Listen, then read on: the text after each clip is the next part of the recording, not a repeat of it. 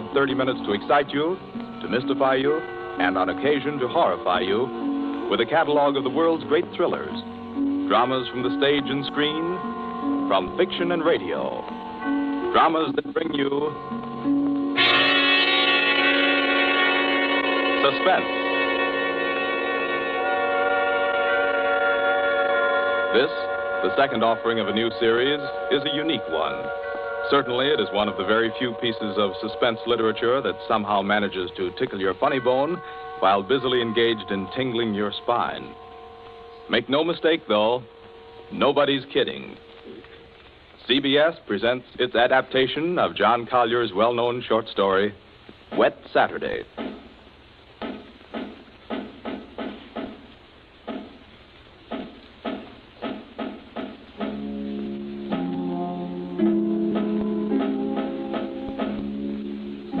Yes, it's a wet Saturday. Never saw it rain harder. I'm Princey, Frederick Princey, just an ordinary family man.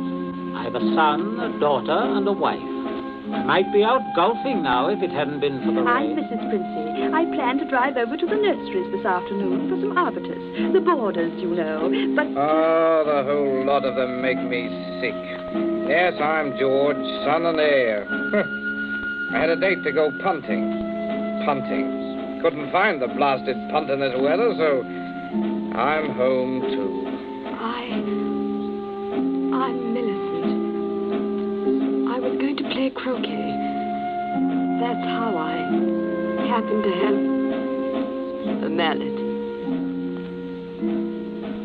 Yes, that's the Princey family. We find them at home. Mrs. Princey, Millicent, George sprawled on a couch, Mr. Princey biting on a dry pipe. Their living room is dull and overstuffed. Rain beats at the windows.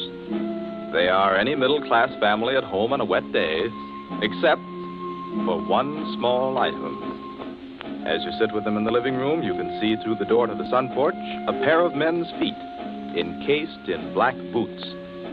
They look like the feet of a curate. There's a tenseness in the room. The air is charged with excitement, but the feet are very still. Don't keep staring at them. Listen to me, all of you. Don't you see? They'd hang her. That's what they do. They'd hang her. Oh, Fred, it's too awful. Awful? It's catastrophic. A supposedly sweet, gentle, intelligent girl, respected, loved by the whole village, doing a thing like this. Think of the publicity, the disgrace. You think I'm going to resign from the bench, the vestry, sell out and live in some foggy hotel abroad? Oh, no. No, I'll kill myself. I will. Don't be a fool. Any more than you have been, the governor means. Be quiet. Wouldn't be so bad if it were you. Everybody in the village knows you're not responsible. George. Yes? Get off that couch. Sit up on your spine. You might be of a little use here if you could think. Listen, Governor, this isn't my funeral. Oh, shut up. As long as I can remember, George, you've been a trial and a tribulation to me. Oh, I can't stand it. You've got to stand it, my dear. And keep that hysterical note out of your voice. You hear? Yes. We are talking about the weather. Now, George. Yeah? George, if he fell down the old well, say, striking his head several times, what about it, eh? I really don't know, Governor. What about it? Don't be an ass. I'm asking you to think. He'd have had to hit the sides several times in 30 or 40 feet and at all the correct angles. No, I'm afraid not.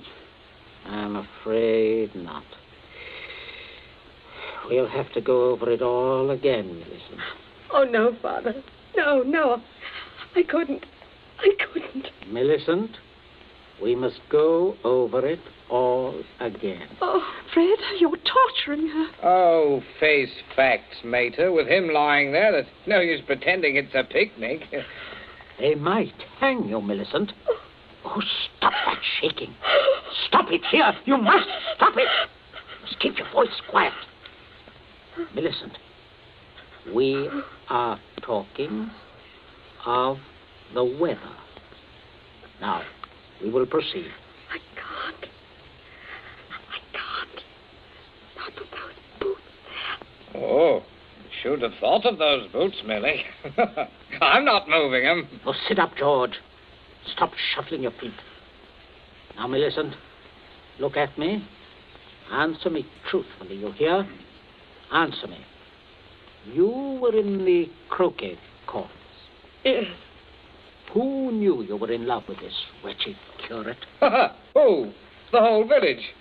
They've been sniggering about it at the pub for 3 years past. What a filthy mess. Millicent, we continue. You were on the croquet court. Yes. You were putting the croquet set into its box. Yes. It was starting to rain. I was carrying the balls and mallets into the sun porch. The box was there. You heard someone enter the garden gate and come across the yard. Yes. Could you see who it was? Oh, not at first. I was going into the sun porch. I threw down all the mallets but the red one and turned around. It was Withers? Yes. So you called him? Yes. Loudly? Did you call him loudly? Could anyone have heard? No, Father, I'm sure not. I didn't really call him. I just spoke his name. He saw me as I went to the door. He just waved his hand and came over. How can I find out from you whether there was anyone about? Whether he could have been seen? I'm sure not, Father. I'm quite sure. So, you both went into the sun porch. Yes. It was raining hard then. What did he say? He said, "Hello, Millie," and excuse his coming in the back way, but he set out to walk over to Liston. Yes? And he said, passing the park, he'd seen the house and suddenly thought of me. And he thought he'd just look in for a moment. He had something to tell me. Go on. He said he was so happy, he wanted me to share it. He'd heard from the bishop he was to have a vicarage. And it wasn't only that. It meant he could marry. Then he began to stutter and get all confused. And of course, I thought he meant me. Don't tell me what you thought. Tell me exactly what he said, nothing else. Well, oh, dear. Oh, stop crying. It's a luxury you can no longer afford. Tell me what happened. He said, no. He said it wasn't me. It's Ella Bragdon Davis. And he was sorry and all that. Then he went to go. And then? I went mad. He turned his back. I had the red mallet of the croquet set in my hand. I forgot to drop it in the box when he came. Did you shout or scream? I mean, as you hit him? No, I'm sure I didn't. Did he? Come on, speak up. No, Father. And then? I threw it down. I came straight in here. I went to look for Mother.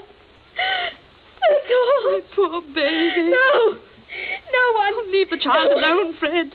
Not such a child, mater. Millie, I had no idea Keep you had... quiet. I'm thinking.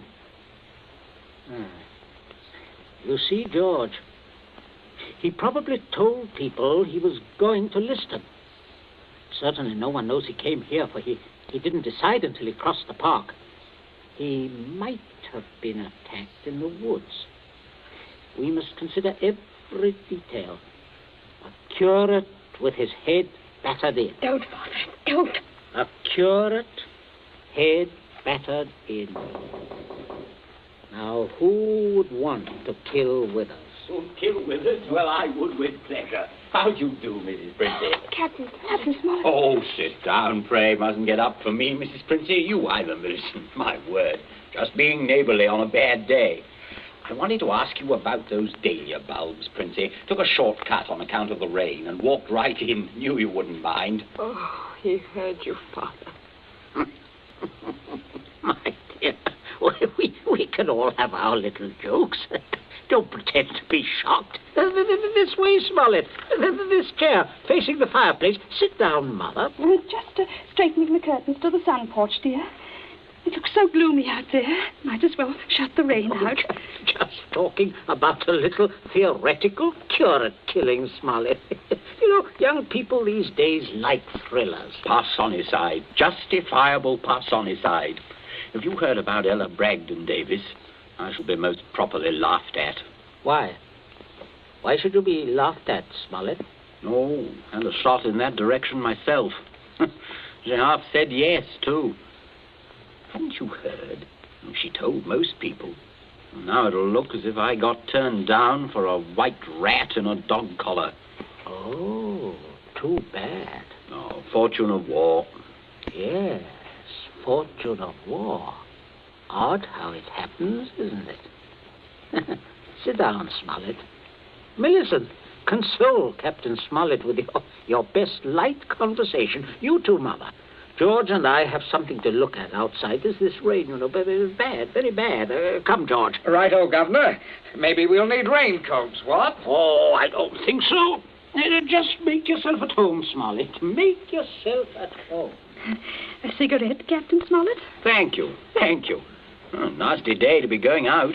It's something about the old well, just off the sun porch door, you know. This terrible sodden weather seems to have loosened some of the stones. Oh, too bad. Dash too bad. Spoils the tennis and croquet, a day like this. Doesn't it, Millie? Doesn't it, Millie? Oh, yes, it does. She was practicing out on the croquet court earlier, but, do pull your chair nearer the fire, Captain. It was so damp, we thought it would be cozy to light it. Thank you, I'm quite comfortable. I hope you don't feel too bad about Ella Davis. Can't always win. Can't see, though, what you women see in these bloodless clerics. Oh, I always thought Mr. Withers is a very charming man. Quite agree, but why should anyone want to marry him? You wouldn't want to marry him, would you, Millie? Not now. That is, are you? Oh, no, of course not. Smollett. Yes, Princess. Good Lord, man, you come in on a fellow suddenly. Guess I did. Oh, don't mind this old double-barrel shotgun. Been working on it. Smollett, may I have your attention for a minute? There's something on the sun porch I'd like to show you. Why, yes, of course. Smollett, George and I went out to see if we could shoot some rats which have been driven out of the old well by the high water. Afraid they might get into the house. Now, you must listen to me very carefully. Very carefully, or you will be shot by accident. Princey, what's got into you? You heard me ask as you came in, who would kill Withers? You also heard Millicent make a comment, an unguarded comment. Well, what of it? Very little. Unless you were to hear that Withers had met a violent end this very afternoon. And that, my dear Smollett, is what you are going to hear. What? Withers? Yes. Who killed him? Millicent. Good Lord. Yes, it's a mess. And of course, you would have remembered and guessed. Maybe, yes, I suppose I should. Therefore, you constitute a problem. Why did she kill him? Oh, it's one of those disgusting things. Pitiable, too. She deluded herself that he was in love with her. Good heavens, Millie. Oh, yes, of course, I see. He had told her about the Davis girl. I understand. Now, I have no wish, as you will comprehend, that she should be proved either a lunatic or a murderess. I could hardly go on living here after that. I suppose not. On the other hand, you know about it. Yes, I see that makes me a problem. You're wondering if I could keep my mouth shut. If I promised... I am wondering if I could believe you. But if I promised... If things went smoothly, yes. But not if there was any sort of suspicion, any questioning. You would be afraid of being an accessory. Why, I don't know. I do. What are we going to do? I can't see anything else. You'd never be fool enough to do me in. You can't get rid of two corpses. Oh, I regard it as a better risk than the other. It could be an accident. Or you and Withers could both disappear. There are possibilities in that. Listen, you can't. I can, but there may be a way out. There is. Smollett, you gave it to me yourself. I did what? You said you would kill Withers. You have a motive. Oh, look here, I was joking. Of course you saw that. You are always joking. Listen, Smollett, I can't trust you. You must trust me. Else I will kill you now in the next minute. I mean that. You can choose between dying and living. Go on. Now, there's the old well just outside the sun porch door. That's where I'm going to put Withers. No one outside knows he has come up here this afternoon. No one will ever look there for him unless you tell them. You must give me evidence that you have murdered Withers. I murdered him? Why do you want that? So that I shall be dead sure that you will never open your lips on the subject. I see. What evidence? George, hit him in the face. Sure. George, don't! Keep out of this. Oh, Captain, you should be more careful. Look what your teeth did to my knuckles. Again, George. Okay. Oh, I can't stand it. Oh, how can you? Keep quiet. You women keep out of this. I'm sorry, Smollett, but there must be traces of a struggle between you and Withers. Then it will not be altogether safe for you to go to the police. But can't you take my word, man? I will when we are finished. George, Yes? get the croquet mallet. Right, Governor. Take your handkerchief to it. In there on the sun porch floor. Yeah. Yes, I got it, Governor. There, Captain. There's the weapon. As I told you, Smollett. Now, you'll just grasp the end that mashed Withers' head. I shall shoot you if you don't. But good Lord, you can't. All right. There. That's it.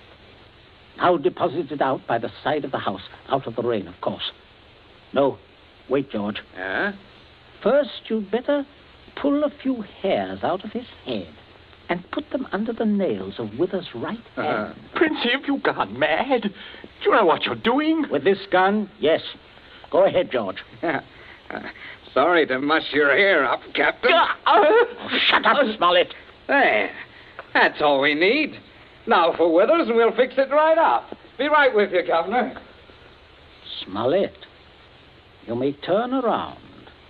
Withers is just there in the sun porch. Draw back the curtain. Good Lord, Princey. Yes, messy. But we'll get him fixed up. Now, you, Smollett, you've just got to drag him through the door and dump him in the old well. Just beyond the door, Captain. I won't touch him. I won't. All right. Stand aside. Out of range, George. Right. Only one place I want this bullet to go. Father. Oh, Father. Keep quiet. My aim's none too good. Wait a minute. That's better, Smollett. Much better. Go on now. In here. You'll have to take him outside. By the shoulders ought to do it, Captain. Keep quiet, George. Go on, Smollett. Go on. You've seen dead men before. Drag him. Drag him. I'll just hold the gun here to make sure that everything goes all right.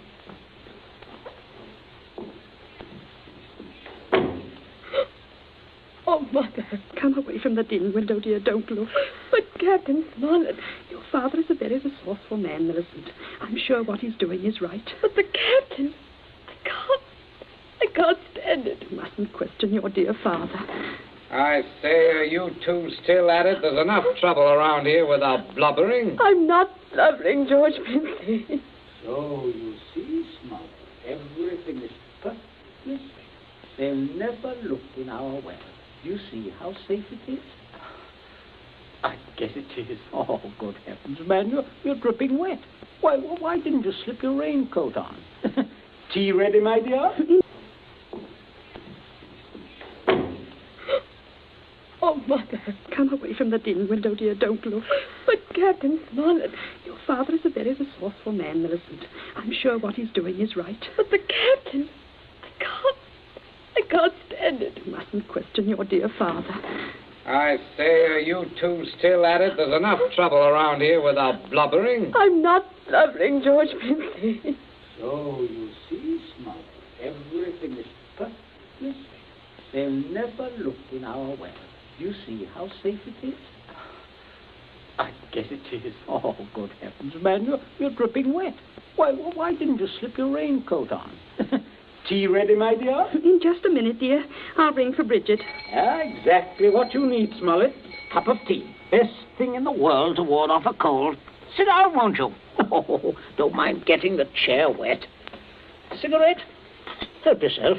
I stick to my pipe, you know. Funny how... Mrs. Princey, everything's hot, ma'am. Oh, Bridget, yes. Put the tray in front of me here, on the table. Yes, ma'am. That's it. I say, Captain, you've gone and cut your lip. I just knocked it. Oh, how dreadful. Here, Bridget, Yes, give ma'am. the captain this cup. No, thank you. I rather think I'll be running along now, if you don't mind. Oh, Captain Smollett, without any tea? If you don't mind, Mrs. Princey, if I could just have my raincoat. Oh, I'll get it for you, Captain. Oh, this is very distressing, Smollett, very. Oh, I'll be all right presently, I'm sure. Here we are now. Let me help you. Oh, thank you. Thank you, young man. There. Better go out the front way, Smollett. Walk is dry. Oh, let me hold the door for you, Captain. Don't worry, old fellow. Don't worry at all. No. Good afternoon. Nothing serious, I imagine. A little rest and he'll be as right as rain. By the way, Millicent, you're not looking any too well. No, not well at all. I'm sure it was that croak he caught. Being outdoors in weather like this is simply foolhardy. The mater's right, Millie. You saw what happened to Captain Smollett. Oh, come along, dear. I shall give you a hot foot bath and put you to bed. And a couple of days in bed, and you'll be fine again.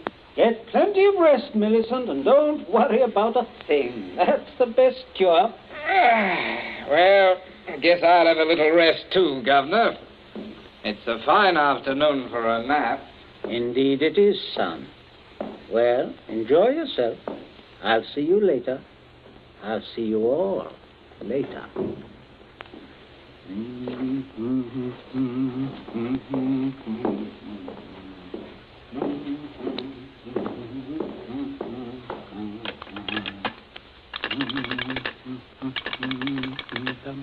Your number, please. Oh, would you get me the police station, please? Police station. Right away, sir.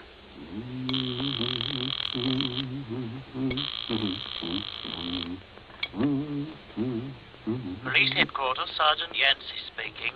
Oh, hello, Sergeant. This is Prince here, Abbott's Road. I believe you know me. Oh, indeed I do, Mr. Princey. Sergeant, a horrible thing has just happened. Quite extraordinary. Murder, in fact. Murder? I'm afraid it looks rather bad for a close friend of ours, unfortunately. We saw him do it. I think you'd better send someone over right away. Well, our man should be there right about now, Mr. Princey. I beg your pardon? I say, our man should be there now. Constable Martin has his post right below your house there. Just rang in. Seems Captain Smollett was with him. Captain Smollett? He reported some rather queer goings-on at your place, but I certainly didn't understand it was murder. Just don't touch anything, Mr. Princey. And don't worry. Don't worry at all. No. No. I won't, Sergeant. Thank you. Governor, where are you? There's a man I'm right outside. here. Stop shouting. We have some visitors, Governor. Oh, yes. Yes, I can see that. Well, Constable, good afternoon. Good afternoon, Mr. Princey. And Smollett, I say what a remarkable fellow you are, coming back like this. Here to reenact the crime? Only the one against me, Princey. The one against the curate I'll leave to you people. Extraordinary sense of humor. Mr. Princey, I just had a look at what's in your well. Not a pretty sight, that. Not pretty at all. Yes, Captain Smollett was thorough, if nothing else. You saw him when he did it, sir, out in the back? Oh, quite. We were just returning from a walk. Smollett evidently had been laying for the curate, hiding out in those bushes by the road, I imagine. He was never inside this house? Never. And you say, Captain? I say that while I was inside this house, a guest of the family, I was coerced into dragging the curate's body outside and dumping it in the well. Well, there we are. Not entirely, Constable. I'll just remove my raincoat. There. And demonstrate how damp I got my clothes when I went outside without it. No. That's interesting, isn't it? Quite. He undoubtedly removed his coat at some point between here and your post. I might as well tell you that his weapon, a red croquet mallet, is out by the side of the house. I shouldn't be at all surprised, but that you'd find his fingerprints all over it. All over the end of the mallet, Constable. The end that mashed Withers' head. And not the end I'd have had to grasp in order to do the mashing. Governor. That's a decent try, Smollett, but it won't work. There must be other evidences, Constable. You'll undoubtedly find them when you examine the body. Oh, he means my hair under Withers' nails. Well, sir, if you look carefully, I believe you'll find a few of my precious hairs under his son's nails, too. Here, what are you trying to... Shut up. Constable, this is an utter waste of time. So far as the violent struggle between Smollett and Withers is concerned, Smollett's face speaks for itself. Quite eloquently, I believe. Oh, but no more eloquently than your son's knuckles. As you see, Constable, a fresh abrasion. He did that on my teeth. Or did he? What? I say, or did he? He might have done that on Withers' teeth. Oh, I see. I see what you mean. But I didn't. Governor, he said I... Oh, keep still, you nitwit. Let me think. As a matter of fact, George, the more I think of it, the more I'm convinced it was your voice I heard. Quite a vigorous quarrel. Something about the curate jilting your sister. Oh, don't be ridiculous, Smollett. Very well, Princey. If your son didn't do it, who did? That's what I'd like to know. How about it, Mr. Princey? Well, that is a sticker, all right. George, my boy, it looks like you're elected. Elected? What do you mean? I didn't do it. Why, I had nothing to do. Keep your mouth shut, will you? I won't. I'm not going to take the blame for her. Millie did it. She did it with that mallet. I saw. You could prove that? Prove it? Yes. Her fingerprints on the mallet. The handle. Why, George, don't you remember when you made me touch the mallet? When you picked it up with your handkerchief? No, George, I'm sure you wiped that handle clean. Oh, well, I could hardly expect you to remember that if you can't even remember killing the curate. Governor, I told you to keep still. But, Governor, you're not going to turn me over. As long as I can remember, George, you've been a trial and a tribulation to me. Governor, You shouldn't have done it, son. You really shouldn't. No, George, that was definitely wrong. I say, Princey, I think I'll have that cup of tea after all. Nothing like it in weather like this. Wet Saturday, from the short story by John Collier. You have just heard the second in Columbia's new series, a series designed to bring you the best in thrill entertainment. Outstanding dramas from the field of fiction and radio, stage and screen. Dramas of pure suspense.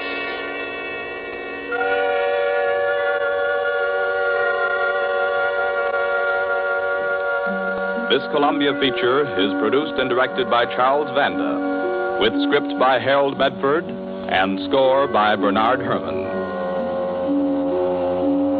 Be with us again next week at this same time when we present Suspense. This is the Columbia Broadcasting System.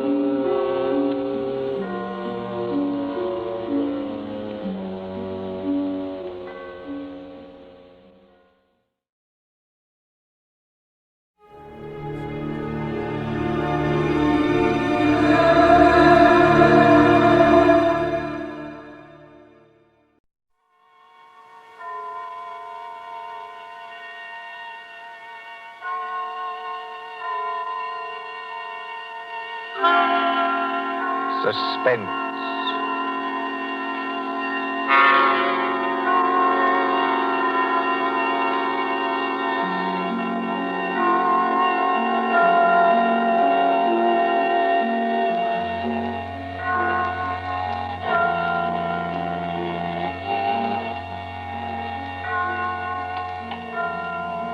Now let's see. Suspect, suspectant, suspend. Ah, here we are. Suspense. The condition of mental uncertainty, usually accompanied by apprehension or anxiety. Fear of something which is about to occur, as do not keep me any longer in suspense. For our story of suspense tonight, we invite you to enjoy The Devil in the Summer House by John Dixon Carr.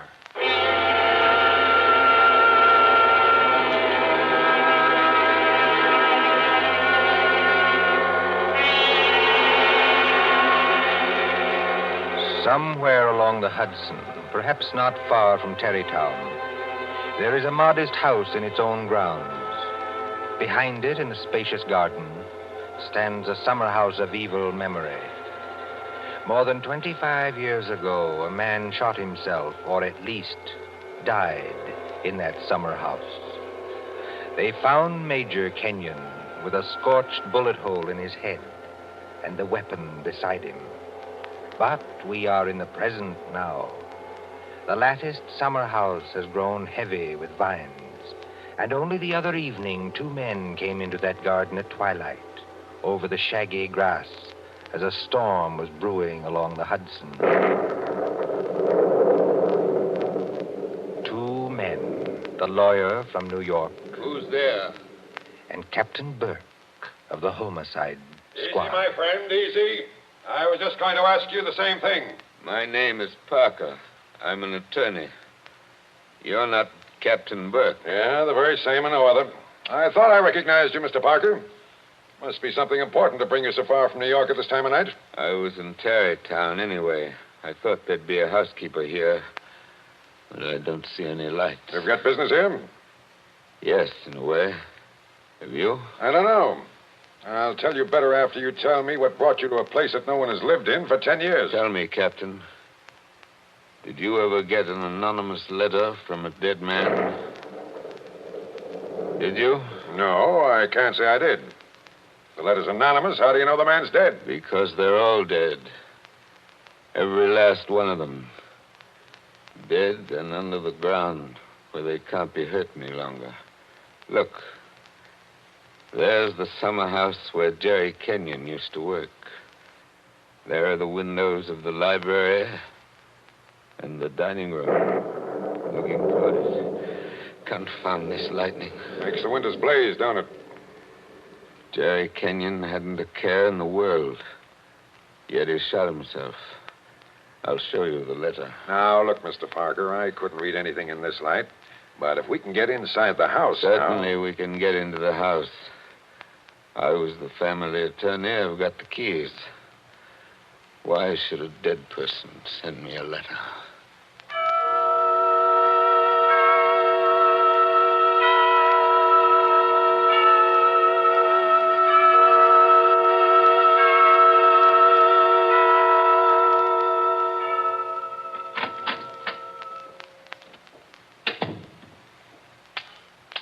No lights working, eh?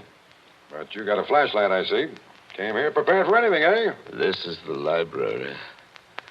There were always candles on the mantel. Yes, there they are. Have you a match, Captain? Oh, yes, I'll light them. That's better. Same old heavy furniture.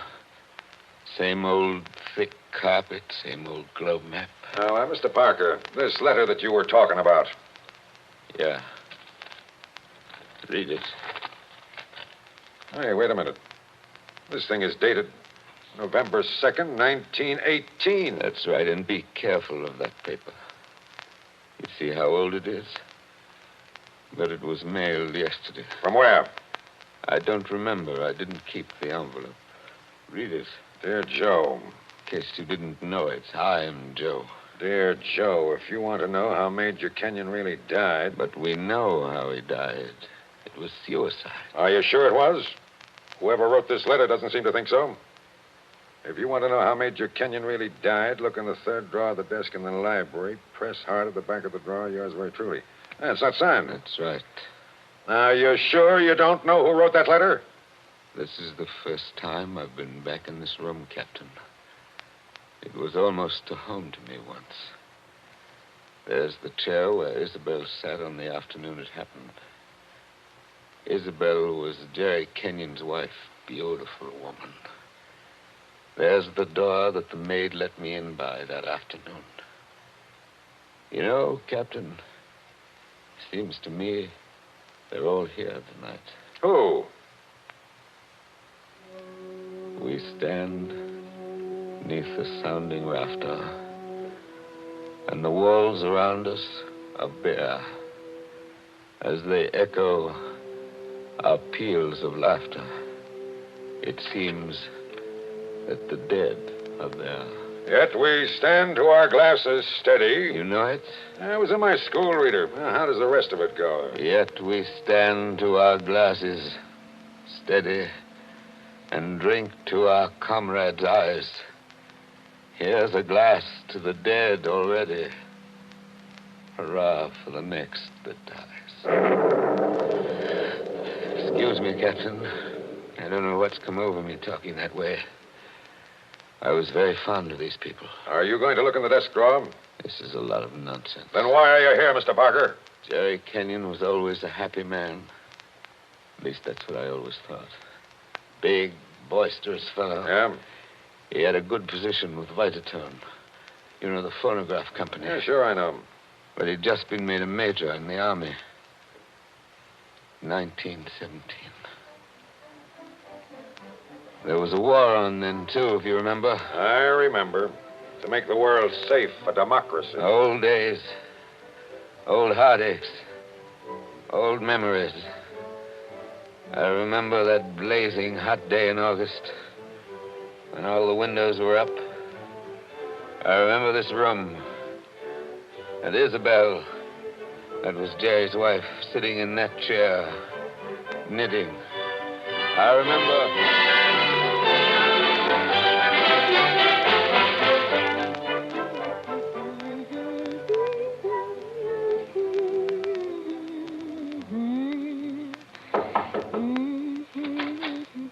Oh, yes, Kitty. What is it? There's a man to see you, Miss Kenyon. He says his name's Parker. Yes, I'm expecting him.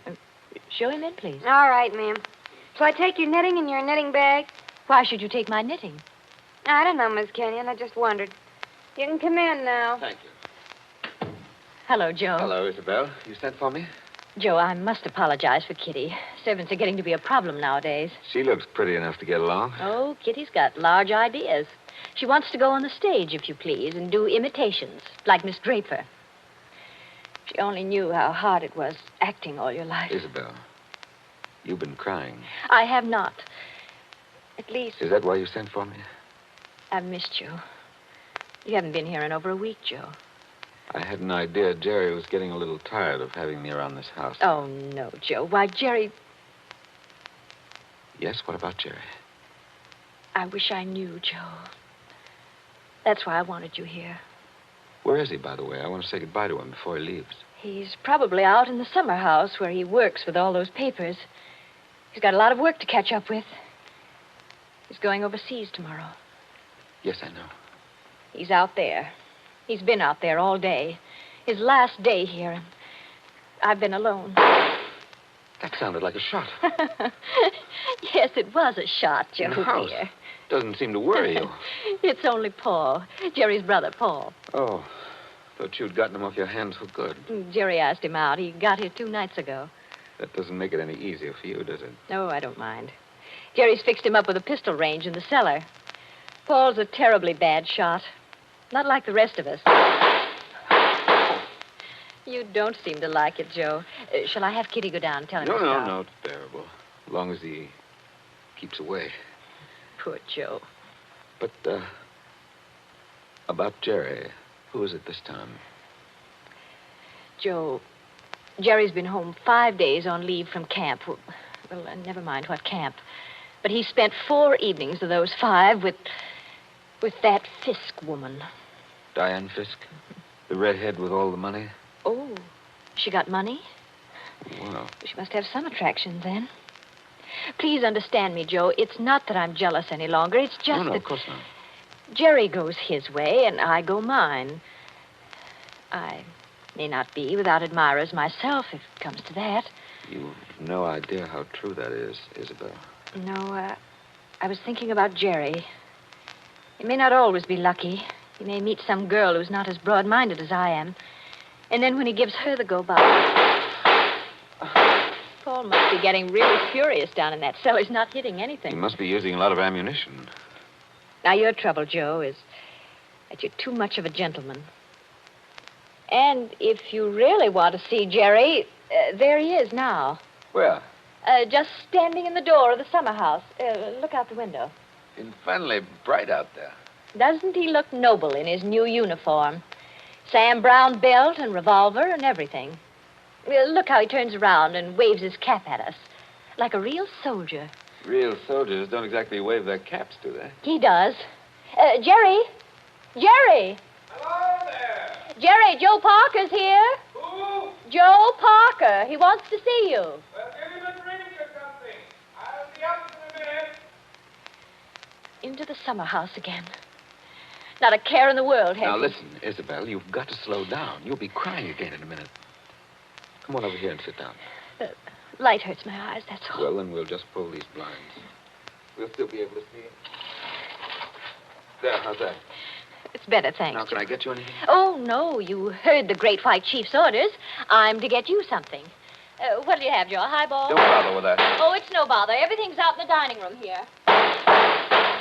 The iceman didn't deliver today of all days, so I'm afraid I can't give you any ice. I read in the paper yesterday that we're likely to have automatic ice boxes any day now. Things that freeze ice by electricity or something. Do you believe that, Joe? I doubt it. Listen, Isabel. Here you are. It's not cold at all. It's the best I could do. Thanks very much. What I wanted to say was, couldn't you get that brother of yours to give up practicing now? Hasn't he done his good deed for the day? Yes, maybe he has. I'll ring for Kitty. You don't have to call me, Miss Kenyon. I'm here. Oh, yes, Kitty. What is it? It's only to tell you there's another visitor. This time it's a woman. Lady, Kitty. Call her a lady, please. Well, maybe. She says her name's Diane Fisk. Diane Fisk, that's Jerry. Kitty, tell the lady I'm not in. Lady. She's a fine lady.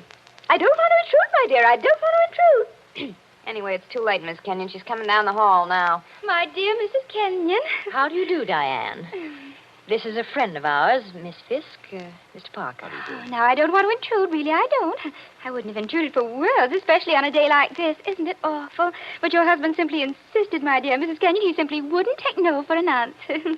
I'm sure he wouldn't. Do you know what he's brought from his office as a surprise? No. A phonograph recording machine. He's going to let us use it. So that we can all hear ourselves talk twice. How nice. Heaven's name, can't somebody stop that firing? Don't fly off the handle. Take it easy now. Kitty. Yes, ma'am. Would you please go down the cellar and tell Mr. Kenyon's brother he's driving us all crazy. Tell him to stop. Yes, ma'am. My dear Mrs. Kenyon, I do hope I haven't offended you in any way. I know I'm a silly little chatterbox. They say people who have red hair often are. Of course, at your age, you must find the heat very trying. Don't you think we'd all better sit down? I was very much interested in what Miss Fisk said about a phonograph recording machine. Mrs. Kenyon was just talking about a machine to make ice. Yes. Isn't science wonderful? But I do think it was mean of Major Kenyon to invite me out here and then go and fall asleep in the summer house.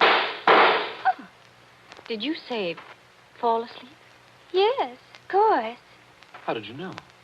Well, I came up the back way and I saw him in the summer house with his head forward on the table, taking a nice little snooze. That's very queer. Of course, you couldn't see much except in the bright light of the door, but I think I saw him there. I didn't disturb him, naturally. But I think I'd better disturb him. Oh, now, please, don't trouble on my account. The fact is, my dear, I don't altogether trust myself in this room. A woman of my age has to conserve her strength, you know. So if you'll just excuse me. Well, of course, if you... Oh, dear, I just can't think what I'm always saying because I have the best intentions in the world, Mr. Barker. But, Parker. Oh, yes, Parker, but I do somehow manage to offend people being so dependent and everything. Except the men, of course. I couldn't offend you, Mr. Parker. Now, could I? Madam, I'm not sure. Well, of course, the person I really came to see was Paul, Mr. Kenyon's brother. He's a little young, of course, but he's joining up next month, and I think we should all do our bit, don't you? He has such a pleasant personality. I think he likes me. Why, if he walked in at that door this minute... Now, how am I ever going to get any place? Someone's always interrupting my revolver practice just when I'm getting to the point where I can... Oh, Why, Paul, good Lord, are you here again? you're a very untidy object, Paul. Well, it's pretty untidy in this cellar. And dirty. I've got cockroaches on me, so keep away. Did you have a good day's shooting? Swell. One of the best. Hit the target? On the only shot that mattered, I hit the target dead center. That sounded like Isabel. I think it was Isabel. Why have you got those blinds down? Get them up. What is it? What's wrong with you? What are you looking at through that window?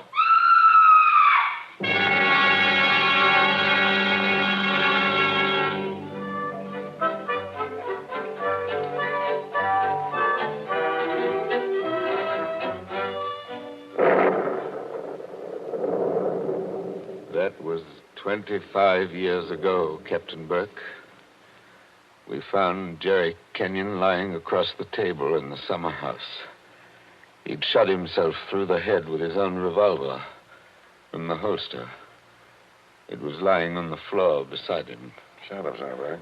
I see. When Isabel found him, he'd been dead about half an hour. The doctors proved that, did they? Yes, that shot had been fired against his head. The front of his uniform cap was powder burned where the bullet entered. There's no doubt about that. None at all. We never noticed the real shot Because that young lad was shooting off guns like a maniac in the cellar. Precisely. Now they're all dead. By accident, illness, they're all gone. Isabel Kenyon died less than a year afterwards. I think she died just because she was so fond of Jerry. I suppose you've guessed my little secret. Oh, I think I can sort of read between the lines. You were in love with Isabel Kenyon, weren't you? Yes. Well, these things happen. I never let her see it, you understand? Women know, pretty generally. So, they're gone. The youngest of them. And I'm left alone with old tunes, old ghosts, wondering why the fellow ever killed himself. Why? Why? And this morning, out of a clear sky, I get a letter saying, if you want to know how Major Kenyon really died, look in the third drawer of the desk in the library. But I tell you, we know how he died. Well, aren't you going to do it? Naturally. I've got a key somewhere here that fits the drawer. Now, listen, Mr. Parker. In my father's country in Ireland, they got a saying that when a man's going to commit suicide... I thought of doing that, too. Then the devil comes in and takes him by the hand and talks to him. They say you can see the devil as plain as I see you just before you pull the trigger. The devil must have been in the summer house that afternoon, then. Oh, no, he wasn't. What do you mean? Major Kenyon didn't kill himself. He was murdered. My dear Captain Burke, the police covered all that at the time. Everybody had an alibi. They did they? Well, think of what I've told you. Isabel and I were together all the time. Paul, her brother, was shooting off guns in the cellar. Yeah? Diane Fisk. Yeah, what about her? Her chauffeur who drove her there swore he saw her walk straight up to the place. She passed the summer house, but didn't stop there. Well, that checks. Even Kitty, the maid, could prove she'd never stirred out of the house until just a minute or so before Isabel went herself. Oh, and why... Before Isabel went herself. Oh, and why did the maid have to leave the house at all? She was taking Jerry the black coffee he drank every afternoon. He'd already been dead half an hour then. And that, my dear Captain, disposes of everybody. Well, now listen, Mr. Parker. You're a good guy, and I'm not going to hold out on you any longer. You see, I say Major Kenyon was murdered because I know he was murdered. By an outsider? By one of the people in the house. That's impossible. Is it? Well, why don't you open that desk drawer and see? What time is it? It's 7:45. 7:45? And I haven't got much time. For what? Holy St. Patrick, will you open that drawer? If it's waited 25 years, my friend, it can wait a minute more. I've got the key somewhere in this bunch of keys. Everything the same. Paul never altered what he inherited. Same old desk, same old phonograph, same old... I think this is the key. Yeah, it opens. There's nothing here except one or two old newspapers. Everything very dirty. The letter says to press hard at the back. Now, have you tried that? Doesn't seem to. Yes, by George, it does work. Well? There seems to be a movable back on a hinge. Well, what's inside? Some sort of flat brown paper parcel sealed with wax. And about as dirty as it can get. Open it, man. Open it. I'm going to. It's a phonograph record. There's a plain white label. Something on it written in pencil. I don't see too well nowadays without my glasses. Well, here, give it to me. I'll read it to you. Go on. A record of how I killed Jerry Kenyon. Say, don't you get it, Mr. Parker? This is the real goods. The murderer's going to tell us his own story 25 years later. Be careful. Whatever you do, don't drop it. You seem to be interested enough now. I don't say I'm not interested. I say I can't believe it. You know, when you were talking about the dead coming back and that kind of thing, you sure started giving me goose pimples. But that's just what it is, a dead person. Now, there's the phonograph. Put that record on. Let's hear what the ghost says. Any of them could have made the record, of course. The apparatus was all here. Don't just stand there by the phonograph. Won't it work? Yes, it works. Is it wound up? Yes, it's wound up. Here goes. Now, look, Mr. Parker. Whose voice do you think it's going to be? I don't know. Now, I want to warn you. The voice you're going to hear from there... Please, be quiet. Listen. I've started it up. Well, speak up. Who killed Jerry Kenyon? I killed him, Joe, dear. Isabel. I'm sorry about it, Joe, but I had to have you for an alibi. And you were so terribly easy to It's fool. only a phonograph record, man. Don't look at it as if it was alive. You said you and I were always together, Joe, but that wasn't quite true. I left you to go into the dining room and mix a highball, remember? Yes. And I was carrying my big knitting bag. Remember that, too?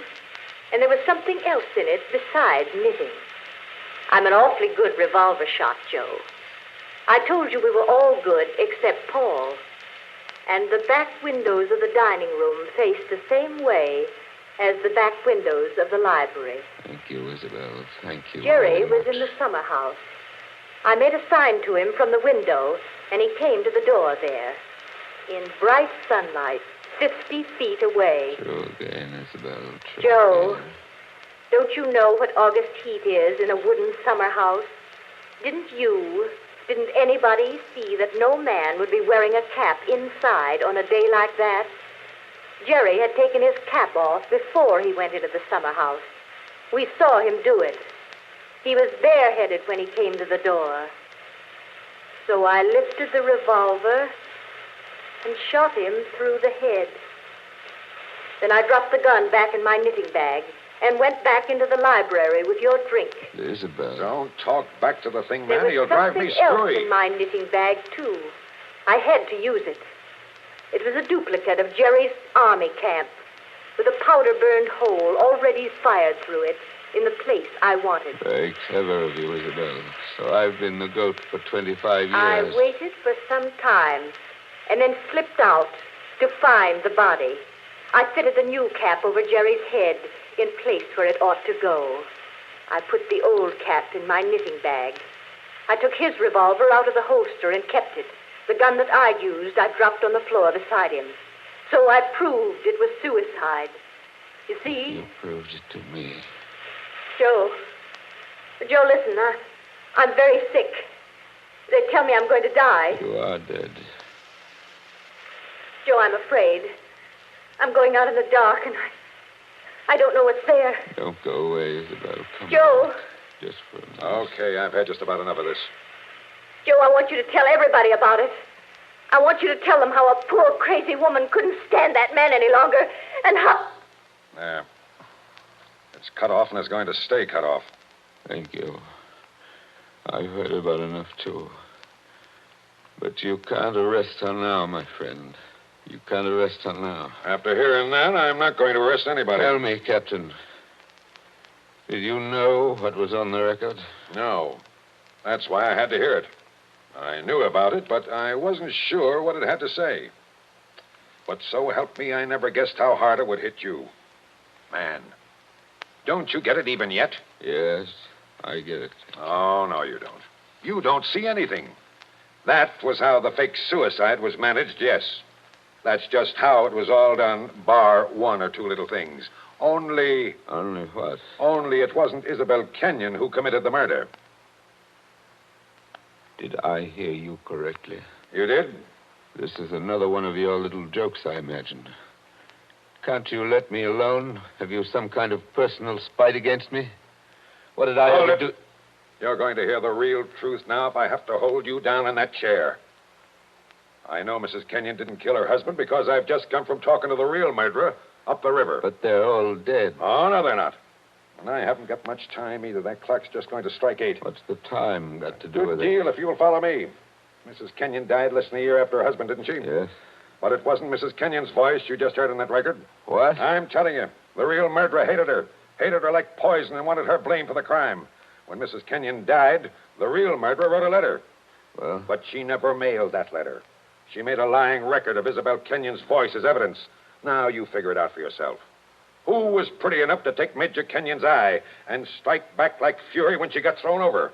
Who wanted to go on the stage and do impersonations? Kitty, the maid. Ah, you're talking sense. She shot Jerry from the dining room window. When she couldn't borrow Mrs. Kenyon's knitting bag, she went out to the summer house with a gun and the fake cap wrapped in a napkin on a coffee tray. She did go out, I remember. Actually, she got there before Mrs. Kenyon did. But the summer house was dark inside, and Mrs. Kenyon never noticed her. The next day, Kitty wrote that letter, but she couldn't bring herself to send it. So she kept that letter till the day before yesterday. Then one of the boys at Sing Sing... Wait a minute. Thinking he was doing her a kind action, put a stamp on it and mailed it. Did you say Sing Sing? Yes. They're electrocuting her tonight for the murder of an Italian down at Collier's Hook. I found out about the record, all right. But the one thing I wasn't sure of was that she had done the job alone. Now, frankly, the way you acted, I thought that you might have been in on it, too. Well, that's why I had to hear it through. And it was anything but a joke. And now, here it goes to blazes forever.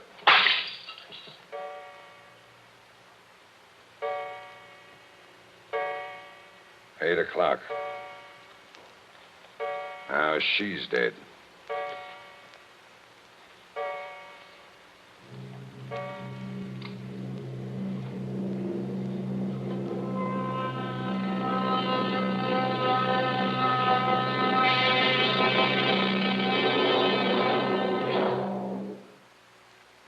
And so ends The Devil in the Summer House. Tonight's story of Suspense.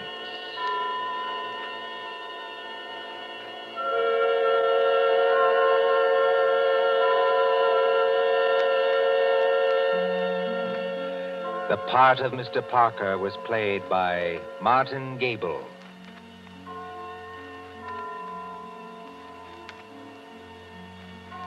Again next Tuesday at 9:30 p.m. Eastern Wartime. A story dedicated to the thrill of the nighttime, the hushed voice and the prowling step. Another adventure in suspense. William Spear, the producer, John Dietz, the director, and John Dixon Carr, the author, are collaborators on Suspense. This is the Columbia Broadcasting System.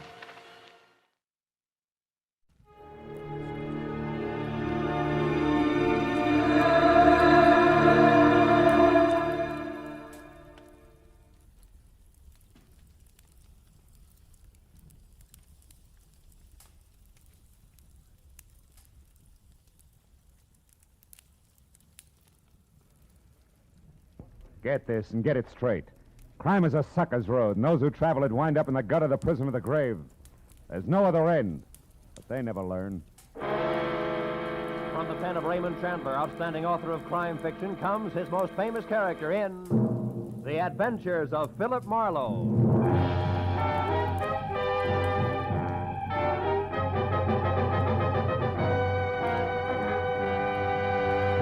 Now, with Gerald Moore starred as Philip Marlowe, we bring you tonight's exciting story, The Collector's Item.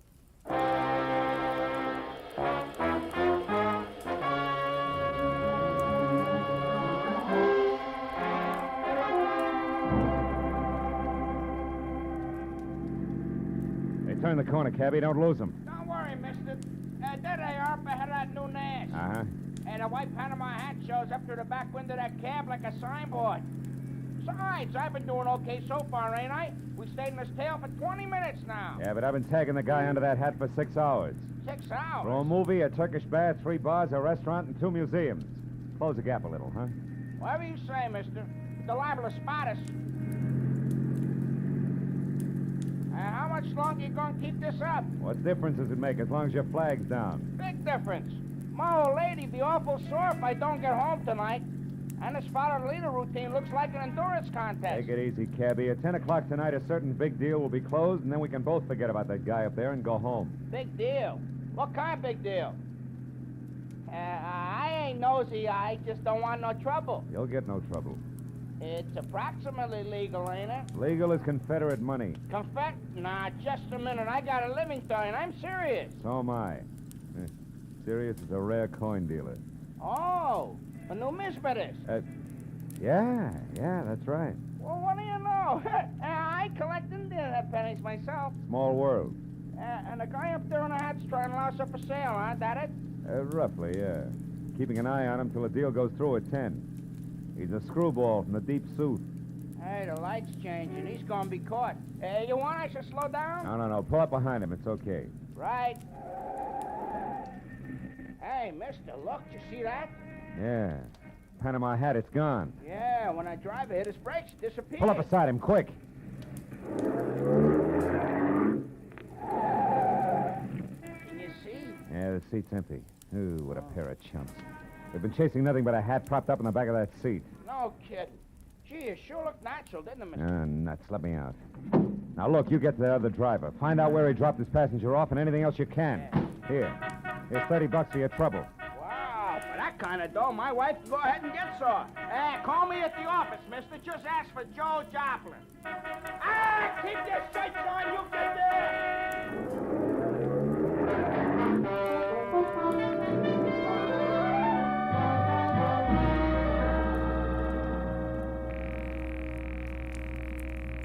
Come on, Rayardi, be there. Be there. You'll go off like a Roman candle. Come on, be there.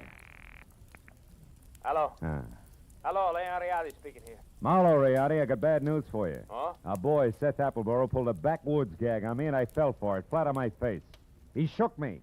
I don't know how long it happened, but... But I do. I know exactly how long ago. Appleboro was here. He was? He was in my shop. He's a madman, that madman.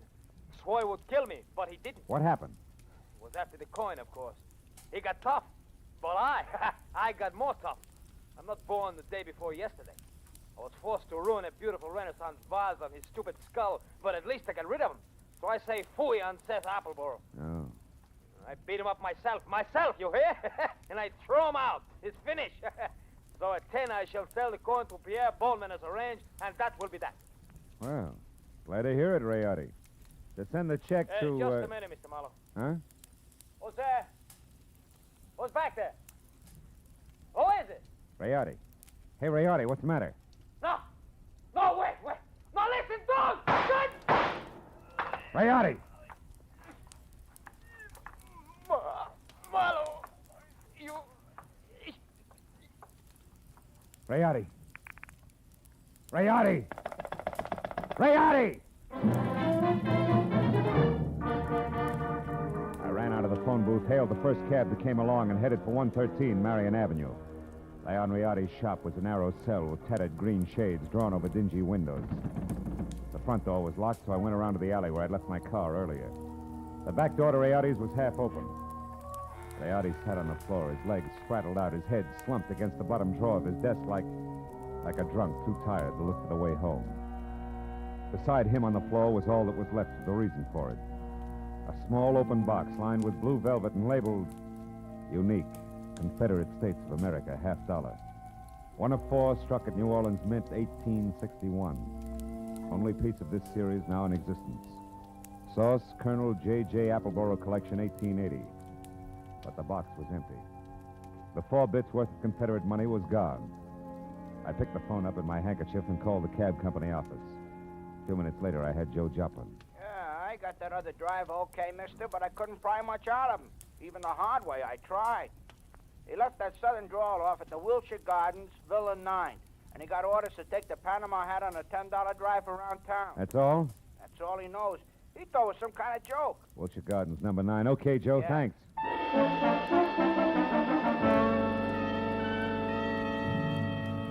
I called Homicide, told Lieutenant Matthews where he could pick up the body, and before he could order me to stick around, promised to fill in the details later and hung up. After that, I got in my own car and drove to the Wilshire Gardens Hotel, Villa 9. What finally came to the door and eased it open a cautious 2 inches. Had a mop of renegade hair the color and shape of tumbleweed, a body as gaunt as a piece of barbed wire, and 2 sick gray eyes that tried hard to hide under a pair of scrub brush eyebrows. Seth Appleboro wasn't glad to see me. State your business, sir. What's more, I'm a busy man. I'm not well, so be brief. Okay, we'll start off with murder. Murder? Now, see here, We'll sir. follow that with a missing Confederate $50. Now, do I come in peaceful like, or do I knock the door down? Don't go riling me up, Yankee, or you won't get in at all. What's your name? Philip Marlowe. My business at the moment is trying to square things with a client I let down very badly. Client? Then you must be referring to that low-down, unscrupulous carpetbagger, Leon Rade. You're a little confused, aren't you? Rayotti's from Italy. From northern Italy, sir. And a crooked, unprincipled carpetbagger. You said that. The kind who strips the South of her treasures, who pillages and loots and... What? A gun? Well, what's the meaning of that firearm in your hand, sir? I haven't got time for another civil war. Now get away from that door. I'm coming in. You carpetbagger. Now, let's knock off the nonsense, Appleboro. Where's the $50? Where, indeed? My poor old fool of a grandpappy, the colonel, sold it. Sold it for practically face value, sir. Just to keep body and soul together on the plantation back in 1880. And what he was give for it wasn't worth dirt compared to what that fine old piece of Confederate money's really worth. All right, all right. Where is it? Come on, hand it over. Well, I don't have it, sir. Oh. Not yet. But by ginger, I'm going to get it. And when I do, it's going home where it belongs, you hear? To the South. Oh. You better go to the couch and take another pull on your mint julep, Busty. You look bad. My head. And then I want that coin. I'm not kidding.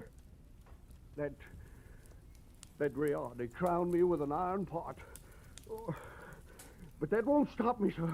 I'm not going to stand by and let that rare old $50 be desecrated any farther. I'll prevent it being sold to any rich, dawdling oaf of a collector who has the audacity to live in Sherman Oaks. If it's the last thing I do. And you, sir, you won't stop me either. Sit down, I told you. Oh. A crackpot. Oh, my head. I should have known.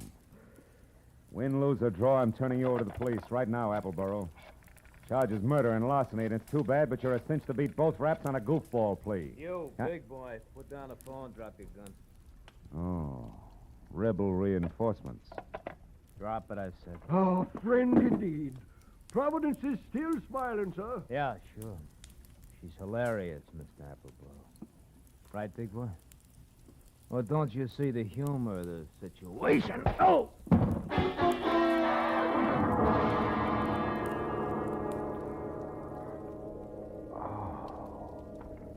The stranger had a flat, saucer face. A sour grin in the left hand like a trip hammer. I'd done my best to roll with a punch, but I'd still caught enough of it to jar my brains loose. When I finally got up again, Villa 9 was empty. It took a while for that to soak in, along with another fact. I was up against a team. Appleboro and Saucerface. Also, it was now 9:30, which gave me just half an hour to get to Sherman Oaks for what had to be the next scheduled meeting.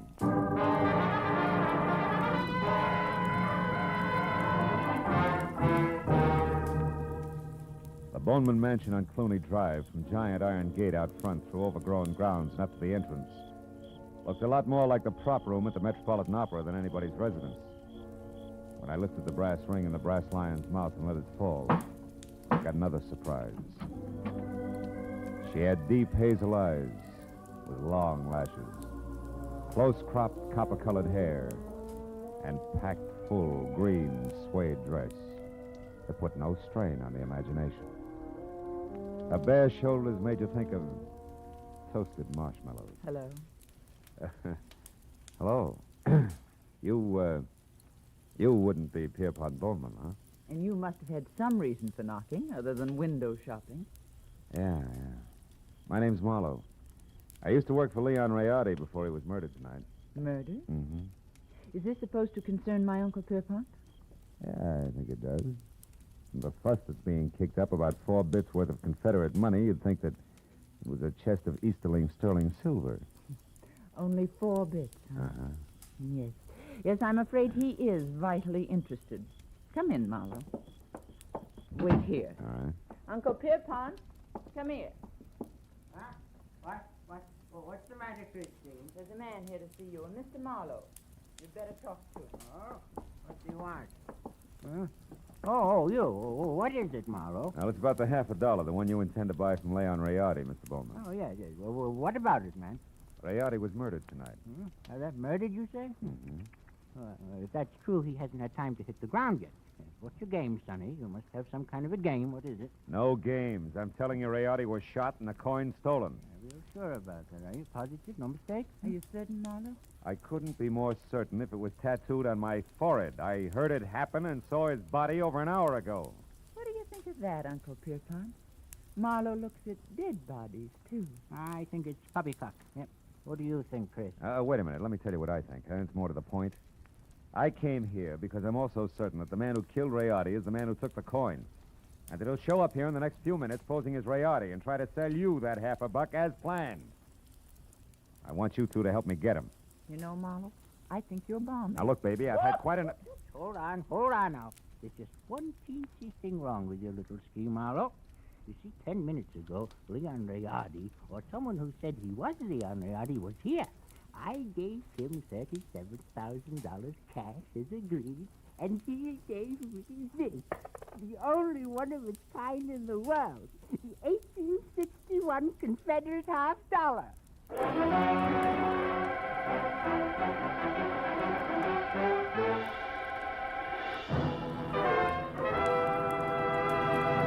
In just a moment, we will return to the second act of Philip Marlowe. But first, there are songs for sale, and one of them may turn into the nation's newest hit as you listen in to CBS on Friday night. This hour-long program of melody is called Songs for Sale, and during the hour, you hear 4 songwriters with unpublished music as they present their tunes to a panel of veteran, top-flight songwriters. At the end, the panel picks out one song to be published and plugged, and you'll hear the reasons they give for their choice. Be listening to Songs for Sale tonight on most of these same CBS stations. Now with our star, Gerald Moore, the second act of Philip Marlowe, and tonight's story, The Collector's Item.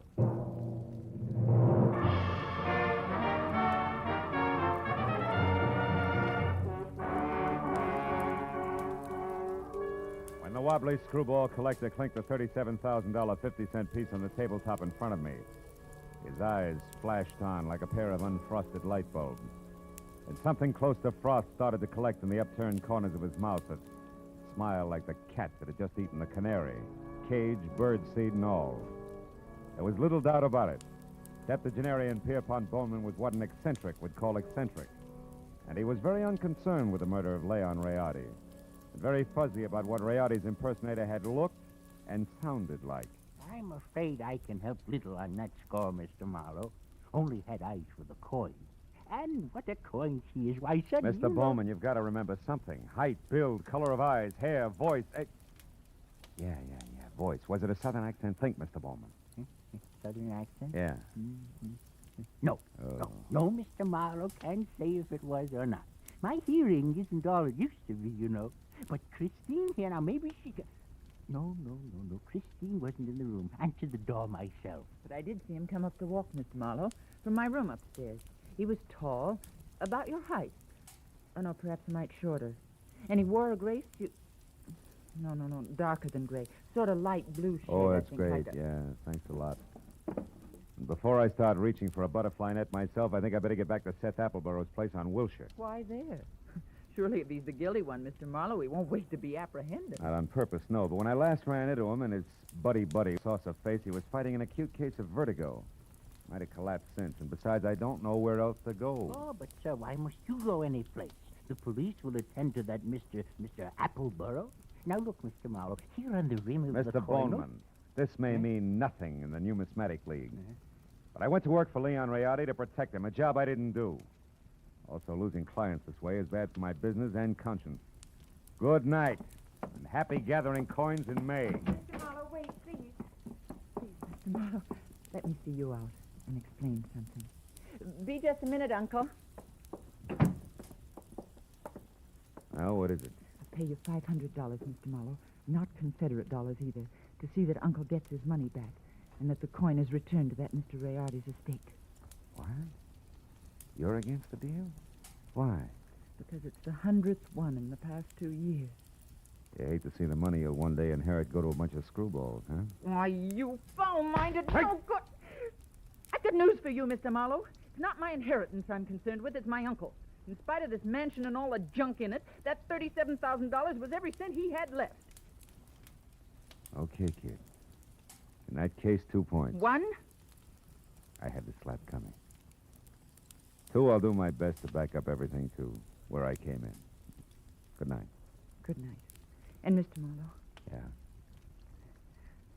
I didn't enjoy slapping you.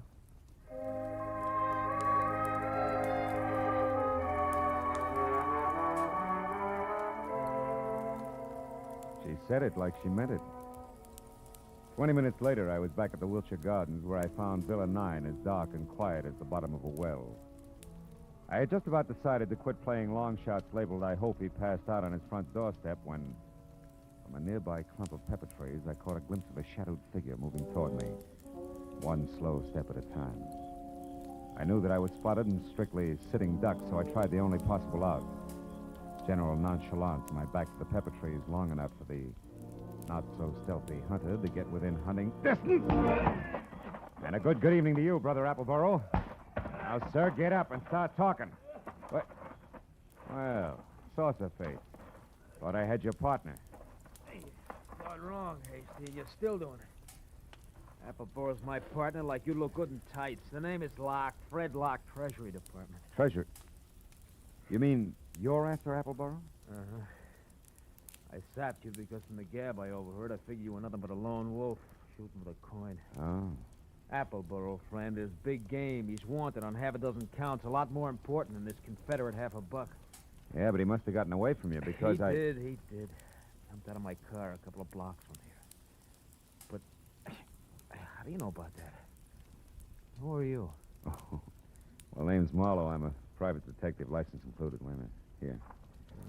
I know that Appleborough got away because he's already been up to the Boneman place where he posed as my client, Leon Rayardi, who, incidentally, he killed so he could sell the Confederate lucky piece up there for $37,000. Quite a hunk of change. Mm-hmm. Well, sorry we crossed our wires, Marlowe, and thanks for the word. Oh. But don't worry, he won't get far. Us T-men will see to that. Keep in touch with the department if you find out anything, will you? Sure. Oh, Say, Locke. Yeah? just a hunch. Oh, like what? Like you're a cockeyed liar. Like Treasury men don't call themselves T-men. Any more than private detectives call themselves private eyes. Now, Locke, let's try inside your jacket. One, get rid of this non-Treasury Department Luger. And 2, check the wallet and see if at least Fred Locke is your real name. All right, it's my name. Yeah, surprise it is. Out of imagination, T-man. Come on, get up and start working on a few other questions like where Seth Appleborough is at the moment and exactly what that guy in is with boss. Well, do we keep this up all night? No, I'll tell you, I'll say everything. Okay. I'll say everything. Okay. Now, first the setup. Come on. Yeah. There were 2 of us. Me and Adam. No!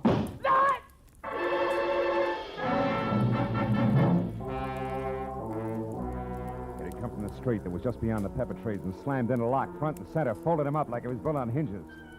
By the time I was out of the impact area and had my .38 in hand, the only target I had was a pair of taillights blinking out of sight in a funnel of dust. Fred Locke was blood-smeared, dead, and made an ugly centerpiece for the little ring of startled faces that began to converge. I stepped back and became just another sightseer. When a small, bald man with a large white eyebrow and lots of worry stamped on his face began to do his lamenting out loud. He was the Wilshire Gardens hotel manager and didn't care much for public spectacles on the home grounds. Oh, my goodness. 1 minute that Mr. Appleborough unconscious in his car, and the next this man is shot to death. Hey, wait a minute. Appleborow's unconscious in his car? Where?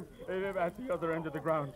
There's a nasty cut in his forehead. One of the guests just found him there. I was just about to call a doctor. Never mind the doctor. Show me the way. Come on.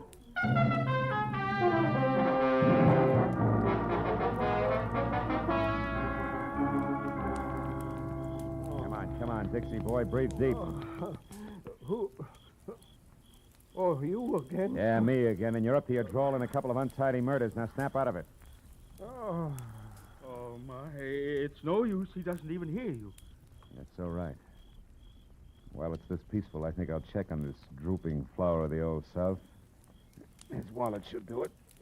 Do what? Prove whether or not he gave me a straight pitch. Yeah. What do you know? Membership card, Sons of the Confederacy, New Orleans chapter. Here, let me see. Oh, that's his picture, all right. Sure is. Well, when the police get here, they, Hey, look. Yeah, what is it? His wristwatch was smashed against the dashboard. So it is. He must have held his hand up to protect his head when he fell forward. Yeah, now look, friend, the name's Marlowe. When the law gets here, tell them they can find me at Sherman Oaks, the Pierpont Bowman residence. Oh, now, wait a minute. You can't leave me here with all this on my hands. The police are going to want to know what this is all about. I'll try and have an answer for them. But first, I got to ask a crazy collector a not-so-crazy question.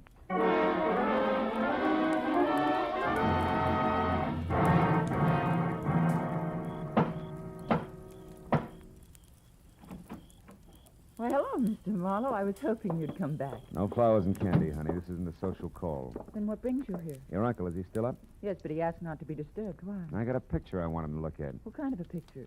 A man. Possibly the man who sold him the coin tonight. Now, where is he? In the gun room. Oh, but he'll scream bloody murder if we bother him. That's the subject on hand. You mean you found out who killed Leon Riardi? No. I found out someone else has been killed. Come on, huh? Over that coin? Who was it, Marlowe? Guy named Locke. We'll get to the fine print later. Is this the room? Yes, but It's just the man I want to see. Oh, Mr. Bowman, I hear you. Well, it's quite a blunderbuss. Look, point that somewhere else. So it is. But don't let it worry you, Mr. Marlowe. This harquebus hasn't been fired in 300 years. That's great. Let's not spoil its record tonight, shall we? Here, have a look. Fine workmanship. Later on. Right now, Mr. Bowman, I want you to have a look. This picture, it's Seth Appleborough. Is this the man who sold you the coin, the one you couldn't remember? No, not the party. Now, on this gun, Mr. Marlowe... Uncle, we've had another murder. Huh? Oh, my, that's too bad. But what's all that got to do with me? I'm not sure. But, Mr. Bowman, if Appleborough wasn't the one who sold you that hot half a buck, it must have been an item named Locke. Huh? The saucer-faced buddy I told you about before. Oh. The one who sapped me at Wilshire Gardens. Oh, very interesting. And perhaps tomorrow, Uncle, please. Go on, Mr. Marlowe. Well, there isn't much more. When I left here and I went back for Appleborough, I ran into Locke. We mixed it up, and I was just about to get him to talk when he was shot out from under me. What? Appleborough did it? He shot Locke? No, he couldn't have. Oh, why not? Because Appleborough was out cold in his car at the time. Then all you really know is that Appleborough didn't kill his Locke. Oh, I know a little more. I also know now that there's a third interested party mixed in. Who? You, maybe. Uncle? What? Me? Sure. You could have killed Riardi via a hired flunky like Locke. Sold yourself the coin. After all, you're broke. It's been done before. You're mad. It's insane, Marlowe. The idea. To think that Uncle would hire the likes of Fred Locke. Why, it... Slips, Christine? You shouldn't have known Locke's front name was Fred, should you? I never mentioned it. What? Christine, you mean that... I mean that nobody moves. Christine. Oh, fine. This is one gun in here that's no relic. It's been fired something less than 300 years ago. Yeah, to be exact, less than an hour ago at the Wilshire Gardens when you used it to keep Locke quiet, huh? You, Christine, you're the third party Marlowe was talking about. You hired Fred Locke And Appleboro. Had nothing to do with it, Mr. Bowman. It was your niece's partner, Fred Locke, who killed Rayardi in his shop and stole the $50. After that, he followed me to Appleboro's place in Wilshire Gardens. There he KO'd me and Appleboro both. Then came out here and sold you the coin. Posing as Rayardi. Correct. You can both go to the head of the class. Not yet. One question, teacher. Why did Locke go back to Appleboro's? Couldn't have been just luck that I found him there. It wasn't.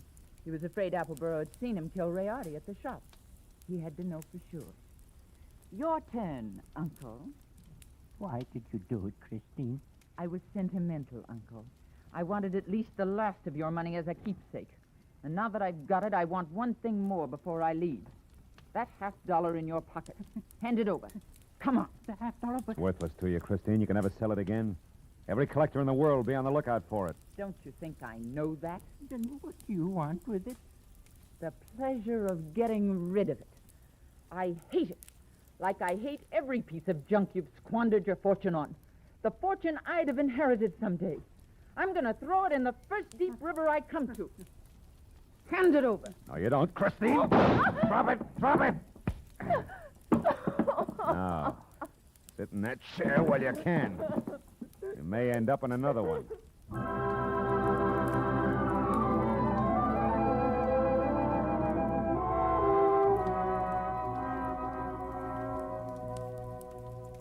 The police arrived. They always do.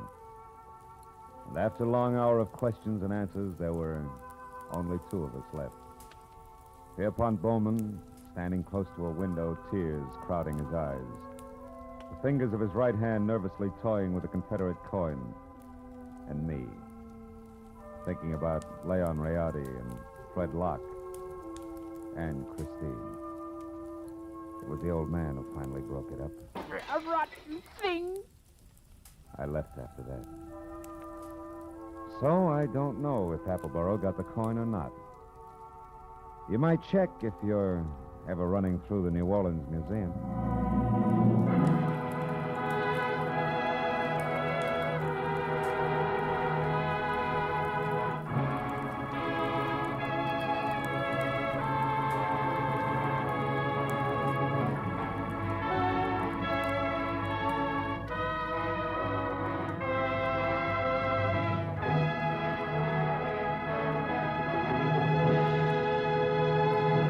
The Adventures of Philip Marlowe, bringing you Raymond Chandler's most famous character, star Gerald Moore, are produced and directed by Richard Sanville and written for radio by Robert Mitchell and Gene Levitt. Featured in the cast were D.J. Thompson, Anthony Barrett, Shepard Menken, Tom Tully, and Jack Crucian. The special music is composed and conducted by Richard Arant. Be sure and be with us again next week when Philip Marlowe says... This time an old man dead in a flophouse, a sot who carved wood, a fallen lady with an eye for gold lockets, and a snake with big ears. All led me to a soft spot in a killer's hard heart.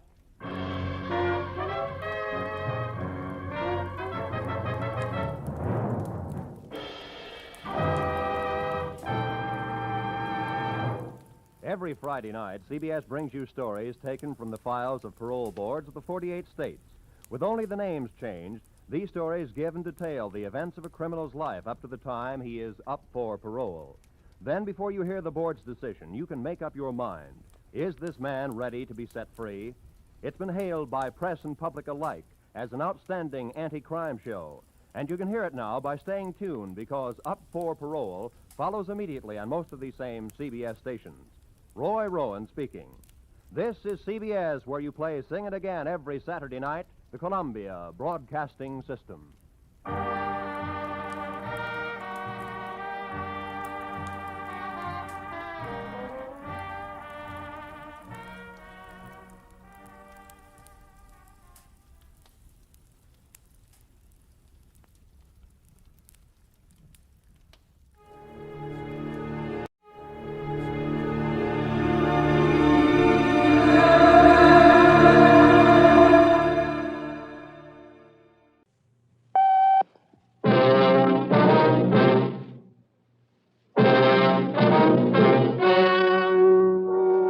The story you are about to hear is true. The names have been changed to protect the innocent. Fatima Cigarettes, best of all king-size cigarettes, brings you Dragnet on both radio and television.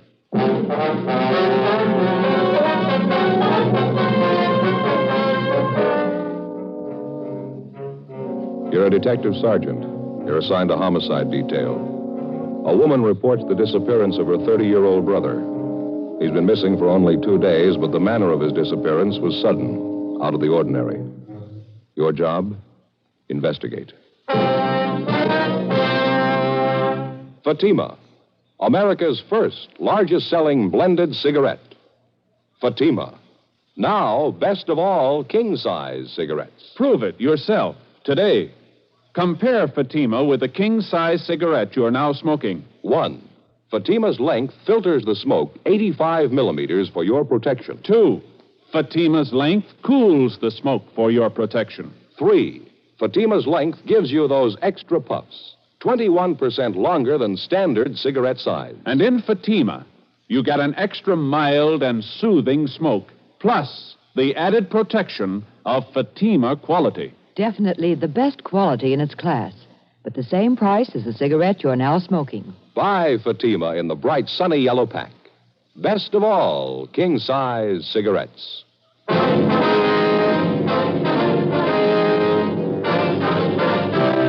Dragnet, the documented drama of an actual crime. For the next 30 minutes, in cooperation with the Los Angeles Police Department, you will travel step by step on the side of the law through an actual case transcribed from official police files. From beginning to end, from crime to punishment, Dragnet is the story of your police force in action.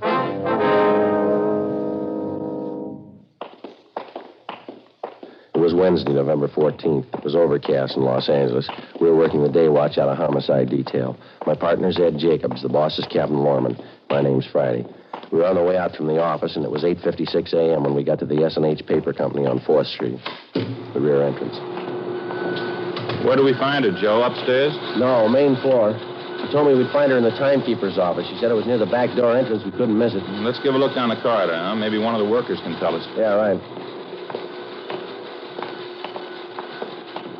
Looks like some kind of an office there, doesn't it? Just beyond the time clock? Let's see. Paymaster, head timekeeper. Yeah, that's it.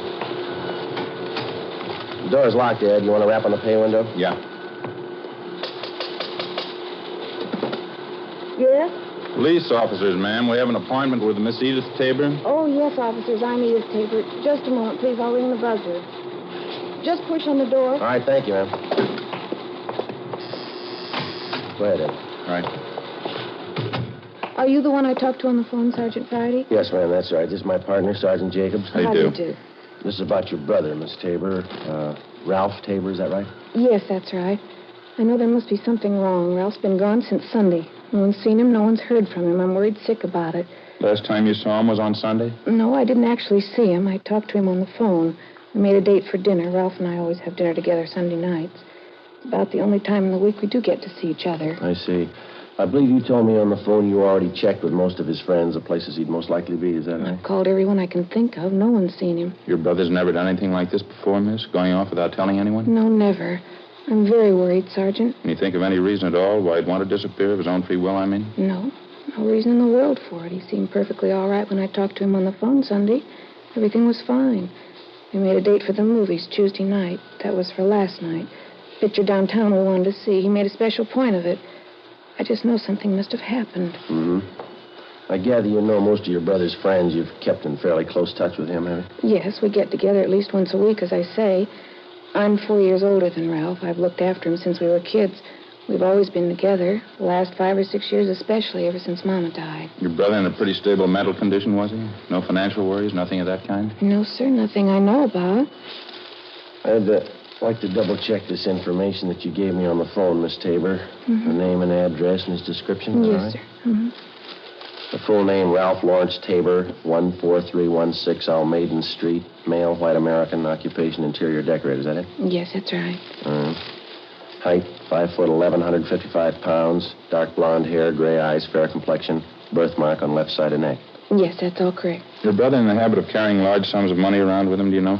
No, not that I know of. He has a good job. He's not getting rich at it, though.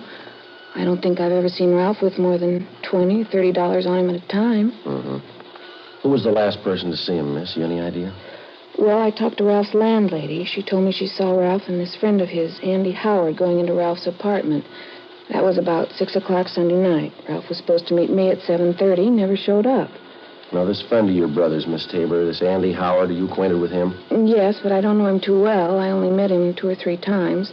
He lives in the apartment house next door to Ralph's, so the two of them were friends in the Navy together during the war. Good friends. You tried to get in touch with this Andy Howard? Yes. I called Ralph's apartment when he didn't show up for our dinner date Sunday night. There wasn't any answer, so I looked up Andy's number in the phone book and called him. Mm-hmm. Was he at home? Yes. Tried to talk to him, but it didn't do much good. Strange. How's that? He pretended he didn't even know me. After we finished our interview with Edith Tabor, Ed Jacobs and I started out to double-check with all the known friends and associates of her brother. We talked to his employer and the people he worked with. None of them had seen him subsequent to 6 o'clock Sunday night. None of them could think of any good reason why he suddenly would want to pick up and leave his job and friends. The people he knew outside of his work told us the same thing. Nobody could explain it. Along the way, we inquired about Ralph Tabor's friend, Andy Howard. Most of the people we talked to knew him as a close friend of Tabor's. We checked at Howard's place of employment, but they told us he hadn't shown up for work since the previous Friday. We drove to Howard's apartment, checked with the manager, and he said that Howard had moved without notice late Sunday night. We crossed over to the apartment house next door, where Tabor lived, and talked to the landlady, a Mrs. Higbee. She corroborated the story we'd gotten from Tabor's sister that Andy Howard was last seen entering Tabor's apartment at about 6 o'clock Sunday night. Tabor was with him. Mrs. Higbee was sure of that. She showed us up to the 3rd floor to Ralph Tabor's apartment. The 2 rooms and the adjoining kitchenette were immaculate. There wasn't a thing out of place. Neat as a pin, Joe. Not a thing out of order. Yeah, it's the same in the bedroom. Say, Mrs. Higbee, Yes, Sergeant.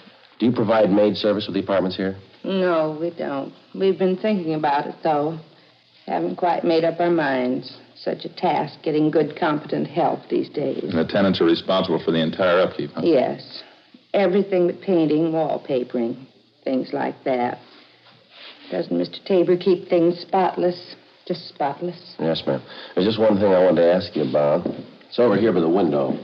Yes. Now, this wire here, apparently an aerial connection for a television set. Looks like... Yes. Mr. Tabor does have a television. Why? Well, I don't notice a set anywhere in the apartment. Would you happen to recall if he sent it out for repairs, anything like that? No, not that I know of.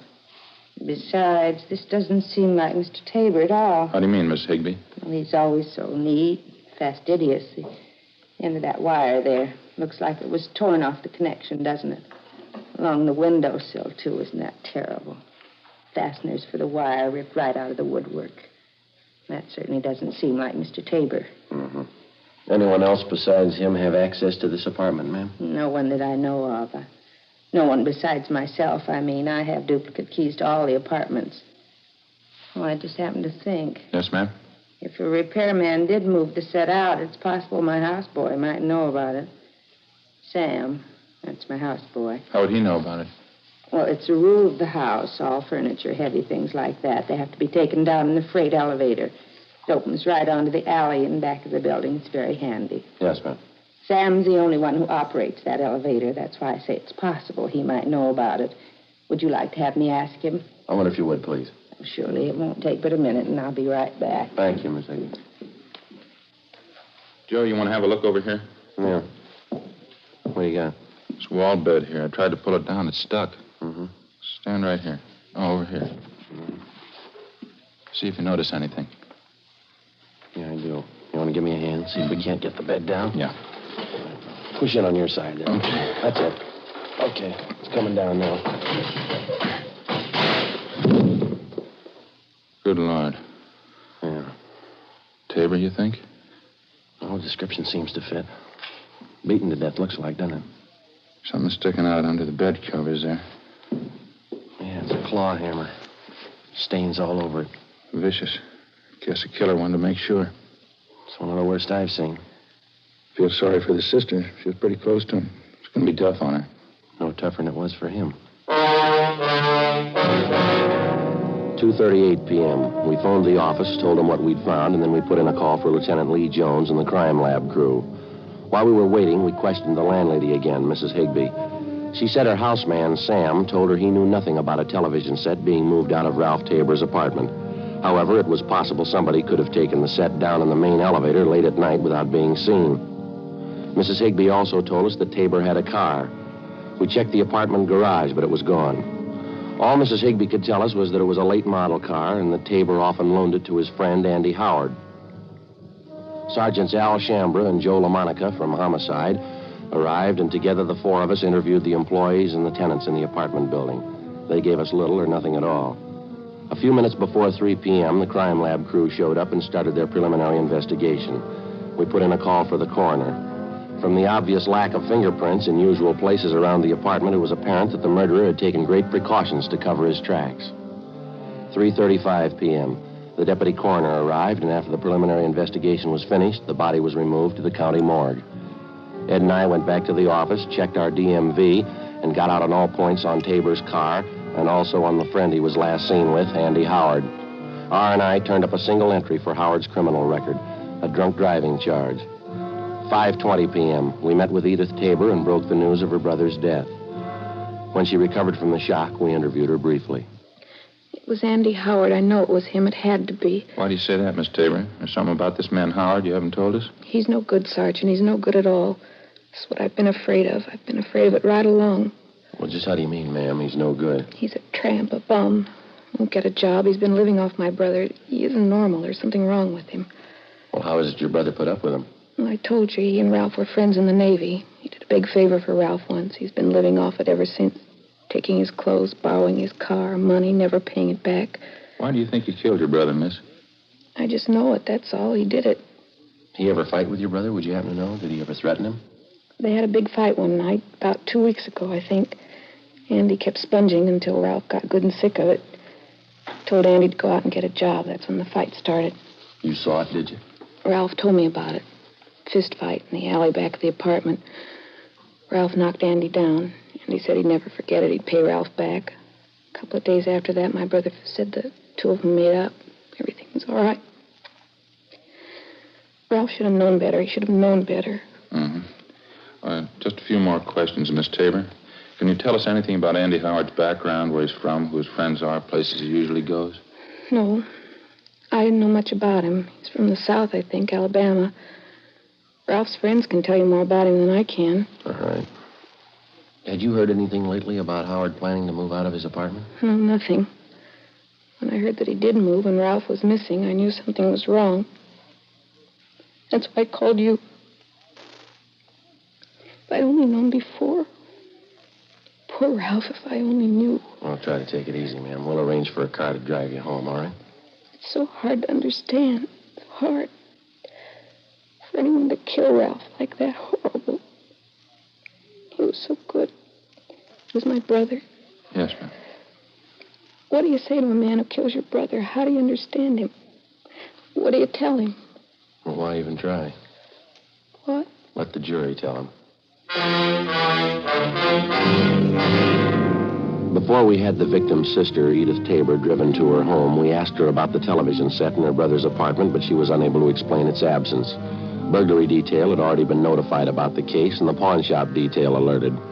An APB had been gotten out containing a complete description of the TV set along with the serial numbers.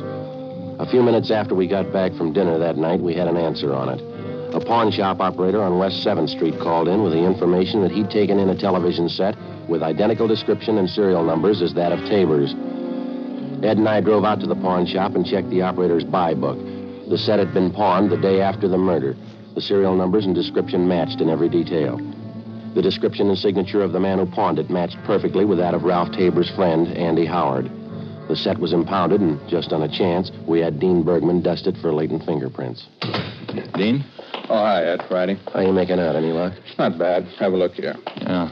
Picked up 4 sets of prints off it, all told. These here are the dead man's. Yeah? These here, they belong to the pawn shop operator. Mm-hmm. These belong to his son, helps him in the shop. Yeah. Guess this is the one you're looking for. 2 clean index prints. Did you classify them? Checked them against prints from Andrew Howard's package. Yeah. They match. When we checked in for work the following morning, we got the coroner's report on Ralph Tabor. Cause of death was listed as cerebral hemorrhage and multiple fractures of the skull caused by blows from a heavy blunt object. The other reports from the crime lab didn't give us much help. The better part of the next 3 days, Ed and I, along with Al Shambra and Joe LaMonica, held detailed interviews with the known friends and associates of the murder victim, Ralph Tabor, and the number one suspect, Andy Howard. The information we picked up was incorporated in a supplementary all-points bulletin and gotten out immediately. We found out that Andy Howard had a sailor's uniform in his possession, and though unauthorized, he wore it frequently. It bore the insignia of a quartermaster first class on the sleeve. We also found out Howard had identical tattoos on each forearm, the picture of an unfurled American flag with the name Betty D below it. We had the city covered for the suspect. 4 days passed, no trace of him. Saturday, November 24th, we got an urgent call from Homicide Commander Lieutenant Mort Gear in San Diego. On the highway? When was that, Mort? I see. Hey, Joe, you got a pencil there? Yeah, here you go. Thanks. Hey, Mort, he's pretty sure, huh? Uh-huh. Well, yeah, it seems to tie in all right. How's that? Well, I don't know for sure. We'll check with Captain Lorman right now and let you know. Yeah, thanks, Mark. Goodbye. Good break. What do you have to say? One of their traffic men down there, a fellow by the name of Jack Ladd, stopped a car on the highway going out of town speeding. Yeah.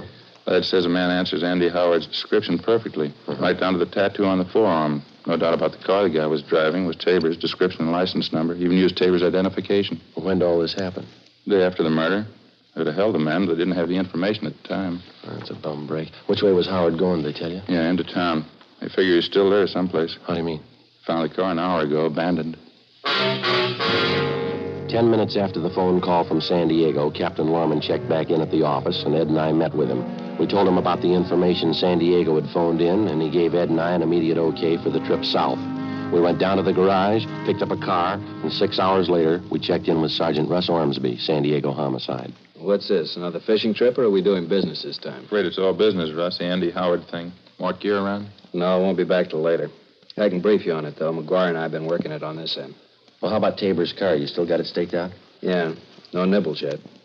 What do you figure? If nothing happens, pull it in tomorrow, process it for prints? Yeah.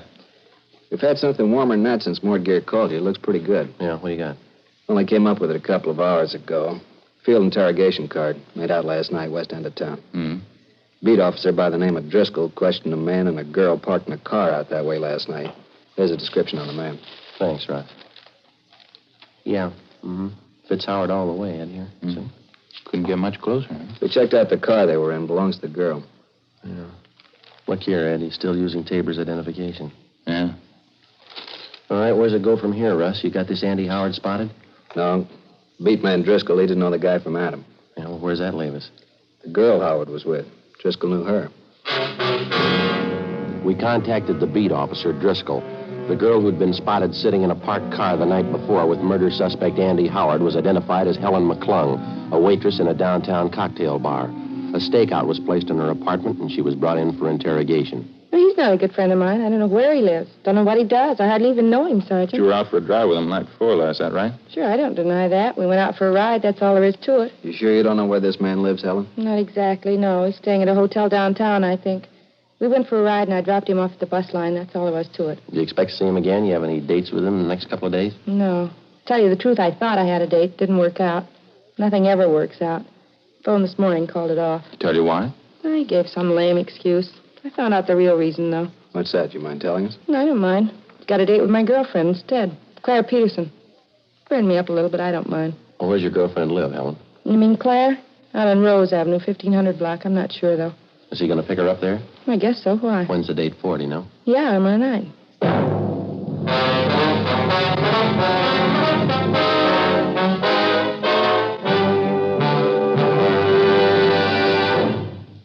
You are listening to Dragnet, authentic stories of your police force in action.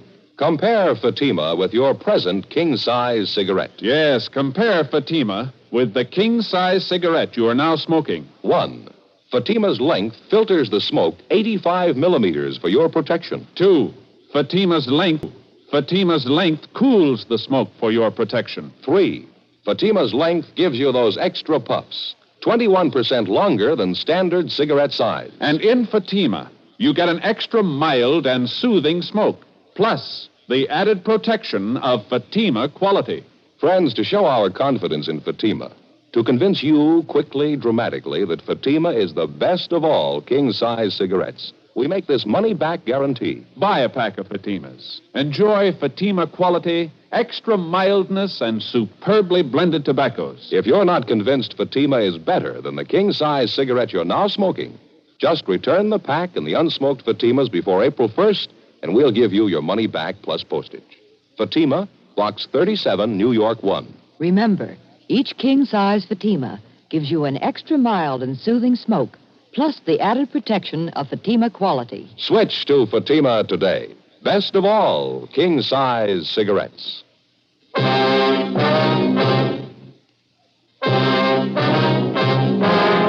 Monday, November 26th, 10 a.m. After checking her name through San Diego R&I, we finally located the address of the girl Claire Peterson, who was supposed to have a date with our murder suspect, Andy Howard, that night.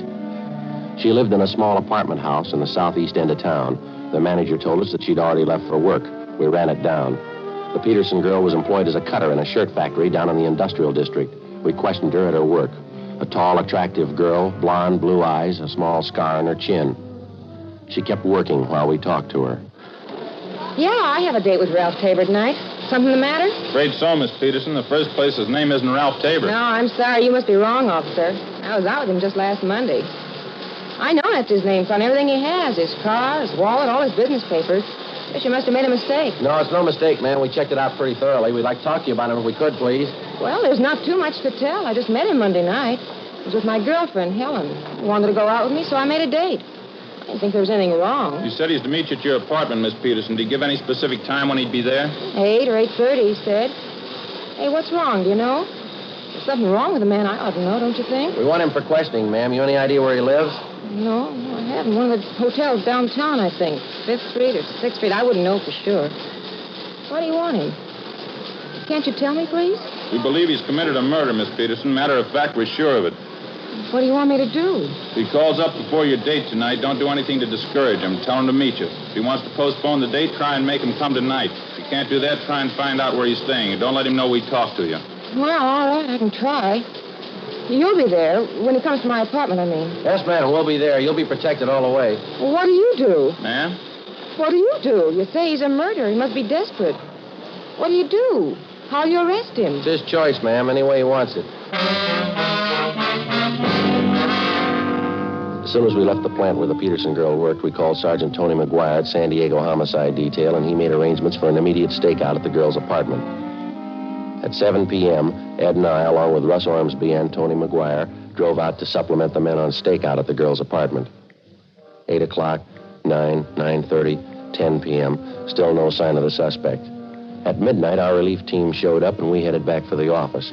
When we got there was a bulletin from the Highway Patrol reporting that earlier that night, a man partially identified as Andy Howard had been seen heading north from San Diego on U.S. Highway 101 toward Los Angeles. We got Captain Lorman on the phone, briefed him on the latest developments, and told him that photographs of the suspect had been distributed to all officers. The next 10 hours failed to turn up anything new. San Diego officers continued to cover their end. 11:15 p.m. the next day. We drove back to Los Angeles and reported in at homicide. There was a note in the book from Lorman asking us to check in early the following morning, so Ed and I signed out and went home to get some sleep. The next morning, 1:45 a.m.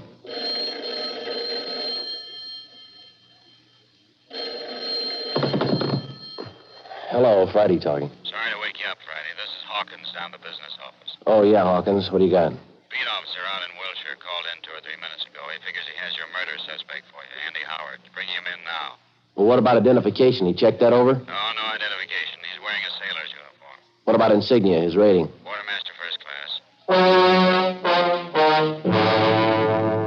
After I hung up, I phoned Ed, got him out of bed, and the two of us drove down to the office where we picked up the suspect and took him to the interrogation room.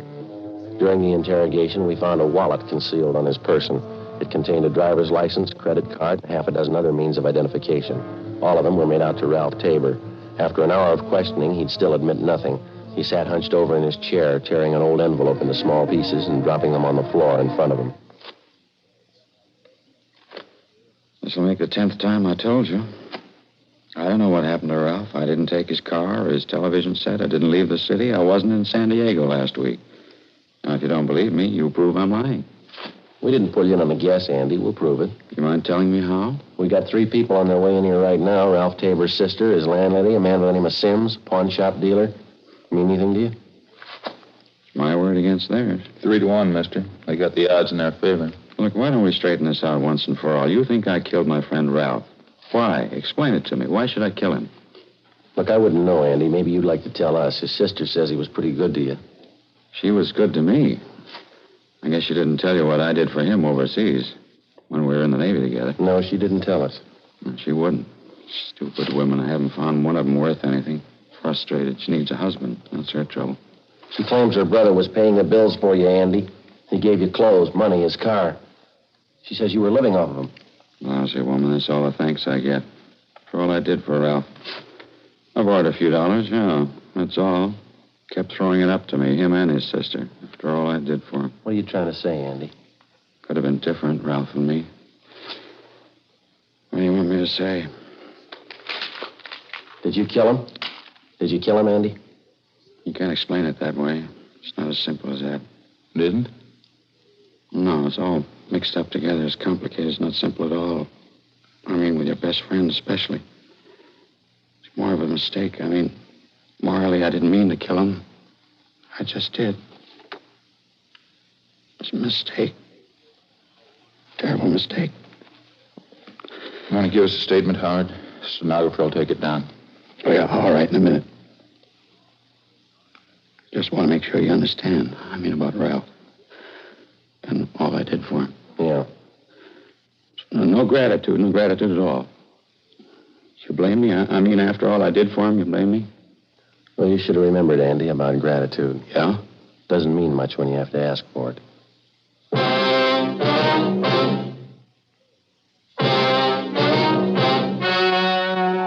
The story you have just heard was true. The names were changed to protect the innocent. On February 4th, trial was held in Superior Court, Department 89, City and County of Los Angeles, State of California. In a moment, the results of that trial. And now, here is our star, Jack Webb. Thank you, George Fenneman.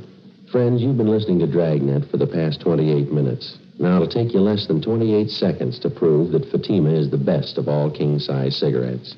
Just compare Fatima with the king-size cigarette you're now smoking. Fatima filters the smoke through a long distance of 85 millimeters. Fatima's length cools the smoke for your protection. Fatima's length gives you those extra puffs, 21% longer than standard cigarette size. And in Fatima, you get an extra mild and soothing smoke, plus the added protection of Fatima quality. Prove it today. Buy Fatima.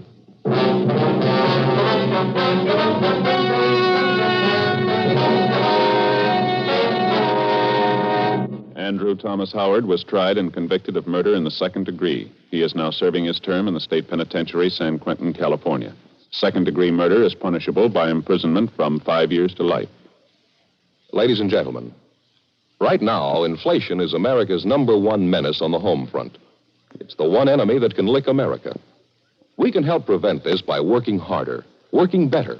The fight against inflation will succeed only if all of us get behind it.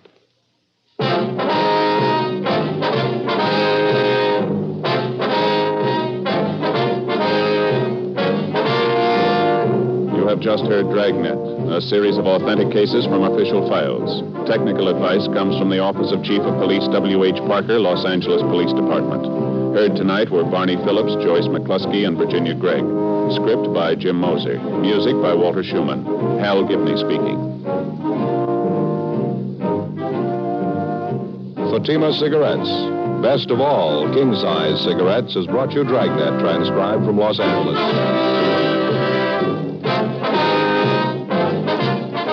Next, it's David Harding and Counter Spy on NBC.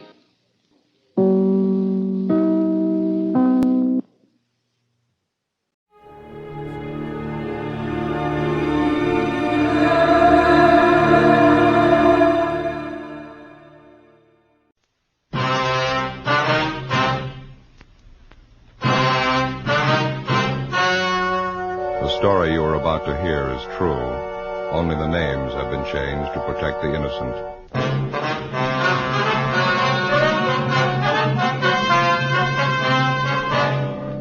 a detective sergeant. You're assigned a robbery detail. A man is pulled from his car on a deserted street. He's robbed, beaten viciously. His car is stolen. The criminal makes good his escape. Your job, find him.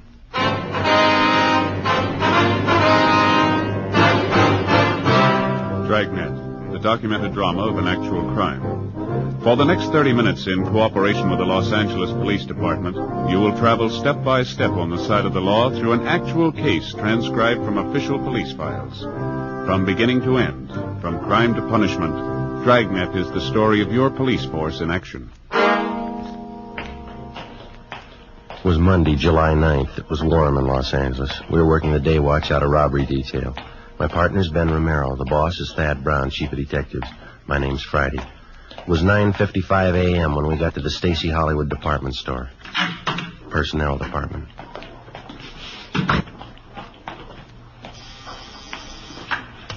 Stacy Hollywood.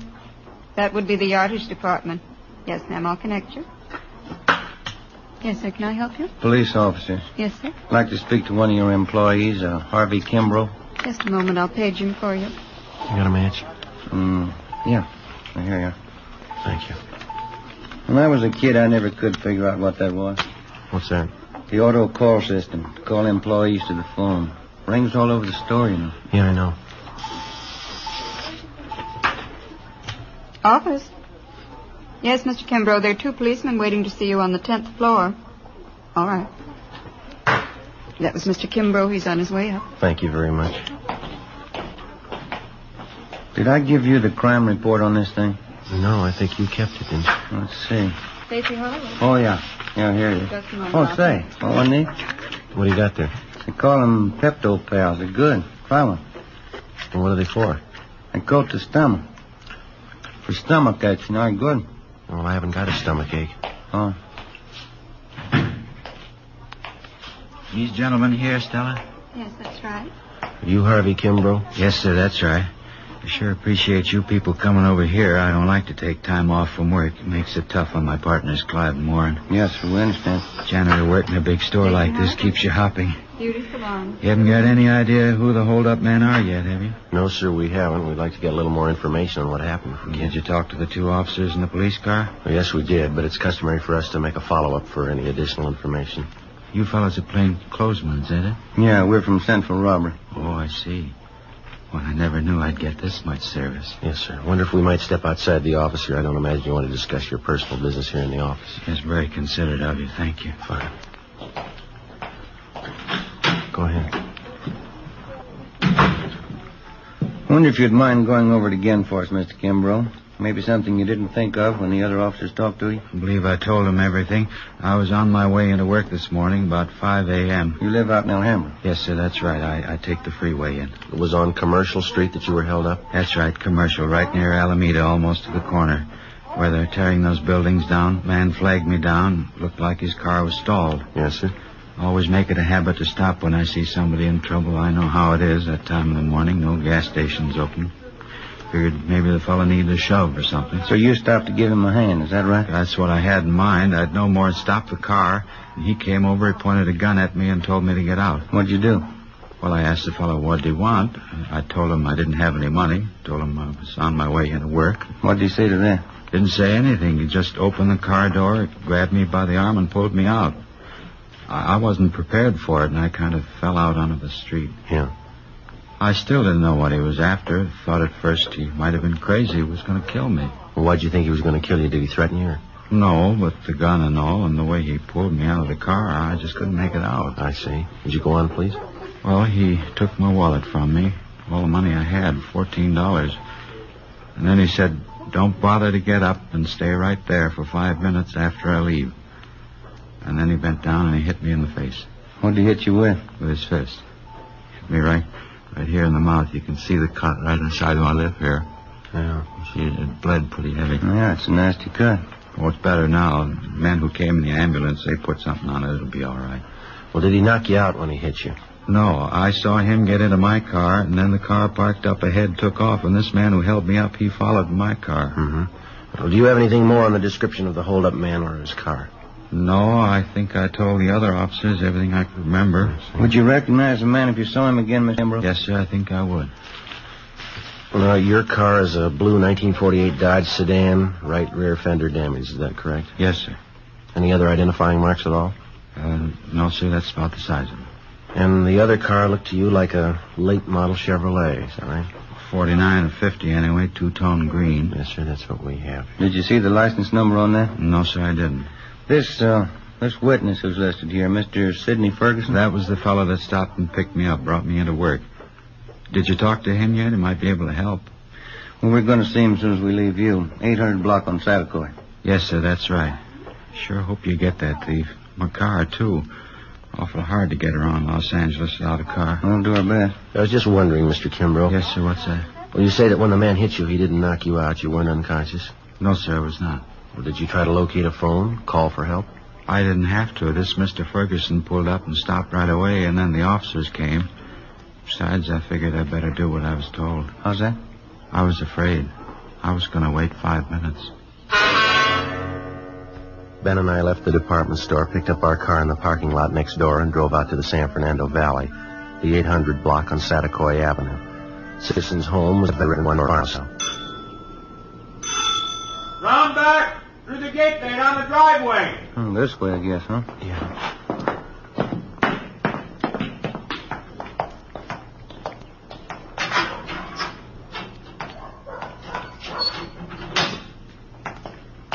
Hi there.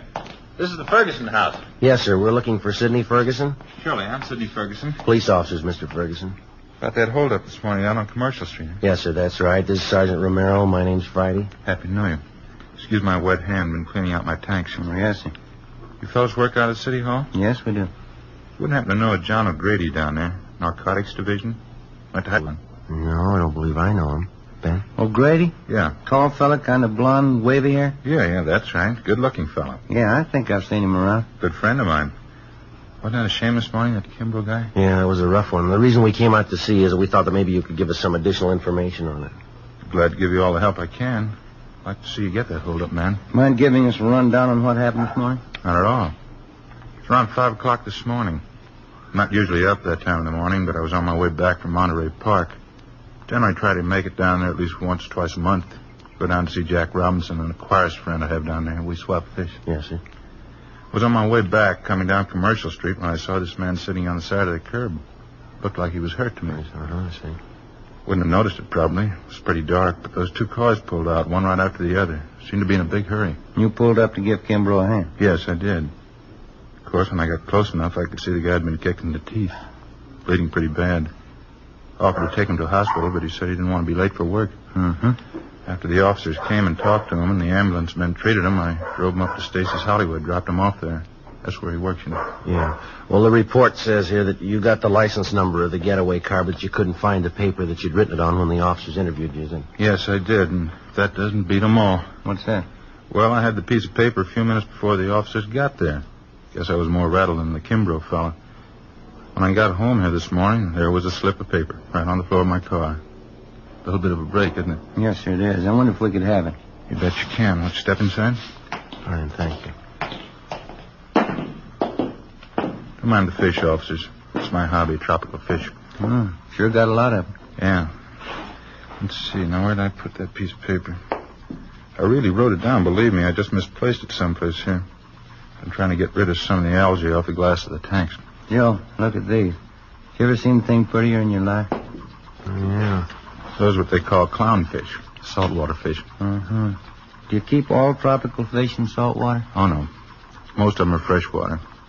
That is, ones that breed good in captivity. Where do you get all these fish? You catch them? Oh, no. A place called Aquarium Stock Company out on Beverly. Uh-huh. Look there, Joe. Down the corner. See him over there? Yeah. That's a seahorse, Joe. Yeah, that's right. They're also kept in salt water. Sure is interesting, huh, Joe? Yeah. How'd you fellas really like to see something you haven't seen before? What's that? Look in this tank here. Hoplochromos multicolor. That's a scientific name, commonly known as the Egyptian mouth breeder. Is that a fact? It's a little female there. She's one of the most sacrificing mothers in aquarium history. One of the strangest, too. How's that? Well, she lays her eggs in a small depression in the sand down there at the bottom of the tank. Well, how many eggs would that be? Usually 80 to 90. Now, here's the strange part. As the eggs are fertilized, she scoops them up in her mouth. She eats them? Oh, no. They remain in her mouth while they hatch. Well, how long does that take? Over 14 days. Well, how does she eat? That's just it. She doesn't. She doesn't touch food in any form for this 2-week period. Seems to just waste away. And what happens then? Finally, the eggs hatch after 14 days, and the little fry comes swimming out of the mother's mouth. Yeah. And while the fry are growing up, first, you can hardly see them. They're so tiny. While they're growing up, if anything frightens them, quick as a flash, they're back in the mother's mouth. Well, that's certainly amazing. Joe? Yeah. Poplachromis multicolor, commonly known as the Egyptian mouth breeder. That as big as they ever get? Yes, sir. 1 inch to 1.5 inches. It's hard to believe. The bedders are almost as strange. The male builds a bubble nest on the surface of the water. That's these in this tank. Oh, here's that paper. Hmm? The one I wrote the license number on. Oh, that's fine. I wonder if I could see that, please. Here you are. Thank you. You pretty sure of this number, Mr. Ferguson? Yes, I am. I got a good look at it. Well, thank you much, sir. Yeah, thank you. Not at all. Wish you could come over and spend a little time. You seem kind of interested in tropical fish. Yeah, well, maybe I'll do that sometime. Bye. Bye. Sir. Thanks very much. That's a good break if this license number checks out, huh? Yeah. That Ferguson's a nice fellow. Yeah. Say, Sergeant Romero. Yes, sir? You almost forgot. I meant to ask you. What's that? About 5 weeks from now. Yeah? How'd you like a nice pair of baby Egyptian mouth breeders?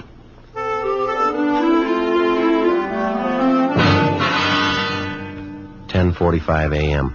Ben and I got in the car and headed back toward town. I called communications and had them check the license number Ferguson gave us through DMV. They called back and told us that the car was a 1949 Chevrolet 4-door sedan. The registered owner was a Jack B. Grant, 19112 Beacon Street. It was in the southwest part of Los Angeles. It was a large, old-fashioned residence that had been converted into a rooming house. We checked with the landlady, a Mrs. Ida Fisher. He's been with me here about 8 months. What time did you say Grant left this morning, Miss Fisher? Well, it was pretty early. Must have been around 4 a.m. when I heard him go out. He came back in again about 8 o'clock this morning, parked his car, and then he drove off with some other man. Would you happen to know the other man? No, I wouldn't. I just saw him drive off. Where does Grant park his car, ma'am? Around back in the garage. What if you'd mind if we take a look? I know, that's all right. You just go right around the back there down the drive. Thank you very much, ma'am. Now, there's 2 cars parked in there. The black Ford belongs to Mr. Spencer. Yes, ma'am. Thank you. And the 1949 Chevrolet, that's Mr. Grant's. We checked the car and the license number. It matched the description given us by the victim, Harvey Kimbrough, and the witness, Sidney Ferguson. Together with Mrs. Fisher, we checked Jack Grant's room. We found nothing of importance. His clothing and personal effects were all there, nothing to indicate that he wouldn't be back. We told the lady that we're placing the house under surveillance, and if Grant should return, not to say that we'd been there. She agreed and offered further assistance. She said she'd signal us by raising and lowering her front window curtain when Grant returned. We parked down the street, called the office, and advised them we were on stakeout. 2 men were sent out, and they covered the back entrance. Ben and I covered the front. By 6 o'clock that night, Grant had failed to show. 9 p.m., still nothing. 11 p.m.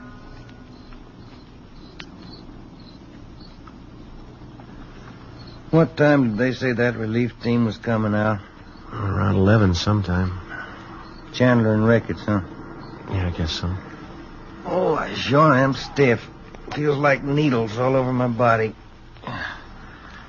Been about 12 hours, hasn't it? Yeah. Just like driving up to San Francisco. Wife always makes me drive all the way. When I climb out of that car, I'm as stiff as a board.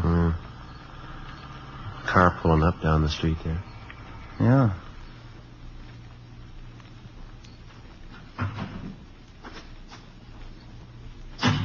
Mm-hmm. That's Ricketts.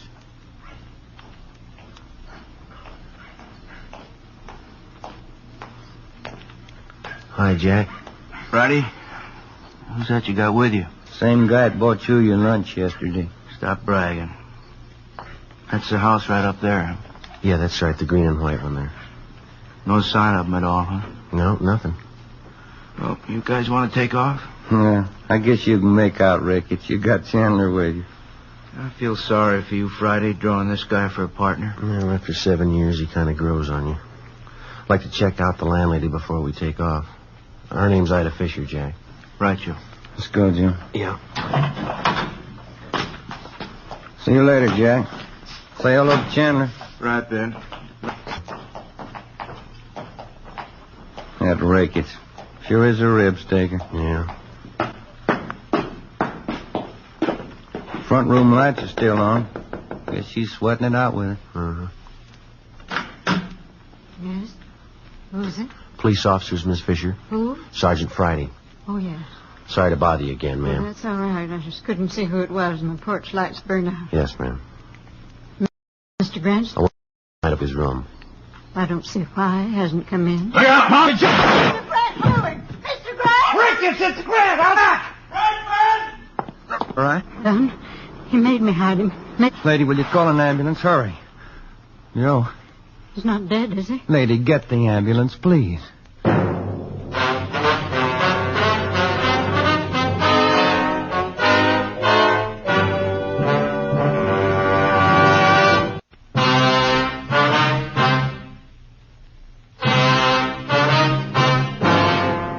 Monday, July 9th, 11:28 p.m.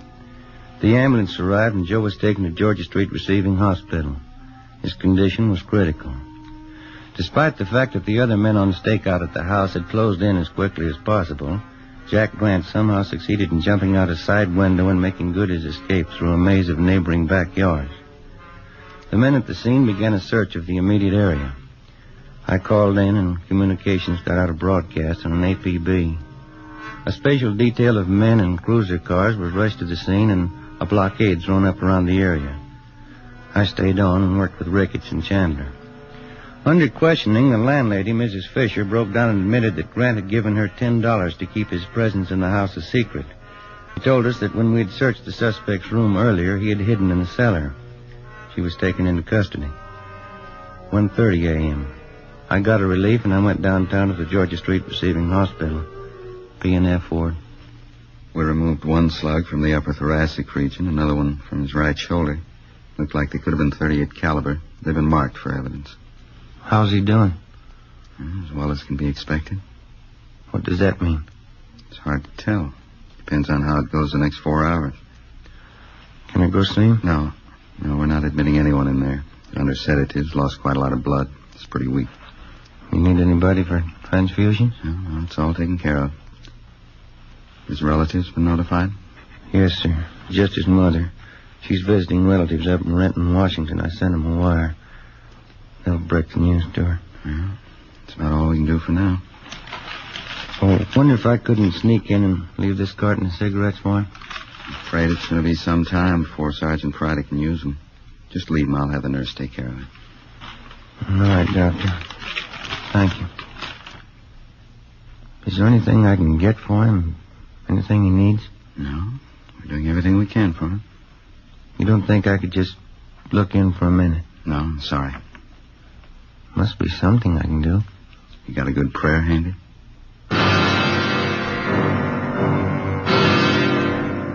2 a.m. I left Georgia Street Receiving Hospital and drove back to the scene of the shooting. The search for the suspect, Jack Grant, was still going on. The neighborhood was checked and rechecked. Everything possible was done to find the man who had shot down Sergeant Joe Friday. It's been said that a police department goes all out, doubles its efforts to run down a criminal who attacks a police officer. It's true, but most people aren't aware of the reason. Certain elements you to believe that the police officer places the safety of his fellow officers above that of the citizen. This isn't true. His first day at the academy, the cadet peace officer is taught this basic fact. If a criminal would shoot down the armed police officer, he wouldn't hesitate to shoot down the unarmed citizen. 3 a.m. I finally located Lieutenant Jack Ricketts at the corner of Coronado and Beacon Street, 7 blocks from the scene of the shooting. How is he? Not too good. Depends on the next 4 hours. What are his chances? I didn't ask.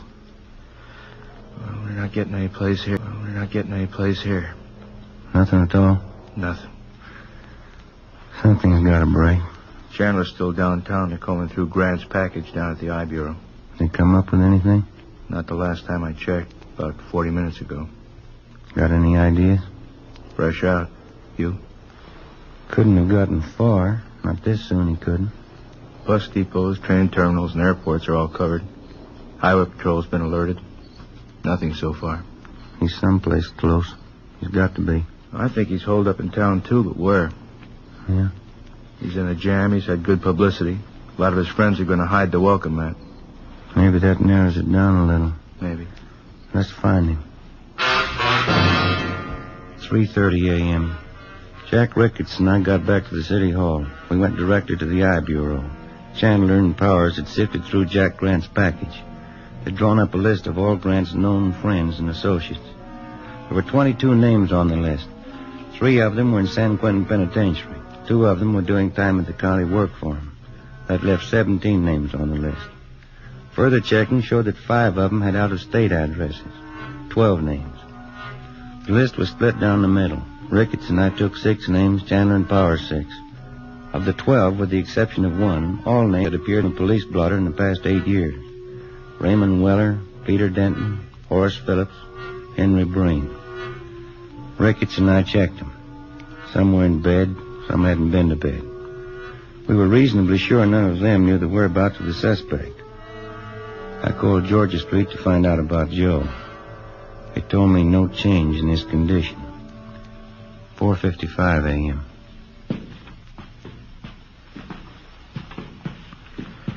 After this one, we get a quick bite to eat, huh? You don't look so good. I'm not hungry.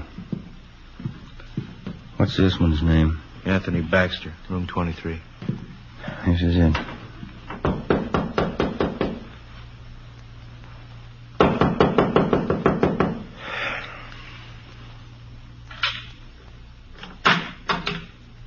Yeah. Anthony Baxter? Yeah. Police officers, we want to talk to you.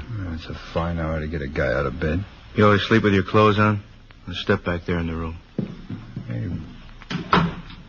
What's going on? You a friend of Jack Grant's? Why? Do you know Jack Grant? Why? Jack Grant's a friend of yours? I'm not going to tell you anything till I know why. You want to talk here or downtown? I got a right to know what it's all about. Get your hat and coat. You just want to know if I know Jackie Grant, is that all? You want to get that coat and hat? I know Grant. Where is he? I don't want to get mixed up in anything. You're mixed up in it already. You know him. You know, that's the trouble with you guys. Guy tries to walk the straight and narrow, and you guys come around and try and push him into a corner. Where's Grant? Look, I've been in jail, and I did my time. You haven't got anything on me. Baxter, let's get this straight. We're not after you. We're after Grant. We didn't come here to push you around. We don't want you to push us around. And where is he? I'm going to tell you something. I don't like being talked to this way, and I'm not going to stand for it. I got certain rights, and I'm going to stand on them. No, you listen to me. A friend of mine's lying in the hospital because of your pal Jack Grant. He put 2 bullets in him. Now I'm tired, and I'm out of his work. Where is he? All right, Ben. It's all right. It's the last time around, Baxter. Tell us where Grant is, or we go downtown. Come on, quick. Hotel Filbert, room 605. 5:27 a.m. We located the Filbert Hotel on North Crocker Street. On the way over, we called in and told them what we'd found. Chandler and Powers met us outside the hotel. They took up their position. Ricketts and I checked with the desk clerk and confirmed that the suspect was in room 605. He was registered under an alias. We took the elevator to the 6th floor. Room 605 is directly across from the elevator.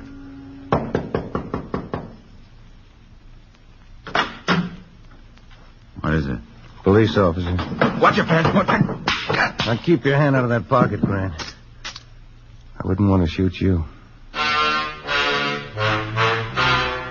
5:42 a.m. Ricketts and Chandler took the suspect into custody. It was 6:03 a.m. when I got to Georgia Street Receiving Hospital, P&F ward. Sergeant? How is he? You can go in. Don't stay too long. Thanks.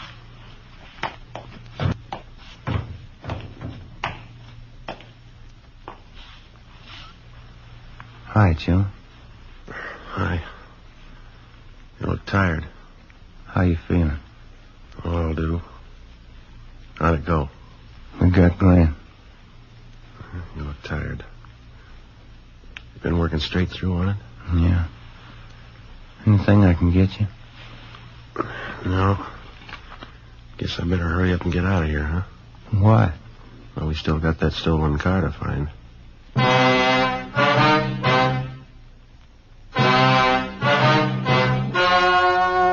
Story you just heard was true.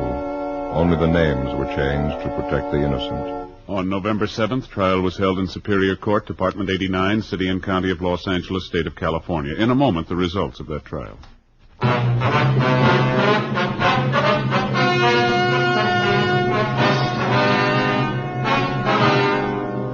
Jack Grant was tried and convicted on one count of assault to commit murder. He and his accomplice were convicted on several counts of first-degree robbery. Assault to commit murder is punishable by imprisonment for from 1 to 14 years. First-degree robbery by imprisonment from 5 years to life. The landlady, Ida Fisher, was placed on probation.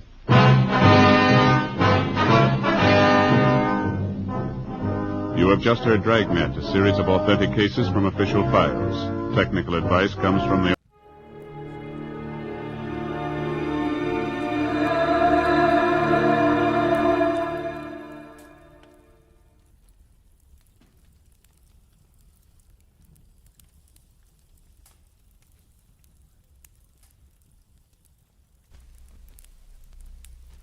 Get this and get it straight. Crime is a sucker's road, and those who travel it wind up in the gutter, the prison, or the grave.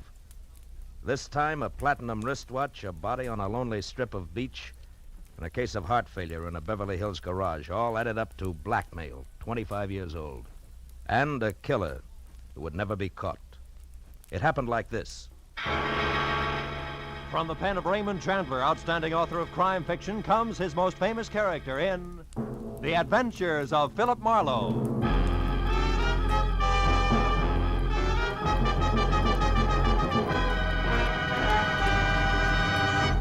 In just a moment, tonight's story. But first, a message from the Ford Dealers of America. The whole country's talking about the great 1950 Ford. Listen to what Mr. Carl Moore of Kingston, Pennsylvania, one of more than 420,000 delighted owners, says about his new Ford. I leave my car out on the street a lot in winter, but you'd never know it to look at my 50 Ford's paint job. It's still as new-looking as when I bought it. I'll never stop wondering how Ford can sell a car that stands up so well for so little money. And speaking of getting a lot for little money, my Ford gives me up to 22 miles to a gallon of gas. Yes, it's hard for Ford owners to keep the good news to themselves. The news about the economy of the big new Ford. From its low initial price to its high resale value. From its low cost of maintenance to its thrift on gas and oil. Ford is a real economy buy. But prove it for yourself. Your neighborhood Ford dealer has the facts on Ford economy. And he'll be glad to have you test drive the big 1950 Ford in your own way. And now we bring you tonight's exciting story, The Anniversary Gift.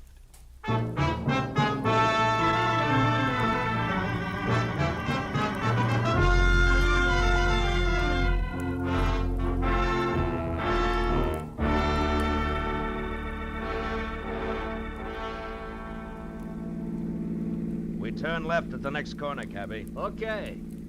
Boy, this Beverly Hills in a sunny afternoon is really something, ain't it? Yeah. Wide streets, classy homes. Boy, these jokers got it made. Some life. Nothing ever gets to them to bother them except the income tax, maybe.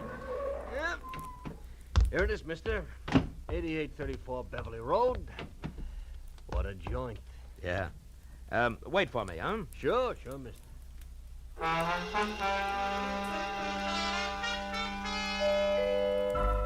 The door was answered by a girl of about 16, a tall, slender girl with dark eyes, too deep for her years. Oh, come in, won't you?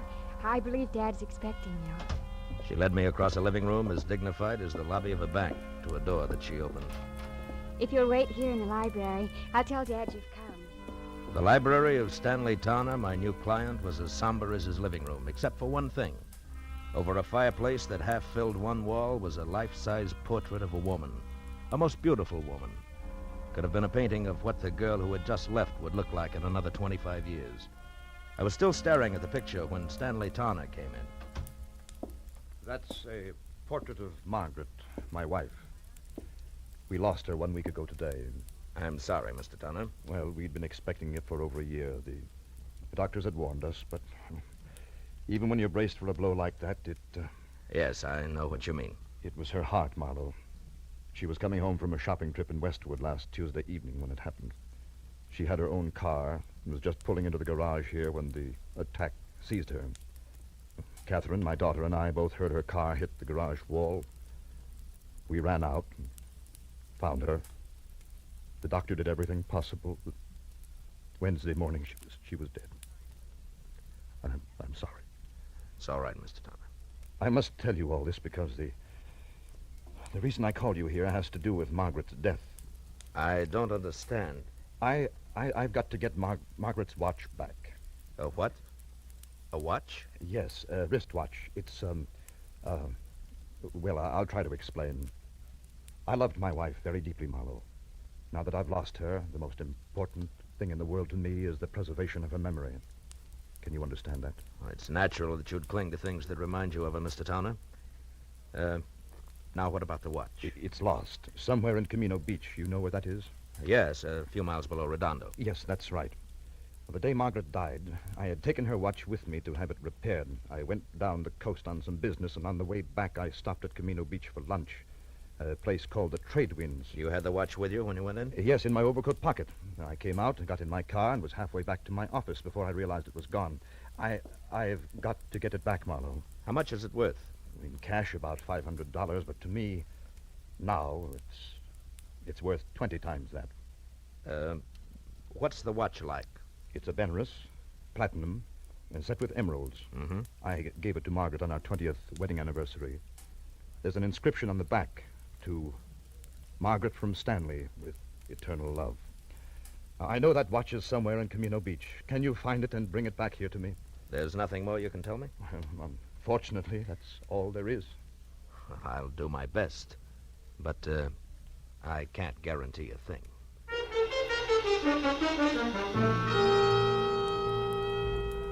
The cabbie waiting outside drove me back to the gas station on Wilshire, where I picked up my own car, fresh off the grease rack, and headed for the ocean and the sunset.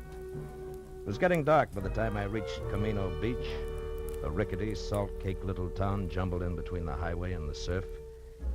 Well, my first stop was the Trade Winds Cafe, a waterfront shack on spindly legs standing knee-deep in a smelly backwash. It only took 10 minutes to find that there was nothing there for me. After that, I drew a blank at each of the 3 hock shops in town. Wound up an hour and a half later, no farther than the sidewalk curb, where I watched a traffic cop brand my tire with his parking marker, plant a heavy foot on my bumper to steady his bike, and light a cigarette. Hiya. Is your car? Yeah. What is it? Am I overparked? Nope, not yet. Just borrowing your bumper a minute. Mine? Of course not. Got a lot of scratches already. Say, that's a fancy chalk label you put on the side of that tire there. Z, the mark of Zorro, huh? No, the mark of Ziegler. That's me. Just a little thing I worked out to add a personal touch to my business. You're a stranger around here, aren't you? Yeah, from L.A. Uh-huh. Saw you coming out of the pawn shop there. You don't look like the type. Well, I'm not, as long as my luck holds. Actually, a friend of mine lost a wristwatch here in town. I'm trying to locate it. Pretty good watch, is it? Yeah, good enough. The really tough part is that it has a very big sentimental value. I've tried all 3 of the pawn shops in town, but no dice. You know, if I had a friend who'd lost a good watch, I think I'd check in at Sean's bicycle shop on 3rd Street. Well, thanks a lot, Ziegler. Don't mention it. Oh, incidentally, I wouldn't bother to tell him who sent me down if I was you. So long.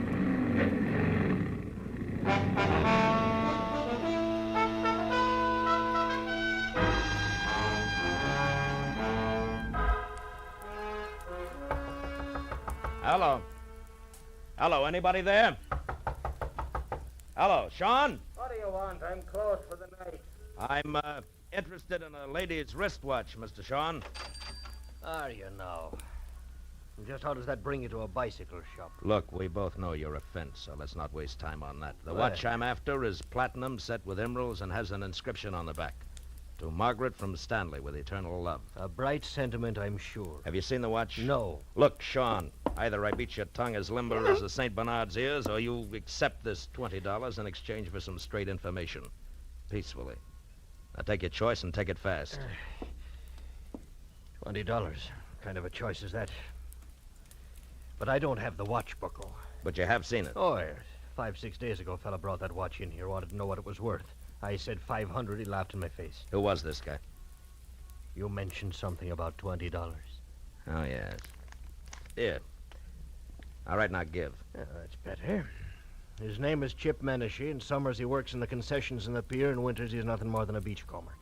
Lives in a little room out on the pier behind the shooting gallery, and that bucko is your $20 worth. It had better be, Shane, or I'll be back for my change.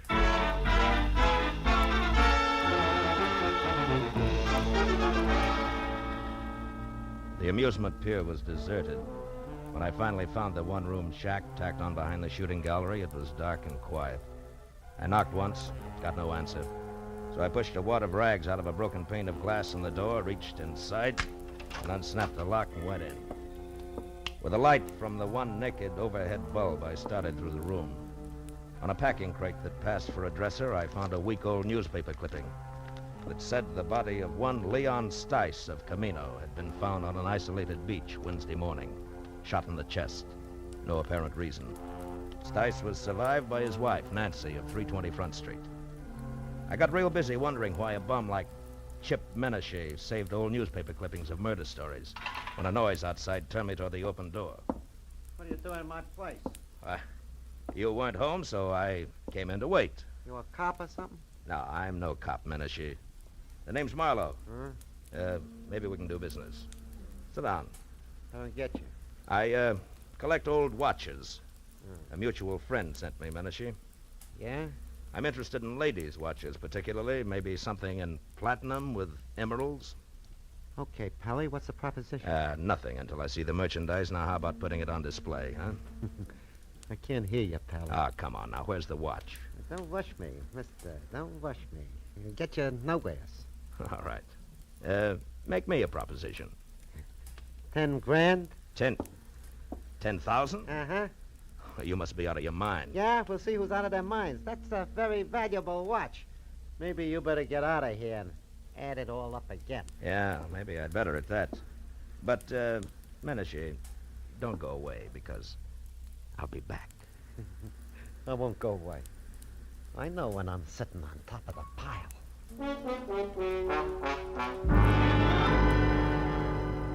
As I walked away, a hunch kept whispering to me that the body of a guy named Leon Stice, found on a lonely beach, was somehow tied in. So I decided to pay a call on his widow. I drove down Front Street to number 320. But there was nobody home. As a matter of fact, the only sign of life on the entire block was a red neon Pelican in a blue neon martini glass above the door of a bar across the street. So I walked over and went in. A couple of questions later, I found Nancy Stice sitting alone in the back. The offer to buy a drink was the only introduction I needed. Sure. You can buy me a drink. Hey, Charlie. Okay, Nancy. I'm an old friend of your husband's, Nancy. I just heard. That louse didn't have no friends. Yeah, Nancy. Something for you, mister? No. Here, keep Thanks. Mud in your eye. Nah. I got nothing against Leon Stice. Except 25 years of living with him in a Camino Beach rat hole on nothing. That's all. Any idea why he was killed? For the role he was carrying. After what you just said, that makes no sense. That's the way it was. And I didn't get one red cent of it. It was all gone when they found him. Did you tell the cops he had money on him? Nah. I hate cops. Yeah, sure. Where did Leon get this dough? He told me he ran into an old acquaintance who was staking him. Some guy named Martin Vogel who used to live here in Camino Beach years ago. Martin Vogel was staking him? To what? Leon said him and Vogel was going in business together. The cash was in advance. Oh, sure, he was going to be such a big shot. What kind of business, Nancy? Just between you and me, the only business that crummy mind of his would work on was blackmail. Take it from me. And now, how about another drink for his grief-stricken widow, huh? I'll, leave a buck on the bar on my way out.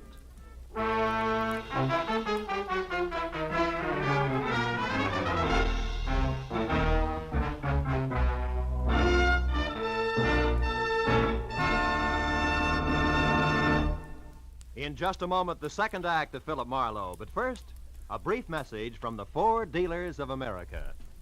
From coast to coast, Ford owners agree the big new Ford brings you more for your money. More in comfort, more in performance, and more in economy. But only through personal experience can you appreciate the restful ease of Ford's famous midship ride and the luxurious comfort of Ford's non-sag foam rubber cushion front seat. Only by driving this great car can you enjoy its smooth power and solid roadability.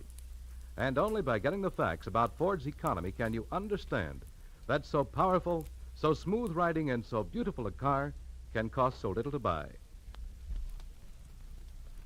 To run and to maintain. But see what the new Ford gives you. Find out how much it saves you. Yes, before you buy any car at any price, it will pay you to stop by your local Ford dealers. Take the wheel of the 100-horsepower V8, or its companion in quality, the 95-horsepower 6. Once you've driven it, you'll agree the new Ford is the one truly fine car in the low-price field. Now we return to the second act of Philip Marlowe and tonight's story, The Anniversary Gift.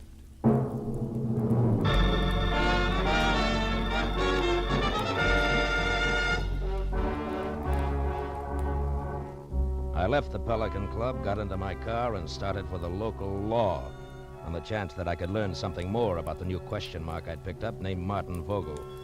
10 minutes later, I parked my car under the cracked globe that oozed sick purple light over a weather-beaten sign, Camino Beach Police. A fat sergeant huddled over what could have been the original teletype machine. When I presented my credentials, he jabbed a fat finger at a dirty glass door marked Captain Elvin Bush, Chief of Detectives. Inside, a small old man, neat in a clean white shirt, groomed silver hair, and a gentle smile, was strapping on a shoulder holster when I put my license on his desk. When I stopped talking, he got up and extended an almost delicate hand. I certainly hope we can help you, Mr. Marlowe. Martin Vogel, you say? Yes, it might have been a long time ago, Captain, maybe even 25 years, if he was mixed up with the police at all. Do your records go back that far? Oh, yes, by the apple crate load. And I mean that literally, Mr. Marlowe. You see, in Camino Beach, police files, fixtures, and furniture are somewhat lacking. City appropriations only go where they show. Public bird baths, statues of the mayor. Oh, here. This bottom crate here. Marked, let's see. 1921 to 1930. Figure he was arrested along in there, this Vogel? Yeah, if he was arrested. Yeah, it's dusty, isn't it? Well, the cards are alphabetical. Yeah. And let's see. Riker, Rooney, Stemple. By the way, Mr. Marlowe, what's your angle? I'm not sure, Captain. Svensson, Underley, Utterman, Van. Vogel. Martin. Got it, eh? Yeah, picture and all. Bring it over here in the light. Yeah. Martin Vogel arrested Camino Beach Hotel, May 28, 1923, on warrant from Chicago, Illinois police. Returned to Chicago, sentenced to 5 years in state penitentiary for embezzlement. Arresting officer, Patrolman Elvin Bush. Picked him up myself, did I? Well, I've locked up a lot of people in the last 35 years. Yeah, I guess you have it. Holy smokes. Huh? What? That can't be. What is it, Mr. Marlowe? You look kind of pale. There was no mistaking it. The time-yellowed picture of Martin Vogel made it plain. Vogel and my client, the distinguished Mr. Stanley Towner, were one and the same. That meant that Towner had lied to me, and more important, had no doubt killed Leon Stice, who was blackmailing him because he knew he was Vogel.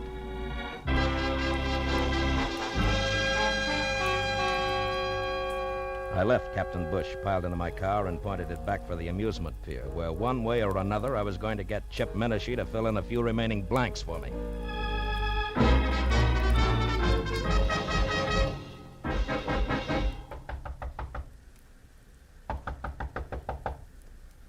Yeah, who is it? Marlowe, Menashe. I want to talk business. Okay, Marlowe. Looks like I doped it right. I thought you'd come back. All right. Now get up. And listen hard. I want the watch and the story that comes with it. I told you my price. It's still 10 grand. You're bluffing, Menashe. You know the watch means money, but you don't know why. Yeah, Mr. Wise in the All right, now come on, talk. Okay, quit. I'll tell you what you want. I took the watch from Leon Stice. I found him dead on the beach. It was clenched in his fist. And the dough you're spending? Was in his wallet. Let me up, will you? All right. Come on. Now sit over there. Hands in your lap. School isn't out yet. What more do you want, Marlowe? How do you tie the watch in with Stanley Towner? What makes you think I did? The fact that I was sent here to Camino Beach and the fact that you were ready and waiting for somebody. Well? Okay. I was lucky. When I read about Stice in the papers, I also just happened to read another article, an oddity, you might say, about a woman in Beverly Hills, a rich man's wife who got a heart attack in her car just she pulled into her garage. Woman called Towner, front name Margaret. Wife of a big shot broker, also called Towner, front name Stanley. I went from there. I was shrewd. Yeah, genius. Okay, now give me the watch. Come on, let's have it. All right, get your mitts off. All right, get your mitts off. Here. Now you're real happy, Muscles? Happy that you... Hey, cops. Coming this way. Hey, Medici, wait a minute! By the time I got to the door, he was halfway across the boardwalk to his car. But Captain Bush and his sergeant were ready and waiting. When Medici was next to the gun he kept in his glove compartment, the spotlight on the squad car slashed through the dark, found him, and froze him in a position. We've got you, Medici. You'd better quit. Medici, do you hear me? No, you listen, Papa. Let him have it, Becker. The windshield sprang into little pieces. That got him. Come on, Becker. I waited until Captain and Becker were next to the body and had lifted it off the steering wheel. Then I moved quietly along the side of the buildings as far as the squad car. There, I turned and started back toward them. Hey, what happened? Oh, it's you, Captain. What brings you around here, Mr. Marlowe? A guy in town told me that somebody named Chip Menashe might give me a lead on Martin Vogel. You won't be able to now. That's Menashe. What? We wanted him for a week-old stick-up murder. Stick-up murder? That guy on the beach? The same. Say, Becker, you find the money on him? Right, some $300, Captain. Good. Well, you better call for the wagon now. Check. Funny thing, Mr. Marlowe. One fingerprint did it. Oh, how's that? That guy on the beach, Leon Stice. We found his empty wallet in the sand next to him. It had an isinglass front over his driver's license with a thumbprint that wasn't his. But was Chip Menashe's, huh? Well, we got on to Menashe because he was spreading a lot of dough around. Today, Becker got down here and lifted one of his prints. That cinched it, huh? Yes, that and the shot he just threw at me. Strictly a stick-up killer who got caught. Marlowe, about this Martin Vogel, you still want to let it go that the Beverly Hills police are going to get in touch? I think so. Good night, Captain Bush.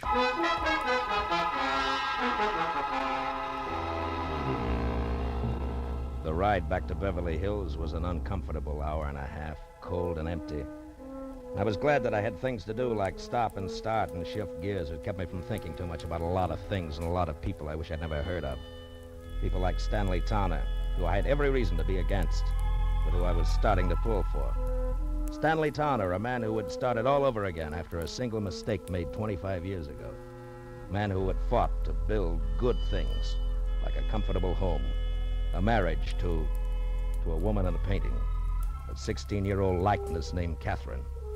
But Stanley Towner, who was also a killer on a lonely stretch of beach far from home, destroying something rotten who would destroy him. A killer that nobody knew about, except me. Well, I pulled into the driveway and parked behind the car that had been Margaret's.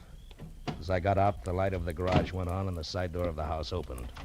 I felt almost wrong dropping my hand around the .38 in my side pocket. Good evening, Mr. Marlowe. You have the watch? Yeah. I had quite a tussle getting hold of it. I imagined you would. Menashe's dead, Mr. Towner. Menashe? Who is Menashe, Mr. Marlowe? The reason you hired me? The man who called you and dangled this bait? Yeah, you were right. It's a beautiful watch, Mr. Vogel. Vogel? You know about it? Yeah, they keep police files a long time. I know about everything. Except why you didn't go after the watch yourself. Well, I was afraid. Afraid to show yourself in the town where somebody might remember you, huh? The town in which you had committed a murder, is that it? Yes, that's it exactly. Dad, is that you down there? Yes, dear. Me, Mr. Marlowe. Well, why don't you come into the house? It's so late and it's chilly. You'll catch your death of cold out there. Yes, in a while, dear. Now go back to bed. All right. Good night, Dad. Good night, dear. Well, good night, Mr. Marlowe, and please make him do as I say, will you? Yes, I will, Catherine. Good night. Do you mind if we go along to the police at once, Mr. Marlowe? I'd rather she didn't know right now. Tomorrow's soon enough. And, can we take your car? Yeah. The lights go off out here? Yes. The switch is on the garage wall over there. Okay, get in. All right. You know, Mr. Towner, I'm sorry about Catherine and the way she's going to be hit, but... hit by this thing? The switch is there on your right. On your right, Mr. Marlowe. Yeah.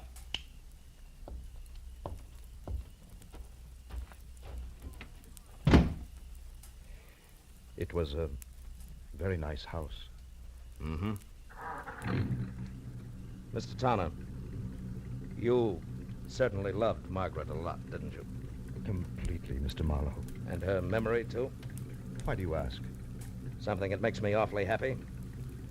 Mr. Towner, you didn't kill Leon Stice. Marlowe, what are you saying? That you never lost your wife's watch at Camino Beach. You never had it. She lost it herself. Lost it when she struggled with Leon Stice just before she killed him for your sake. For you and Catherine and everything you've worked for. No, Marlowe, no. Yes, Margaret had a bad heart. She knew she didn't have long to live. Also, she knew that Stice was blackmailing you. It figures, Towner. And what also figures is that you'd rather pay for a murder that you didn't commit than to have Margaret's name soiled. Yes, I would, and I will, because you can't prove any of this. Correction, Mr. Towner, I can. With your wife's car there in the garage, the car in which she died on what you said was her return from Westwood. Which it was? No, not according to a funny little chalk mark I just saw on one tire, it wasn't. A little white Z that a policeman named Ziegler in Camino Beach makes to check on parking time. And we can go on from there. Your confession won't mean a thing. But, Marlowe, it must... No, I guess it won't. I guess you can't hide the truth very often, can you? No. Only once in a great while. And then, strangely enough, only when it seems like the right thing to do. What do you mean? Why did you stop the motor? There's one thing I haven't told you yet. The way things worked out in Camino Beach, Mr. Towner. The police there think that Menashe killed Leon Stice, and they're happy that way. They never heard of you or your wife. And I don't see why they should. No. Yes. I mean that nobody really knows the whole story. Nobody except you, Marlowe. Nobody, Mr. Towner. Good night. Thank you, Mr. Marlowe. Good night.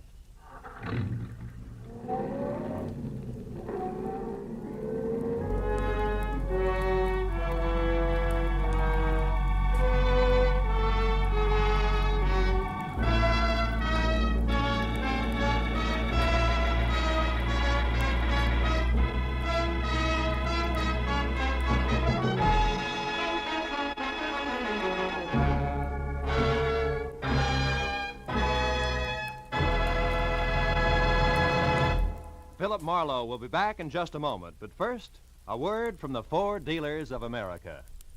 Tonight, there are more than 420,000 enthusiastic 1950 Ford owners, and it seems as though most of them are talking about this car.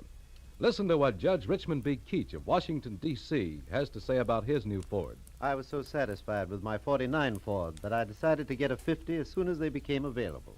I've been more than pleased with the 50. Truthfully, I see no cause to pay more when a Ford gives me all the performance, quiet, and comfort a man can ask for at such a reasonable price. The Ford is wonderfully easy to handle, particularly in traffic.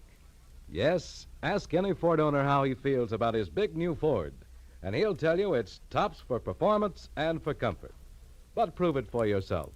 Drop into your neighborhood Ford dealers and test drive this truly great car. You'll be amazed when you discover how little it costs to buy, to run, and to maintain. Do it tomorrow. Test drive the big new 1950 Ford. Be sure and be with us again next week when Philip Marlowe says... This time I was in the country where the night should have been nothing but peace and quiet. But a pair of angry eagles changed all that. One was solid gold and too close to a battered corpse. The other weighed 160 pounds and was too quick with his fists, in or out of the ring.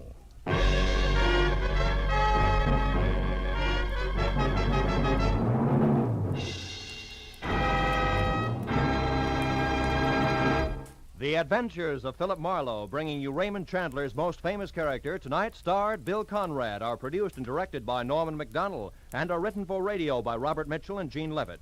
Featured in the cast were Sammy Hill, John Daner, Gene Bates, Ralph Moody, Larry Dobkin, Harry Bartell, and Edgar Barrier. The special music is composed and conducted by Richard Orant. This is Roy Rowan speaking for CBS, the Columbia Broadcasting System.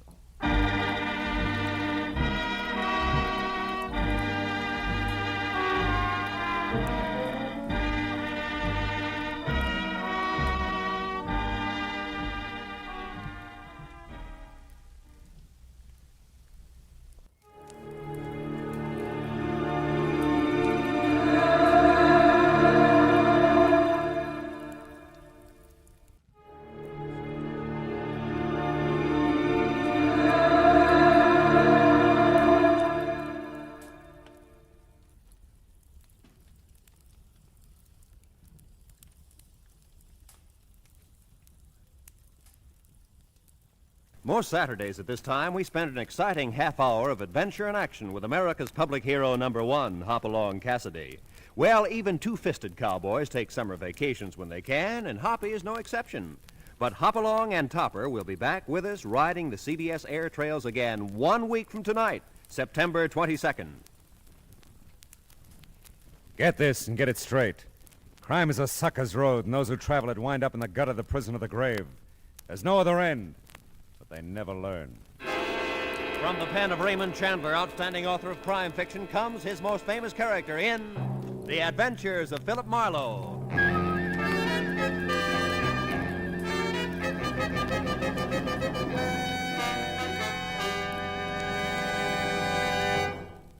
Now, with Gerald Moore starred as Philip Marlowe, we bring you tonight's exciting story, The Sound and the Unsound.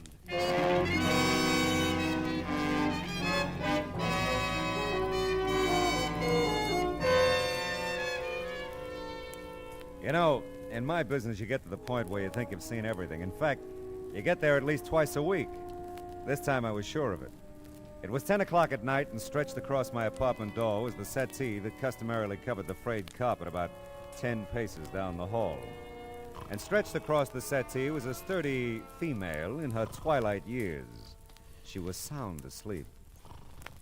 Hey, lady. Hey, lady, come alive. Huh? Madam, you're sleeping in my doorway. Oh, evening, Mr. Marlowe. Well, I must have dozed off. What time is it? About 10. May I ask, what's the idea? Oh, 10 o'clock, you don't say. Yeah. Well, I wouldn't have slept, I don't suppose, except the light's bad in this hall. Not fit for reading, Mr. Marlowe. Yeah, well, I'll speak to the landlady. Now, Well, I guess I'd better put this settee back where it belongs. I hauled it up to your door so I wouldn't miss you. I can haul it back just fine. Yeah, I know, but you... Now then, you remember me, don't you, Mr. Marlowe? Lucille Bellows? Well, Letty Parmley's friend, remember? She introduced me to you one day in the supermarket. We all began to talk. Oh, sure. We had fun, didn't we? Oh, we sure did. Yeah. Oh, by the way, before I forget it, Homer's gone now, you know. Is he really? Mm-hmm. 4 months tomorrow. Thought you'd want to know. Oh, I want to know that, sure. Don't really suppose I'd have to bother you if he was still around, but since he isn't, I just came right to you the moment I couldn't stand it any longer. Yeah, well, I'm glad you did. Might as well go into my apartment and talk about it, huh? Well, now, that's mighty nice of you, but we'd save a lot of time if we'd just drive right over to the court now. That way you'd be there when it happens. Drive over to be there when it happens. I own that nice little bungalow court just off Fountain and Franklin, you know. Won't take us no time to get there if you've got a car. I've got a car. How did you get here? Walked. Do it every evening. Take a nice, brisk constitutional. Keeps an old lady like me in fighting trim. How much do you weigh, Mr. Marlowe? About 190. Why? Bet I can lift you.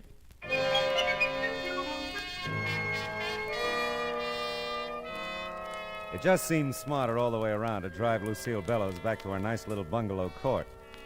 My memory wasn't as vivid as hers. I didn't remember Letty Parmley or our hysterical rendezvous in the supermarket or Homer or even Lucille. But the promise of my usual fee made that unimportant. Of two things I was certain: I'd never forget Lucille again, and she probably could lift me. I was still in the dark about everything else as the two of us entered a bungalow at the far end of the court. It was pure Grand Rapids and spotless. If you just take that blue chair, Mr. Marlowe, I think that's the best seat. Leastwise, that's where I'm always sitting when it happens. When what happens? The sounds. Good criminally. Don't tell me I haven't told you about them. Well, you've been so busy telling me about everything else. Yes, but this is important. Ah. You see, for the last few nights, I've been hearing these strange sounds coming from Mr. Rogers' bungalow. That's the one right next door. Well, maybe Mr. Rogers is just a little noisy. Huh? No. The thing is, he isn't even home. Been out of town all week on location. He's one of them grips at the studio. Ah. He lives alone, does he? I should think so. He's a bachelor. I keep thinking him and that Barbara Curtis will get married, but they don't. She comes in every so often, cooks him a nice dinner. Lovely girl, just lovely. He's so handy around the place, you know, always painting and About fixing the up noises, Mrs. Bellows, what do they sound like? Well, sir, they're just downright strange. Sort of a tapping sound. Thought it was the plumbing there at first. Homer used to be good at fixing the plumbing, and I thought about calling him to check it for Wait a me. minute, And then just a minute, please. Isn't Homer dead? Did I tell you that? Well, you said he was gone. Oh, well, perfectly logical if you thought so, Mr. Marlowe. Sometimes I tell folks he's dead and gone. Sometimes I tell them he's sicker than a horse and I got him in a sanitarium. But the plain, bald-faced truth is, Homer just up and walked out on me 4 months ago tomorrow. Oh, well, I'm sorry. Well, you know, sometimes I am, too. Most time I'm not, though. But don't think I don't realize I might be imagining these sounds, Mr. Marlowe. I'm getting along in years, and it's just as possible it can be... There she goes. What do you make of that? I don't know. Sounds like someone's tapping along the wall. You've got a passkey, I suppose? Sure, I'll wear it right around my neck. Good. Come on, let's go. By George, I wouldn't miss this for the world. You better give me the key. We don't know what we'll run into. Just put me out of your mind, Mr. Marlowe. I'm safe as here as anywhere. Okay, watch it, though. I think I saw a light in the back. I'm not sure. I'll get the light switch. All right. No one in the living room anyway. That you, Barbara? Great Scots, that's you, Mr. Rogers? Mrs. Bellows. Hello. Thought you was away on location. Well, I just got in town a few minutes ago. Boss needed something for the company. He sent me in to get it. Well, sakes alive. Well, I'm that embarrassed at barging in on you this way. Oh, this is Mr. Marlowe, Mr. Clinton Rogers. How do you do? Well, I don't blame you for looking confused the way you do, Mr. Rogers. I might just as well face up to it. For the last few nights, I've been hearing some pretty strange tapping sounds coming out of your place here. And I made up my mind I'd call my old friend Mr. Marlowe here to investigate them for me. Oh, I see. Say, you don't look too good, Mr. Rogers. Oh, I'm fine. Well, we've been working pretty hard. I'm just tired, that's all. Well, you see, we heard those tapping sounds a while ago, Mr. Rogers, and then a duller, heavier sound just before we came over. And I must say, we didn't hear you come home, Mr. Rogers. Well, I came in the back way. The sounds you heard, Mr. Marlowe, I must have made them. I guess I dropped my suitcases pretty hard. I'm tired, like I said. I hope it didn't bother you. Yeah, but what about the tapping along the wall? I can't imagine what that could have been. I didn't hear it. Mrs. Bellows? Why, Mr. Larry, what on earth? The door was open. I saw you in there. I must speak with you, Mrs. Bellows. Well, I simply must speak with you. Well, all right, Mr. Larry. We sure were just thinking of you, Mr. Rogers, when we blew in here unannounced, you know. Sure, I know, Mrs. Bellows, and thanks. Don't mention it. I'll be in my bungalow if you want me, Mr. Marlowe. That's fine, Mrs. Bellows. Do you think we ought to take a look around, Rogers? No, I don't think so, Mr. Marlowe. Mrs. Bellows could have imagined all those noises, you know. Yeah, she could, but I couldn't. Anyone else got a key to your place here? Why? Barbara Curtis, for instance? Mrs. Bellows told you, huh? Yeah. No, but Barbara knows where I keep the extra key outside. But as far as I know, she's out of town, too. By the way, what studio are you with? Imperial. Uh-huh. Look, Mr. Marlowe, I'm really pretty tired. There's nothing wrong here, I'm sure, so... So it's okay with you if I leave now, huh? Well, I just... It's all right, Rogers. Oh, by the way, Mrs. Bellows tells me you're a pretty handy guy around the house, painting, keeping things fixed up all that. Yeah, I guess I am. Why? Well, you just probably haven't had time to fix that crack in the plaster there running up from the hall closet. Why, no, I haven't. I'll have to get to that soon, too. Mm-hmm. It's been nice seeing you, Mr. Rogers. Yeah, same here. You plan to stay in town? Oh, sure. I'll be in town. All night.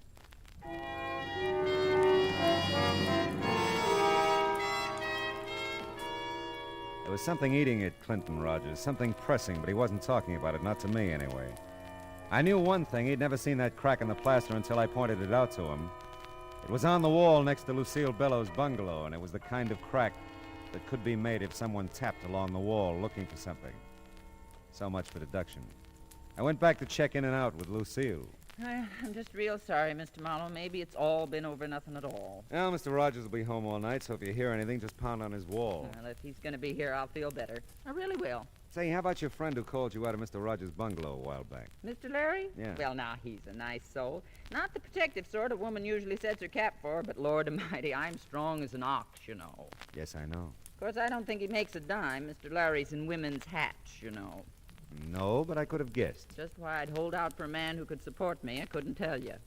Well, you look as though you've done all right by yourself. Well, I have, matter of fact. Got myself quite a little nest egg. Want me to show it to you? No, I'll take your word for it. Hey, wait a minute. You don't keep any amount of money here in the house, do you? Sure, keep it in the cigar box right up in the storage part of that hall closet there. Oh, safest place in the world. Yeah, well, it's your money. Well, I guess could take it to the bank, maybe tomorrow, if you'd feel better about it. Yeah, you do that. Oh, before I go, are all the bungalows alike? Just like. All have that storage space in the hall closet. huh? That's right. A little trap door thing at the top of the closet. It's like a little attic, you know. You can stash a lot of stuff up there if you're of a mind. Yeah, I guess you can. Well, I think I'll go now, Mrs. Bellows. Give me a call tomorrow, will you? Yes, sure will. And I'll have your pay for you then, if that's all right with you. Oh, sure. It's just fine. Good night, Mrs. Bellows. Good night, Mr. Marlowe, and a million thanks. Just a million. My pleasure, Mrs. Bellows.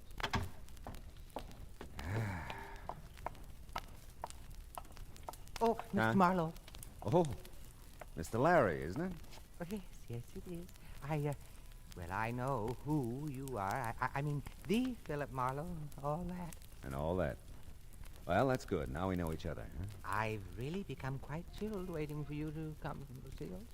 Is that what you've waited to tell me? Certainly not. Confidentially, Mr. Marlowe, I know something that may interest you. Oh. Well, it's quite obvious to me that something's going on around here. Something odd, I mean. Are you closing in on a point? Because I wouldn't want you to get any more chills. Very well, Mr. Marlowe. I'll be brief. But it just may interest you to know that I've seen Homer around here. Quite a bit in the last few days. Now, what do you make of that? I don't know. What do you make of it? Well, I don't know. I must say, I thought it would mean something to you. Yeah, well, it might mean more to Lucille. Why don't you just trot in and tell her all about it? Well, I will. I'll just do that. And I'm sure I'll never trouble you with any of my ideas again, Mr. Marlowe. Goodness. Yeah, well, Lucille's as strong as an ox. Oh, that bed's gonna look real good. Hey!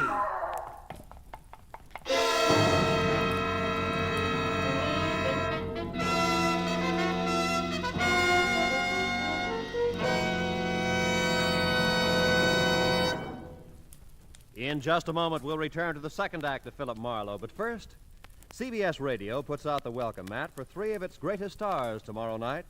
Jack Benny and his gang start the new season. My Friend Irma becomes a regular Sunday feature on CBS Radio, and Tony Martin will rejoin Joe Stafford on the Contented Hour. Be listening for Tony and Irma on most of these same stations, and Jack over them all. More than ever before, CBS Radio is the star's address. And now with our star, Gerald Moore, the second act of Philip Marlowe, and tonight's story, The Sound and the Unsound.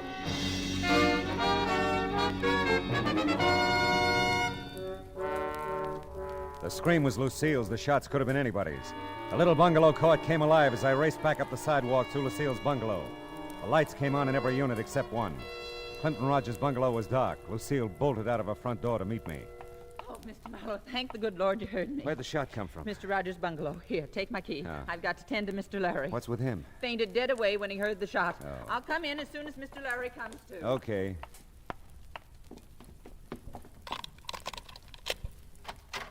Rogers? Rogers, where are you? Hey, Rogers! Here. Huh? In the kitchen. Hey, you really caught one, didn't you? Yeah.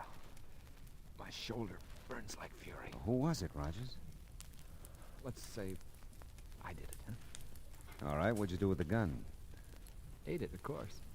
Oh, now, look, I'll have to call the police. It'll be a good idea if you tell me what happened. Listen, there's a bottle in the first cabinet there. Get it, will you? I need a drink. Okay. Just uncap it. I don't need any glass. Here you go. It's great. Burns, too. Everything burns. Here, have a drink. Thanks. Well, okay, Rogers, I gotta call him now. Yeah, okay. First, though, listen. Will you call the studio? Yeah, I'll call him after we get you to a hospital. I'll tell him you had an accident. No, tell him I quit. Quit? Yeah. What, look... No, don't argue. Just tell him that. Okay, it's a promise. Now... And listen. Tell Barbara to... Tell Barbara to... Yeah, Rogers, tell Barbara what? Tell her to...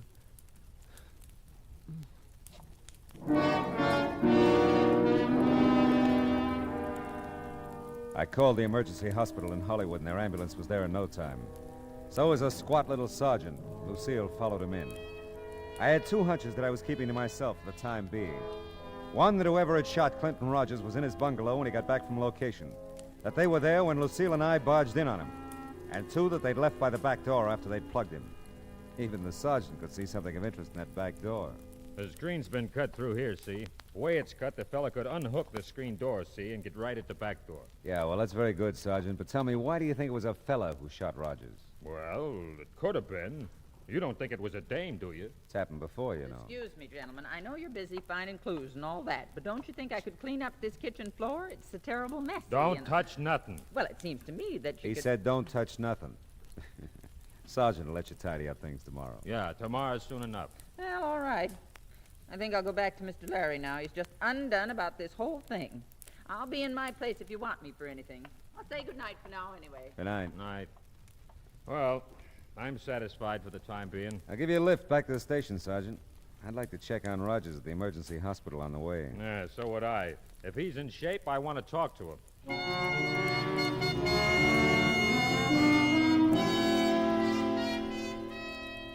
The news from the emergency hospital wasn't too good. They'd taken a slug out of Rogers' shoulder at 38. He'd lost a lot of blood and was still out. I left Rogers' phone number as the place I could be reached if his condition changed. And before I left, I checked the city directory, which made my next stop a very interesting one.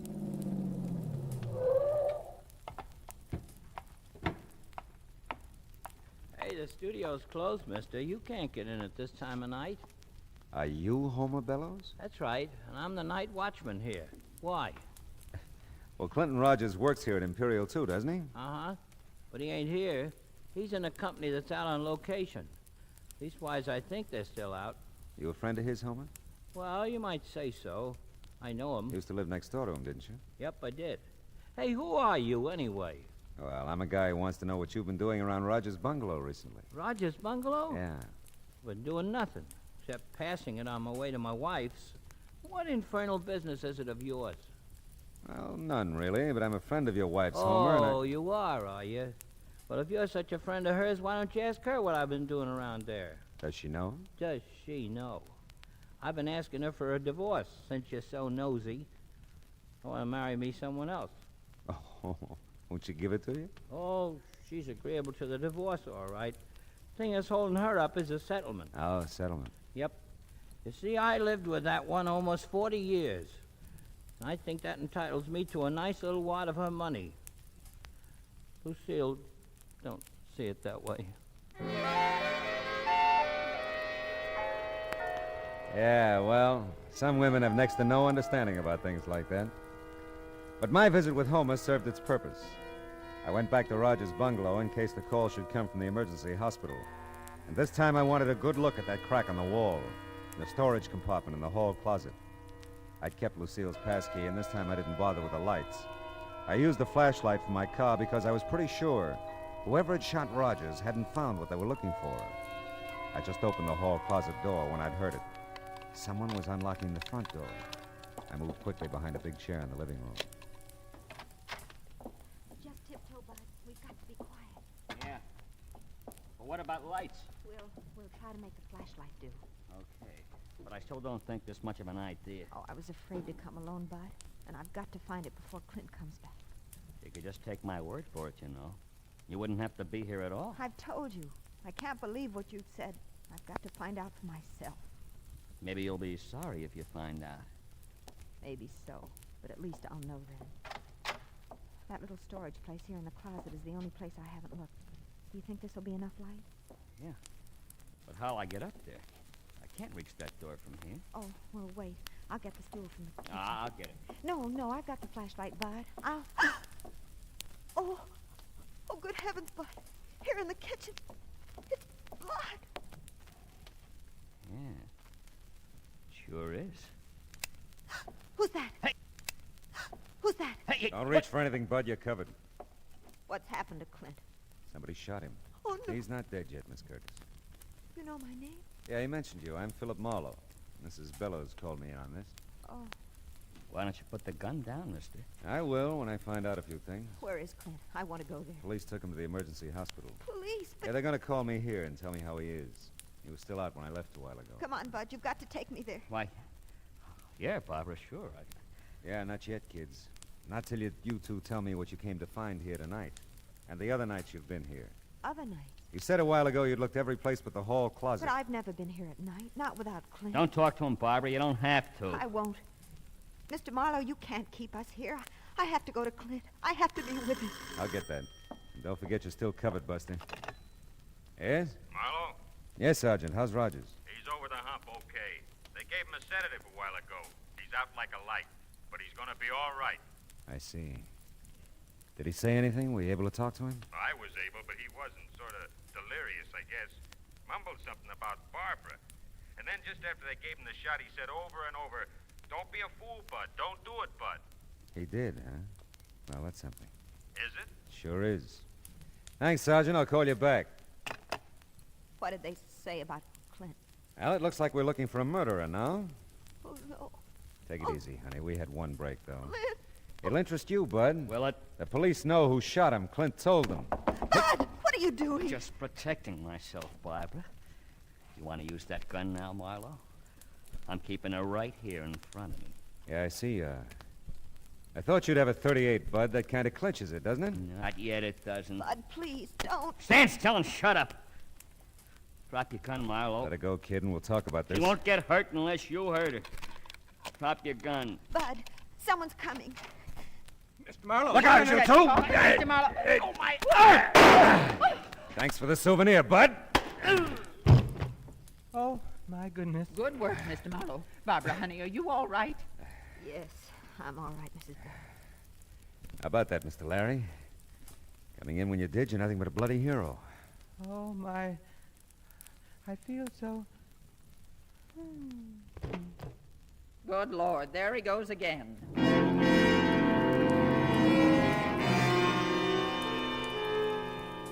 Lucille was a past master at reviving him by now. She hauled him sack-style over to the couch while I told Barbara her Clint was going to be okay. I kept Bud immobilized until the squat little sergeant arrived with a squad car. They hauled him away. I dug the 38 slug out of the plaster and gave it to the sergeant. When the show was over, Mr. Larry obligingly snapped to. You feel like walking, Mr. Larry? I could carry you to your bungalow, you know. Oh, mercy, no, Lucille. I'll walk. If you'll just let me use your arm for support. You're just welcome to it, I'm sure. Can I help? Well, no, thanks so much, Mr. Marlowe. We'll manage. You give Mr. Rogers my best, Barbara. I will. I'll be glad to. You know, Lucille, I'm beginning to see the value in the love and protection of a strong woman. How about that? She'd be good for him, too. Yeah. Now, look, honey, what's this all about? You've been looking for something, so has Bud, apparently. Clint got himself shot because of it. Now, what is it? Bud said it was money, that Clint had some hidden here in the house. Oh? I didn't believe it. Still, there was something between Clint and me. Something he wouldn't tell me. Whatever it was, it's kept us from getting married. What was Bud's story? Well, you see, Bud's known Clint a long time. He just came out here a couple of months ago from Ohio. Clint didn't seem to want us to get acquainted, Bud and me. It wasn't jealousy. It was something else I couldn't understand. Mm-hmm. Last week, Bud told me that Clint had robbed some store back east, that he'd been caught and served some time. But they'd never found the money, and that Clint somehow escaped from prison, came out here, and brought the money with him. Well, that could be. Clint caught Bud looking for something here tonight. By the way, where'd you run into Bud tonight? Oh, just about a block or two from here at the corner. I was driving home from a movie. Decided to come up here for one more look before Clint got home. I insisted that Bud come with me. He didn't want to. Now, let's see what we can find. No one's opened that little trap door in the hall closet yet. Maybe that's got all the answers.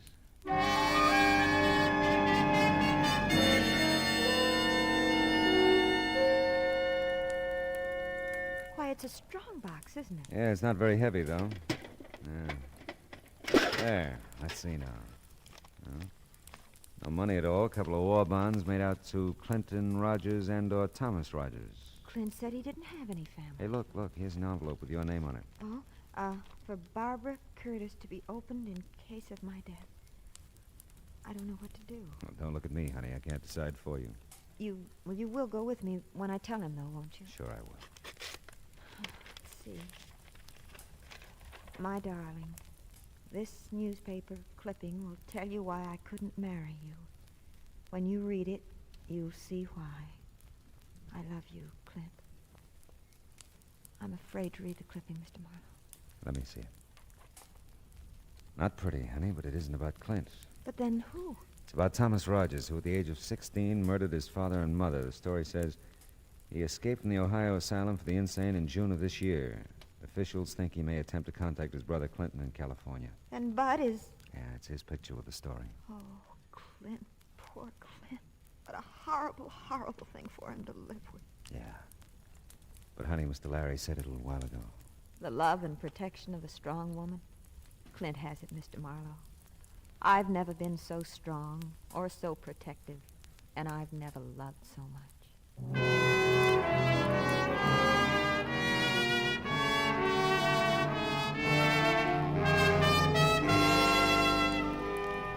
It was almost dawn now.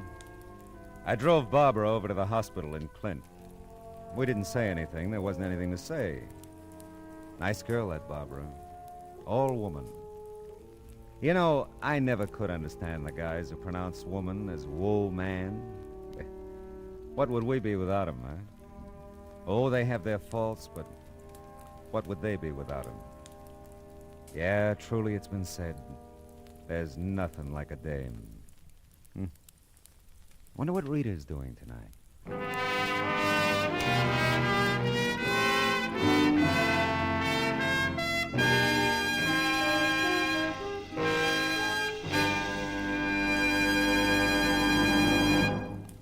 The Adventures of Philip Marlowe, bringing you Raymond Chandler's most famous character, starring Gerald Moore, was produced and directed by Cliff Howell and written for radio by Kathleen Height.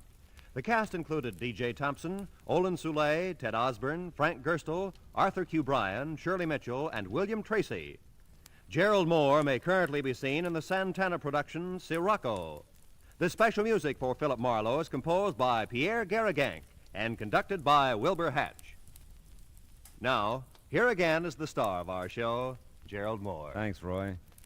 Ladies and gentlemen, boys and girls, tonight's broadcast concludes our current series of the adventures of Philip Marlowe. I understand it won't be very long until we meet again. So until we do, we won't say goodbye, but just so long. See you soon. I still wonder what Rita's doing tonight.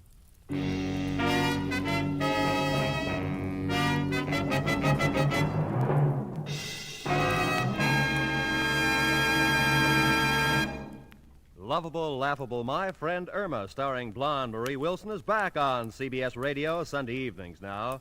She'll move in tomorrow night at most of these same CBS radio stations, bringing her skeptical roommate, Jane, her permanently jobless boyfriend, Al, Professor Kropotkin, and all the others. Be listening for My Friend Irma tomorrow night, won't you? That address again? Why, sure. CBS, CBS, the star's address, where you always hear the best at CBS, the star's address, CBS. Stay tuned now for Gangbusters, which follows immediately over most of these same CBS stations. And remember, Steve Allen is here with Songs for Sale every Saturday on CBS Radio. Roy Rowan speaking. This is the CBS Radio Network.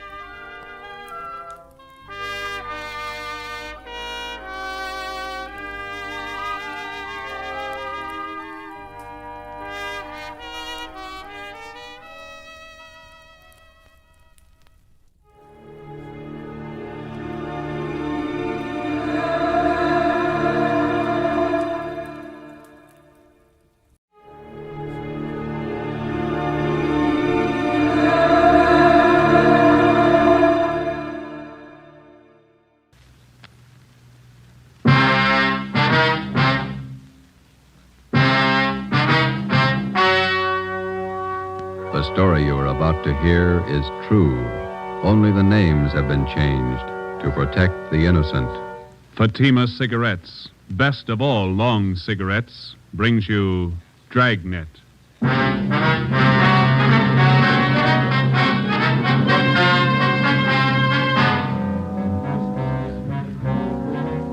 You're a detective sergeant. You're assigned to homicide detail. For 2 months, a depraved criminal has been at work in your city. Men and women have been robbed, brutally attacked. Your job, get him. If you want a long cigarette, smoke the best of all long cigarettes. Smoke extra mild Fatima. Yes, Fatima is the king-size cigarette which contains the finest Turkish and domestic tobaccos superbly blended to make it extra mild, to give Fatima a much different, much better flavor and aroma than any other long cigarette.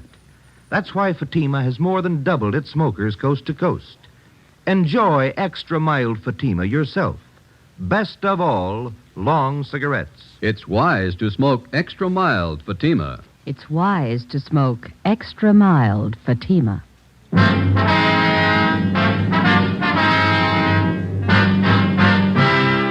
Dragnet, the documented drama of an actual crime. For the next 30 minutes, in cooperation with the Los Angeles Police Department, you will travel step by step on the side of the law through an actual case from official police files. From beginning to end, from crime to punishment, Dragnet is the story of your police force in action. It was Wednesday, March 7th. It was cloudy in Los Angeles. We were working the night watch out of homicide. My partner's Ben Romero. The boss is Thad Brown, chief of detectives. My name's Friday. I was on the way home from the office, and it was 2:25 a.m. when I got to Collis Avenue, number 4656. Joseph, is that you? Yeah, Ma. Did I wake you? Well, what time is it? A little after 2. Oh, you can't keep this up. You've got to have your rest. Don't worry, I'm okay. You got any cold meat in the icebox? There's some pressed ham, a few slices of bologna. Didn't you have any dinner? A couple of hamburgers and a piece of pie. I got hungry again. Well, I had some nice beef stew for dinner. There's some left in the icebox. I'll come down and warm it for you. No, all I want's a sandwich, Ma. You go on back to sleep.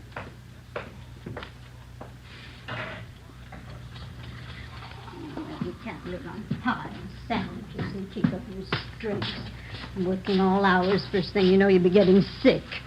You need your food and you need your rest. Nobody cares when you're sick. You didn't have to get up, Ma. All I want's a sandwich. I can fix it. You better have a bowl full of stew. Here, it'll take a minute to warm it up. Nice new potatoes in it. Some of those onions you like, too. White Bermudas. Okay, not too much now. I'll get the milk.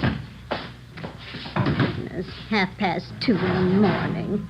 What kept you so late again? Another stakeout. It's the same job. Is that the murder in Highland Park? No, Ma, the badge bandit. The one that poses as a policeman. Oh, that one. You certainly ought to do something about him.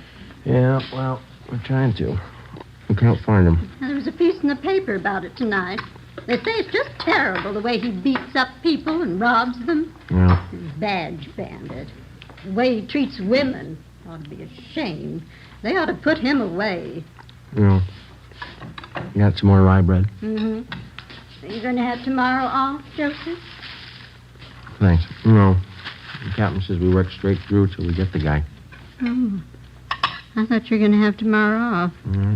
Oh, you ought to tell the captain. You need your rest. You can't go on like this working all hours. You'll be coming down sick one of these days. 15 robberies, 15 assaults, all in 2 months. Somebody's got to stop him.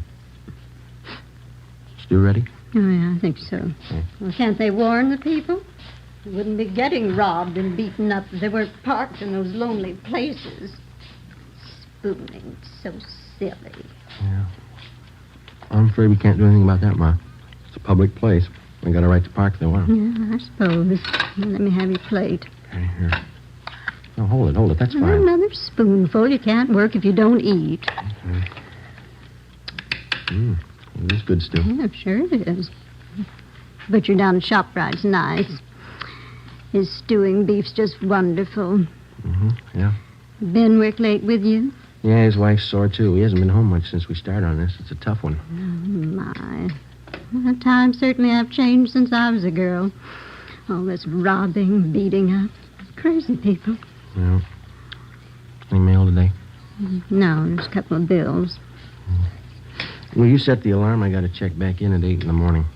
8 o'clock? Why so early? Badge Bandit got 2 more victims tonight. They were college kids. Oh. Doctor says he didn't think we should talk to him tonight, so we'll have to see him tomorrow morning at the hospital. Were they badly injured? Well, pretty bad. The boy took a terrible beating. The girl was attacked, same as the others. My. Well, it's very good, Ma. I better get to bed. Yes, well, your face looks so thin. You need all the rest you can get. I'll get it. Now, who can that be? It's almost 3 in the morning. Hello? This is Lorman down Homicide, Joe. Sorry to bother you. Yeah, Lorman. What is it? Captain wants you and Romero to meet him at Hollywood and Laurel right away. What's the matter now? Attack and hold up in Laurel Canyon 20 minutes ago. Yeah? Got the area blocked off. Figure they got the man trapped. The victims get a look at the guy? Same description, the badge bandit.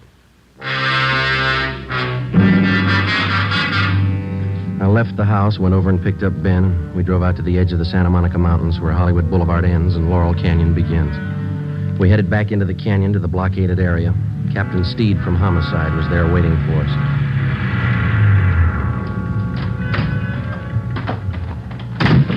Hi, Skip. Hiya. Just a minute. Taylor, call communications again. Have them tell the men out on Ventura to start moving in. Right, Captain. Sorry to call you back. Couldn't be helped. Okay. How's it shaping up? Wait a minute. Search detail in vicinity of Laurel Canyon. Unit 62K reports that they are at Mulholland Drive and Oakstone Avenue. Nothing further to report. Okay, what did you say, Joe? So how's it shaping up?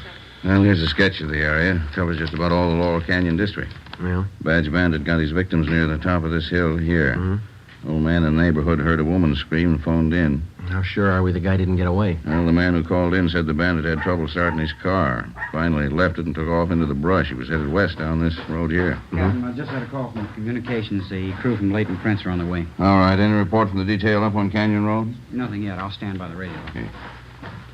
How much area we got to cover?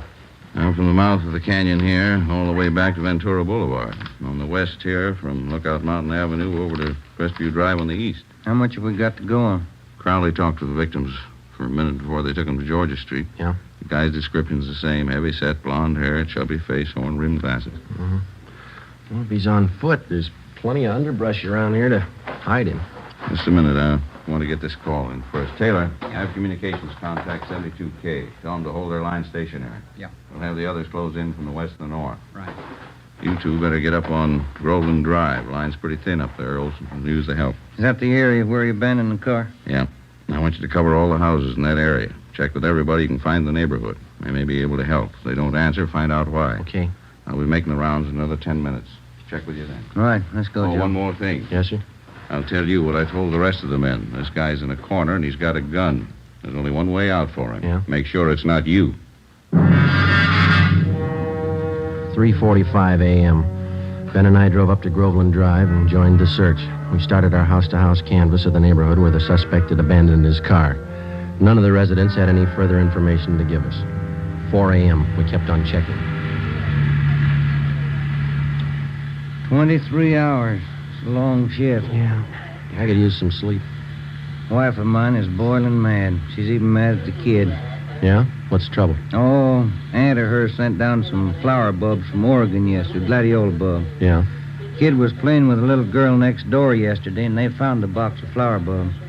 They put the mess of them in a pot of water and boiled them on the stove. What'd they do that for? Who knows? There's another house up ahead. We better check it. Yeah. We ought to get some street lights up here. Yeah. That's nice work, waking people up in the middle of the night. Well, I don't like it any more than they do. Wish we could make them believe that.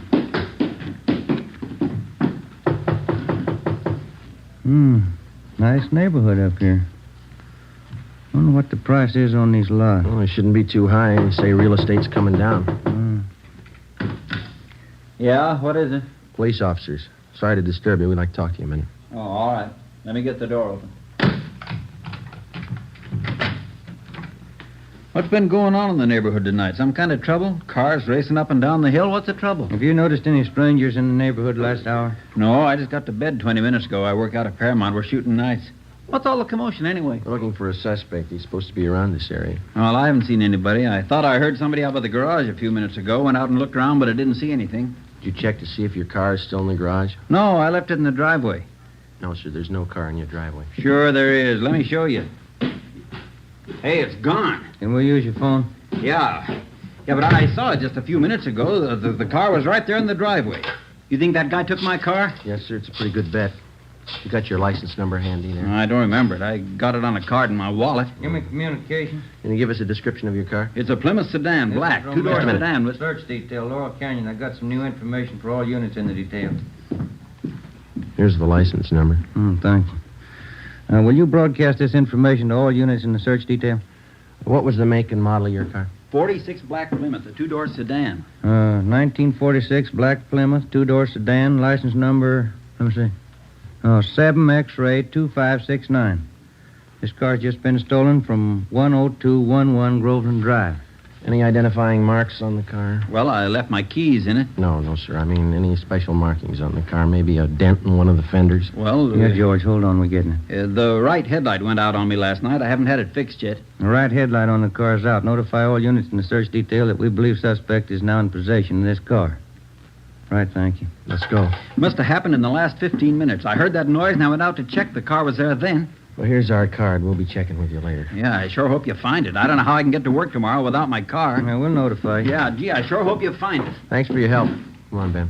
2569. Repeat, 7 X-ray 2569. Car has just been stolen from 10211 Groveland Drive. The right headlight is out. Oh, I got it. Believed suspect is now in possession of this car. KMA 367. I don't think he could have gotten that car through the blockade yet, you. Better start searching the side roads, huh? Yeah. There's one, leading off to the left, up ahead. Okay, let's try it. Wait a minute, there's a car coming down the hill toward us. Sure is making time. Joe, only one headlight on the car. It's coming right at us. Turn around, quick. There's no room. Get over to the inside. I can't, it's too late. Ben, turn! Hang on, we're going over.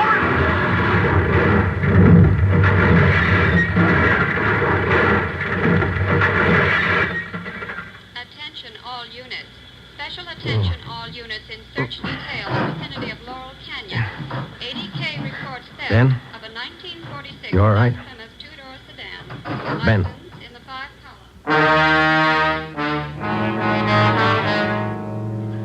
An ambulance was called, and Ben and I were taken to Georgia Street Receiving Hospital. There I received emergency treatment for multiple cuts and bruises and a sprained left shoulder.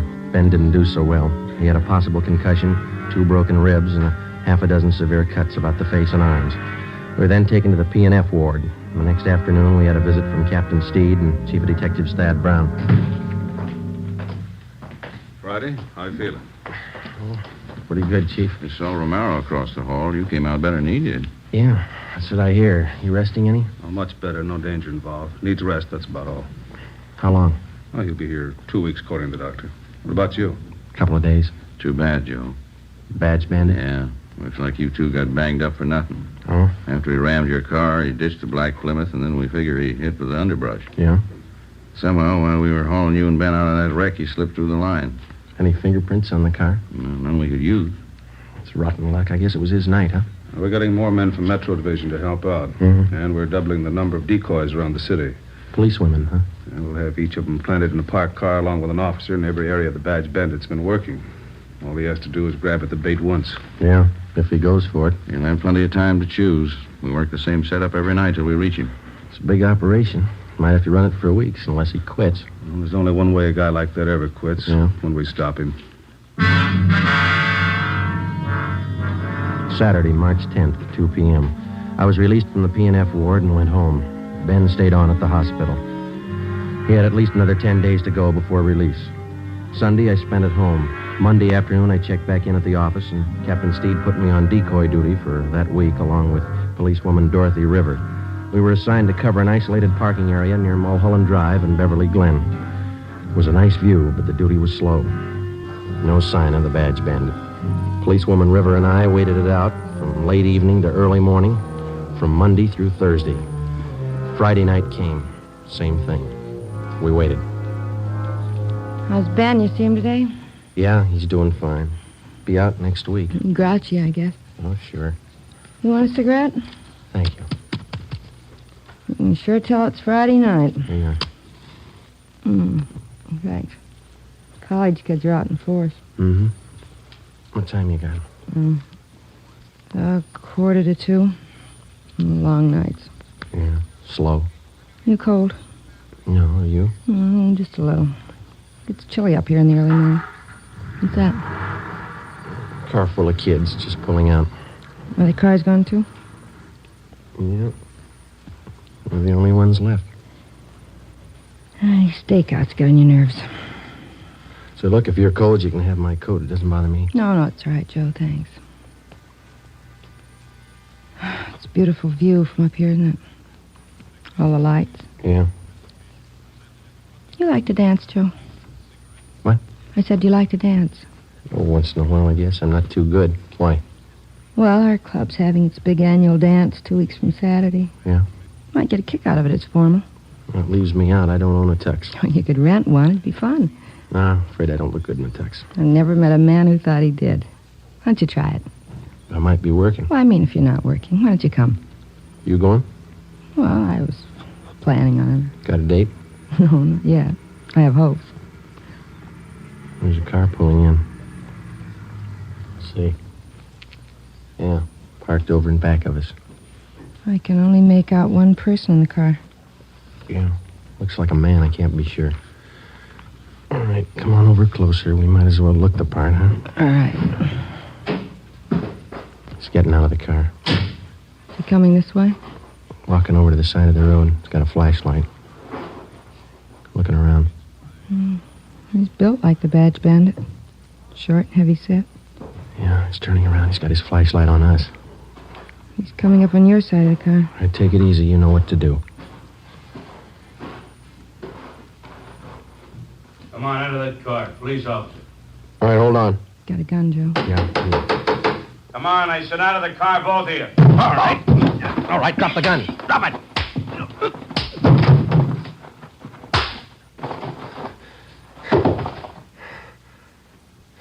That's him. Yeah, Now I'll get the cuffs on him. thanks. I didn't think I hit him that hard. You didn't, I did.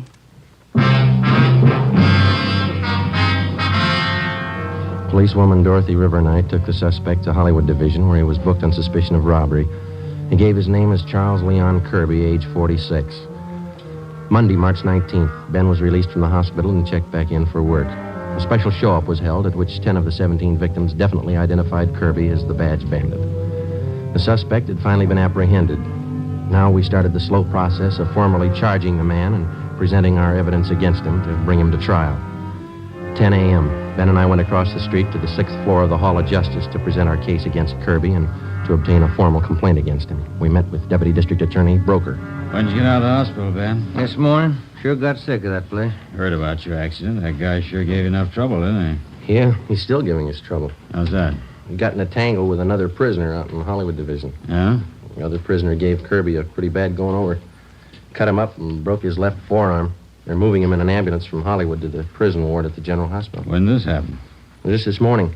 I think they're moving him downtown now. Tough one. Now, how about your reports on Kirby? Are they all in order? Well, here's a summary report. Alleges 10 positive identifications containing 10 counts of robbery and 10 counts of forcible rape. All right. And here are 7 other crime reports. Only partial identification on these. Okay. What have you got for corroborating evidence against him? Oh, we went through Kirby's apartment. Found at least a dozen pieces of property that he took from his victims. Mostly watches and jewelry. The victims identified every piece we found. Okay, let me get the details down here. No. Excuse me a minute. Sure. Broker speaking. Yes, a minute. You, Friday. Thank you. Friday. When? Yeah, right away. Well, that does it. What's the matter? Kirby does it. What's the matter? Kirby. He just broke out of that ambulance.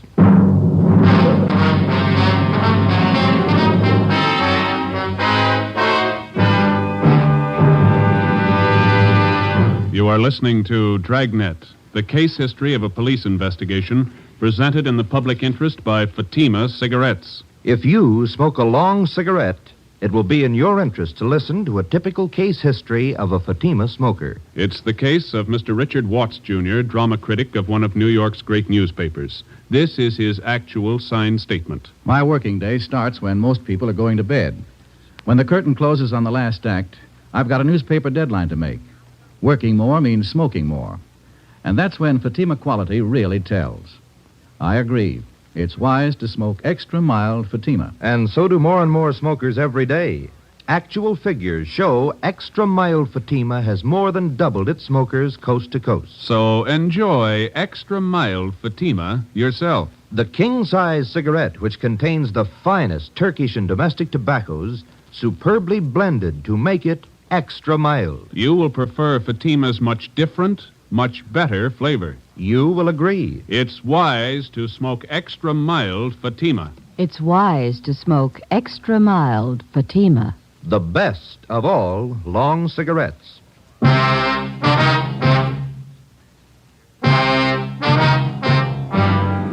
As soon as word of Kirby's escape came through, the information was broadcast to all points. All available cruiser cars and men were rushed to the escape area, and a door-to-door canvass got underway. All of the men were given mug shots of Kirby together with his description. 11 a.m., Ben and I got back to the office. We found a message from Captain Steed to meet him in the chief of detective's office. No man in that area until further notice. Check the bus depots and the Union Station. Right. What's the story, Chief? That's what I'm trying to find out. Where do you make the break? Near 4th and Main. Couldn't have picked a better spot. The ambulance had just crossed 3rd and Main when Kirby slugged the guard. Driver was too busy dodging traffic to notice what was going on in back. That's a lousy break. Kirby jumped out of the back end of the ambulance and disappeared in the crowd. No sign of him since. Well, that's fine. Takes us almost 3 months to reach the guy, and he breaks away on a cheap fluke like that. Well, he doesn't have many friends in town. He's only got one we know of. Yeah? A brother. Kirby stays with him pretty often, from what we could gather. The brother lives in a rooming house down on Alameda. Anybody checked that yet? We've got it staked out. The brother works at a box factory in the south end of town. That's covered, too. And he's not going far with a broken arm. What have you got? Pawn shop hold up 6th Street. Happened a few minutes ago. Yeah? Here's the description of the hold up, man. Stocky build, blonde hair, horn-rimmed glasses, chubby face. You were wrong about that broken arm. Come on. 11:20 a.m. Ben and I pulled up at the East Asia pawn shop on 6th Street. Inside, we found the proprietor, Morris Brubaker, lying propped up against one of the showcases. He was an elderly man. His face and head showed the marks of a savage beating. His wounds were hemorrhaging badly, and ambulance attendants were giving him first aid. We showed him Charles Kirby's mugshot. That's the man. I wouldn't make a mistake. That's him. Was he alone, Mr. Brubaker? Yes, by himself. He has to look at a watch, and when I turned to get it, he kicked me. I fell against the showcase and cut myself. He pulled me in the back room. I didn't even know him. He kept beating me. Easy, Mr. Brubaker. Let me get this compress on. How much did he get away with, do you know? I'm not sure. Blue suit, blue overcoat, wraparound, and navy blue, both. He kept hitting me. All right, sir, just take it easy. They'll have you out of here in a minute. He kept hitting me like a crazy man. This is antiseptic. Might sting a little. Okay. What else did he take, Mr. Brubaker? Can you remember? Yes, from the cash register, he took money. How much? $13, $40, I can't be sure. When he left your store, did you see which way he was going? No, he dragged me in the back room. He locked me in. Ready to move now, Sergeant? Okay. I don't know. I saw him going through the shelves there in the back of the counter. I don't know. What'd you keep there? My account books and my gun, a box of shells, too. You want to take a look, Ben? Well, my head. Yes, sir. Just take it easy. It's only going to be a minute now. the account books are still there. Yeah? He got the gun. 4 p.m. Kirby, alias the Badge Bandit, was still at large. As far as we were concerned, the case was almost back to where it started from 11 weeks before. The suspect was still loose. He was well armed. He was still free to rob, assault, or murder. We had two big advantages. Kirby's possible broken arm, which would need medical attention, and secondly, the lead to Kirby's brother. At 5:30 p.m., we had a report that the suspect was seen purchasing a ticket at a theater box office out on Hollywood Boulevard. We ran it down. It didn't pay off. At 6:15, a taxi driver thought he spotted Kirby boarding an outbound streetcar at Figaro and Pico. Was checked out. No results. At 7 o'clock, Ben and I got something to eat at a drive-in, and we relieved the men on stakeout at the rooming house on Alameda Street where Kirby's brother was staying. 10 p.m. Midnight. No sign of Kirby. We waited. At 3 a.m., Hanson and Cummings of Homicide relieved us, and Ben drove me home. It was 3:45 when he dropped me off at Collis Avenue, number 4656.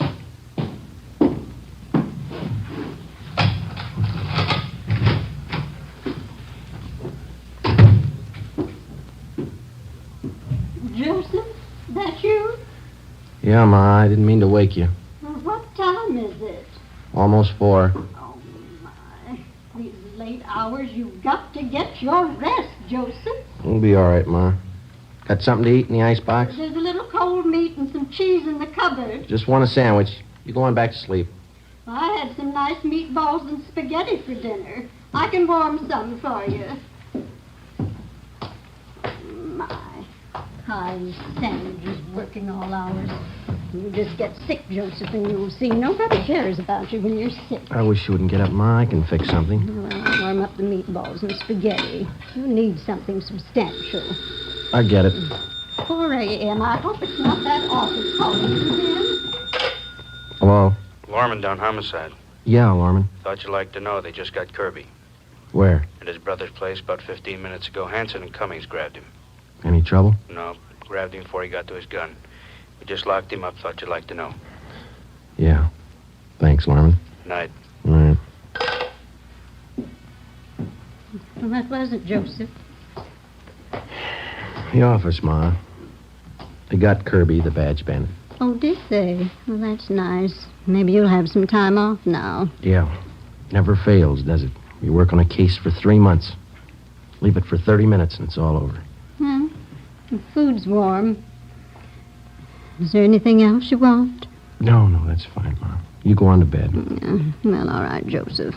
Now, don't stay up too long. All right. Good night. Good night. Hey, Ma. Yes, Joseph? Have I still got that old tuxedo around?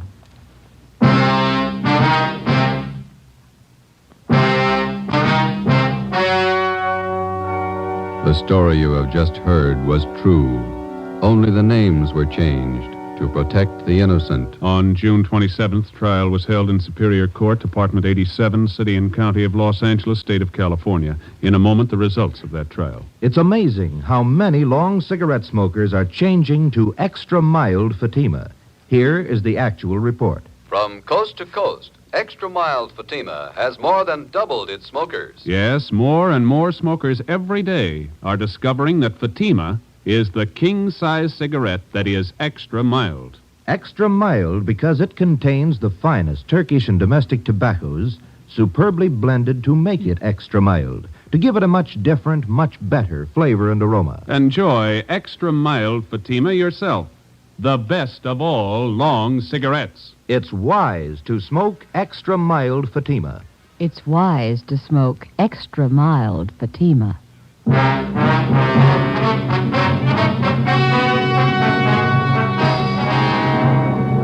Charles Leon Kirby, alias the Badge Bandit, was tried and convicted in Superior Court on several counts of armed robbery, rape, and assault with intent to commit murder. He was sentenced to life imprisonment. After serving 1 year in the state penitentiary, he was judged insane and committed to the state mental hospital at Mendocino. After 2 months there, he escaped. Charles Kirby, alias the Badge Bandit, is still at large. You have just heard Dragnet, a series of authentic cases from official files. Technical advice for Dragnet comes from the Office of Chief of Police W.A. Wharton. This is NBC, the national broadcasting company.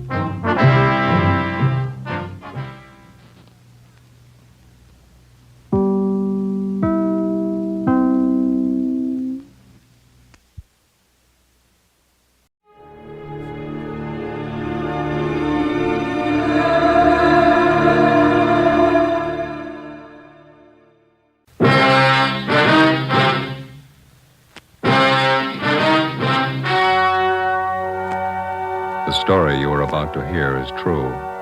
Only the names have been changed to protect the innocent. Fatima Cigarettes, best of all long cigarettes, brings you Dragnet.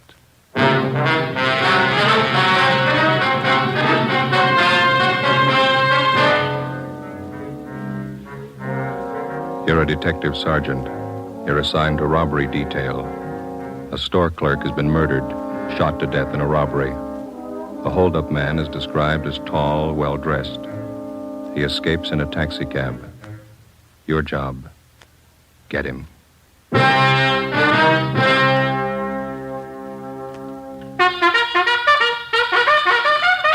Oh, no. Ah, that's different. Yes, what a difference. In Fatima, the difference is quality. You see, Fatima is the quality king-size cigarette because it contains the finest Turkish and domestic tobaccos superbly blended. And Fatima is extra mild with a much different, much better flavor and aroma than any other long cigarette. Because of its quality, its extra mildness, its better flavor and aroma, Fatima has more than doubled its smokers coast to coast. Fatimas cost the same as other long cigarettes, but your first puff will tell you... Ah, that's different. Yes, in Fatima, the difference is quality. Ask your dealer for Fatima, the quality king-size cigarette. Best of all long cigarettes. Start enjoying Fatima tomorrow.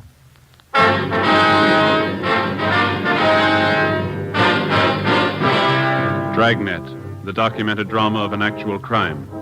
For the next 30 minutes, in cooperation with the Los Angeles Police Department, you will travel step by step on the side of the law through an actual case from official police files. From beginning to end, from crime to punishment, Dragnet is the story of your police force in action. It was Friday, August 17th. It was hot in Los Angeles. We were working the night watch out of robbery detail. My partner's Ben Romero. The boss is Captain Walker. My name's Friday. It was 8:35 p.m. when we got to the Church of St. Damien, the vestibule.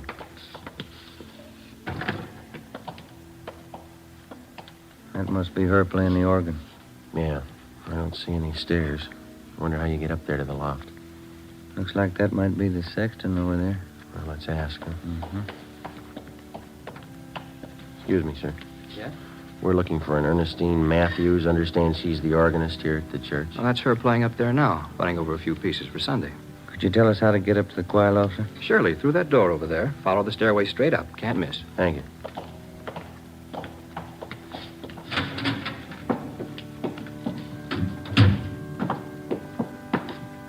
Sure has been a long time. Yeah, what's that? Climbing stairs to a choir loft. Sang a lot in church when I was a kid. Boy soprano. All right? They finally threw me out. Voice change. Yes, did you want something? Are you Mrs. Ernestine Matthews? Yes, did you come about the new choir books? No, ma'am. Police officers. Oh, can I help you?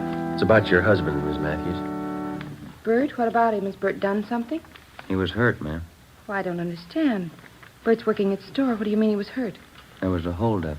Dear God, my husband. Was he hurt bad? Yes, ma'am. Where is he? I've got to go to him. Is he in pain? No, ma'am. What are you trying to say? Dear God, tell me the truth. Which hospital is he in? They took him to Georgia Street. They helped him all they could. You're not trying to tell me Bert's dead? You're not trying to tell me that, are you? I'm sorry, ma'am. In the past 16 days, 7 armed robberies had been committed, apparently by the same man. The suspect was described by victims as tall, heavily built, and very nervous. He was armed. It's cold logic that every suspect who's armed in the commission of a robbery is a potential killer. It's a fact that's been proved 100 times over.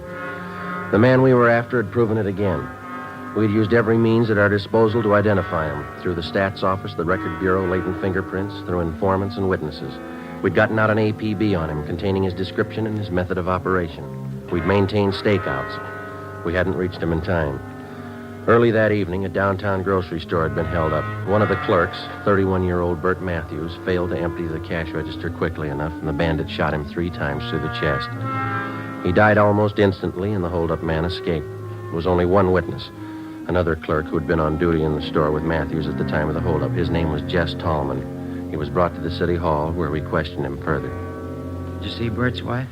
Does she know? Yeah, we dropped off at the church on the way in. Drove her to her sister's place. Still can't get it through my head. One minute I was talking to Bert, the next minute he was dead. It's kind of hard to take, you know. I'd like to go over that description of the hold-up man. You were pretty upset out there at the store. Do you feel up to it now? Yeah, I'm okay. All right, now you just take it easy. Tell us everything you remember and take all the time you need. Well, I know he was a big guy. Over 6 foot anyway, I'm sure of that. He had a good build, too. Wasn't skinny. How about his face, Jess? Did you get a good look at it? Yeah, I did.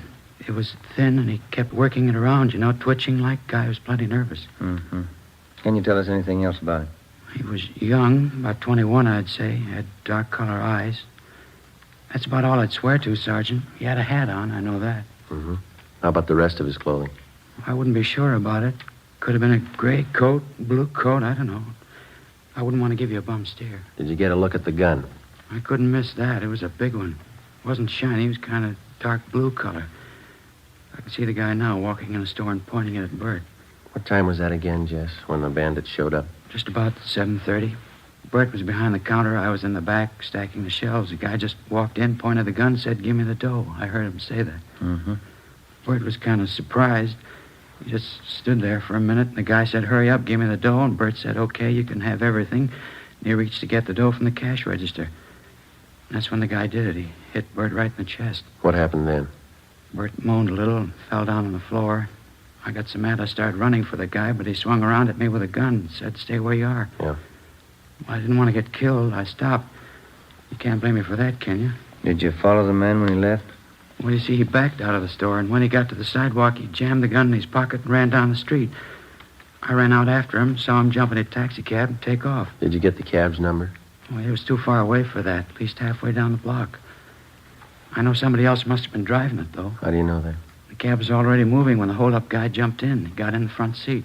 How do you know it was the front seat and not the back? The way those cab doors open, you know. Front doors swing out to the left, back ones swing out to the right. That ties in, Joe. Used the same M.O. on those hold-ups last week. Yeah. You got anything else to add, Jess? Anything you think we ought to know? It's about the size of it, Sergeant. You don't think I'm yellow, do you? Well, how do you mean? I mean, because I stopped when he pointed the gun at me. Guess I should have grabbed him, but that gun looked as big as a cannon. Let's face it, I'm not that much of a hero. No, I'll put in with you, Jess. Huh? Neither am I. Along with the team of men from Homicide Detail, we continued our investigation of the holdup and killing. Ballistics reported that the slugs taken from the body of Bert Matthews had possibly been fired from a .38 caliber Colt revolver. The slugs were in good condition for identification. All the possible suspects picked from the mug books by the victims had been checked out. All of them had been cleared. Fingerprints left by the bandit at the scene of his latest crime were checked out. No make. We tried to check the taxicab used in the escape. We got nowhere. The morning after the Matthews killing, we got a call from Sheriff's Homicide. We went across the street and checked with Inspector Bowers. Either one of you remember that case about 6 months ago, the Harry Solomon killing? Oh, yeah, Inspector. It's pretty vague right now. Your men handled it, a county case? Yeah. Let me lay it out for you. It's just possible it might tie in with that killing you fellas had last night. And what's the angle? Harry Solomon was a taxicab driver. The night of February 26th, somebody saw him pick up a fare at Sunset and Highland about 10:30 p.m. That's the last time he was seen alive. Yeah, I think I remember. The next morning, we found Solomon's body in a ditch out in the valley. 238 slugs in his head. Found his cab a few yards up the road, abandoned. Killer used a .38, same kind of gun used on last night's job. Here's something else that ties in. Yeah? A description of the passenger Solomon picked up at Sunset and Highland the night he was murdered. The last fare he ever handled. Mm-hmm. White male American. Over 6 feet tall, heavy build. Age, 20, 21, dark eyes. Had a dark suit on and a hat. Matches up all the way down the line. You had a robbery motive figured on the Solomon killing, didn't you? That's right. Except for a $5 bill hidden in his wallet, Solomon didn't have a penny of his receipts for the night. Might have been another reason behind the killing besides that. Yeah? It's just barely possible Solomon might have known the hold-up man, the guy who killed him. How do you figure? Solomon had been a cabbie for 14 years before he was murdered. From this hold-up man's M.O., using cabs for a getaway car, it's possible he might have been a cab driver at some time or other. You mean if the killer got in the cab and thought Solomon recognized him, was suspicious That's of him? right. Could have been reason enough for him to kill Solomon. I know there's a lot of coulds and ifs and maybes in it, but I thought you might be interested. Well, we'll check it out first thing. How are your men coming on the Solomon case? Progress is pretty slow. Well, we'll keep you posted on anything new. Fine. If we can help, let me know. Right. Bye.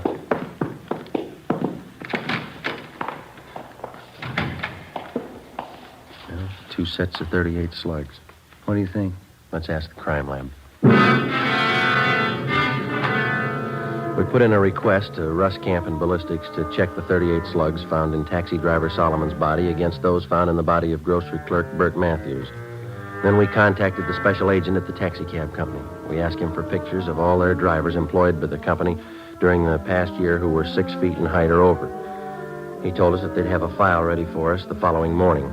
We drove back to the office and checked in with Russ Camp at the crime lab. He was examining the 38 slugs under the comparison line. Just a few more minutes, fellas. Have a chair. Yeah, all right. Not much luck so far. No. No. Yeah. Well, that's it. Yeah? No make. These slugs come from 2 different guns. That night, 2 more armed robberies were committed. One at a liquor store, the other at a cafe. In both cases, the hold-up man escaped in a taxi cab. The description of the man who robbed the liquor store matched that of the bandit who shot and killed Bert Matthews. The big switch came when we checked the cafe hold-up. There, the victims described the suspect as short and fat with dark blonde hair. He had a deep scar on his chin. During the robbery, this suspect had become so nervous that he'd dropped his gun, but he'd succeeded in getting outside and escaping in a taxi cab before he could be apprehended. The gun was taken back to latent fingerprints and checked. It was clean. Russ Camp checked it through ballistics. Some days are like this, fellas. What do you mean? That cab driver Solomon was shot with a 38. Yeah? Bert Matthews was shot with a 38. A different one, though. Mm-hmm. This gun the bandit dropped tonight, it's a 38, too. Yeah, we know that. What are you getting at? Doesn't match either case. The next morning, we started working one of the few leads we had left. We drove down to the taxi cab company and collected the pictures of all the drivers that they employed during the past year who were 6 feet in height or over. There were 87 of them. We started checking them out. It's what the working detective calls legwork. It's slow and it's tedious, and you're not sure it's going to amount to anything even by the time you finish. 2 nights later, the taxi cab bandit hit again, his first repeater, a restaurant on South Figueroa. He'd robbed the same place less than 3 weeks before. Ben and I interviewed the manager, a Mr. Cavallo. Telling you, Sergeant, I can't take any more of it. Twice in 1 month. Yes, sir. Could we talk back there in one of the booths? Oh, yeah. Come on. You got a good look at the man, did you, Mr. Cavallo? 2 feet from him. Memorized his face from the first time. It's no joke, you know. So I have no time for the customers. I'm too busy opening the cash box for that thief. Here, sit down. Thanks. Well, and you're positive it's the same man who robbed you before. There's no question there, huh? None, I'm positive. And he used the same M.O., too. Yeah, sure. M.O.? What's that? Oh, excuse me. I mean, he used the same approach, the same method of operation. Everything was the same. The man, the gun, the taxi cab, everything. You didn't get the number of the cab, huh? I looked for it. I didn't see any. Must cover it up some way. Mm-hmm. Well, we've got some pictures here, Mr. Cavallo. I'd like to have you look at them. Just tell us if you recognize any of them. Well, I won't do any good. I already did that. They showed me pictures the last time. This is a different lot, sir. Oh, all right. Quite a few of them, huh? Like to have you check each one of them carefully, if you would. Just take your time. Yeah, we can't sit here without coffee. Natalie! Well, I wouldn't... Natalie! I don't care for anything. Yeah, don't be silly. You can't work without eating. Natalie! Yeah. Coffee, 3 cups. Okay. And now, where do I start? Well, these right here, if you'd just check these over, please. No, not Not him.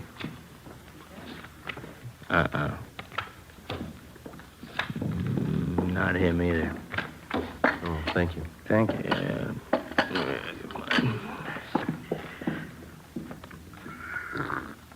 Oh, it's hot. No, not that one. No. Is that all? No, I have some more here. Oh. Hey, that's an ugly-looking guy, huh? Look at that scar. They look familiar? No. Better check with the skipper when we're finished here. Yeah, it's been a couple hours, hasn't it? That lousy, no-good thief. Sir? Right here, this one. That's the guy. You sure? I opened my cash box twice for him. I'd know his face in a million. Morris Copley, age 21. Description matches. Let's go, Ben. Thanks, Mr. Colella. It's only 40 minutes since the robbery. He's probably not even home yet. What can you do? We'll wait up. 10:30 p.m. We parked down the street from 527 Dayton Avenue, a 2-story white stucco apartment house. We checked the names on the mailboxes. Morris Copley's wasn't on any of them. We rang for the manager. Copley? Morris Copley? No, he doesn't live here. Never heard of him. I wonder if you'd take a look at this, ma'am. This is a picture, ma'am. You ever seen this man before? Well, let me get over here in the light. Let me see now. No, he doesn't live here. And you've never seen him before. No, I didn't say that. I just said he doesn't live here. And you have seen him before? I believe I might have, yes. Matter of fact, I'm sure of it. It's a friend of Mr. Tobin's, apartment 5. Comes to visit Mr. Tobin every now and then. Is this Mr. Tobin in now, ma'am? We'd like to talk to him. No, I'm afraid not. He works nights, never comes home before 2 a.m. Oh. Yeah, he's a cab driver.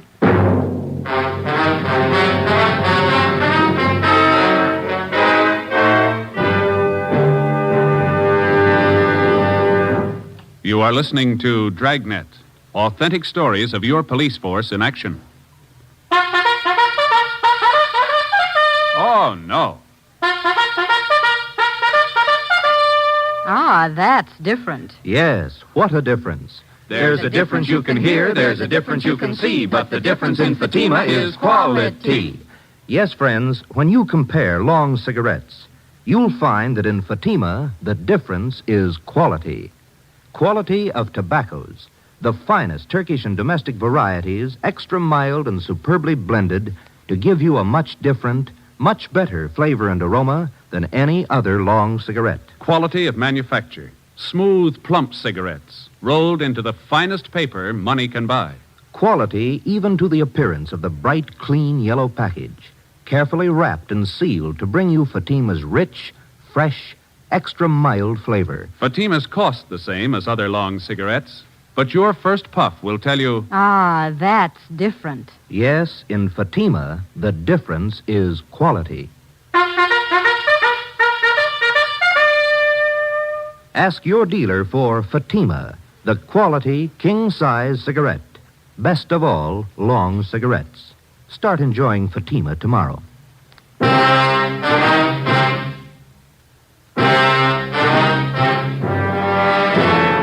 10:45 p.m. In the presence of the manager, we made a search of the apartment registered in the name of Ralph Tobin, the man who was supposed to be a friend of the suspect, Morris Copley.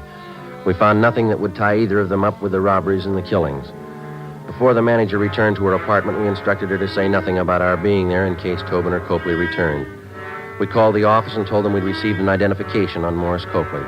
They checked them both through R&I. Neither had any criminal record.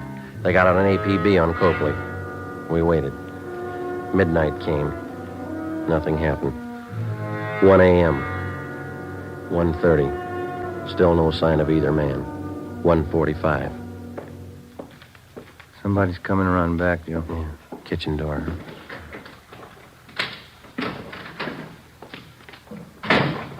Maury, you back already? Hold it right there, mister. Police officers. Oh, Fanny.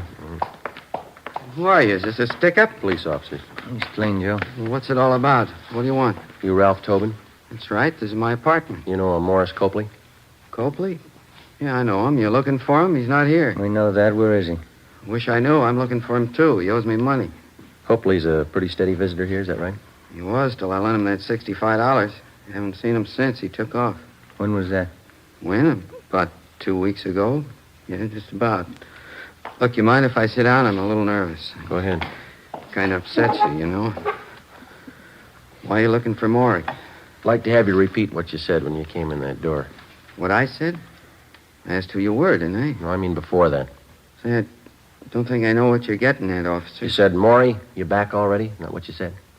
Yeah, I guess I did. I thought Maury came back to pay me the $65 he borrowed. You didn't make it sound like that, Tobin. I got the idea you were expecting. Expecting him? No, I haven't seen Maury in 2 weeks, maybe 3. He took me for $65. All right, that's enough small talk, mister. Now, Copley's in deep. You're going to match him if we don't get a straight story. Some cans of beer in the refrigerator. Let's have one around, Skip the beer. Where's Copley? I'll swear on the Bible if you want me to. I don't know. Look, if Maury pulled anything heavy, I'm not in on it. Ben, you want to check with the manager? Ask her when's the last time she saw Copley here. Yeah, right. Now, wait a minute, officers. I want to cooperate. If Maury's in deep, that's his fault, not mine. That's right, isn't it? That's right. Now, where is he? I don't know. That's the truth. I'll tell you something else. I wasn't squaring. I saw Maury early tonight, 6 o'clock. Came here and borrowed another $5 from me. But you don't know where he is now? No. Say, sure like a can of beer if you don't mind. All right, sit still. I'll get it for you. You sure you won't have one? No, not me. No, thanks. I don't want him. There you go. Good cold beer. I like it when I get nervous. It always calms me down. Say, Tobin. Yeah, officer? You haven't taken your hat off. Oh, I was nervous. I guess I forgot. There. Your hair always been dark blonde? Since I was a kid, yeah. Why? How about that scar on your chin? It's a pretty deep one. Beer's sure good. I asked you about the scar. It's kind of embarrassing. I got a little high one night. It fell off a merry-go-round. Big night. Now I've heard everything. We had a robbery report a couple of nights ago, Tobin. Hold-up man was just about your height and weight. Yeah? Dark blonde hair. Had a scar on his chin, too. I'm afraid you got a wrong slant, officer. I worked my cab every night of the week. It wasn't me. Mind if we have a look at your car outside? How'd you know I had a car? We didn't. Let's give it a look, shall we? Why do you want to look at it? You haven't anything to hide, have you? Of course not. I'm not like Maury. He's always in trouble, always on the lam. You probably think it's funny when you check the glove compartment in my car. Will we? Yeah, you will. Why's that? Keep a gun in there. You know how many cab drivers get shot. A guy can't be too careful. What kind of gun do you have, Tobin? Revolver. Regular revolver. What caliber? 38. Why?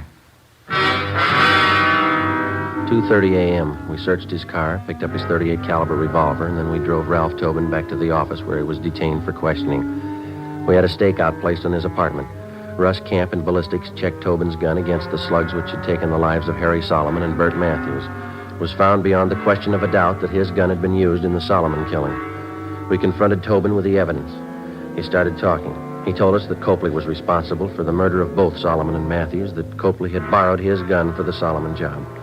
In all the robberies except one, he described himself only as the accomplice. He drove the getaway taxi cab. The only occasion he tried to handle the actual holdup was at the cafe, where he became so nervous that he had dropped his gun. Before he was booked on suspicion of murder, Tobin told us that Morris Copley still had 2 .38 revolvers in his possession. He insisted he had no idea where Copley was. Ben handled the questioning while a stenographer took Tobin's statement. I contacted Inspector Bowers and informed him of our progress. 11 a.m. I got back to the squad room. All right, did you check back through that personnel record we got from the cab company? Yeah, I got half an idea, I think. Yeah? See here on Copley's application for the job? No, sure, we checked out all those references. They don't go anywhere. No, I mean this right here. Married, yes. Children, 1 daughter. Age 4 months. Well, this application's dated May 6th. That means his baby was born in February. Yeah, sure. Copley was working here then, so it's 10 to 1 the baby was born in a local hospital. That's what I mean. If we find the right hospital or the doctor, they could lead us to him. There's the phone book. Let's go. From noon until 4 p.m., we called every hospital, sanitarium, clinic, and rest home listed in the book. The answers were the same. No record of confinement for a Mrs. Morris Copley. Well, seemed like a good idea. Who are you calling now? Well, we've got one more, the county hospital. Well, this is Sergeant Friday, Police Department, Robbery Detail. Yes. I'd like to find out if you have any record of confinement for Mrs. Morris Copley. No, that's Copley. C is in Charlie. Yes, thank you. He might have sent his wife out of town to have a baby. That's possible. Yeah. Mm-hmm. 1118. Thank you. 1118 Rochester, Copley's aunt. Let's go. 4:30 p.m. Together with Olson and Thaxter from Homicide Detail, we drove out to 1118 Rochester Avenue in the Crenshaw district. The house was vacant. From a neighbor, we learned that Copley's aunt had moved 2 weeks before. We got her address from one of her friends in the neighborhood and finally located her at work in a beauty shop on Melrose Avenue. We posed as traffic investigators. The aunt told us she thought we could find her nephew Morris at home, an address on East 13th Street. 6 p.m. We located the house and parked the cars a half a block away. As we approached the house on foot, we saw a light burning in one of the windows on the left side of the house. Thaxter and Olson covered the back. At a given signal, they entered the back door. Ben and I went through the front. It's empty. Yeah. Thaxter! Nothing back here, Joe. Empty. That's great. Looks like somebody passed him a tip-off just in time. Look at the mess this place is in. We got out in a hurry, all right. Hey, what's going on here? What do you men think you're doing? Police officers, your name? Silvera, one of the neighbors. You looking for the Copleys? When'd they leave? 20 minutes ago, I guess, in an awful hurry. What's the trouble? You know where they were going? Well, no, but you might try Mr. Copley's aunt. She lives over in Rochester. They're not there. Well, have you tried his sister's house? 6:45 p.m. The neighbor, Silvera, directed us to the home of Morris Copley's sister, a small frame cottage on the edge of Beverly Hills. The lights were on in the living room, but the shades were drawn. Thaxter and Olson made their way quietly around to the back. Ben and I went up the front steps and rang the bell.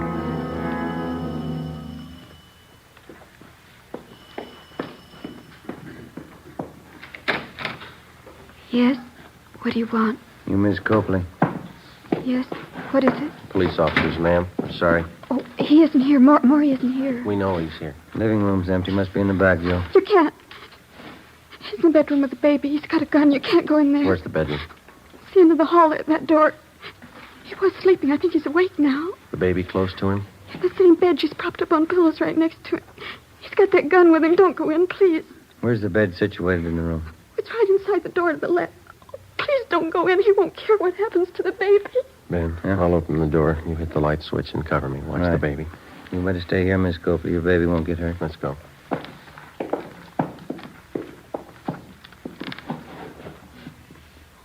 All right, let's go in. Drop it, you! Grab the gun, Ben. All right, come on. I got it, Joe. All right, Copley, get him up. Come on up. Joe? Yeah, I got him. Just a little frightened, ma'am. She's all right. I'll kill you, Mary. You tell him where to find us, didn't you? I'll kill you for that. Maury, I swear I didn't. I swear. Lousy dame. Nobody else knows. She's the one who told you, isn't she? No. Then who did? Who told you? You're looking at her. What do you mean? Your baby.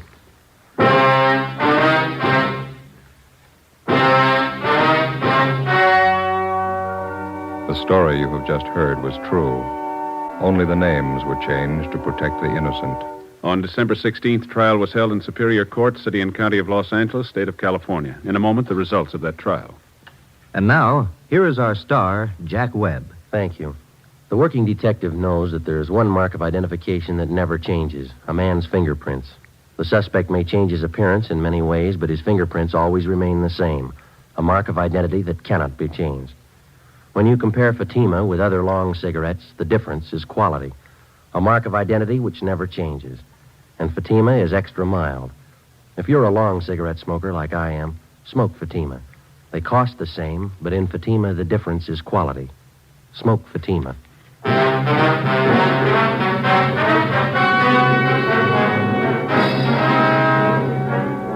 Morris John Copley and Ralph Edward Tobin were tried and convicted of murder in the first degree, 2 counts. They were both sentenced to be executed in the lethal gas chamber of the state penitentiary, San Quentin, California. You have just heard Dragnet, a series of authentic cases from official files. Technical advice comes from the Office of Chief of Police W.H. Parker, Los Angeles Police Department. Fatima Cigarettes, the best of all long cigarettes, has brought you Dragnet, portions transcribed from Los Angeles. Coming up, We the People. Tomorrow, enjoy The Life of Riley on NBC.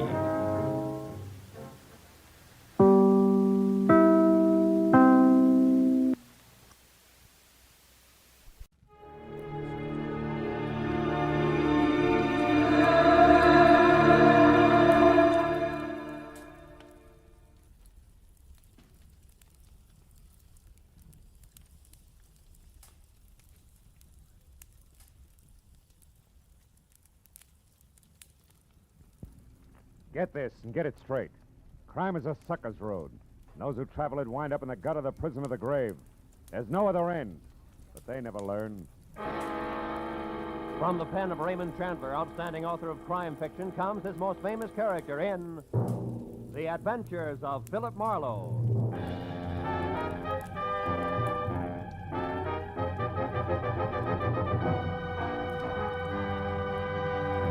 Now, with Gerald Moore starred as Philip Marlowe, we bring you tonight's exciting story, The Dark Tunnel.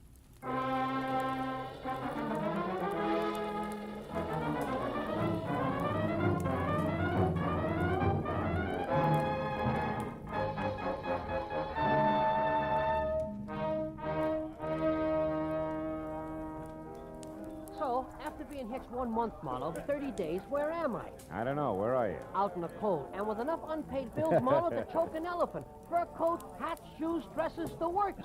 Furthermore, she tells me it's only the beginning, sweetie pie. Yeah, well, that's tough, Louie.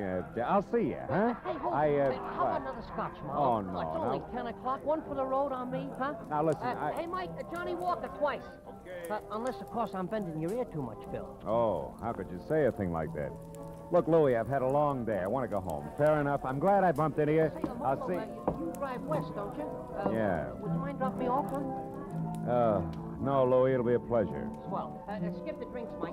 Make up your mind, will you? Well, like I was saying, Phil, first it's her mother moving in on us, then it's both of them drinking my special stuff like it was water, then these clothes I already mentioned. So I asked myself, what'll it be next, Louie? What do I get for an answer? All right, Louie, what do you get? Divorce, my only out. And you get my point, huh, Marlowe? Yeah, I get you. My car's around here in the alley, Louie. Check. Well, now, divorce is something a guy wants to think about. Thinking guy, that is. And you know, Marlowe... Hey, wait a minute. That's a cute little exhibition, huh? Huh? Hey, quite a scrap. Scrap nothing. It's a few inches short of murder and closing fast. You better break it up, Louie. Hey, Heavy. Yeah? Kind of a hot night for this, isn't it? What do you want, Sonny? I'd like to hold your coat. Seems to be cramping your style. He's in one piece. Why, you lousy long nose. Don't worry, I am. How do we go on, Muscles? All right, mister. Right now, he's all yours, if you can bring him to.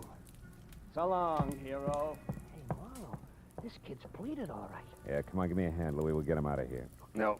Okay, fella. Come on. Up we go. Up on your feet. Oh, thanks, mister. All right. Do you live near here? A couple of blocks away. The DeWitt Arms Hotel on Western near Sunset. Oh. All right, take it easy. Take it easy. Put your arm over my shoulder. We'll get you there. Thanks. Come on, Louie. Over to my car, huh? Yeah, sure, Marlowe. But maybe I better skip the lift, huh? I mean, my problem, the discussion we were having, we better postpone it for a while, huh? I know what you mean, Louie. Yeah, it'll keep. All right, kid, come on. Let's go.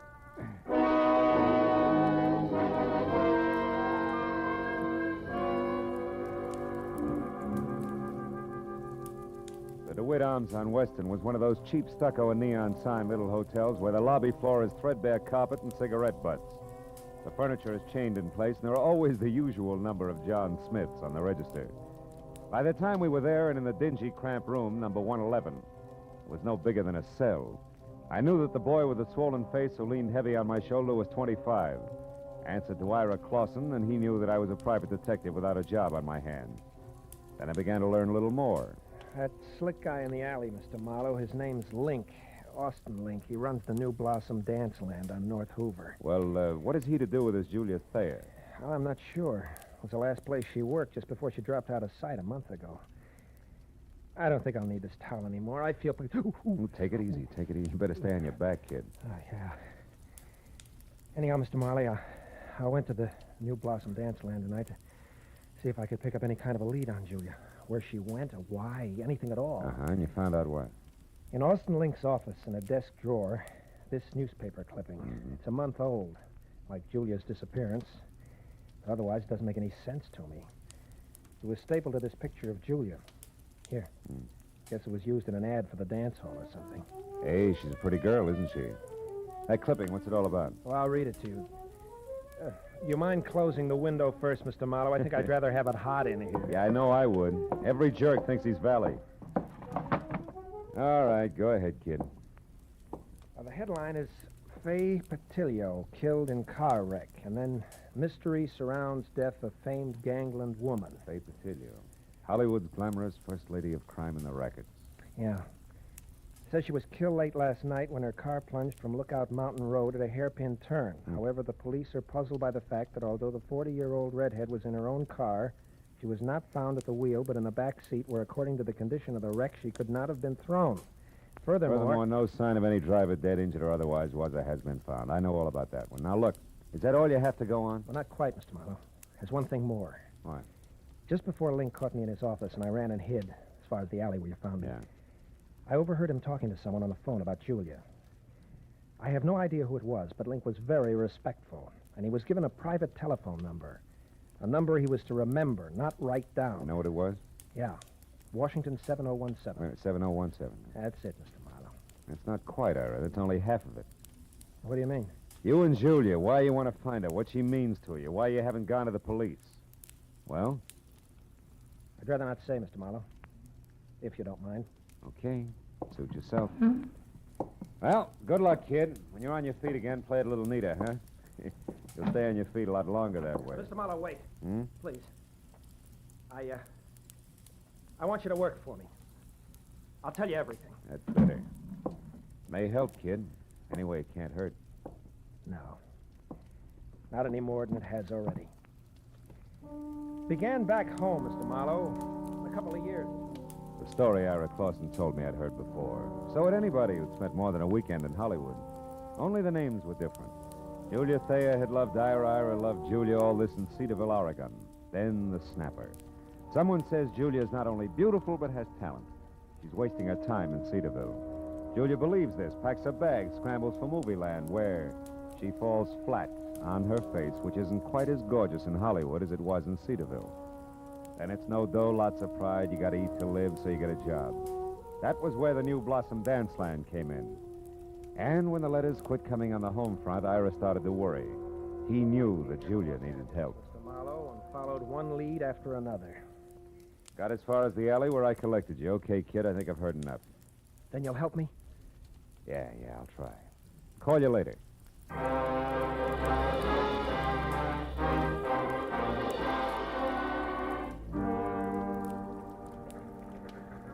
So, your problem's a phone number, huh, Marlowe? Washington, what was it? 7017. Hey, Callahan, that's a handy book. Newspapers need handy books, Marlowe. People clam up too much these days. I blame the movies myself. Hey, no such animal. It could be a new number, or didn't I mention that? You didn't? All right. We'll try the supplements. Get one from the phone company every month, like a bill. Let's see. Wallace, Washington, 5,000, 6, 7, 7,000. Yep, here it is. 7017. Good. Address 1622 Ramona Boulevard, which would be East L.A. and Industrial. Listings Southern City's warehouse. Ring a bell? A cannon. Southern City's warehouse is just one of the interest of L.A.'s answer to whatever became of the big bootleggers. I mean Joe Stapp, a very smooth, very nasty man. Yeah, this I've heard. Now tell me, Callahan, does he also happen to own the New Blossom Dance Land over on North Hoover? He does? Now you tell me, Phil. There's a story I could use here? Oh, no story. Uh-huh. You know, Marlowe, it's just like I said. People clam up. Too much these days. Yes, all right. Good night, Callahan.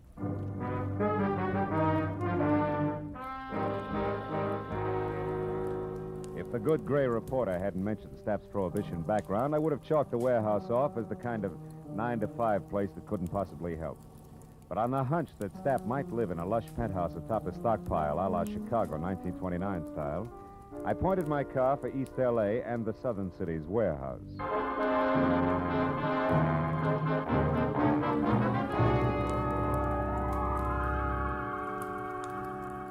20 minutes later, when I was there and saw a step-down Hudson outside and soft light oozing over the edges of the roof, I didn't regret my move. Not at least until I'd found a flat metal door and had pushed the button attached there, too. Then I began to wonder because Aladdin himself couldn't have gotten a quicker response. Nor could his genie have been any more of a mountain than the item I drew.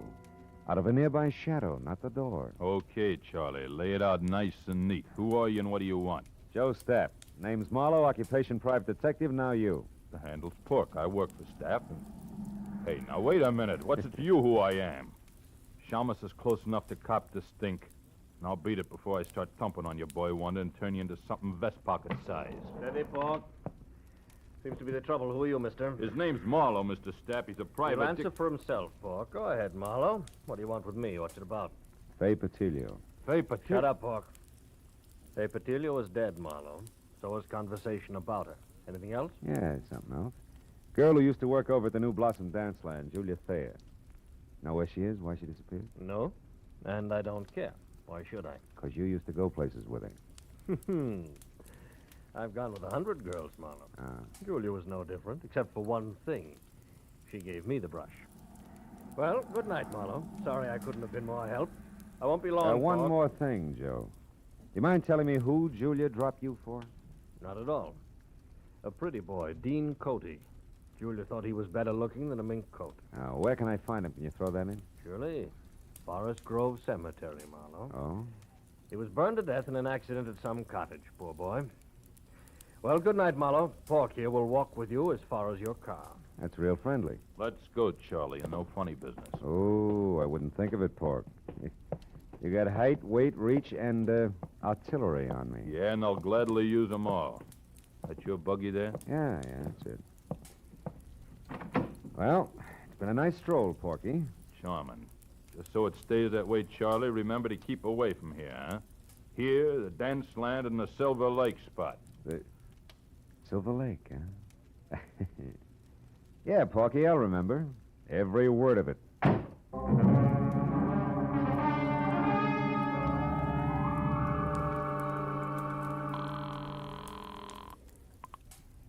City desk. Callahan, go ahead. Marlowe again, Callahan. Now listen, on Joe Stapp, does the Silver Lake spot mean anything to you? It does. Yeah? It's on the north end of Silver Lake Road, Marlowe, overlooks the reservoir. Stapp built it as a nightclub, mountain lodge style, about, 10 years ago. Uh-huh. When it didn't go, he converted it into a private home. Or I should say, a cozy place to take the cuties for that one drink. I know what you mean. Good night, Callahan.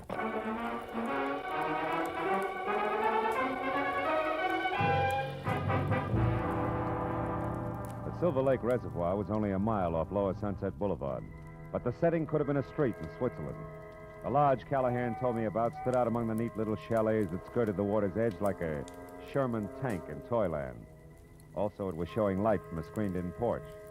So when I was out of my car across a shaky rustic bridge that spanned the promise of a creek and moving up close, I didn't have any trouble spotting the girl I saw inside talking earnestly into a telephone as Julia Thayer, by build, size, and color of hair.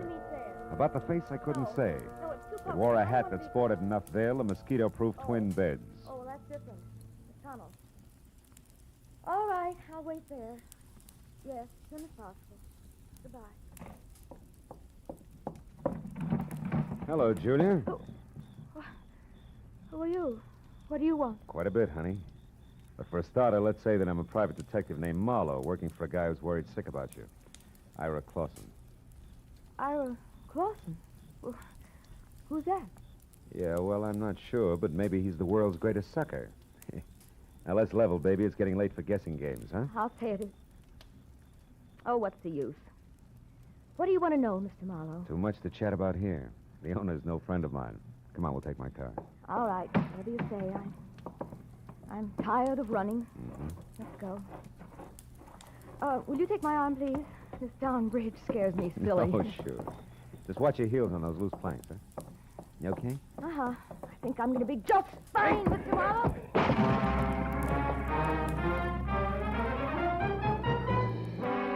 It was all the lead she needed because by the time I'd crawled out of the inch-deep, inch-wide river and was back up on the road, Julia Thayer was in her car away fast as far as Sunset Boulevard. So I went to the phone back in the lodge and got through to my client at the DeWitt Arms Hotel and brought him up to date in a hurry, including the latest question mark. The tunnel? Well, of course I've heard of it, Mr. Marlowe. Matter of fact, I've been there. Why? Well, it's where Julia's heading right now. Now, what's the location of it, Ira? Ira! I'm still here, Mr. Marlowe. Yeah.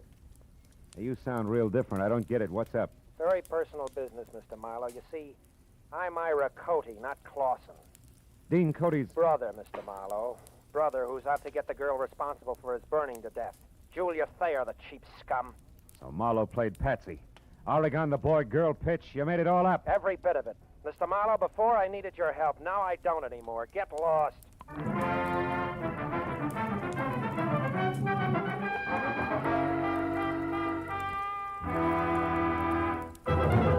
In just a moment, we will return to the second act of Philip Marlowe. But first, there will be 4 more amateur songwriters on hand, and one of them will sell his songs for nationwide plugging and distribution when Songs for Sale comes along tonight on most of these same CBS stations. Songs for Sale gives these new songwriters a great chance. Their songs are judged by a panel of experts. Their music is sung by Rosemary Clooney and Richard Hayes. They're made to feel at home under the guidance of the experienced showman Jan Murray. For an hour of fascinating fun behind the scenes of Tin Pan Alley, here's Songs for Sale tonight and every Friday on CBS. Now with our star, Gerald Moore, the second act of Philip Marlowe, and tonight's story, The Dark Tunnel.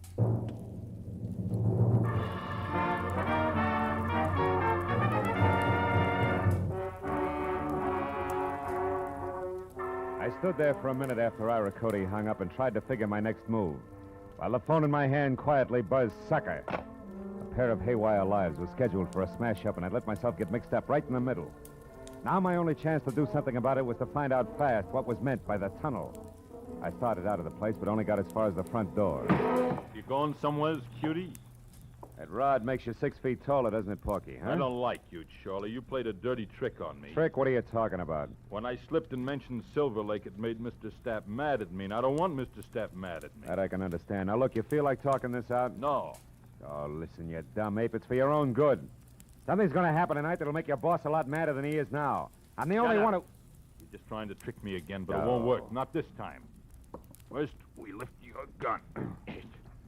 Now, get going. We'll take your car. Porky, you're going to hate yourself for this in the morning when Stapp finds out. I doubt it. You see, Charlie, it's his idea. Now get going.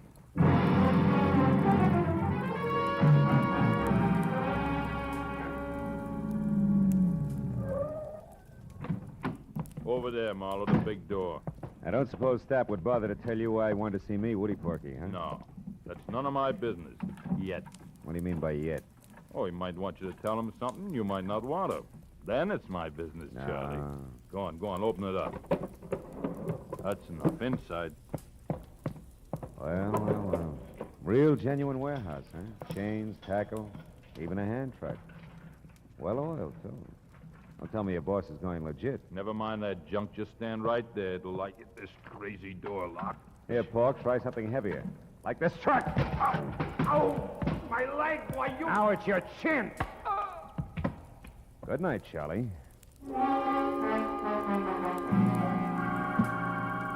I fished my own gun out of Pork's pocket, tossed his 45 off in a dark corner, and rolled the Hulk himself out of sight behind a stack of crates. Then I went over to an elevator in the corner. On the way into the warehouse, the light I'd seen earlier from the roof was still there, so I decided to try the penthouse. I walked quietly down a thick carpeted hall to the only door. When I knocked, it was with a barrel of my .38. Come in. Well, hello, Marlowe. I've been waiting for you. A gun? Hey, how come... Pork? Pork! Save it, Joe. Oh, that dumb cluck. Yeah, big wheel like Joe Stapp ought to afford better help. Now, I'm holding the gun, so I'll ask the questions. What and where is the tunnel? A tunnel is a hole, Marlowe, usually in the ground. Delivered, Joe. It's got a lot to do with your girlfriend, Julia. Julia? Oh, that's a hot one. I went to all this trouble to haul you in here for the same reason. Then I'll put down the gun and let's talk. It makes me nervous. I'm not interested in your nerves. I'm interested in your talk. All right. Now, you've got a long nose, Marlowe, and poking it around, you might find out enough to get real curious and call in the cops. That I can't afford. Uh-huh. So I'm going to level with you, tell you what you want to know, just so you'll lay off. That a deal? I'll let you know. All right. You wanted to know about Julia. Yeah. Nothing like Julia Thayer ever happened in my life before. Most beautiful thing I ever saw. Sweet and soft, made me ashamed of myself. Somehow I don't hear violins. Marlowe, I'd have done anything Julia asked me to. And all she ever asked of me was to give her up. For Dean Cody? Yeah, Dean Cody. Young physique. It wasn't all wasteland like this. A handsome face that of a boiled lobster like mine is. She was crazy about him, fascinated, and I didn't blame her. Unfascinated, and I didn't blame her. Until I found out he had the morals of a rattlesnake. Keep talking. Cody was rotten, Marlowe. Dirty, clear through. cheating on Julia every time she turned around. I couldn't stand it. I tried to You tell only her. made her hate you, huh? Look, Stab, so far this is no better than a serial and torrid romances. The point. I'm getting to it, Marlowe. One night I thought I could convince her because Cody had a date with Faye Patillo. I don't have to tell you, she was the lowest thing in town. They were going to a spot up on Lookout Mountain, so I told Julia. She went up there and waited. They showed, all right. Both loaded. She saw him take that dive off that hairpin turn. When she got down to him, they were both dead. Wait a minute. You told me Dean Cody was burned in a cottage. Sure.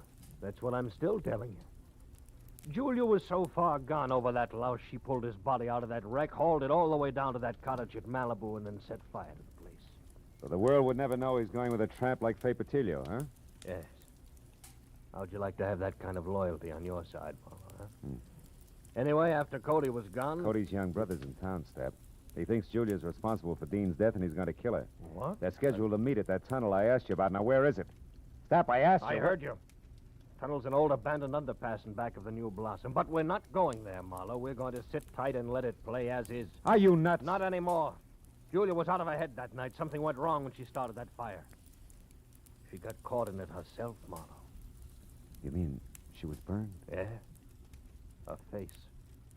It's bad. She'll never be right again, no matter how much plastic surgery. Yeah, but there's no reason to let her be murdered. That's a matter of definition. You see, Julia's still in love with the memory of Dean Cody, Marlowe, so we'll just forget it and let it play itself out. We'll forget nothing. I got the gun, Step. But you're gonna drop it, aren't you? Otherwise, I'll have to drop you. Oh, fine. I remember you, Austin Link, Knuckles in an alley. Drop it. That's right, Nosy. What's the word, Joe? Get him out of here, Link.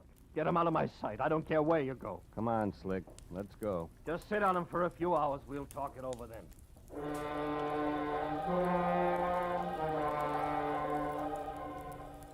Link was a professional. He stayed exactly far enough behind me to be always out of reach, but always close enough to keep me under control. All the way down in the elevator, I watched for a chance that never turned up. And as I rounded a corner and headed for the big door again, I glanced at the stack of crates. Pork had come too. He was on his feet behind them, a heavy steel pulley block in one hand, his face a stupid mask of blind hate. He slammed the block at me with everything he had. I'll kill you! I dropped to the floor and heard the thing connect behind me. It had caught Link dead center. He fell like a bag of sand. Before Pork realized what had happened, I charged the stack of crates through my shoulder against it. Made it to the door and out in one dash. My car was sitting where I'd left it. I heaved a sigh of relief and piled in.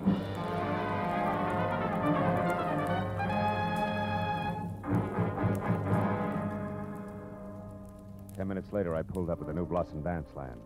It was just closing.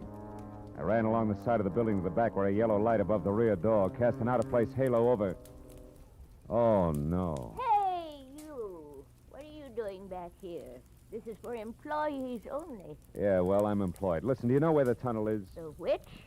I can see what you mean. The tunnel. It's an old underpass. There's an entrance to it back here someplace. Oh, that, sure.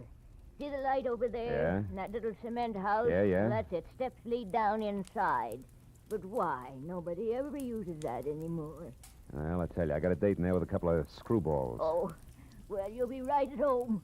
Good night, dearie. A baker's dozen steps led down into the thick darkness littered with newspapers, weeds, and wine bottles, all long dead. As I eased down inside, I heard voices, low and tense, amplified by the rolling, hollow echo in the tunnel. At least I'd made it in time. When I got to the bottom, I could see the two of them silhouetted against the dim glow at the far end. I pressed my back against the wall, thought about my empty shoulder holster, and moved toward them. And you killed him, didn't you? You're making a mistake, Ira. A terrible mistake. No, you killed him, all right. You and that beautiful face of yours that he couldn't resist. Why are you hiding it behind a veil? You used to be so proud of it. You killed Dean just the same as if you'd shot him. But you're not getting away with it, Julia. I'm going to square it up for him right now. Ira! What? Marlowe, how did you find this place? I found plenty beside that, Ira. Give me that gun. No, you're not going to stop me. Even if you shoot, I'll kill her first. I don't have a gun, Ira, but I got facts. Before you shoot anybody, you better listen. Julia wasn't responsible for Dean's death. He was. Everything she's done since then has been to protect what little good there was left of his crummy reputation. You're a liar. I can prove it. Dean went bad, Ira, all bad. He was a low, double-crossing cheat. You're lying. The night he died, he was two-timing Julia. But in spite of that, she risked everything to move his body from a smashed-up car. So nobody would ever find out what really happened to him. It's true, Stop it! Stop it! You liars, both of you! I won't let you say things like that about my brother. You don't care if he's dead, Julia. You'll do all right. You've got the kind of beauty all the men go for. And you, Marlowe... Shut up, you crazy punk. Stay back. Admit you're a liar, Marlowe. Admit it or I'll kill you. I swear I'll kill you along with Julia. You'll be doing me a favor. You haven't seen my face lately, have you, Ira? I never want to see it. I think you better, kid. Got a match, Marlowe? Sure. Here. Look, Ira. You can't be Julia. I was burned, Ira. It happened to me when I tried to hide the Kind of rotten trash that Dean had been mixed up with. The only reason she did it was because she loved him, maybe more than you did. Now, come on, kid, let's have that gun. You don't want to kill anybody. No. I don't want to kill anybody. Julia, I'm sorry. Ira! Let him go, Julia. The hard part's over now. He'll be all right. I'll look in on him after a while just to be sure. But, what about you, huh? What about me? I'll be okay, Marlowe. After I've done some thinking. This shock, I think it's what I needed. Goodbye. It's a dark tunnel, honey. Think you can find your way out alone? Yeah? Yeah, I'll find a way out alone. One of these days.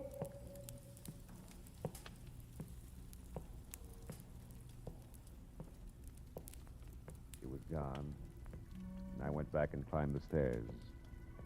Out of the tunnel and into the night again. As I drove slowly home, I thought of Julia, alone in a dark, blind tunnel with no end to it. And then I thought of all the dark, blind tunnels that men stumble into. Tunnels of blind love and blind hate. Of blind submission that lets empty suits of armor conquer cities and men's minds. Tunnels of blind worry and blind greed, of blind ambition, of blind... But then I stopped because I was getting no place. Except into a blind alley.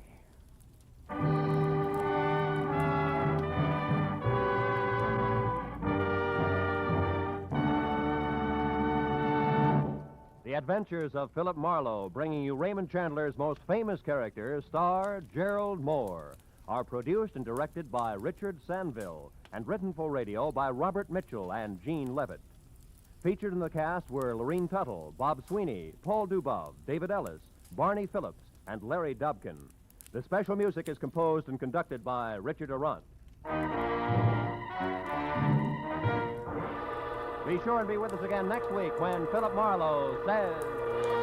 This time, Greed in a green suede dress, a diehard from Dixie and a cuckoo coin collector, added up to violent death for two, and all over $50 in Confederate money.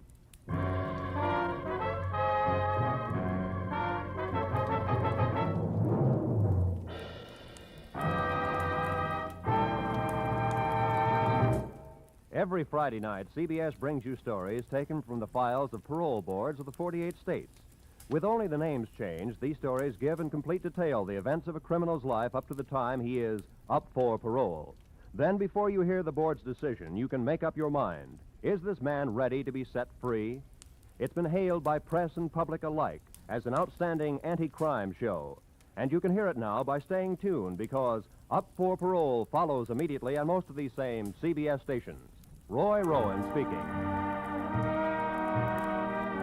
This is CBS, where you play Sing It Again every Saturday night, the Columbia Broadcasting System.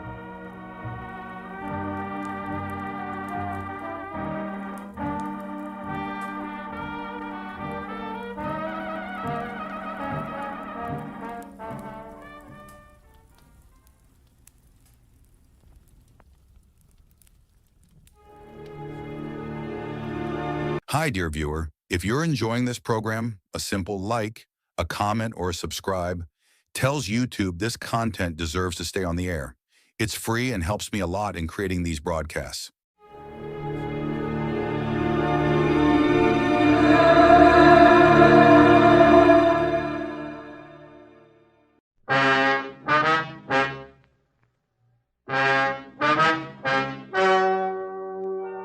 Ladies and gentlemen, the story you are about to hear is true.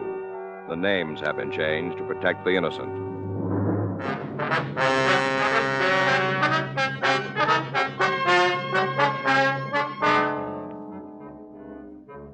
You're a detective sergeant. You're assigned to homicide detail. A night watchman has been stabbed to death in a downtown appliance store. There's no apparent motive for the killing, no lead to the suspect. Your job, find him.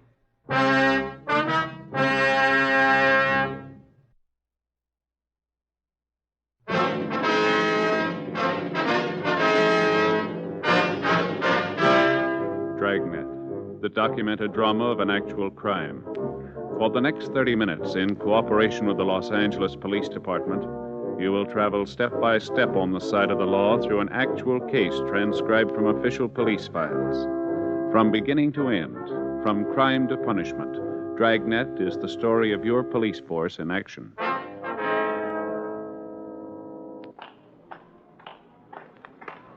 It was Monday, August 8th. It was warm in Los Angeles. We were working the day watch out of homicide detail. My partner's Frank Smith. The boss is Captain Lorman. My name's Friday. We were on the way out from the office, and it was 8:26 a.m. when we got to the corner of 7th and Ducommun Streets. Bentley Appliance Company. Sure, a big place, huh? Yeah. There's somebody coming. Mm-hmm. Yeah, what do you want? Police officers. Oh, yeah, just a minute. Come on in. Thank you. Thanks a lot. I guess it'd be a good idea if I locked the door again, huh? If you'd like to, yes, sir. Good idea. There, now, it's all secure. My name's Ralph Bentley. I'm the one who put in the call. This is Frank Smith. My name's Friday. How you do? How you do, sir? Where's the body? Oh, back here in the stockroom. Who found him, Mr. Bentley? Our building superintendent, Curtis Holman. Is he here now? Yeah, he's upstairs. All right. I suppose you'll want to talk to him. Yes, we will. Oh, I'll get it. Go ahead. Oh, thanks. Oh, over here. It's behind these packing cases. Uh-huh. Well, you can see there he was stabbed. Yeah. Oh, it's sure a mess, isn't it? Yeah. What's his name? Mr. Bentley? Hmm? The victim's name? Oh, Clyde Maddock. M-A-T-I-C-K? I-K, no C. Mm-hmm. What time was the body discovered? It must have been about 7:30. That's when Holman comes to work. Did he find it right away? I don't know. I haven't been able to get him to say much. When I came in, he was just standing here looking at the body. He was kind of numb, you know. Mm-hmm. What time did you get here? Must have been about 7:45. That's when I called you, wasn't it? Yes, sir, about that time. Yeah, that's when it was, and 7:45. How long has this Maddock worked for you? Oh, 3 years. Almost 4. Has anything in here been disturbed? Not that I know of. I don't think Holman touched anything. I couldn't talk to him very much, but I'm pretty sure he knows enough to leave things alone. Oh, I sure can't understand it. What's that? Well, take a look around. It doesn't look like there's a fight. Does it look like it to you? No. Well, that's it. What do you mean? Well, it stands to reason it was somebody he knew, some stranger. There'd be signs. He wouldn't just let somebody come up and stab him in the back, now, would he? Doesn't seem likely, does it? Well, in the 3 years he's been with us, I've never heard anyone say an unkind thing about Maddock. Not one. Man didn't have an enemy in the world. Well, that doesn't mean much. Hmm? One of his friends didn't like him then.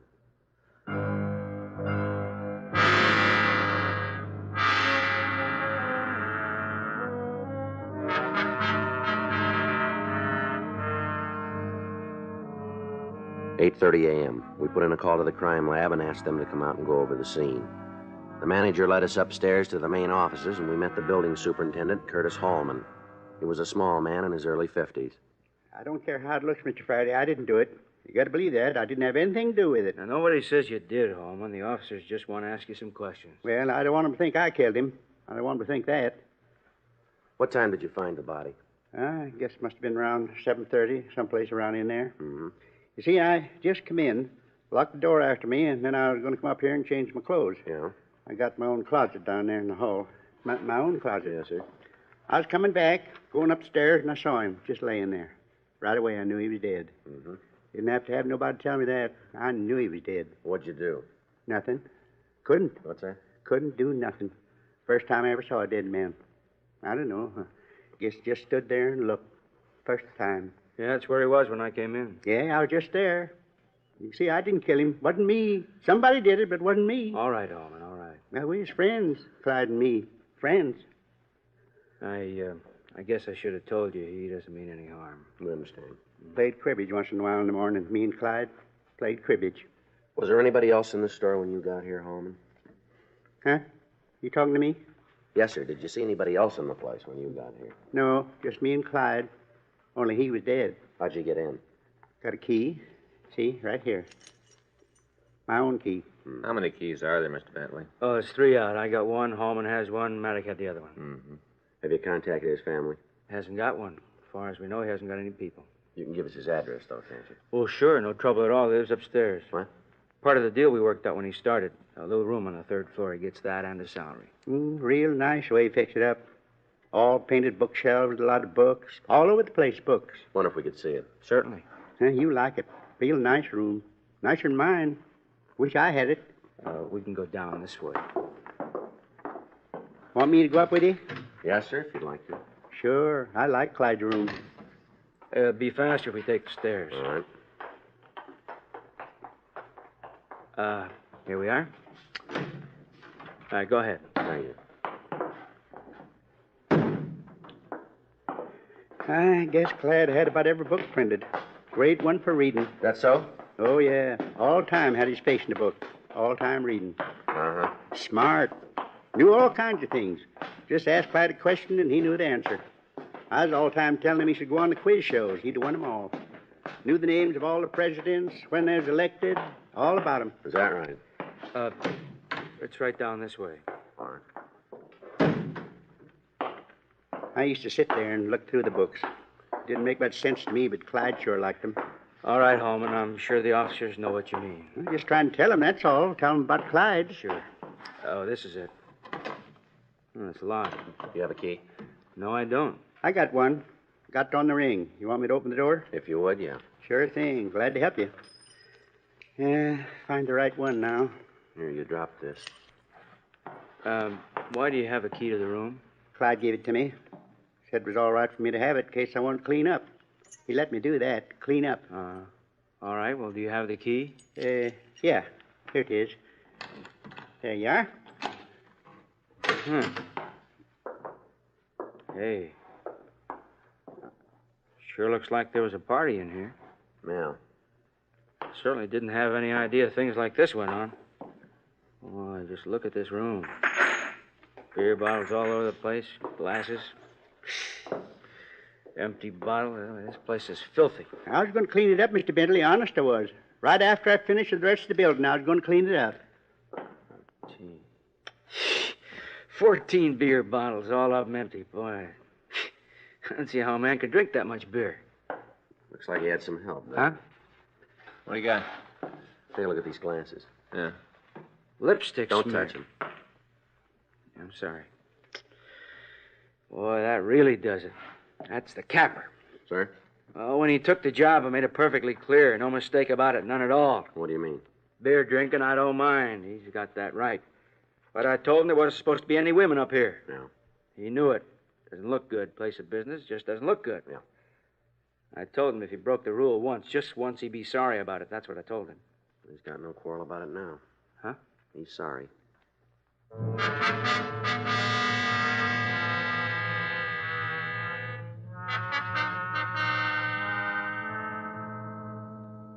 The crime lab arrived and started to go over the room. After photographs had been taken, the body was removed to the county morgue.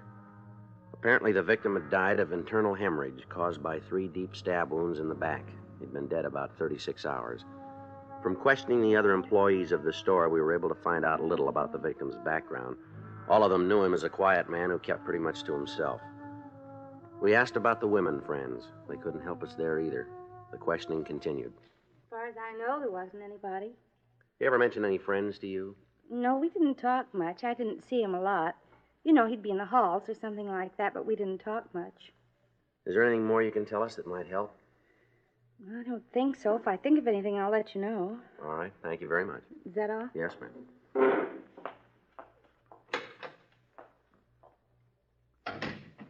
Well, sure getting us nowhere, huh? Yeah. Let's have the next one, huh? All right. You come in now, Miss Lask?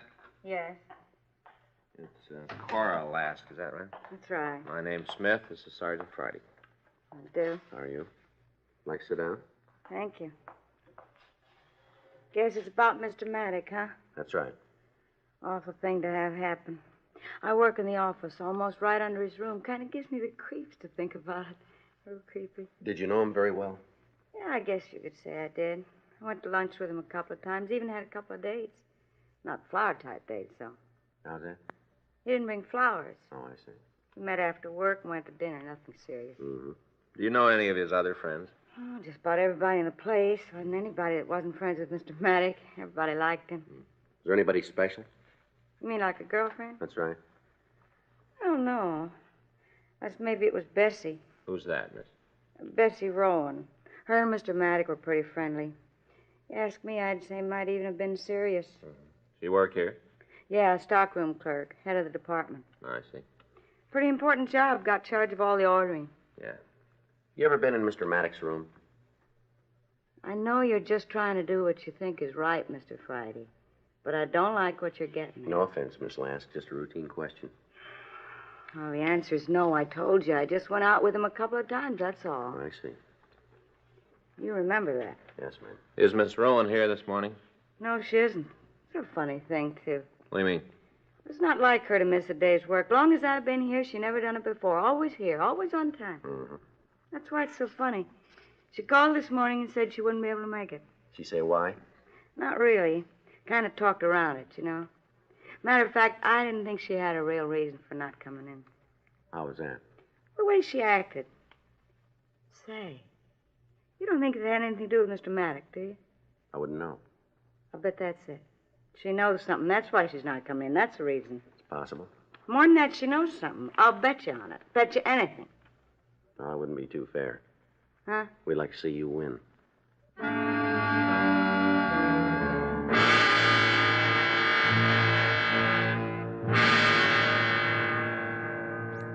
We checked all of the employees of the store through R&I. Except for 2 drunk arrests for the janitor, Curtis Hallman, there was no record on any of them. We tried to contact Bessie Rowan at her home, but she wasn't there. The neighbors weren't able to tell us anything that might aid us in finding her. We asked them to notify us in the event she returned. At 12:46 p.m., an unidentified woman called the Bentley Appliance Company and asked for the victim. She was told that he was out and was asked to leave a phone number where she could be contacted. Frank and I checked with the phone company and found that the number was assigned to a public phone booth in a downtown department store. We drove over to the place and talked with one of the clerks. Yes, it seems to me there was a woman by the phone booth. Can you give us a description of her? Not a very good one, I'm afraid. Mm-hmm. Well, anything you can tell us might help. See, there is one thing, though. What's that? Might not mean anything. Well, what is it, ma'am? Her hair. Yeah? Real red. About the brightest red I've ever seen. Had to come from a bottle. Never saw any natural hair that color. All right. That help you any? Well, we don't know yet. I didn't think it would. Just something you remember. Something kind of outstanding. Mm-hmm. I just thought of it. Figured it might be a way for you to remember if it's the one you're looking for. Well, if it is, we've got another way.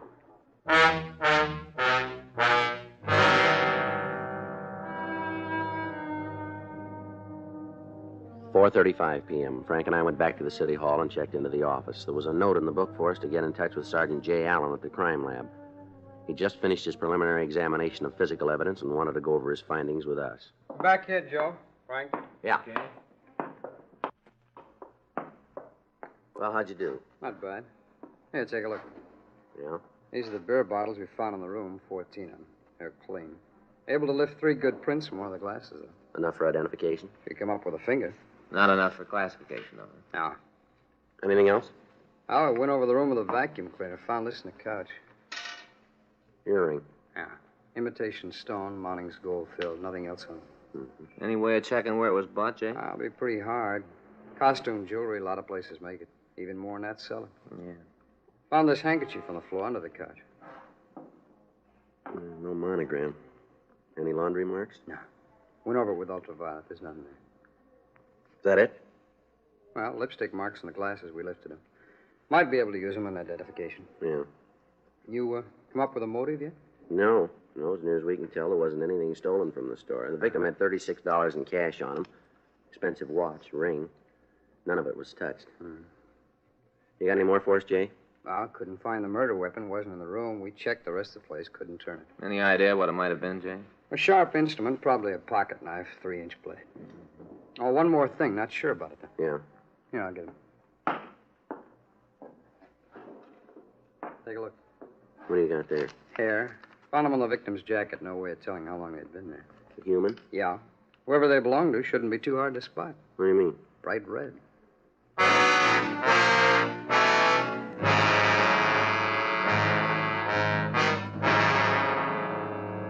We left the crime lab and drove over to the Bentley Appliance Company. We went up to the second floor and talked with the secretary again, Cora Lask. Sure, I can give you a description of Bessie. No trouble at all. Have you heard from her today? Not since this morning. I told you about that. You know, how she wouldn't be in. Yeah. That's the only time. Now, about the description. What color hair does she have? It's a blonde color. Dark or light? Kind of in between. I guess that's the reason she fixes it up. How do you mean? Touch-up. Usually a sort of strawberry blonde, I guess you call it. Uh-huh. Last time she did it, I guess it was a week ago, she had an accident. Well, With the dye. She did something wrong. Sure looked funny. how do you mean? But it turned out wrong. Embarrassed her all over the place. Everybody was making cracks about it. She said she was going to redo it first chance she had. Yeah. I kind of laughed myself. It was pretty hard to imagine. What's that? That color red hair.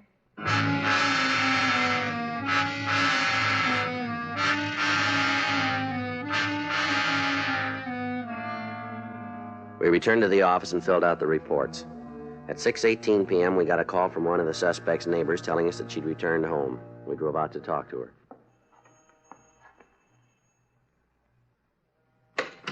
Yeah? Bessie Rowan? That's right. Who are you? Police officer, I'd like to talk to you. Well, I haven't got anything to say to you.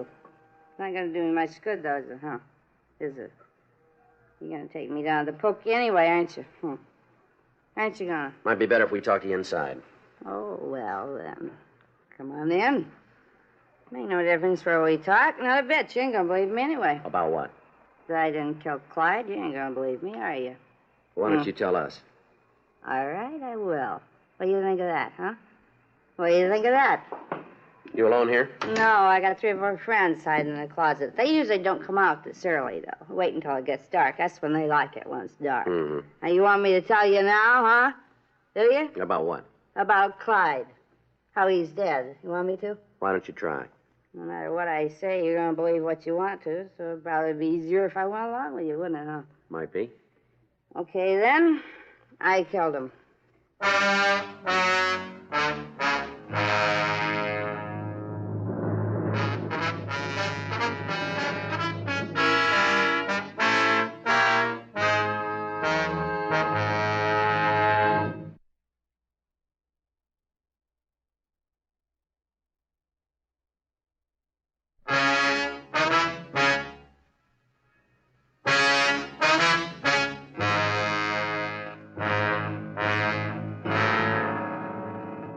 6:23 p.m. We continued to talk to Bessie Rowan. Frank went out to the kitchen and made a pot of coffee. After we'd gotten several cups down, Miss Rowan, she sobered up and was able to answer our questions. I didn't mean it. I wasn't feeling very good. I guess that's why I said it. Did you see him Saturday night? Yeah. Where? After work. Met him. We went to the place on the corner, had a couple of drinks, and then I came home. Ever been to his room? What, you mean at the company? Yeah. Guess it wouldn't do any good to lie about it. Yeah, I've been there. When? I don't know. I guess the last time was a week ago. Somewhere in there, I had a couple of drinks. Mm-hmm. How'd you and Maddox get along? All right. We didn't set the world on fire. How'd you know he was dead? Heard it. Where? I'd rather not say. Like somebody in trouble. You got a good-sized piece of that right now. Why don't you tell us? Friend of mine. I called this morning. That's how you found out? Yeah. I guess his friend wasn't supposed to say anything. As soon as she did, she told me not to say anything. What time did you see Maddox last? I guess it was about 7:30. Right after we came out of the bar, he walked me back to the parking lot, and I came home. Anybody vouch for that? No. You can prove it then, though. Maybe they changed the laws, huh? What do you mean by that? I always thought you had to prove I was guilty. They done away with that? No. Then start proving. All right, get a coat and we'll go downtown. You gonna book me? We'll see. Gotta make a charge, don't you? If you want it that way. Never mind. I'll get a jacket. Where is it? Bedroom closet. You want to show me? Bedroom closet. You want to show me? You don't trust anybody, do you? Let's get the coat, lady. That's the one. Okay. Here you are. The gentleman would hold it. Yeah. All set? Yeah, I guess so. You turn off the coffee? Yeah, I think so. You better be sure. I'm not going to come home and have to clean a burned coffee pot. Oh, don't worry about it. Huh? You might not be coming home.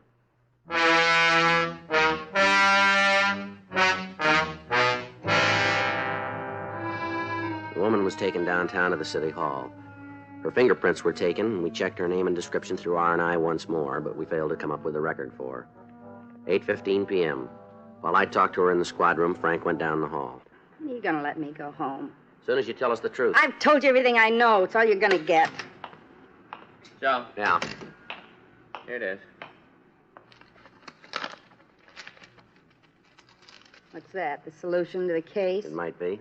It's a report from latent prints. Yeah? Your fingerprints match with the ones we found on some glasses in his room. What does that mean? You were in his room. I've already admitted You that. told us you weren't there Saturday. So he's a sloppy housekeeper. Now, we talked to the janitor. He cleaned the room Saturday morning. The glasses weren't there then. How about it, Miss Rowan? Make it easier if you give us a statement. Come on. All right, I was there, but I didn't kill him, and that's the truth. Go ahead. After we left the bar, he asked me to come up and have a nightcap. I did. Yeah? We had some stuff to talk over. What? We wanted to get married. We talked about it before. There was something hanging him up. I don't know what it was. I told him we couldn't go on like that anymore. It had to be either one way or the other. Either we'd get married or else we'd call the whole thing off. Yeah.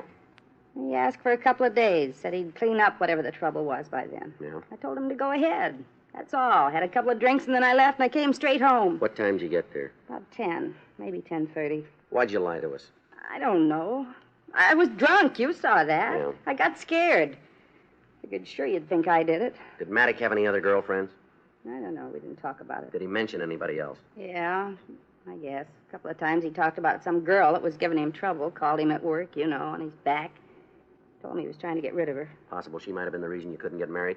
Yeah, might be. You know anything about her? No, we didn't talk much about her. A couple of times he'd be hacked because she'd called the store, made a big scene. Said she was usually gassed. She was a real lush, the way he put it, drunk most of the time. Mm-hmm. It's funny, though. She didn't go for hard booze. Huh? Just drank beer.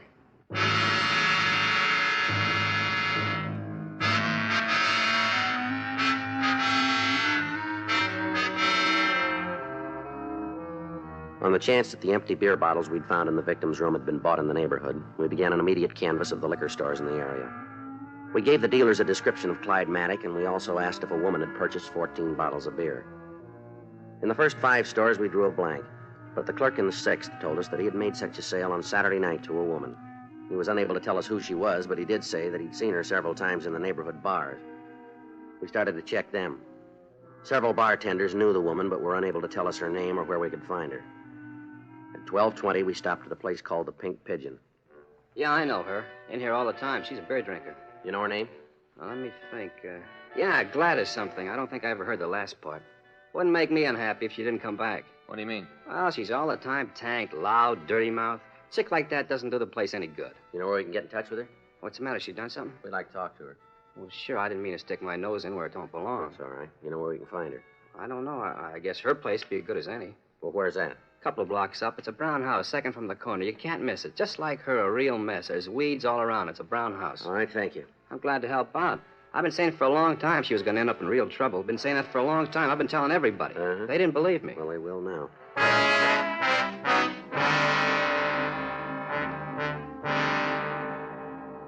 We left the bar and drove over to the house the bartender had described. There was a light on in the front room when we got there. The name on the mailbox read, Mrs. Clyde Maddox. Yes, You Miss Maddox? that's right. Who are you? Police officer. Come on in. I've been expecting you. Wait a minute, I'll get a coat. That's all right, I'll get it. You kind of surprised me. How's that? I kind of figured you'd find me before this. Didn't think it'd take this long. Did you kill him? Yeah. He wanted a divorce. I wouldn't give it to him. Wanted to marry some floozy where he worked. It wouldn't give me a chance to work things out. I I tried to convince him he was wrong. I told him if he tried to leave me, he'd be sorry. I tried to convince him. He wouldn't believe me. Well, maybe he does now. Let's go. The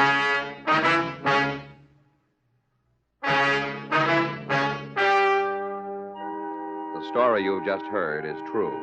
The names were changed to protect the innocent.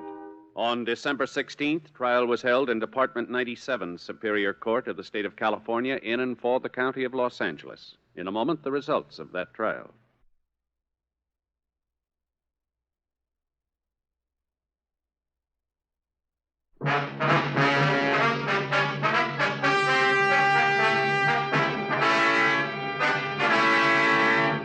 Gladys Markham Maddock was tried and convicted of murder in the second degree and received punishment as prescribed by law. Murder in the second degree is punishable by imprisonment for a period of from 5 years to life in the state penitentiary.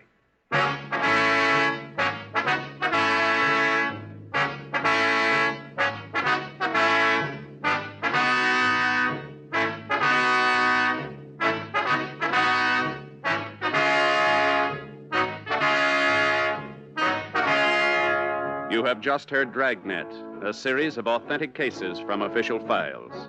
Technical advice comes from the Office of Chief of Police W.H. Parker, Los Angeles Police Department.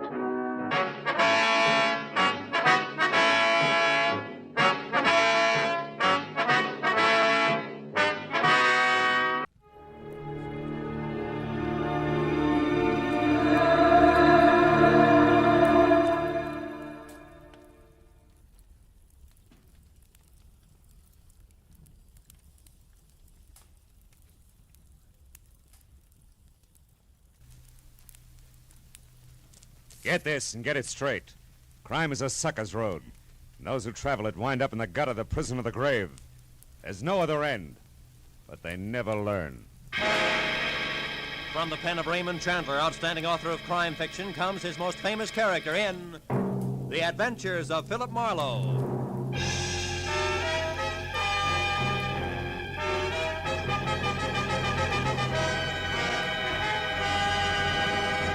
Now, with Gerald Moore, starred as Philip Marlowe, we bring you tonight's story, The Big Book.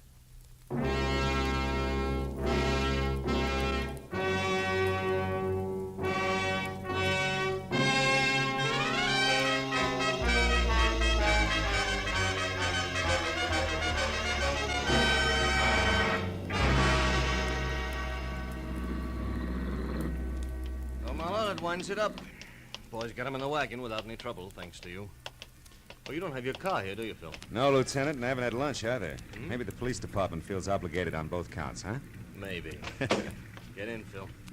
Mooney, some good restaurant before headquarters, huh? Check, Lieutenant. How are you, Mr. Marlowe? Hungry, Mooney.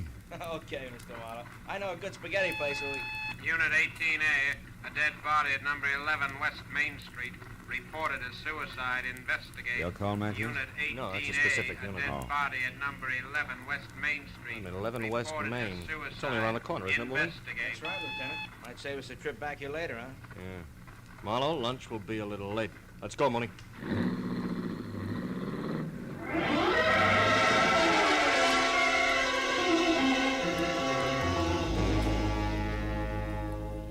At number 11 West Main Street, a Skid Row rooming house, a middle-aged woman who had been the ground floor rear apartment was now dead of a bullet that had passed directly through her heart. A shabby, cramped room was packed tight with a dozen different stale smells, and the naked light bulb dangled from a cracked plaster ceiling. The dead woman lay in the middle of the floor. She looked about 45, had gray-black hair, and wore a cheap cotton dress under a faded, moth-eaten man's sweater. Up to there, she belonged to the backdrop. But beyond that, someplace in the deeply etched beauty of her face, the studied neatness of her hairdo, there was something vague and disturbing that made the whole picture slightly lopsided, like a cheerful tie on an undertaker. 10 minutes later, when I was out in the hall listening to Mooney run down the routine facts for Lieutenant Matthews, that something was still with me, bothering me, the way a half-remembered dream does when you're shaving the next morning. Yeah, lived here 5 years now. Came from the east, and according to the landlord, has no close friends or relatives in the city. Also, the bullet was fired at point-blank range. Uh-huh. Anything on the gun that was next to her? Not yet, Lieutenant. It was her fingerprints only. Looks like it's strictly pawn shop stuff. Serial numbers filed off, cheap make, etc. Yeah. Deputy coroner says she died about 10 or 10:30 this morning. Yeah. Along about that same time, the landlord says he saw a flashy black car parked in the alley outside, where people never park. Spiffy convertible. Was gone after he heard the shot, he thinks. Did you get the license number, Mooney? No, Mr. Marlowe, he got nothing. Oh. All we have on it so far is a fresh tire tread in the mud. It's a 750-15, pretty good shape. Uh-huh. And that is it, huh? Just about. The landlord thinks that the deceased was an actress way back from little remarks she made. That's about all. I still got one neighbor to check, though. Okay, Mooney. Let me know. Right, Lieutenant. Now, Marlowe, looks like I have to stand you up on that lunch date. Sorry. I'm not so hungry anymore. I'll see you around, Matthews. On the way out, I told myself 3 things. One, aside from the fact that we belong to the same fraternity laughingly called mankind, Jane Temple was nothing to me. 2, a lot of beautiful girls turn out to be beautiful women. And 3, if the black convertible meant anything at all, the police would figure it out by themselves. They came well equipped for the job. Well, by the time I was out on the street and the sharp autumn air had chopped away the stale smells of the dead woman's apartment, I was beginning to forget the name Jane Temple entirely. I might have kept going that way if he hadn't appeared just then. Hey, Huh? mister, over here, quick. Mister, you're not a policeman. You're a reporter for the newspaper, no? What makes you say that? Well, I see you go in there with the police, the plainclothes detective man, and nobody salute to you. The ones in uniform, I mean. So maybe you're a reporter, huh? Maybe. Why? Well, I can tell you here. Come to my shop in 15 minutes. I don't want people to see us together now. Come to the shoemaker place across the street and down the stairs. Andrew Nodell. Yeah, but why, Mr. Nodella? What do you want a reporter for? What's it about? The fine lady who just died, Mrs. Jane Temple. Goodbye, mister.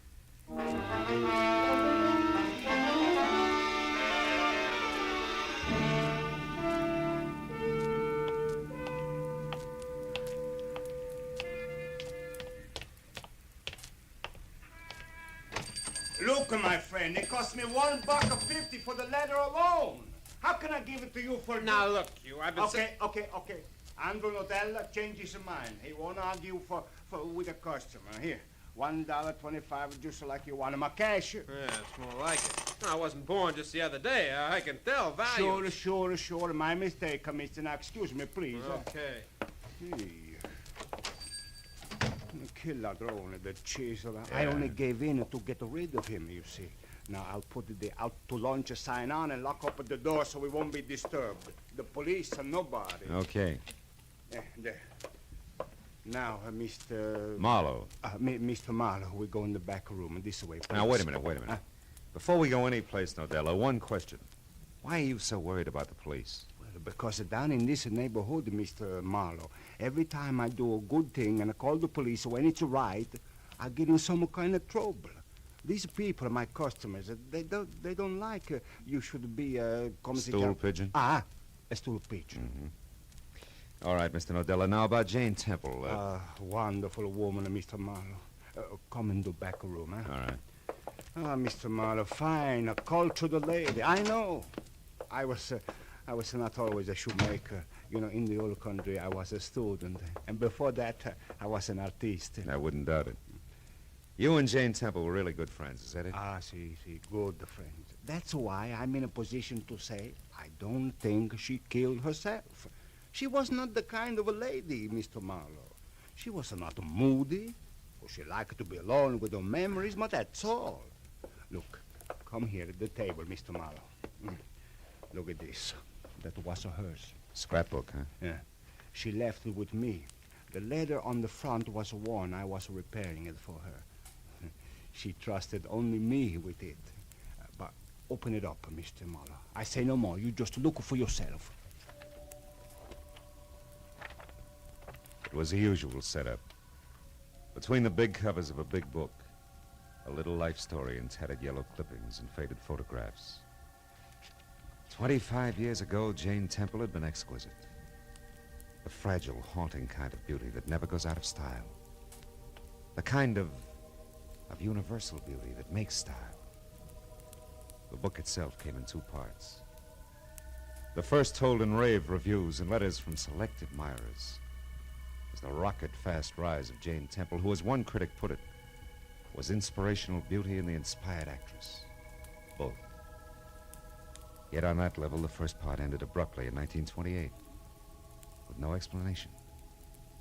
The second part was another success story, but it ran right up to the present.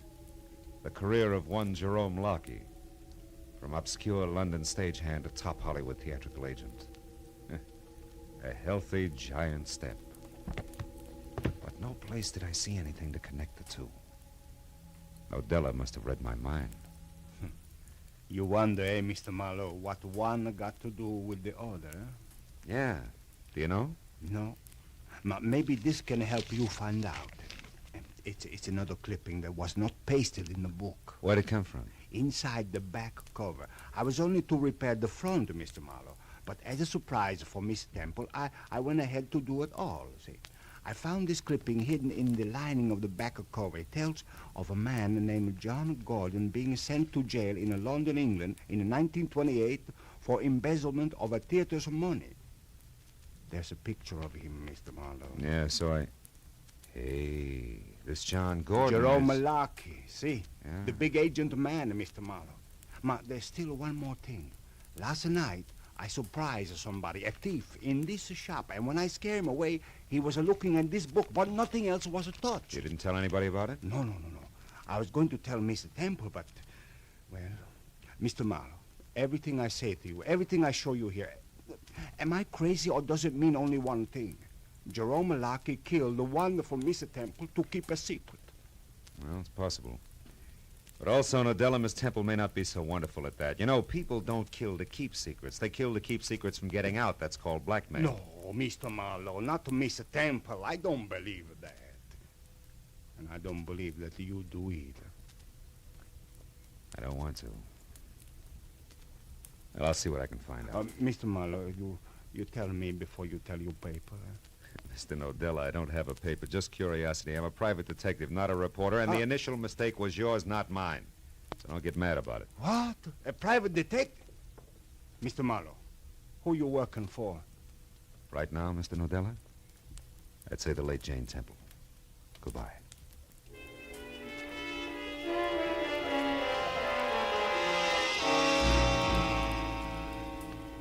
The Jerome Locke agency on the Sunset Strip was big, brassy, and busy, and sported a blonde receptionist to match. After I gave her my card and we exchanged frosty smiles, she waved me into a seat.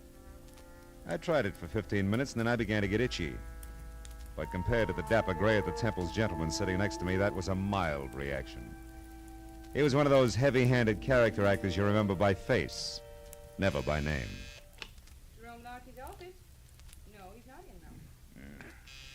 Mr. Jerome Locke certainly has an exaggerated impression of his own importance. Been here a while, huh? Quite a while, sir. Much too long a while. Young lady, please tell Mr. Locke that Elliot Monroe could wait no longer. I'll see him at his home this evening. I have several studio calls to make this afternoon. Good day.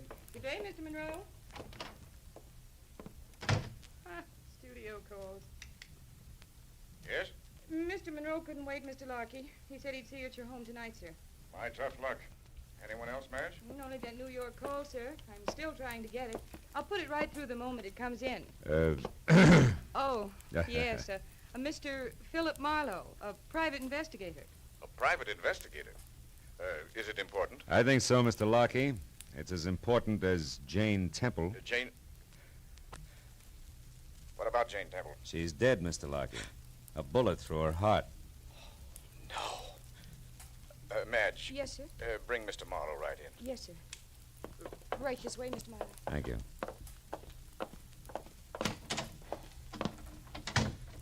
Well, Marlowe, why are you here? I mean, how did you know I had anything to do with Jane Temple? I didn't. But since she was an actress once and you're about the biggest agent in Hollywood, I thought I'd start with you.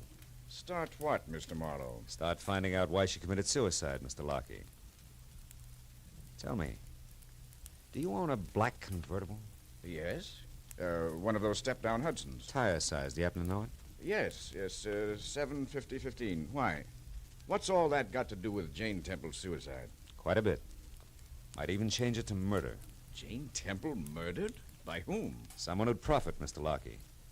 Any idea who that could be? Not the slightest. Okay. Thanks for your trouble. And, good afternoon. Wait. Hold it, Mr. Marlowe. Huh? I'd like to talk with you some more. But not here. You name the spot, Mr. Larkey. All right. My house tonight, 9 o'clock. 9 o'clock. I'll be there.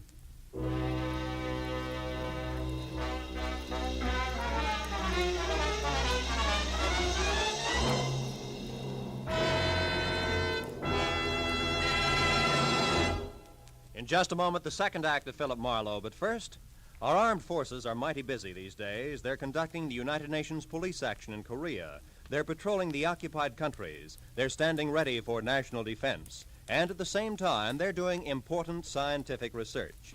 With so many varied duties, the armed forces need more men. Men with brains and ability who can be trained as highly efficient specialists. Men who want to be the leaders of tomorrow. Inquire at your nearest recruiting office about the opportunities open to you in America's armed forces, the world's greatest power for peace.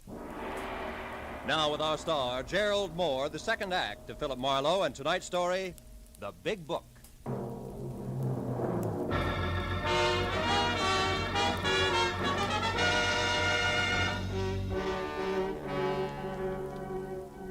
When I walked out of Jerome Lockey's sleek private office, I was satisfied that in spite of the efficient air conditioner, the atmosphere in there would stay charged, with enough high-voltage implications so that sooner or later he'd have to make another move.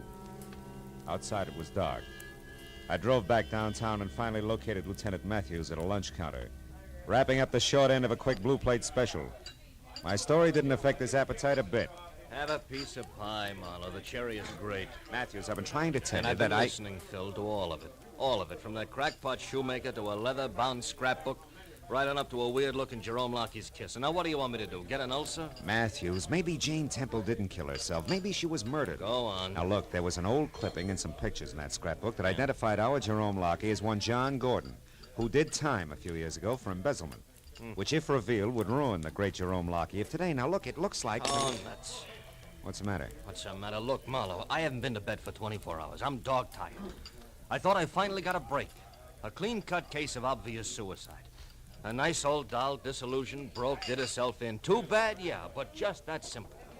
So what happens? You run into some jerk of a shoemaker with an imagination, and now it's all mixed up with ex-cons, blackmails, and murder. It's not my fault. I didn't do it, you know. I'm sorry, Phil. All right. A little fed up, I guess. Oh, nothing that a week or so of hearing wind in pine trees wouldn't cure. So you went out to see Lockey, huh? Uh-huh. Where'd you leave it? Hanging in midair. Made a date with him for later tonight at his house. You think you did it? Who knows? I saved my Sunday punch, his real name being Gordon, that is. Maybe when I spring that, it'll jar something loose, huh? Maybe. Oh, by the way, did you meet Mrs. Lockey? Not yet. Why? Nothing in particular. Good-looking blonde I saw once in the Beverly Hills station. Some beef about a collision. She impressed me as being a pretty tough fighter in the clinches, that's all. Just a thought. Yeah, finish your pie, Matthews. Yeah. You want to follow this through on your own, Phil? Yeah, if you don't mind. You see, I've gone this far, and, well, there was something about Jane Temple that, I don't know, it showed, even down there in that dump. Yeah. That's what I mean, Phil. I gotta get out under the pine trees for a spell soon. Keep me posted, huh?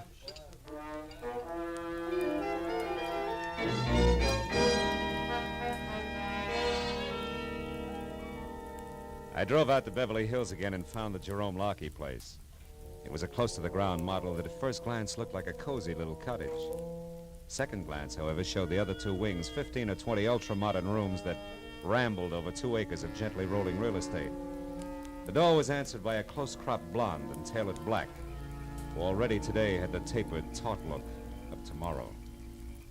Yes? I'm Philip Marlowe. Is Mr. Lockey here? Oh, yes. Come in, Mr. Marlowe. I'm Vivian, Jerry's wife. Oh? Jerry's expecting you. He'll be right out. He asked me to look after you for a few minutes. Do you mind? On the contrary. I was in the middle of a whiskey and water. Johnny Walker. Like one? Thanks. Too bad about Jerry's old friend, Jane Temple, huh? Yes. Yes, it was a perfectly horrible thing. Jerry's very upset about it, you know. It must be awful to fall so far. Yeah. The top is awful high. Did you know her? Only by reputation. What do you suppose happens to a person like that? I mean, you'd think they'd try to climb back out of the squalor. Yeah, you'd think so. Like, Jerry did. That's right. He deserves a lot of credit. Things must have been tough after he got out. Yes. Yes, they were. Why, when he got out of the production end of show business, he was flat broke. He lost a fortune that way. He's told me about it, how he had to start all over again from the bottom. So I understand. Here's your drink, Mr. Marlowe. Oh, thanks, Vivian. Thanks a lot. You know, Mr. Marlowe, it really is a long, hard struggle to make it up from the bottom, especially a second time. The third time, it might be impossible, don't you think? Yeah. And when you're up there, the fight's even rougher, isn't it? Yes. Yes, it is. Sometimes a person would... Oh, it looks like you have another visitor. What? Coming up the walk outside. Oh, that's Elliot Monroe. He's always popping in here at odd times, usually to borrow something. He may want anything from a clean shirt to a cup of vinegar. We never know. Well, this time he wants to see your husband. I ran into him at the office this afternoon, heard him say so. Oh, really? Yeah, so I'll make my business with Jerry as short and as to the point as possible. Well, that's To the point as possible. that's very considerate of you, Mr. Marlowe. Excuse me.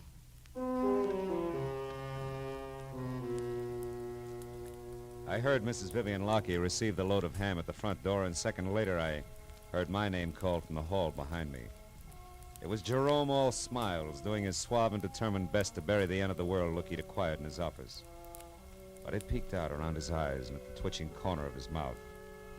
As he led me into the library and pointed me into a deep leather chair, I decided to let him lead off. I also decided to bait a trap and set it out. Now, how about a drink, Marlowe? I have one, thanks. Mrs. Lockyer anticipated you. Anticipated? Oh, yes, of course. Well, let's see. Where did we leave off this afternoon? Oh, we talked about a lot of things, like tire sizes, suicides. Oh, yes. Now let me get something straight, Mr. Marlowe. You seem to believe that there's a little more to poor Jane Temple's death than a simple suicide. Considerably more, Mr. Lockyer. Yes. And you've come to me with this problem. Why? Because you may be able to fill in some blanks. How? It's up to you. Let's say first that I think a prominent and wealthy man is connected, a man who's saddled with a messy past that he can't afford either to keep secret or have revealed. Now, just a minute, Marlowe. I don't know what you're driving at with this double talk, but it sounds to me as if you're accusing Jane Temple of blackmail, and I don't believe it. She'd have starved to death first. I'd like to agree, believe me. But unfortunately, I can still add. What do you mean? For instance, to what I said before, add the name John Gordon. Who is John Gordon? I'm not quite sure. But I do know this. Somehow the key to who he is ties into a basement shoe shop in the 100 block on West Main Street. Does that mean anything to you? No, why should it? Marlowe, why exactly did you come here? Please tell me. I just did. Well, that's that. Chances are I'll see you again sometime. Good night, Mr. Lockyer. Marlowe, wait. Now, listen. In my business, bad publicity counts. And I've worked awfully hard to I know. I went all through that with Mrs. Lockyer. Don't worry about me. This time, I'm more than willing to let somebody else do the talking.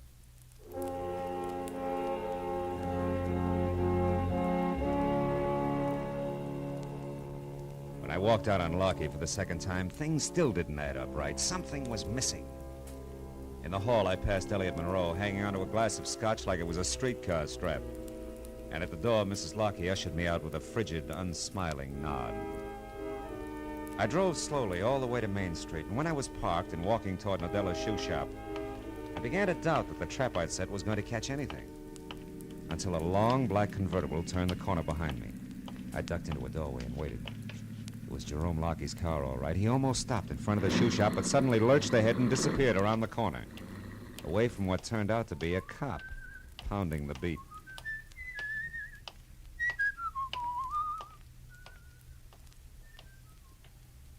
was convinced he'd be back, so when the cop passed me, I ran around to the rear of the shoe shop and down the stairs to a window where I could keep out of sight and still see anything that went on inside. I just settled down for a wait when it came. Stand still, my fine fellow. Don't move or I'll kill you. Mr. Elliot Monroe. What do you know about that? Looks like the wrong sucker rose to the bait. Or is this just coincidence? It's no coincidence, my friend, believe me. While you were in talking to dear Jerry tonight, Vivian was called to the phone. That gave me a chance to listen outside the library door and overhear everything you said. That's why I am here, to protect my interests. No wonder things didn't add. You're the missing link, typecast at that. Keep those hands up. Sure, I couldn't see Jane Temple as a blackmailer, now Jerome Lockie as a killer, but you're playing both parts. For you, that's a cinch. Aye, but our detective is clever now, isn't he? But just a little late, wouldn't you say? Yeah. No switches in a one-track mind. Yeah, it's my own fault. Have your fun, Monroe. But tell me one thing. How'd you worm your way into this setup? That was a well-kept secret. Not to a man with an experienced eye for drama, my good fellow. It started very simply when I recognized Jane Temple on the street one afternoon and befriended her. Befriended her? Yes. We reminisced about the good old days in the theater and finally went through her scrapbook together.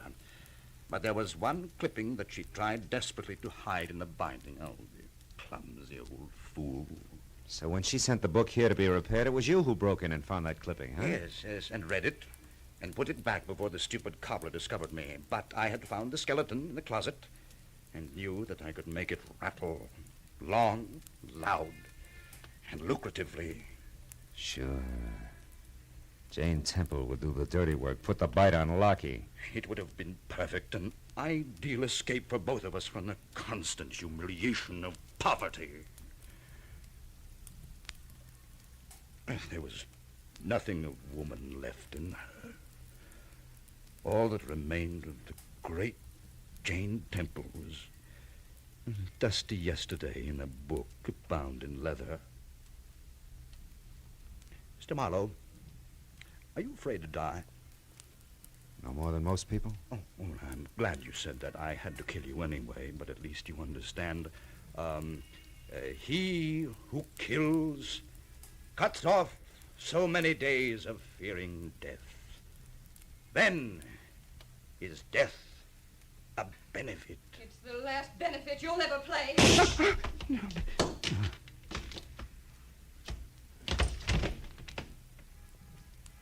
Poor crazy clown.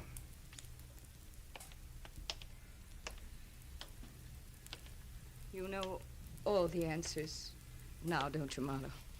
The whole story. Yes, Vivian.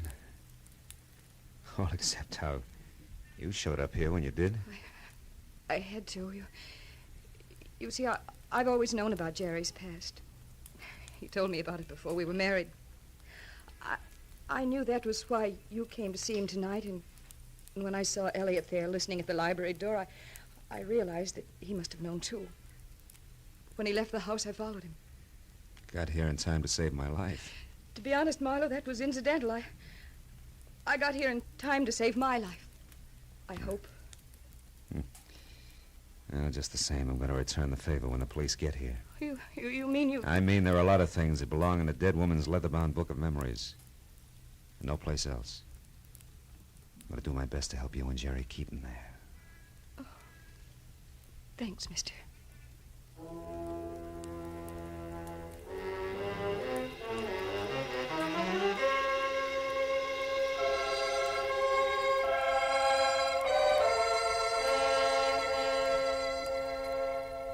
Well, that's the way it worked out. One policeman named Matthews got the whole story, but only half of what he found out was entered in the police records. And only as much of that as was necessary ever got into the papers. 2 days later, when Jane Temple's funeral was held, it didn't even make the back page. After all, what's news about one Italian cobbler, one private detective, and one hard-boiled agent standing bareheaded before a fresh grave? Even though the cobbler had worked all night, binding a big book in the finest of Morocco leather. even though the agent with blinking, moist eyes closed that book for the last time. And the private detective laid it in the coffin to be buried with her. Yeah. What's news about that?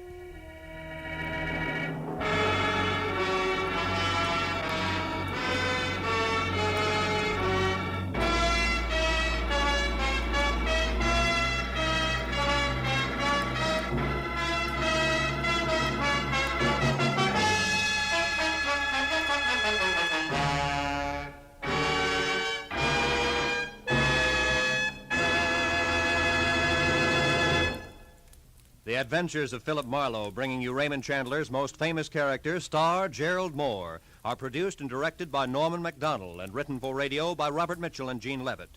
Featured in the cast were Jack Crucian, Bud Whittam, Jay Novello, Lynn Allen, John Daner, and Ted Von Eltz. Detective Lieutenant Matthews is played by Larry Dobkin. The special music is composed and conducted by Richard Orant. This is Roy Rowan speaking. This is CBS, the Columbia Broadcasting System.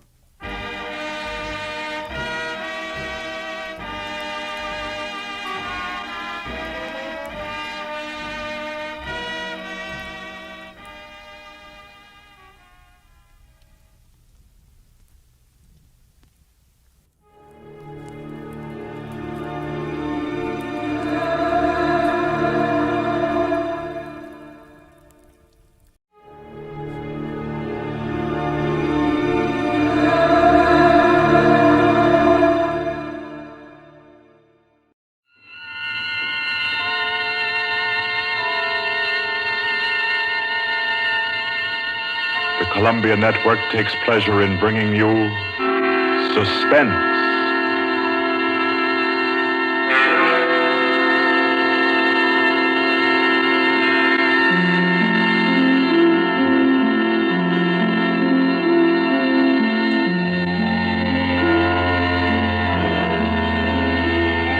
Suspense, Columbia's play theater of outstanding thrillers, produced and directed by William Spear and scored by Bernard Herrmann. The notable melodramas from fiction and stage and screen, from the world's great literature of entertaining excitement, presented each week to bring you to the edge of your chair, to keep you in suspense.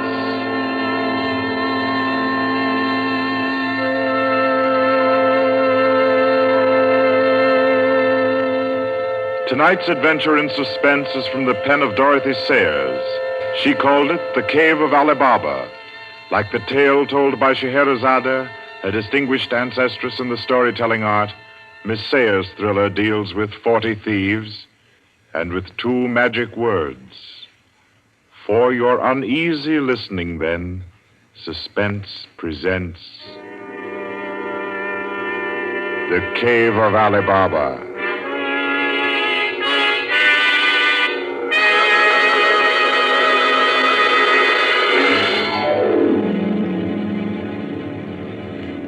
On a Saturday afternoon in January, in a grim and narrow house in Lambeth, a man sat eating kippers and reading the daily paper. He was smallish and spare, with brown hair rather too regularly waved and a strong, brown, pointed beard. His double-breasted navy blue suit, his socks, tie, and handkerchief were all scrupulously matched, and his brown boots just a trifle too highly polished. He did not look a gentleman, not even a gentleman's gentleman. Yet there was something about his appearance which suggested that he was accustomed to the manner of life in good families. A superior butler, perhaps, yet not old enough to be retired. A footman who had come into a legacy, yes. He had just finished eating, and he was sipping his coffee when a slight noise at the front door caught his ear. Swiftly, too swiftly for a quiet little man sitting eating kippers and reading his paper on a Saturday afternoon, he sprang up. He dashed through the small hallway and he flung the door open. Of course, no one in sight. The Society is at least dramatic in its delivery of its correspondence. And as if he knew what he would find, he shut the door and turned to the hat stand in the hall. An envelope had been placed there. It was addressed to Joseph Rogers. So Mr. Rogers opened the note. Number 21, An extraordinary general meeting will be held tonight at the house of number 1 at 11:30. You will be absent at your peril. The word is finality. Finality. Yes, I think so. The man called Joseph Rogers stood for a moment, studying the note. Then he strode to the rear of the house, to a tall safe built in the wall. Carefully, he manipulated a dial. He swung the safe door open. He stepped inside into a small strong room. He opened a drawer marked correspondence, placed the note inside, and then came out again. A moment to reset the lock for a new combination, and then he went back into the living room. He reached for the telephone. He lifted it from the cradle and then reconsidered. Too dangerous. He hurried upstairs and clambered into an attic. In the furthest corner, he searched for and found a knothole in the woodwork. He pressed it. A concealed trapdoor swung open, and he was in the loft of the adjoining house. He paused before 3 cages, in each of them a carrier pigeon. Carefully, he wrote a note, slipped it under a pigeon's wing. There you are, my pretty. There, take it easy now. There you go. Lie straight. 4:30. I'll send another pigeon at 5 and the third at 6. I should have my answer by 9:30 at the latest. Oh, I forgot one thing most important. Mr. Rogers moved through the trapdoor, back into the attic of his own house, and once again he stood before the tall safe built in the wall. He opened the door, stepped into the strong room, moved for a moment quietly in the dark, and then spoke gently. Now, be good, my sweetheart. I'm depending on you. Open sesame. Come on now, old thing. Open sesame. Open sesame. That's better. That's very much better.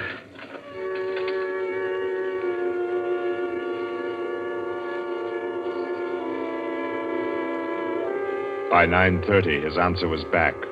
All the little piece of paper said was a hasty okay.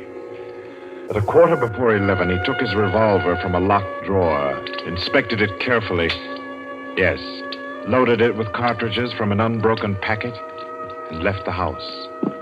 He walked quickly, keeping well away from the wall. And when he climbed on a bus, he sat next to the conductor, where he could watch all who got on and off. By 25 minutes after 11, he was out on lonely Hampstead Heath, pausing in the shadow of a large tree to adjust a black velvet mask, on which, in white thread, was stitched the number 21. Then he stepped briskly to the door of the villa that lay before him and...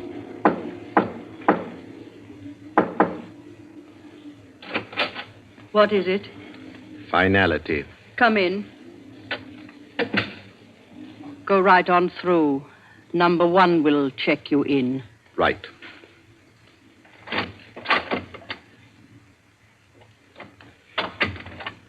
"21, sir.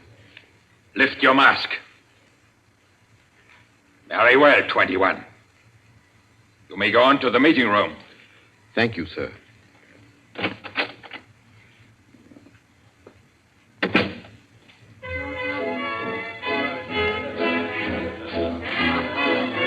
The room of the villa in which Mr. Rogers now stood was a large one, a brilliantly lighted room. There was a gramophone in one corner, blaring out a jazz tune. To its rhythm, couples, masked men and women, were dancing.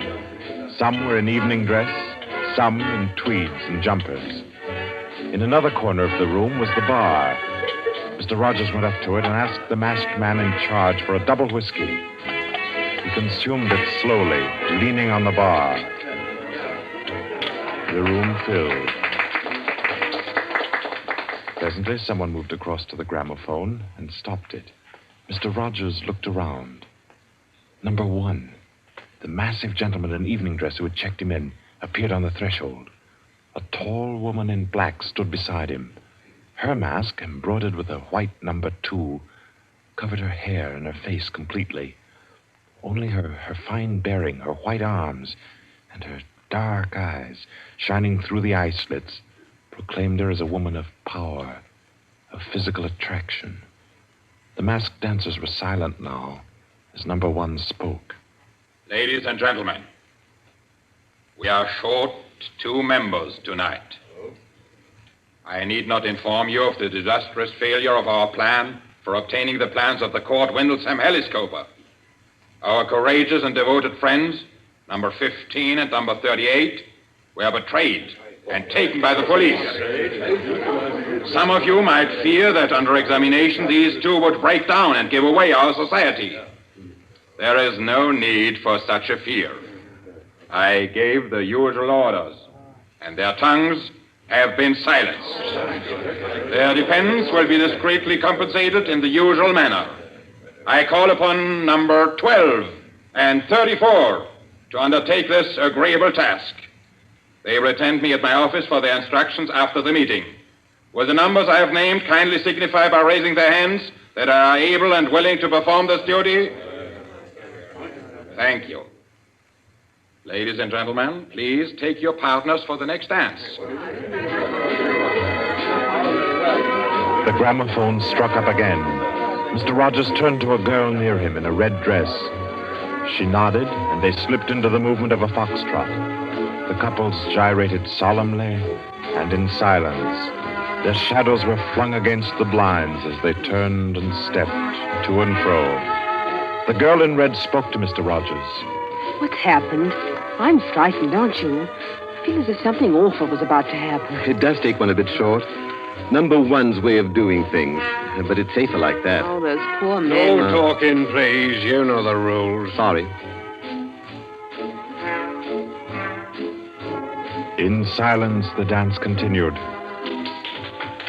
And then it came to an end. And then when it had finished, the dancers came again to where number one sat and waited with tense eagerness for him to speak. Ladies and gentlemen, you may wonder why this extraordinary meeting has been called. The reason is a serious one. The failure of our recent attempt was no accident. The police were not on the premises that night by accident. We have a traitor amongst us. This last failure was not the first. You'll remember the unfortunate way in which the affair of the Dinglewood pearls turned out. And there were others. However, I am happy to say that our minds can now be easy. All these troubles have been traced to their origin. The offender has been discovered and will be removed. The misguided member who introduced the traitor to our ranks will be placed in a position where his lack of caution will have no further ill effects. There's no cause for alarm. Ladies and gentlemen, please take your partners for the next dance.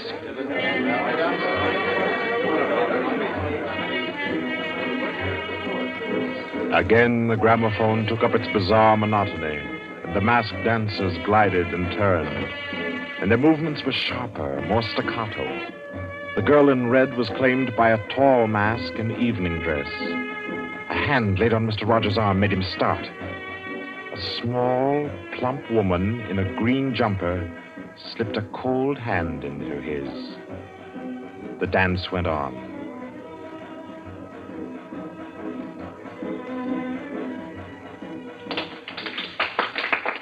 When it stopped, everyone stood detached, stiffened in expectation. The endless interval was over. Number one raised his voice. Ladies and gentlemen, you will no doubt wish to be relieved of the questions on your mind. I will name the persons involved. Number 37. No! Silence! I swear on it. Silence! You have failed in discretion. You will be dealt with. If you have anything to say in defense of your folly, I'll hear it later. Sit down. Number 37 sank down upon a chair. He pushed his handkerchief under the mask to wipe his face. 2 tall men closed in upon him. The rest fell back. Ladies and gentlemen, I will now name the traitor. Stand forward. Number 21. Take off your mask. Number 37. This man was introduced to our society by you under the name of Joseph Rogers. formerly second footman in the service of the Duke of Denver, dismissed for petty thievery. Did you take steps to verify the statement? I did as God's my witness. It was all straight.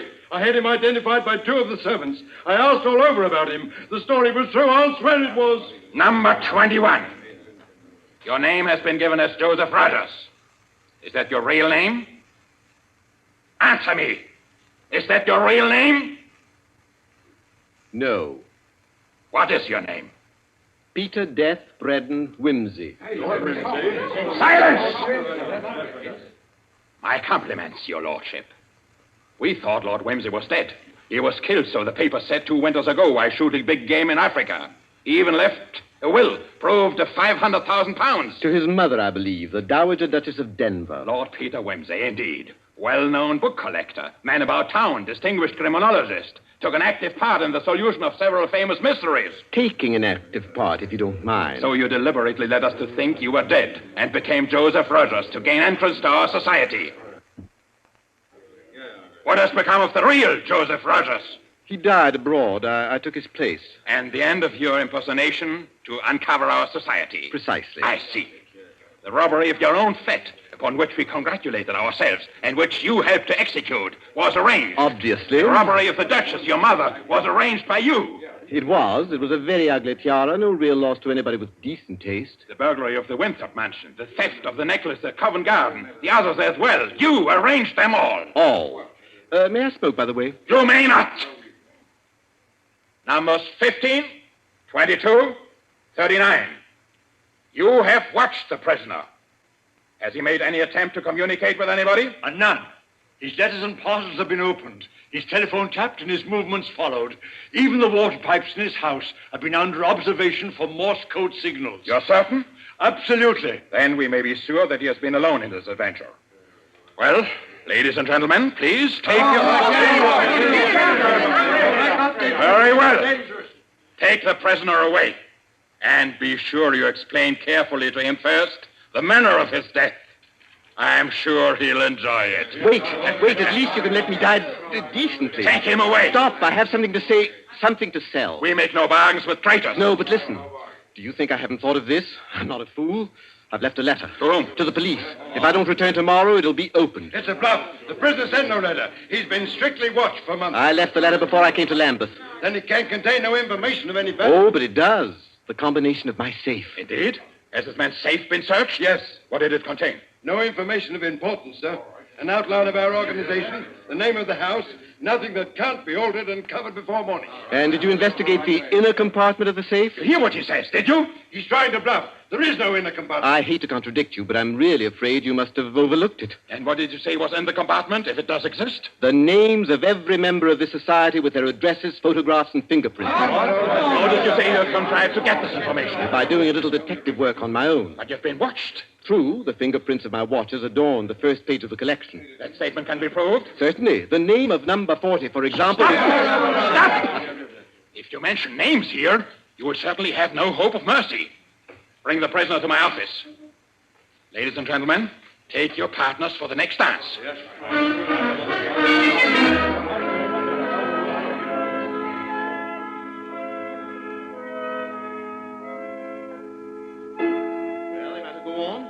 Prove that I know your gang from number 1 through number 25. Do you want me to prove that I know the others as well? My lord, your story fills me with regret that you are not, in fact, a member of our society. Wit, courage, and industry are valuable in an association like ours. I fear I cannot persuade you. No, I suppose not.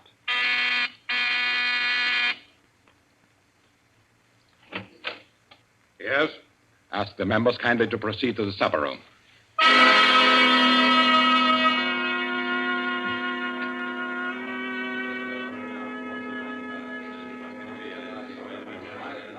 Ladies and gentlemen, I'll not conceal from you the seriousness of the situation. The prisoner has recited to me 25 names and addresses which were thought to be unknown except to their owners and to me. There has been great carelessness. Fingerprints have been obtained. He showed me some photographs of them. He tells me that the book of names and addresses is to be found in the inner compartment of his safe, together with certain letters and papers stolen from the houses of members, and several objects with fingerprints. I believe he tells the truth. He offers the combination of the safe in exchange for a quick death. I think his offer should be accepted. What is your opinion, ladies and gentlemen? The combination is known already. Fool! This man is Lord Peter Wimsey, a scientist of crime. Do you think he will have forgotten to change the combination? Oh, I say give him the promise. Time's getting short. You agreed? It's a bargain, Wimsey. What is the combination? The word of the combination is unreliability. And the inner door, the inner compartment? In anticipation of the visit of the police, the inner door is open. Good.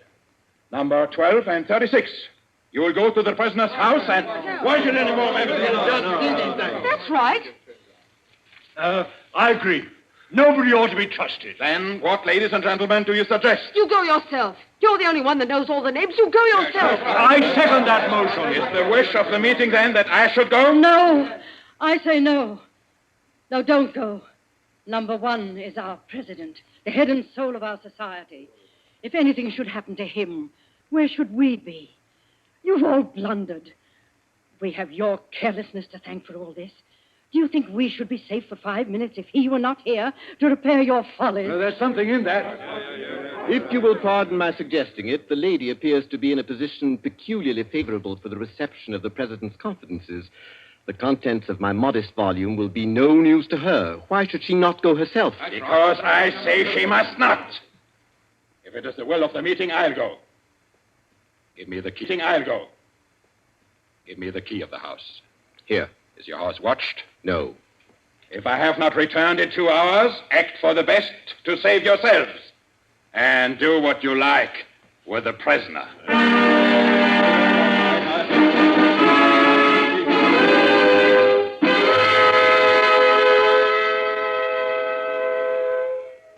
The president has been gone 2 hours. Traitor! What's happened to him? How should I know? Perhaps he's looked after himself and gone while the going was good. Liar! Oh. He'd never do that. What have you done with him? Speak, or I'll make you speak. I can only form a guess, madam. I'm afraid that your president may quite inadvertently have left the door of the inner compartment closed behind him, in which case... Yes? Well, let me explain the mechanism of my safe. The inner compartment has 2 doors. The outermost opens outward with an ordinary key. Oh, do you think that the president is so stupid as to be caught in an obvious trap? Undoubtedly, he will have wedged open that inner door. Undoubtedly, madam. But the sole purpose of that inner door is to appear to be the only one. Hidden behind the hinge of that door is another, a sliding panel, also left open. Inside the compartment is the big, heavy ledger containing all the information about this society. This ledger lies on a steel shelf. Do I make myself clear? Oh, yes, go on. The steel shelf is balanced on a concealed spring. When the weight of the book, the ledger, is lifted, the shelf rises almost imperceptibly, and in rising it makes an electrical contact. Now, let me draw a picture.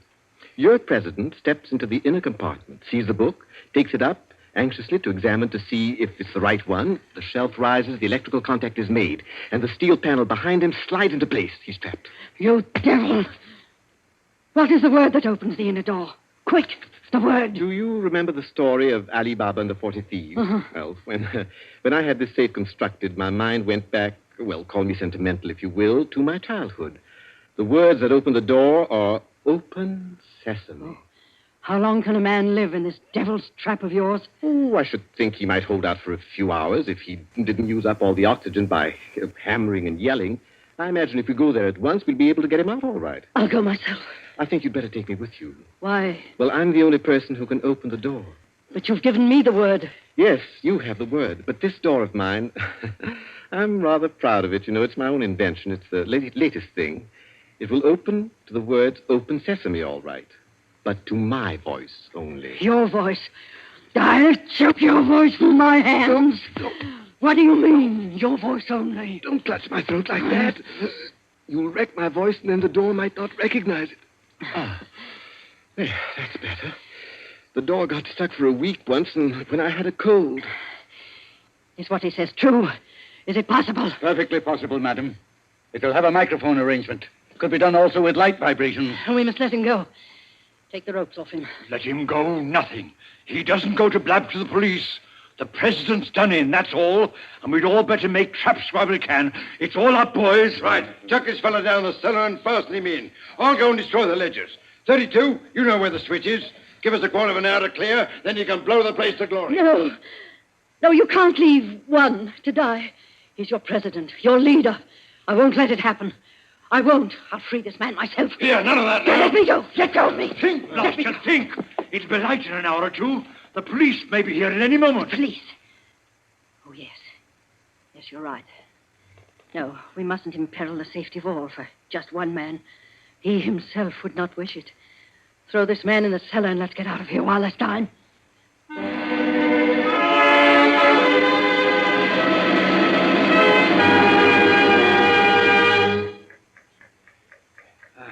Here. This is good enough. Leave him here. Right. Let's go. Hey, you chaps. Yeah? Should have gagged him. I say, it's lonesome down here in this cellar. You might at least leave the light on. Don't worry about the dark. They're taking you here as the time fuse for the bomb that's going to blow out this place. It's all set. You won't have long to wait. Not long.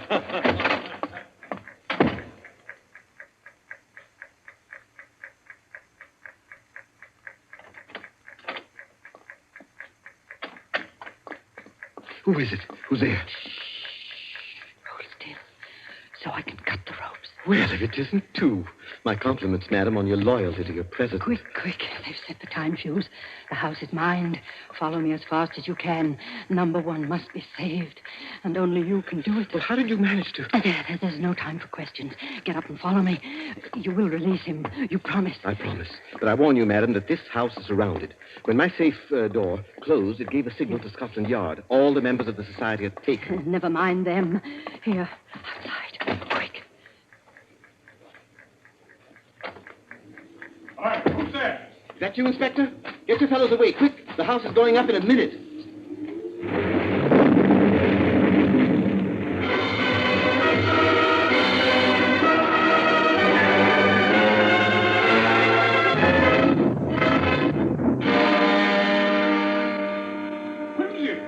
Quincy!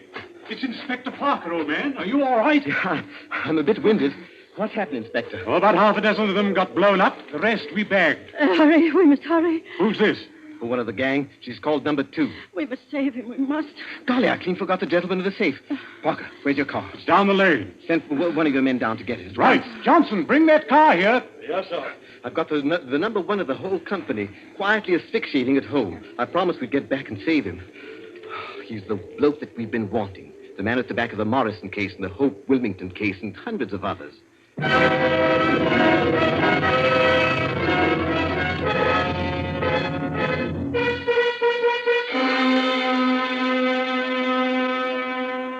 Is this it?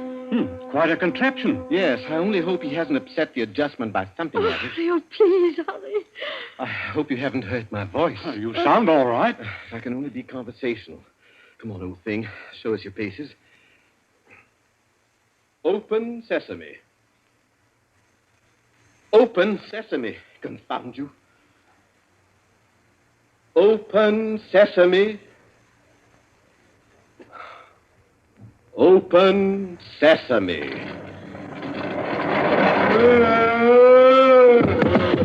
He's dead. Let me see. No, he's not. He lived to stand his trial.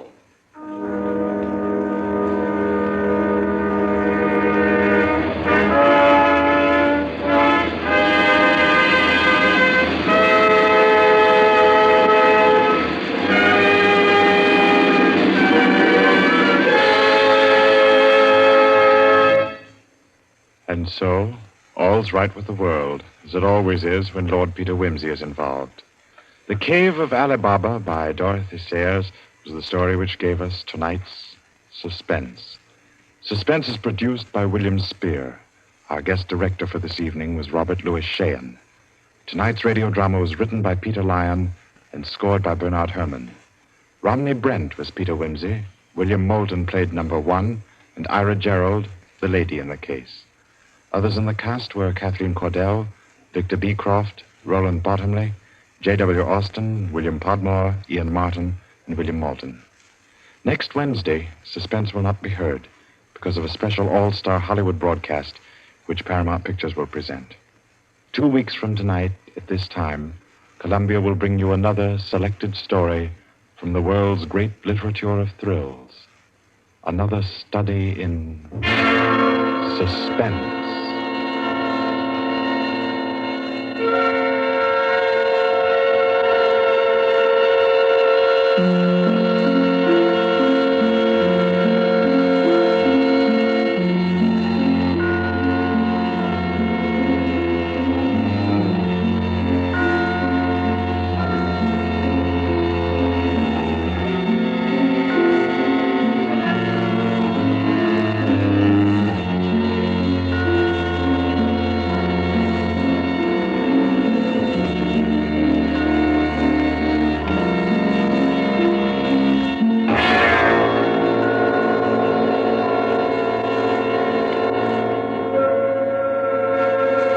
This is Barry Kroger, and this is the Columbia Broadcasting System.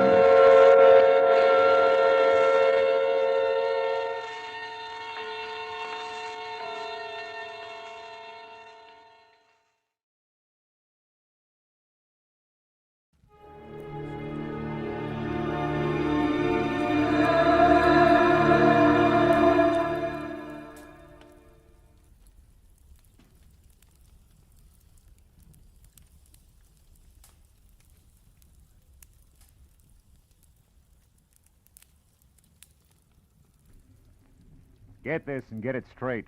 Crime is a sucker's road, and those who travel it wind up in the gut of the prison of the grave. This time I was in the country where the night should have been nothing but peace and quiet. But a pair of angry eagles changed all that. One was solid gold and too close to a battered corpse. The other weighed 160 pounds and was too quick with his fists. It happened like this. From the pen of Raymond Chandler, outstanding author of crime fiction, comes his most famous character in The Adventures of Philip Marlowe.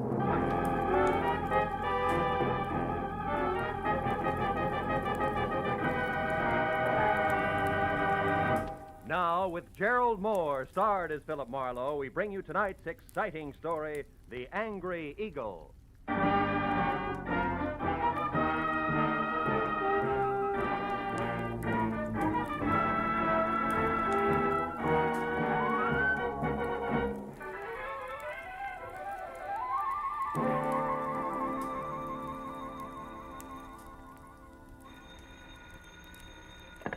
Hello. Mr. Philip Marlowe, please. Clover Lake, California calling. This is Marlowe. One moment, sir.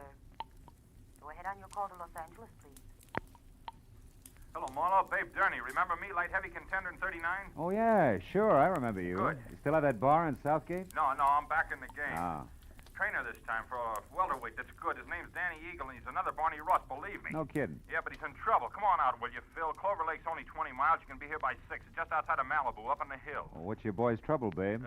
Plenty. And it could end up being his life. Now, step on it, Phil. Oh, and listen, you're a sports writer from Detroit, not a private detective. You got it? Got it. Leaving now, babe.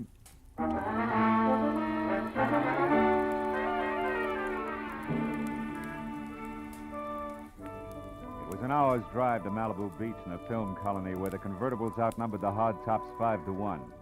And another 30 minutes up into the mountains along a steep spiral of macadam which at every turn made more of the Pacific below and less of Malibu. Until finally I was at the top. To my right, there was a dirt road which a freshly painted sign said led to Clover Lake Training Camp, private. Raleigh Lance, owner. I drove on into what turned out to be a converted summer hotel marked office. A couple of buildings that had been stables and maybe 24 cabins spread out over a sloping green acre that led to a cliff's edge and the lake some 100 feet below. When I pulled in and parked in a gravel semicircle which was close to a roofed-over boxing ring where a lot of muscles in sweatpants was making a punching bag sound like a machine gun, I saw Babe Durney coming toward me in ducks and white T-shirt with an angry fighting eagle as in Danny on it. He was more bay window and less hair than last time, but still the same quick smile under a nose that spread over half his face and an extended hand that could have passed for a catcher's mitt. Hiya, Phil. Glad you didn't take any longer. Things are worse. Oh? Danny got canned an hour ago, and he's burning up. Told Lance and his wife where they both could go, and I think he's going to personally see to it that they get there. Now, wait a minute. Who's this Lance? Oh, Raleigh Lance. He runs this place, Marlowe. Yeah. Strictly the big-time, big-shot manager. See that the fights has to be A1, his license plate the lowest number he can get. Yeah, a half-pint in French cuffs and built-up heels. Got 10 fighters there. Danny's one. And the wife? Oh, yeah. Myra. A lot of curves, a lot of war paint, and never enough clothes on. Know what you mean. Yeah, well, also not much to keep her busy, and Lance hasn't got time to run around down in Malibu. Which means sheep's eyes to the boys, huh? Yeah, Danny Eagle included. Not that the kid ever did anything about it, mind you. Figured she was just being friendly. Come on, let's move on down by the lake like I was just showing you around. Hey, Jersey. Yeah? You can quit now. Do a mile in the shower. Okay, Big. See you later. Anyhow, Phil, this morning, Lance and the missus had a beef when the big shot got mad, read Myra off, and called Danny and tried the same thing on him. Didn't take, huh? No. So the boss canned him.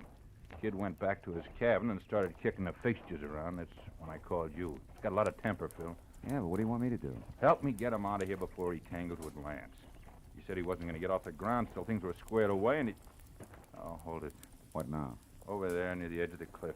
Friend of Lance's, just weatherwax. Well, that old man? Yeah, hayseed to look at or listen to, but he owns about every piece of land around here. Uh-huh. Rich, retired, and has just learned about prize fighters. Calls them gladiators. Also, he's got a mud fence-faced daughter he's real anxious to pass off. Yeah, also, he's coming this way. Oh, hello there, son. Yeah, don't encourage Gab. It's his specialty. Well, Babe, my boy. What shape are you in tonight? Oh, well, not quite fighting trim, Mr. Weatherwax. I was just showing Mr. Marlowe here around the grounds. He's a sports writer. Sports rider? Yeah. Well, glad to make your acquaintance, Mr. Marlowe. Thank you. Yes, sir. When I think about what I've missed all these years not following the ring... Mr. Weatherwax, excuse me, but we're in a hurry. I want Mr. Marlowe to see the lake before it's dark. We'll see you at dinner up at the lodge later, huh? Yes, I look forward to that. Goodbye. Yeah, bye, son. The original windbag. Yeah. But, Marlowe, like I was saying, I gotta have your help. Yeah, but what can I do now? The kid's through, babe. Sure, but look, Phil, I know other managers. I also know the makings of a champ when I see him, and Danny Eagle's got the stuff. And? Okay, I like him. Phil, you gotta get next to Lance. If he thinks you're doing a feature on him, he'll be your best friend in a couple of hours. A little Napoleon. Uh-huh, and when I'm buddy-buddy, I steer him away from ordering his muscle man to play pretzel with Danny while you're trying to get him out of here. Is that it? That's right. I already planted that you're coming up here, so all you got is... Hey, look. Huh? Up at the lodge on the porch there. That's him and Myra going in the office. My cue. Mm-hmm. Okay, but first tell me one thing, babe. Does Danny know about me? No. He'd turn against me if he did. He likes to settle his stuff his own way. That's why you gotta get to Lance. In or out of the ring, it still takes two to make a fight, Phil. Yeah. All right, babe. I'll do my best. Yeah, Philip Marlowe, Detroit Daily News. Wonder if there is such a paper. No, it doesn't sound too bad. Listen, Myra, I don't want any more trouble with you. I'm fed up. Oh, You're fine. fed up. You? Well, that's funny. You dragged me up here and expect me to... And try real hard to understand this. I dropped 10 grand, 10,000 berries last night on that punk Steve Rocker. I'm not very happy. So you want a fighter who stinks. What's that got to do with me? I don't know. But if you'd let him alone, he wouldn't have looked so tired in there. Of all the cheap cracks you've ever made, that's about the... The what? Go on, say it. You never flirted. You never played up to it. You were only being friendly. Go on, spit it out, why don't you? Don't think I won't. When we're alone. Oh. Excuse me, I didn't mean to eavesdrop. I was looking for Mr. Lance. Raleigh Lance? That's me. What do you want? My name's Philip Marlowe, Detroit Daily News, Mr. Lance. Oh. Yes. Come in, Mr. Marlowe. Oh. There was a note here on my desk. Should expect you for an interview. Glad to see you. Oh, thank you. I don't believe I've, my wife, Mr. Marlowe, Mrs. Lance. How do you do? Hello. From, Detroit, you said? Yeah. How are things at the Beaver Club? That's quite a spot, I hear. Oh, yeah, quite. I used to go with a reporter there. He told me about some wild parties at their press club. Busy Beaver Nights, they used to call them. Yes, busy beaver night. Lots of fun. Mm-hmm. I'll bet. Myra, Mr. Marlowe and I'd like to talk a while, so... So I'll be running along. It was a pleasure, Mr. Marlowe. Thank you. Goodbye, Raleigh. I'll see you later. Yeah. Well, Mr. Marlowe, have a chair. Drink? Yeah, I will, thanks. It's quite a spot you have here, Mr. Lance. Make it Raleigh, fella. All right. Yeah, it's okay. But you're not up here to write about a training camp, are you? Of course, I know background counts, but Well, like this drink, the soda helps, too. But the scotch is the thing, huh? Health? Same. Yeah, you're right about that scotch. Mr. Lance? What is it, Kelly? I'm busy now. What's about Danny Eagle? Did you give him his walking papers? No, Big Gurney stopped me, Mr. Lance. Said he'd give Danny the word himself that he could handle him. That fat pug! Who does he think he is? Well, he said he just didn't want trouble, Mr. Lance. Besides, he said Danny was taking a walk. Yeah? Well, I'm going to give him the air, too. I've got enough enemies without some lousy trainer who's on my own payroll. Pardon me, Mr. Marlowe. I'll only be a couple of minutes. Sure. Help yourself to another drink. We'll talk later after dinner, about 8. Oh, and here, catch. Best cigar made. Let's go, Kelly. Best cigar. Seats marked A1. Yeah.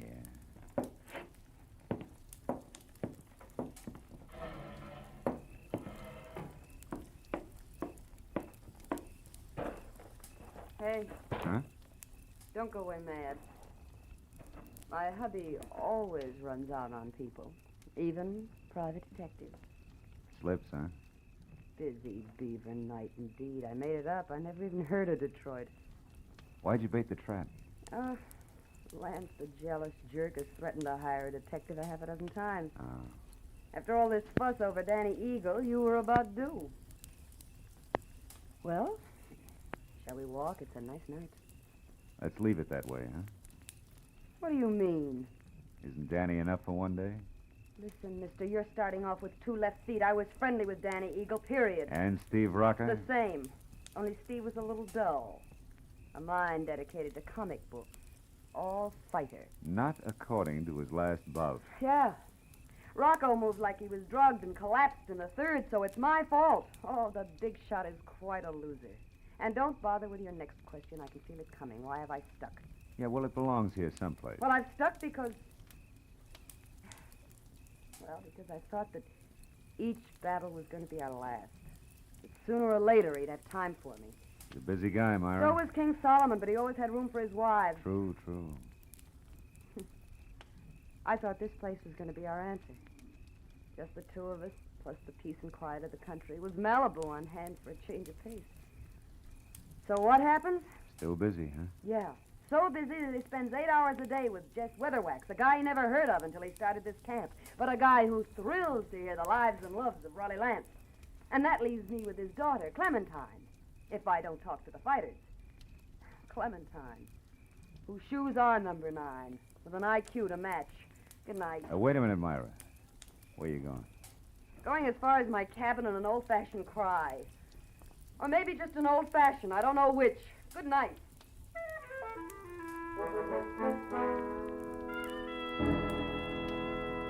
When Myra pivoted on a spiked heel and stomped off into the dark, I knew that I had to move fast because when next she and hubby met, the fact that I was a private detective was going to become public domain. And from there on out, I'd be of little use to Babe Durney, and if Lance's muscle playmates caught up to me, of no use to anybody. I located Danny Eagle's cabin among half a dozen others, peeking out of a thick grove of pepper trees, showing light from a half-open door.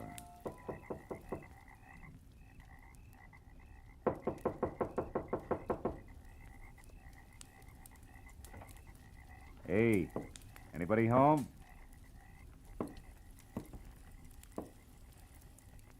Inside, there was a closed valise on the edge of the only bed. And on the dresser, some money, a package of lemon lifesavers, and a tie clasp. A gold one with a gold angry eagle on it that said Danny was still around. Then he got to talk for himself. I think you're in the wrong cabin, mister. I haven't vacated yet.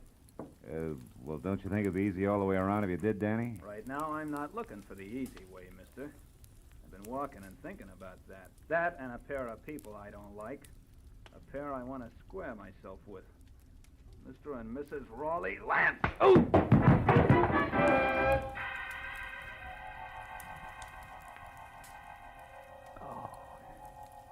It was purely a case of mistaken identity. But it served as a reminder that it still took 2 to make a fight. And that the only chance I had left was to get next to Raleigh Lance and keep him away from Danny Eagle. I spent a half hour going from the lodge to Lance's empty cabin to the dining room and every other place where I thought he might be. But finally, I remembered Jess Weatherwax, the one-man fan club whom I located back up at the office. Oh, hello there, son. He was peeling off his coat and getting ready for canasta with something uncombed and built like a length of pipe. Who had to be daughter Clementine. What can I do for you, son? Mr. Weatherwax, have you seen Lance? Why, no, Mr. Marlowe. We just came in. You deal, dearest. Is it important? Very. Daddy. Oh, excuse me, child. Mr. Marlowe, my daughter, Clementine. How do you do? Very fine, thank you. Mr. Marlowe, Daddy told... Hey, Marlowe, is that you in there? Oh, it's Babe Durney. Yeah, excuse me.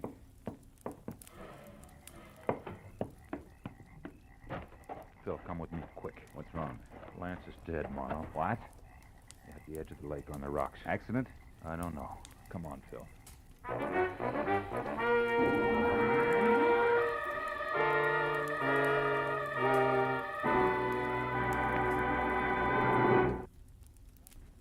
In just a moment, the second act of Philip Marlowe. But first, the confusion created by Gracie Allen has never been more clearly, more hilariously defined than it will be this Wednesday night when a writer for a national magazine comes to interview her. For the writer also meets some of Gracie's friends who present highly conflicting stories which Gracie does not untangle. It's another merry, mad mix-up which could come only from George Burns and Gracie Allen. So be listening this Wednesday on most of these same CBS stations. Now with our star, Gerald Moore, the second act of Philip Marlowe, and tonight's story, The Angry Eagle.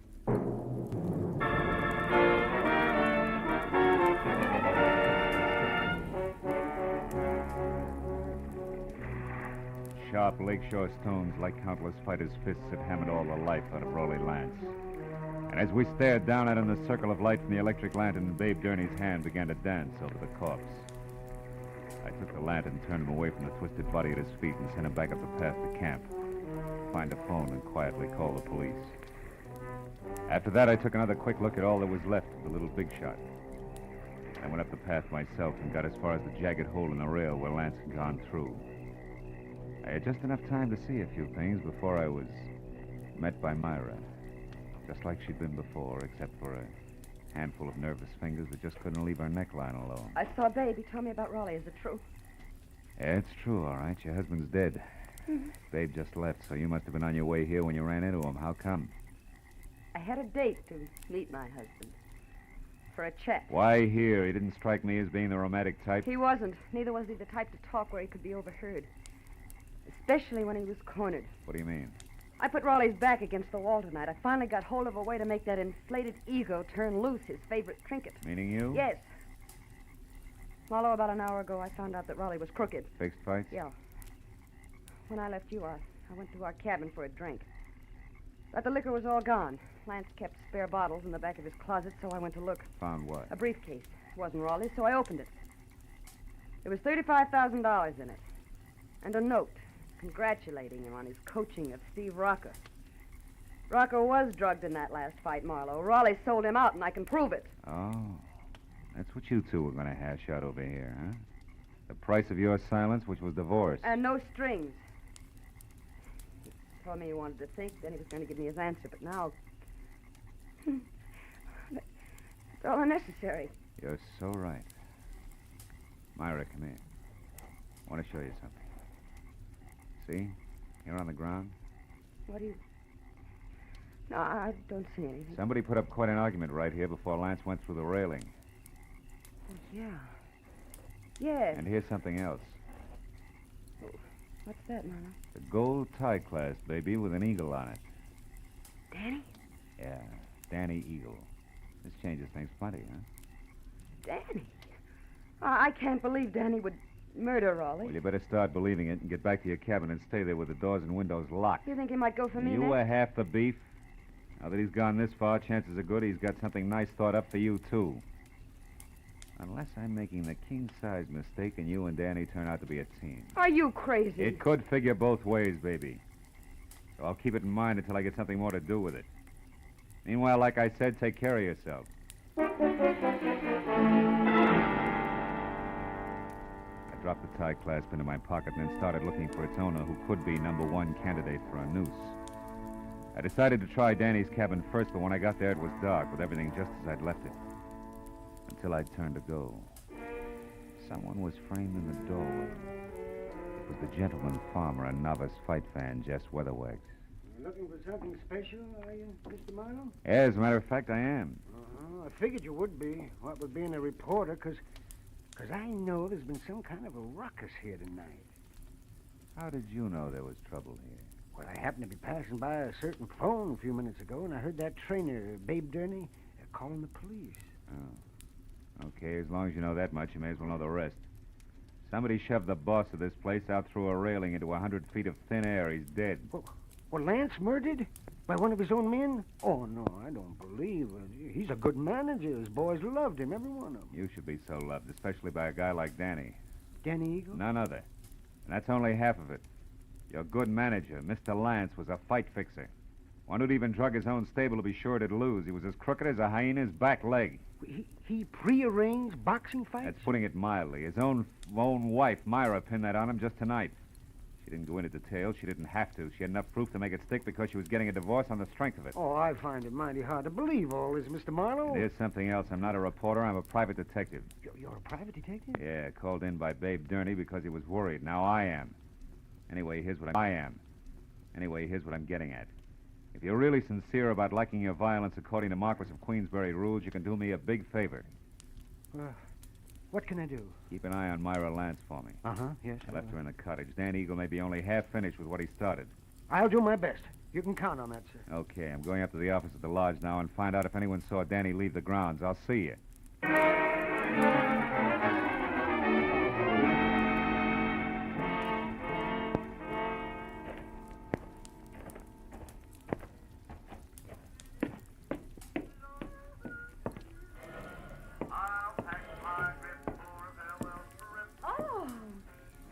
Mr. Marlowe. Did you get enough story material from the box fighters? For a couple of novels, Clementine. You alone here? Well, I am now. My daddy and I were playing canasta, but he left a while back. Went off without his coat, too, see? I know. You've been here in the office ever since, huh? Why, yes. Why? Well, maybe you can help me. Did you... Gladly. But you've just got to help me first, Mr. Marlowe. Have you got a cigarette paper?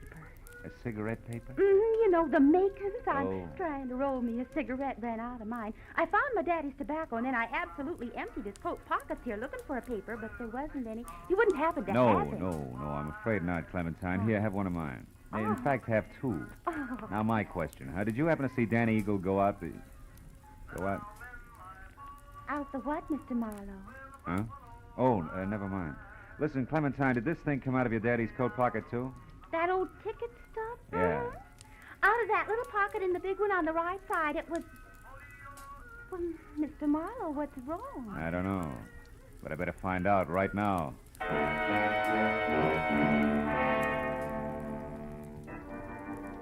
I ran out of the office and past the empty rope ring toward where the cabin stood, I was full of the conviction that Clover Lake Training Camp was due for a second corpse any minute. Only this time I knew that some fast adjectives I myself had tossed off and not a hot-headed fighter were playing cause and effect. As I made for the door of the Lance cabin, there was no help in the fact that my volunteer guard, Jess Weatherwax, was nowhere in sight. I called Myra's name twice and still got no answer.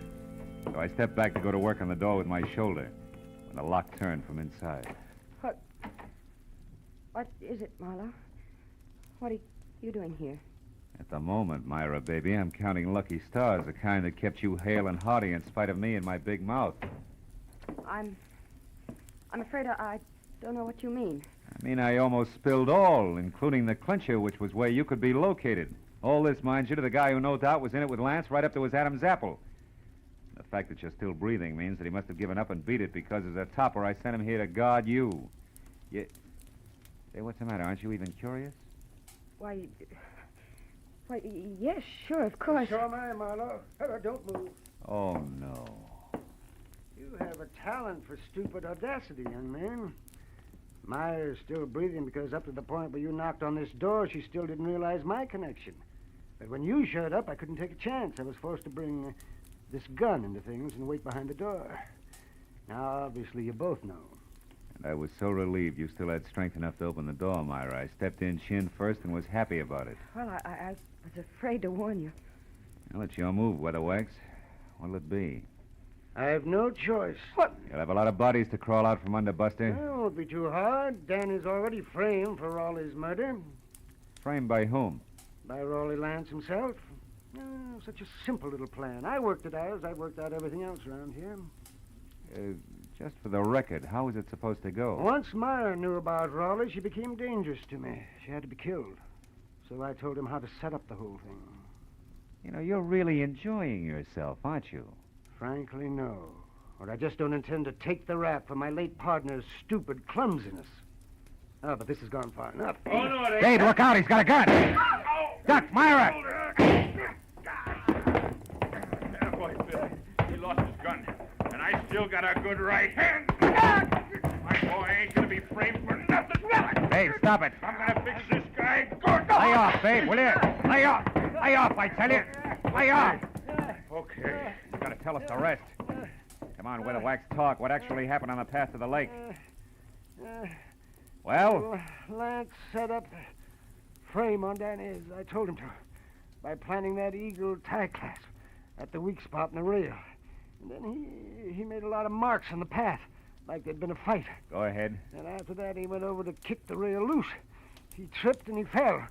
All because of those shoes of his with the hard, slick soles and built-up heels. Silly little man.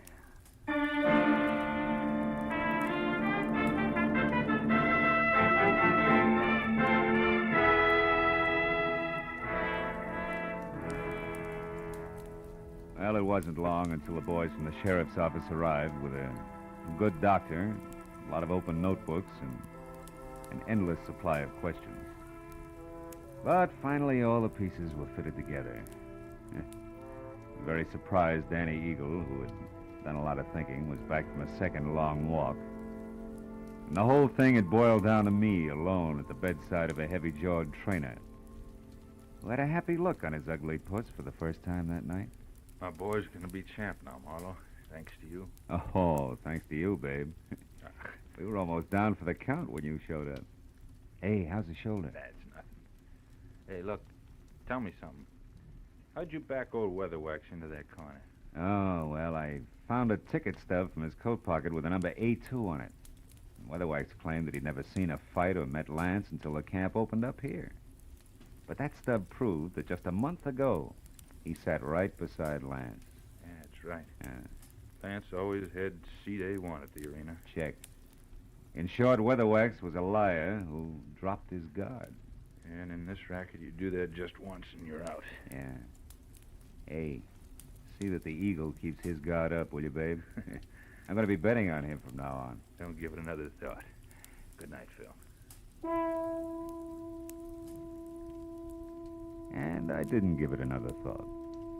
Neither did I think about an arrogant little guy whose phony heels and twisted mind had dumped him into his own trap.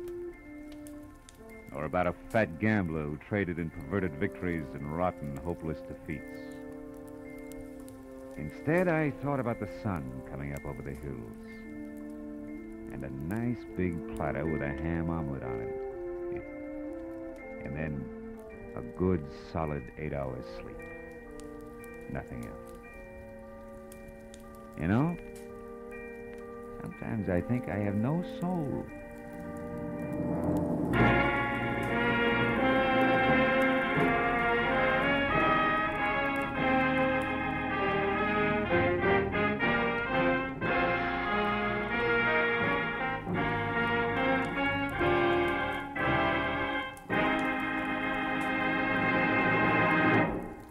Adventures of Philip Marlowe, bringing you Raymond Chandler's most famous characters, star Gerald Moore, are produced and directed by Norman MacDonald and are written for radio by Robert Mitchell and Gene Levitt. Gerald Moore can currently be seen starring in Republic's The Blonde Bandit. Featured in our cast tonight were Joan Banks, Barney Phillips, Wilms Herbert, Howard McNear, Elliott Reed, Frank Gerstle, and Ann Morrison. The special music is composed and conducted by Richard Arant. Be sure and be with us again next week when Philip Marlowe says... This time a nervous breakdown in a driving rain. A cape with a high collar. And a tiny sliver of glass led me from the ballet and a beautiful dancer to the edge of a cliff and death.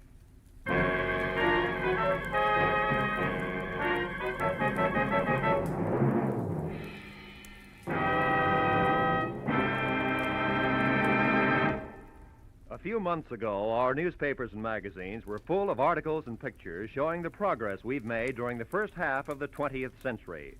That progress, brought about by the American way of doing business, means that today we enjoy the highest standard of living of any nation in the world. We can keep our standards high, and we can increase the benefits for all of us by continuing to produce efficiently under a free economic system. This is Roy Rowan speaking. Now, stay tuned for Pursuit, which follows immediately over most of these same CBS stations.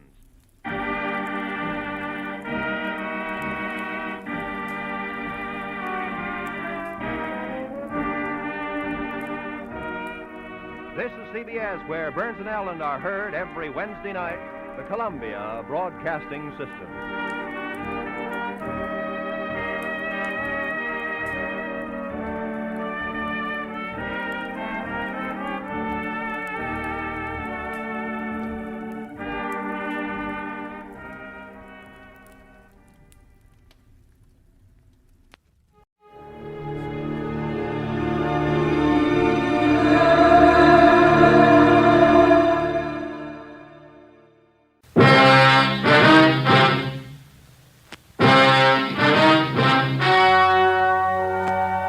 The story you are about to hear is true. Only the names have been changed to protect the innocent. Fatima Cigarettes, best of all long cigarettes, brings you Dragnet.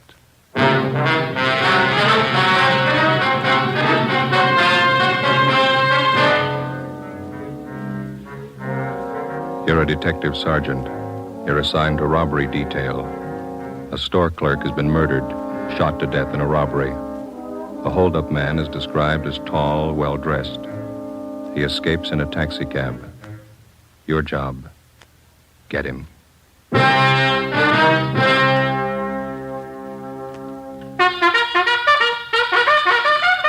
Oh, no. Ah, that's different. Yes, what a difference. In Fatima, the difference is quality. You see, Fatima is the quality king-size cigarette because it contains the finest Turkish and domestic tobaccos superbly blended. And Fatima is extra mild with a much different, much better flavor and aroma than any other long cigarette. Because of its quality, its extra mildness, its better flavor and aroma, Fatima has more than doubled its smokers coast to coast. Fatimas cost the same as other long cigarettes, but your first puff will tell you... Ah, that's different. Yes, in Fatima, the difference is quality. Ask your dealer for Fatima, the quality king-size cigarette. Best of all long cigarettes. Start enjoying Fatima tomorrow.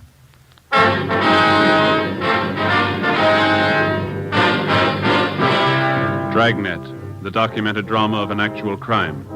For the next 30 minutes, in cooperation with the Los Angeles Police Department, you will travel step by step on the side of the law through an actual case from official police files. From beginning to end, from crime to punishment, Dragnet is the story of your police force in action. It was Friday, August 17th. It was hot in Los Angeles. We were working the night watch out of robbery detail. My partner's Ben Romero. The boss is Captain Walker. My name's Friday. It was 8:35 p.m. when we got to the Church of St. Damien, the vestibule.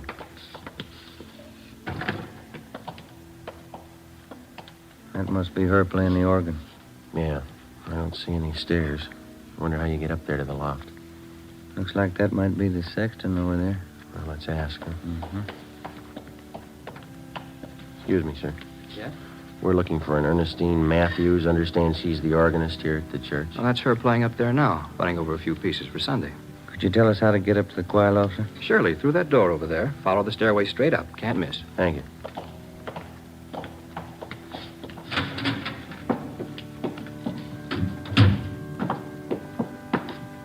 Sure has been a long time.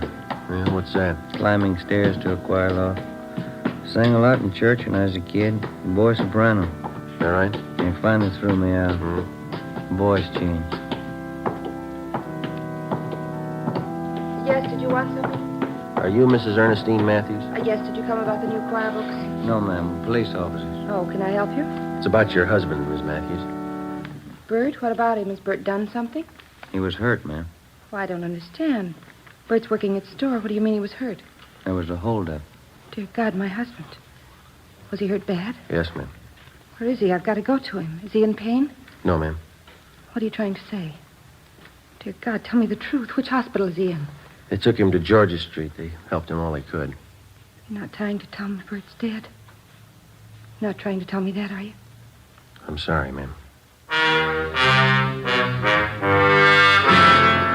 In the past 16 days, 7 armed robberies had been committed, apparently by the same man. The suspect was described by victims as tall, heavily built, and very nervous. He was armed. It's cold logic that every suspect who's armed in the commission of a robbery is a potential killer. It's a fact that's been proved 100 times over.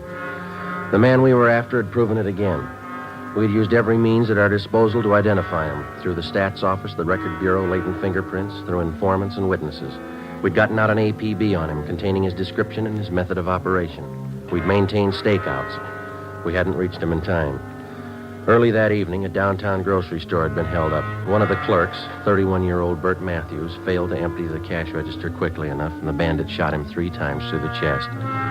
He died almost instantly, and the hold-up man escaped. There was only one witness, another clerk who had been on duty in the store with Matthews at the time of the hold-up. His name was Jess Tallman. He was brought to the city hall, where we questioned him further. Did you see Bert's wife? Does she know? Yeah, we dropped off at the church on the way in. Drove her to her sister's place. Still can't get it through my head. One minute I was talking to Bert, the next minute he was dead. It's kind of hard to take, you know. I'd like to go over that description of the hold-up man. You were pretty upset out there at the store. Do you feel up to it now? Yeah, I'm okay. All right, now you just take it easy. Tell us everything you remember and take all the time you need. Well, I know he was a big guy. Over 6 foot anyway, I'm sure of that. He had a good build, too. Wasn't skinny. How about his face, Jess? Did you get a good look at it? Yeah, I did. It was thin, and he kept working it around, you know, twitching like a guy who was plenty nervous. Mm-hmm. Can you tell us anything else about him? He was young, about 21, I'd say. Had dark color eyes. That's about all I'd swear to, Sergeant. He had a hat on, I know that. Mm-hmm. How about the rest of his clothing? I wouldn't be sure about it. Could have been a gray coat, blue coat, I don't know. I wouldn't want to give you a bum stare. Did you get a look at the gun? I couldn't miss that. It was a big one. It wasn't shiny. It was kind of dark blue color. I can see the guy now walking in the store and pointing it at Bert. What time was that again, Jess, when the bandits showed up? Just about 7:30. Bert was behind the counter. I was in the back stacking the shelves. The guy just walked in, pointed the gun, said, "Give me the dough." I heard him say that. Mm-hmm. Bert was kind of surprised. He just stood there for a minute, and the guy said, "Hurry up, give me the dough." And Bert said, "Okay, you can have everything." And he reached to get the dough from the cash register. And that's when the guy did it. He hit Bert right in the chest. What happened then? Bert moaned a little and fell down on the floor. I got so mad I started running for the guy, but he swung around at me with a gun and said, "Stay where you are." Yeah. Well, I didn't want to get killed. I stopped. You can't blame me for that, can you? Did you follow the man when he left? Well, you see, he backed out of the store, and when he got to the sidewalk, he jammed the gun in his pocket and ran down the street. I ran out after him, saw him jump in a taxi cab and take off. Did you get the cab's number? Well, he was too far away for that, at least halfway down the block. I know somebody else must have been driving it, though. How do you know that? The cab was already moving when the hold-up guy jumped in. He got in the front seat. How do you know it was the front seat and not the back? The way those cab doors open, you know. Front doors swing out to the left, back ones swing out to the right. That ties in, Joe. Used the same MO on those hold-ups last week. Yeah. You got anything else to add, Jess? Anything you think we ought to know? It's about the size of it, Sergeant. You don't think I'm yellow, do you? Well, how do you mean? I mean, because I stopped when he pointed the gun at me. Guess I should have grabbed him, but that gun looked as big as a cannon. Let's face it, I'm not that much of a hero. Well, I'll put in with you, Jess. Huh? Neither am I. Along with a team of men from Homicide Detail, we continued our investigation of the holdup and killing. Ballistics reported that the slugs taken from the body of Bert Matthews had possibly been fired from a .38 caliber Colt revolver. The slugs were in good condition for identification. All the possible suspects picked from the mug books by the victims had been checked out. All of them had been cleared. Fingerprints left by the bandit at the scene of his latest crime were checked out. No make. We tried to check the taxicab used in the escape. We got nowhere. The morning after the Matthews killing, we got a call from Sheriff's Homicide. We went across the street and checked with Inspector Bowers. Either one of you remember that case about 6 months ago, the Harry Solomon killing? Oh, yeah, Inspector. It's pretty vague right now. Your men handled it, a county case? Yeah. Let me lay it out for you. It's just possible it might tie in with that killing you fellas had last night. And what's the angle? Harry Solomon was a taxicab driver. The night of February 26th, somebody saw him pick up a fare at Sunset and Highland about 10:30 p.m. That's the last time he was seen alive. Yeah, I think I remember. The next morning, we found Solomon's body in a ditch out in the valley. 238 slugs in his head. Found his cab a few yards up the road, abandoned. Killer used a .38, same kind of gun used on last night's job. Here's something else that ties in. Yeah? A description of the passenger Solomon picked up at Sunset and Highland the night he was murdered. The last fare he ever handled. Mm-hmm. White male American. Over 6 feet tall, heavy build. Age, 20, 21, dark eyes. Had a dark suit on and a hat. Matches up all the way down the line. You had a robbery motive figured on the Solomon killing, didn't you? That's right. Except for a $5 bill hidden in his wallet, Solomon didn't have a penny of his receipts for the night. Might have been another reason behind the killing besides that. Yeah? It's just barely possible Solomon might have known the hold-up man, the guy who killed him. How do you figure? Solomon had been a cabbie for 14 years before he was murdered. From this hold-up man's M.O., using cabs for a getaway car, it's possible he might have been a cab driver at some time or other. You mean if the killer got in the cab and thought Solomon recognized him, was suspicious of him? That's right. Could have been reason enough for him to kill Solomon. I know there's a lot of coulds and ifs and maybes in it, but I thought you might be interested. Well, we'll check it out first thing. How are your men coming on the Solomon case? Progress is pretty slow. Well, we'll keep you posted on anything new. Fine. If we can help, let me know. Right. Bye.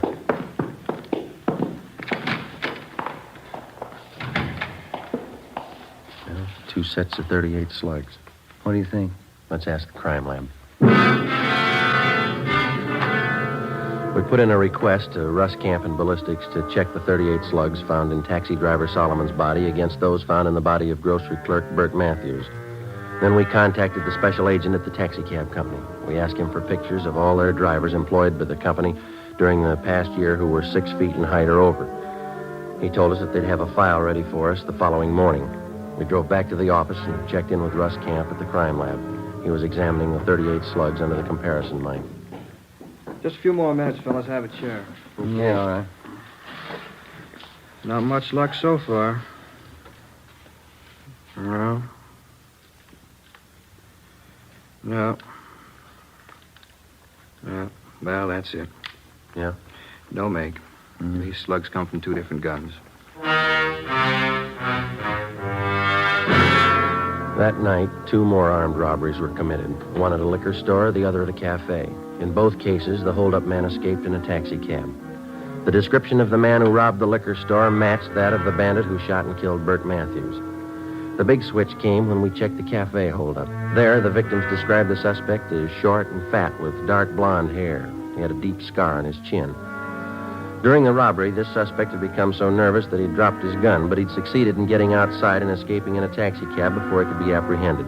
The gun was taken back to latent fingerprints and checked. It was clean. Russ Camp checked it through ballistics. Some days are like this, fellas. What do you mean? That cab driver Solomon was shot with a .38. Yeah? Bert Matthews was shot with a .38, a different one, though. Mm-hmm. This gun the bandit dropped tonight, it's a .38, too. Yeah, we know that. What are you getting at? Doesn't match either case. The next morning, we started working one of the few leads we had left. We drove down to the taxicab company and collected the pictures of all the drivers that they employed during the past year who were 6 feet in height or over. There were 87 of them. We started checking them out. It's what the working detective calls legwork. It's slow and it's tedious, and you're not sure it's going to amount to anything even by the time you finish. 2 nights later, the taxicab bandit hit again, his first repeater, a restaurant on South Figueroa. He'd robbed the same place less than 3 weeks before. Ben and I interviewed the manager, a Mr. Cavallo. Telling you, Sergeant, I can't take any more of it. Twice in 1 month. Yes, sir. Could we talk back there in one of the booths? Oh, yeah. Come on. You got a good look at the man, did you, Mr. Cavallo? 2 feet from him. Memorized his face from the first time. It's no joke, you know. So I have no time for the customers. I'm too busy opening the cash box for that thief. Yeah, sit down. Thanks. Well, and you're positive it's the same man who robbed you before. There's no question there, huh? None, I'm positive. And he used the same M.O., too. Yeah, sure. M.O.? What's that? Oh, excuse me. I mean, he used the same approach, the same method of operation. Everything was the same. The man, the gun, the taxi cab, everything. You didn't get the number of the cab. I looked for it. I didn't see any. Must cover it up some way. Mm-hmm. Well, we've got some pictures here, Mr. Cavallo. I'd like to have you look at them. Just tell us if you recognize any of them. Well, I won't do any good. I already did that. They showed me pictures the last time. This is a different lot, sir. Oh, all right.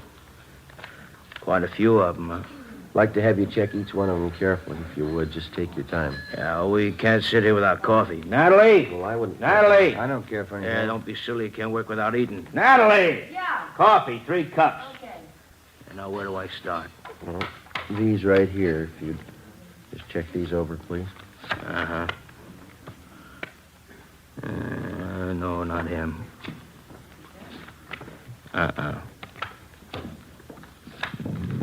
Not him either.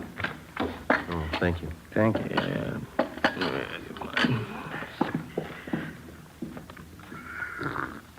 Oh, it's hot.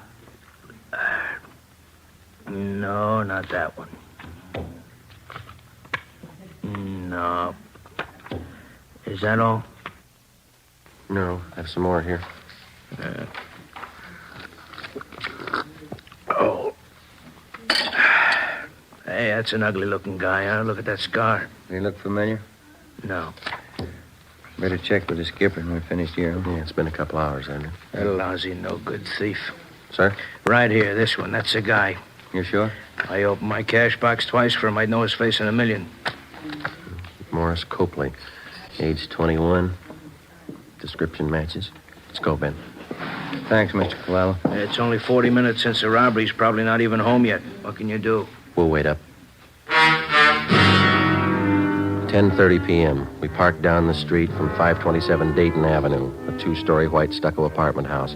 We checked the names on the mailboxes. Morris Copley's wasn't on any of them. We rang for the manager. Copley? Morris Copley? No, he doesn't live here. Never heard of him. I wonder if you'd take a look at this, ma'am. This picture, ma'am. You ever seen this man before? Well, let me get over here in the light. Let me see now. No, he doesn't live here. And you've never seen him before? No, I didn't say that. I just said he doesn't live here. And you have seen him before? I believe I might have, yes. Matter of fact, I'm sure of it. He's a friend of Mr. Tobin's, apartment 5. Comes to visit Mr. Tobin every now and then. Is this Mr. Tobin in now, ma'am? We'd like to talk to him. No, I'm afraid not. He works nights, never comes home before 2 a.m. Oh. Yeah, he's a cab driver.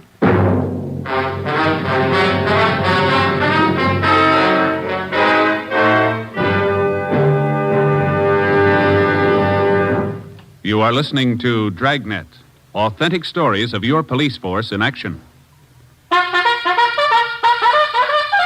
Oh, no. Ah, that's different. Yes, what a difference. There's a difference you can hear, there's a difference you can see, but the difference in Fatima is quality. Yes, friends, when you compare long cigarettes, you'll find that in Fatima, the difference is quality.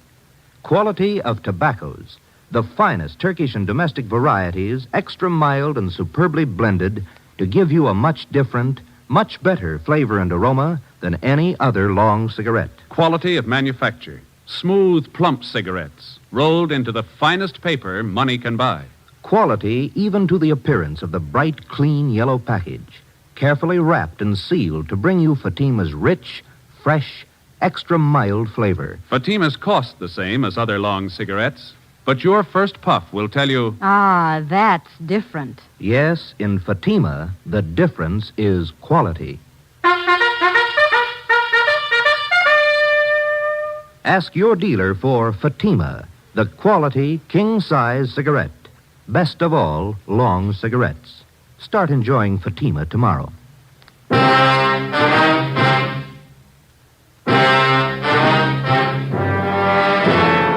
10:45 p.m.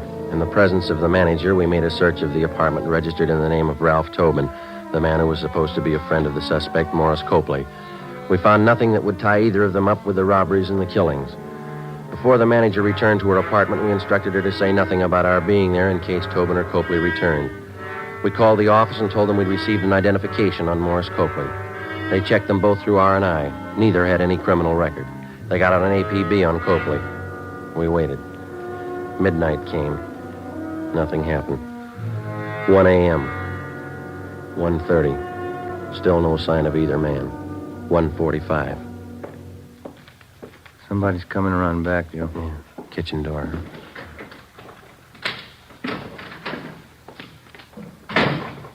Maury, you back already? Hold it right there, mister. Police officers. Oh, Fanning. Who are you? Is this a stick-up? Police officers. He's clean, Joe. What's it all about? What do you want? You Ralph Tobin? That's right. This is my apartment. You know a Morris Copley? Copley? Yeah, I know him. You looking for him? He's not here. We know that. Where is he? Wish I knew. I'm looking for him, too. He owes me money. Copley's a pretty steady visitor here, is that right? He was till I lent him that $65. Haven't seen him since. He took off. When was that? When? About 2 weeks ago. Yeah, just about. Look, you mind if I sit down? I'm a little nervous. Go ahead. Kind of upsets you, you know. Why are you looking for Maury? I'd like to have you repeat what you said when you came in that door. What I said? I asked who you were, didn't I? No, I mean before that. Say, I don't think I know what you're getting at, officer. You said, Maury, you back already? Not what you said? Yeah, I guess I did. I thought Maury came back to pay me the $65 he borrowed. You didn't make it sound like that, Tobin. I got the idea you were expecting. Expecting him? No, I haven't seen Maury in 2 weeks, maybe 3. He took me for $65. All right, that's enough small talk, mister. Now, Copley's in deep. You're going to match him if we don't get a straight story. There's some cans of beer in the refrigerator. Let's have one around, Skip the beer. Where's Copley? I'll swear on the Bible if you want me to. I don't know. Look, if Maury pulled anything heavy, I'm not in on it. Ben, you want to check with the manager? Ask her when's the last time she saw Copley here. Yeah, right. Now, wait a minute, officers. I want to cooperate. If Maury's in deep, that's his fault, not mine. That's right, isn't it? That's right. Now, where is he? I don't know. That's the truth. I'll tell you something else. I wasn't squaring. I saw Maury early tonight, 6 o'clock. Came here and borrowed another $5 from me. But you don't know where he is now? No. Said, sure like a can of beer if you don't mind. All right, sit still. I'll get it for you. You sure you won't have one? No, not me. No, thanks. I don't want him. There you go. Good cold beer. I like it when I get nervous. It always calms me down. Say, Tobin. Yeah, officer? You haven't taken your hat off. Oh, I was nervous. I guess I forgot. There. Your hair always been dark blonde? Since I was a kid, yeah. Why? How about that scar on your chin? It's a pretty deep one. Beer's sure good. I asked you about the scar. It's kind of embarrassing. I got a little high one night. It fell off a merry-go-round. Big night. Now I've heard everything. We had a robbery report a couple of nights ago, Tobin. Hold-up man was just about your height and weight. Yeah? Dark blonde hair. Had a scar on his chin, too. I'm afraid you got a wrong slant, officer. I worked my cab every night of the week. It wasn't me. Mind if we have a look at your car outside? How'd you know I had a car? We didn't. Let's give it a look, shall we? Why do you want to look at it? You have anything to hide, have you? Of course not. I'm not like Maury. He's always in trouble, always on the lam. You'll probably think it's funny when you check the glove compartment in my car. Will we? Yeah, you will. Why's that? Keep a gun in there. You know how many cab drivers get shot. A guy can't be too careful. What kind of gun do you have, Tobin? Revolver. Regular revolver. What caliber? 38. Why? 2:30 a.m. We searched his car, picked up his 38 caliber revolver, and then we drove Ralph Tobin back to the office where he was detained for questioning. We had a stakeout placed on his apartment. Russ Camp and ballistics checked Tobin's gun against the slugs which had taken the lives of Harry Solomon and Bert Matthews. It was found beyond the question of a doubt that his gun had been used in the Solomon killing. We confronted Tobin with the evidence. He started talking. He told us that Copley was responsible for the murder of both Solomon and Matthews, that Copley had borrowed his gun for the Solomon job. In all the robberies except one, he described himself only as the accomplice. He drove the getaway taxi cab. The only occasion he tried to handle the actual holdup was at the cafe, where he became so nervous that he had dropped his gun. Before he was booked on suspicion of murder, Tobin told us that Morris Copley still had 2 .38 revolvers in his possession. He insisted he had no idea where Copley was. Ben handled the questioning while a stenographer took Tobin's statement. I contacted Inspector Bowers and informed him of our progress. 11 a.m. I got back to the squad room. Right. Did you check back through that personnel record we got from the cab company? Yeah, I got half an idea, I think. Yeah? See here on Copley's application for the job? No, sure. We checked out all those references. They don't go anywhere. No, I mean this right here. Married, yes. Children, 1 daughter. Age 4 months. Mm. Well, this application's dated May 6th. That means his baby was born in February. Yeah, sure. Copley was working here then, so it's 10 to 1 the baby was born in a local hospital. That's what I mean. If we find the right hospital or the doctor, they could lead us to him. There's the phone book. Let's go. From noon until 4 p.m., we called every hospital, sanitarium, clinic, and rest home listed in the book. The answers were the same. No record of confinement for a Mrs. Morris Copley. Well, seemed like a good idea. Who are you calling now? Well, we've got one more, the county hospital. Well, this is Sergeant Friday, Police Department, Robbery Detail. Yes. I'd like to find out if you have any record of confinement for a Mrs. Morris Copley. No, that's Copley. C as in Charlie. Yes, thank you. He might have sent his wife out of town to have a baby. That's possible. Yeah. 1118. Thank you. 1118 Rochester, Copley's aunt. Let's go. 4:30 p.m. Together with Olson and Thaxter from Homicide Detail, we drove out to 1118 Rochester Avenue in the Crenshaw district. The house was vacant. From a neighbor, we learned that Copley's aunt had moved 2 weeks before. We got her address from one of her friends in the neighborhood and finally located her at work in a beauty shop on Melrose Avenue. We posed as traffic investigators. The aunt told us she thought we could find her nephew Morris at home, an address on East 13th Street. 6 p.m. We located the house and parked the cars a half a block away. As we approached the house on foot, we saw a light burning in one of the windows on the left side of the house. Thaxter and Olson covered the back.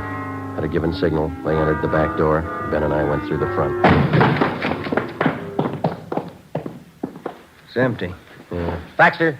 Nothing back here, Joe. Empty. That's great. Looks like somebody passed him a tip-off just in time. Look at the mess this place is in. We got out in a hurry, all right. Hey, what's going on here? What do you men think you're doing? Police officers, your name? Silvera, one of the neighbors. You looking for the Copleys? When'd they leave? 20 minutes ago, I guess, in an awful hurry. What's the trouble? You know where they were going? Well, no, but you might try Mr. Copley's aunt. She lives over in Rochester. They're not there. Well, have you tried his sister's house? 6:45 p.m. The neighbor, Silvera, directed us to the home of Morris Copley's sister, a small frame cottage on the edge of Beverly Hills. The lights were on in the living room, but the shades were drawn. Thaxter and Olson made their way quietly around to the back. Ben and I went up the front steps and rang the bell.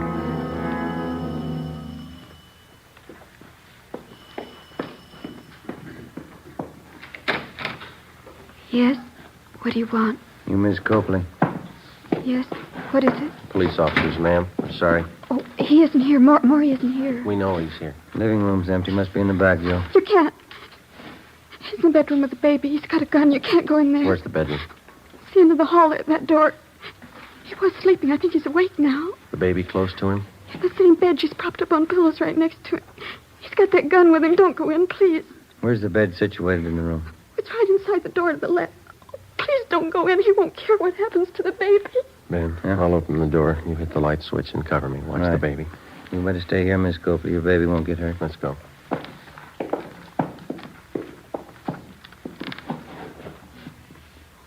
All right, let's go in. All right, drop it, you.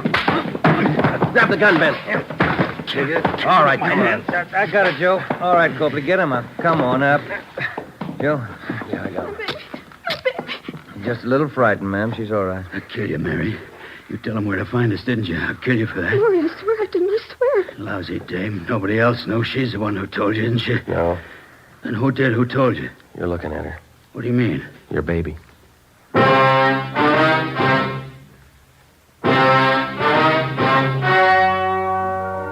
The story you have just heard was true. Only the names were changed to protect the innocent. On December 16th, trial was held in Superior Court, City and County of Los Angeles, State of California. In a moment, the results of that trial. And now, here is our star, Jack Webb. Thank you. The working detective knows that there is one mark of identification that never changes, a man's fingerprints. The suspect may change his appearance in many ways, but his fingerprints always remain the same, a mark of identity that cannot be changed. When you compare Fatima with other long cigarettes, the difference is quality, a mark of identity which never changes. and Fatima is extra mild. If you're a long cigarette smoker like I am, smoke Fatima. They cost the same, but in Fatima, the difference is quality. Smoke Fatima.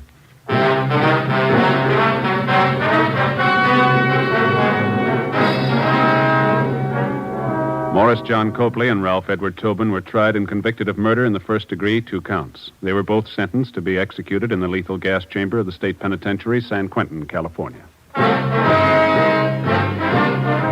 You have just heard Dragnet, a series of authentic cases from official files. Technical advice comes from the Office of Chief of Police W.H. Parker, Los Angeles Police Department. Fatima Cigarettes, the best of all long cigarettes, has brought you Dragnet, portions transcribed from Los Angeles.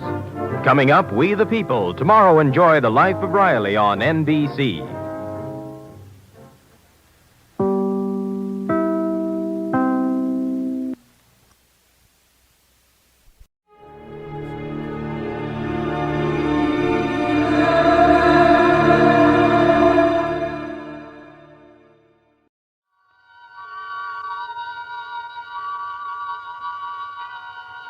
The Columbia Network takes pleasure in bringing you Suspense.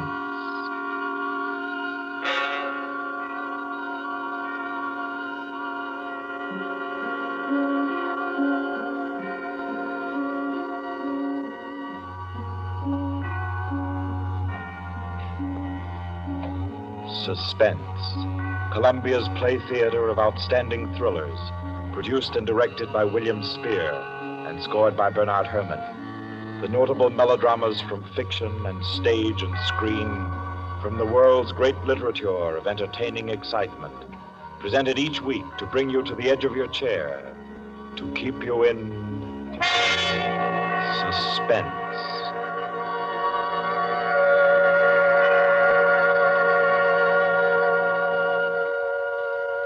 Tonight's story, by America's distinguished author-playwright Owen Johnson, gathers its suspense in a very gentle way. It doesn't have a spectacular finish, garnished with revolver shots. There are no graveyard watches. There's not so much as a single lifeless body, identified or unidentified.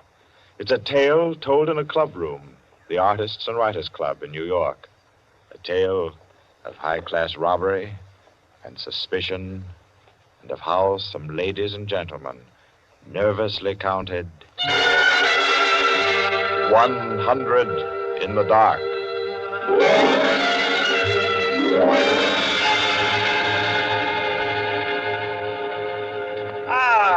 That was a fine meal. Me for the club anytime. Here, we can all sit here, Quinty. Yes, if you'll just draw up that chair for Mr. Peters. Oh, yeah. Here you are, Mr. Peters. Thank you. Do you all know Peters? This is Mr. Steingal. How do you do? I know you. Mr. Golier. Oh, I believe we've met. Oh, yes. How are you? Oh, you know each other. Yes. And the one who drew up the chair, Mr. Rankin. How do you do? Well, I guess we're all acquainted now. To get back to our table discussion, Quinty. Oh, yes. How about a drink? Who'll join me? Oh, yeah, pleasure. Fine. John. Well, now, Steingal, as I said, there are only half a dozen stories in the world. What is more to the point? There's every reason Yes, sir. What? Oh, 5 with soda, John. Yes, sir. Now, where was I? Oh, yes. What is more to the point, gentlemen, is the small number of human relations that are so simple and yet so fundamental that they can be eternally played upon, redressed, and reinterpreted in every language, in every age, and yet remain inexhaustible in the possibility of variation. Well, that's true, of course. It's very possible. Take the eternal triangle. 2 men and a woman, or 2 women and a man. Its variations extend to thousands. That right, Rankin? Well, in a way. Ah, here we are. Set them down right there, John. Very well, sir. A little soda. Here you are. Thank you. And you. Thank you. Soda, Peter? Yes, please.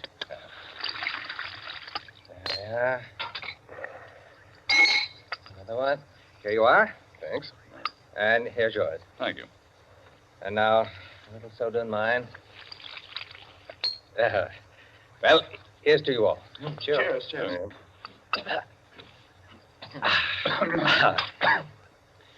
I'm afraid we can't see eye to eye, Quinny.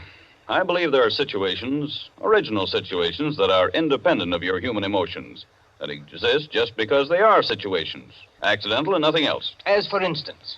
Well, I'll just cite an ordinary one that happens to come to my mind. In a group of 5 men, well, such as we are here, a theft takes place. One man is the thief. Now, which one? Now, I'd like to know what emotion that interprets. And yet it certainly is an original theme at the bottom of a whole literature. It's not the same thing at all. Detective stories. I could answer that the situation you give can be traced back to the commonest of human emotions, curiosity. I think Quinny has you there, Rankin. What is the peculiar fascination that the detective problem exercises over the human mind? You will say curiosity. Yes and no. Admit at once that the whole art of a detective story consists in the statement of the problem. Anyone can do it. I can do it. Steingall can do it. Rankin, I believe even you can do it. The solution doesn't count. It is usually banal. It should be prohibited. What interests us is, can we guess it? There you have it, the problem, the detective story. Now, why the fascination? I'll tell you. It appeals to our curiosity. Yes, but deeper, to a sort of intellectual vanity. 5 men present. The theft takes place. Who's the thief? Who will guess it first? Whose brains will show its superior cleverness? You see? That's all. That's all there is to it. Out of all of which, the interesting thing is that Rankin has supplied the reason why the supply of detective fiction is inexhaustible. It does all come down to the simplest terms. 5 possibilities, 1 answer. Well, the reason is that the situation does constantly occur. It's a situation that any of us might get into any time. Yes, I know of an incident of that kind that happened to a friend of mine last month. Of course, gentlemen. You are glorifying commonplaces. Every crime, I tell you, expresses itself in the terms of the picture puzzle that you feed to your 6-year-old. It's only the variation that is interesting. Take the well-known instance of the visitor at a club and the rare coin, for example. You all know that story. You've heard it, haven't you? I don't think I have. I'm sure. Why, it's very well known. Oh, go ahead, Quinny. Tell it. A distinguished visitor is brought into a club. A dozen men, say, present at dinner, long table. Conversation finally veers around to curiosities and relics. One of the members present then takes from his pocket what he announces as one of the rarest coins in existence. Passes it around the table. Coin travels back and forth, everyone examining it. And the conversation goes to another topic. All at once, the owner calls for his coin. It is nowhere to be found. Everyone looks at everyone else. First, they suspect a joke. Then it becomes serious. The coin is immensely valuable. Who has taken it? The owner is a gentleman.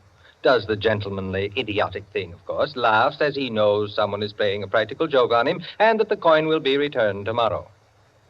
The others refuse to leave the situation so. One man proposes that they all submit to a search.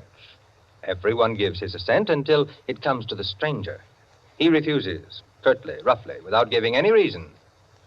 Uncomfortable silence. The man is a guest. No one knows him particularly well, but still he is a guest. One member tries to make him understand that no offense is offered, that the suggestion was simply to clear the atmosphere. The stranger becomes very firm, very proud, and says, I refuse to allow my person to be searched, and I refuse to give the reason for my action. Another silence. The visitor evidently has the coin, but he is their guest, and etiquette protects him. Nice situation, huh? Well, what's the answer? The table is cleared. A waiter removes a dish of fruit, and there, under the ledge of the plate, where it's been pushed, is the coin. Banal explanation, eh? Of course. Solutions always should be. At once, everyone apologizes to him, whereupon the visitor rises and says, now I can give you the reason for my refusal to be searched. There are only 2 known specimens of that coin in existence, and the second happens to be here in my vest pocket. That's rather obvious. Of course, the story is well invented, but the turn to it is very nice. Very nice, indeed. Well, I don't know. Ending is very unsatisfactory. The visitor should have had on him not another coin, but something absolutely different, something destructive, say, of a woman's reputation, and Great tragedy should have been threatened by the casual misplacing of the coin. Well, I've heard the same story told in a dozen different ways. Oh, it's happened 100 times. It must continually happen. I know of one extraordinary instance. In fact, the most extraordinary instance of this sort I've ever heard. Peters, you rascal. I see you've been quietly letting us set the stage for you. Well, it's not a story that will please everyone. Why not? Because you will want to know what no one can ever know. It has no conclusion, then? Yes and no. As far as it concerns a woman, quite the most remarkable woman I've ever met, the story is complete. Do I know the woman? Possibly. Probably, I should say. As a matter of fact, this should be particularly interesting to you because I believe that most of you are acquainted with the people involved. The names, of course, are disguised. I think... yes, I have. Just time before I catch my train to tell it to you.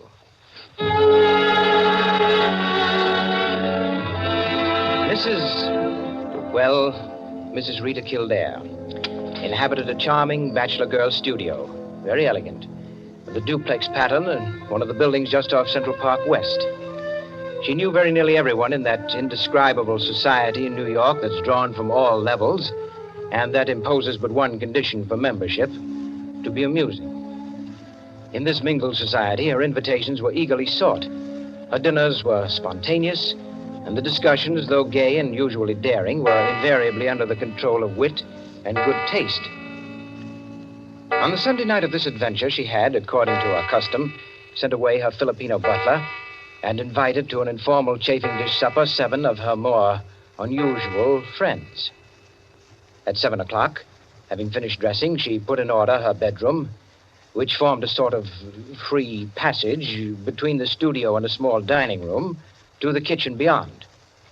Then, going into the studio, she struck a match and was about to light the candlesticks which illuminated the room when the bell rang. And a Mr. Flanders, a broker, compact, nervously alive, well-groomed, was waiting as she opened the door. Well, you're early. On the contrary, you are late. Well, in any case, hello, and come inside. Here, let me take your things. Thank you. Well, I'm the first, I suppose. Of course. And since you are, you can be a good boy and help me with the candles. Delighted. Who's to be here tonight? The Enos Jacksons. I thought they were separated. Not yet. How interesting. Only you, dear lady, would dream of serving us a couple on the verge. It is interesting, isn't it? Assuredly. Where did you know Jackson? Through the Warings. Jackson's a rather doubtful person, isn't he? Well, let's call him a very sharp lawyer. They tell me, though, he's been gambling pretty much. In deep. How about yourself? Me? I'm a bachelor. If I lose my shirt, it makes no difference. Is that possible? Probable, even. Who else is coming? Oh, Maud Lily. You know her? I don't think so. You met her here some time ago. A journalist. Oh, yes, of course. I'd forgotten. Mr. Harris, a clubman, is coming, and the Stanley Cheevers. Stanley Cheevers? Are we going to gamble? Don't tell me you object. Certainly not. Only the Cheevers. They play quite a game. Yes, well united. They have an unusual streak of good luck. Oh, by the way, it's Jackson, isn't it, who is so attractive to Mrs. Cheever? Quite right. What a charming party. Where does Maud Lily come in? Don't joke. She's in a desperate way.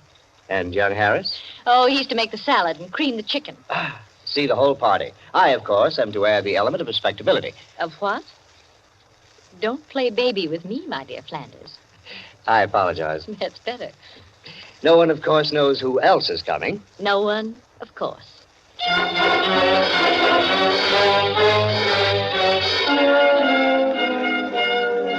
The Stanley Cheevers entered. A short, fat man with a vacant, fat face and slow-moving eye, and his wife, voluble, nervous, overdressed, and pretty.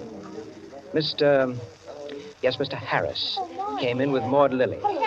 A woman straight, dark, Indian, great masses of somber hair, held in a little too loosely for neatness, with thick, quick lips and eyes that rolled away from the person who was talking to her. The Enos Jacksons were late, and still agitated as they entered. His forehead had not quite banished the scowl, nor her eyes the scorn.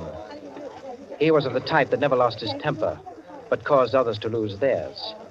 Mrs. Jackson seemed fastened to her husband by an invisible leash. You looked at her curiously and wondered what such a nature would do in a crisis, with a lurking sense of a woman who carried with her her own impending tragedy.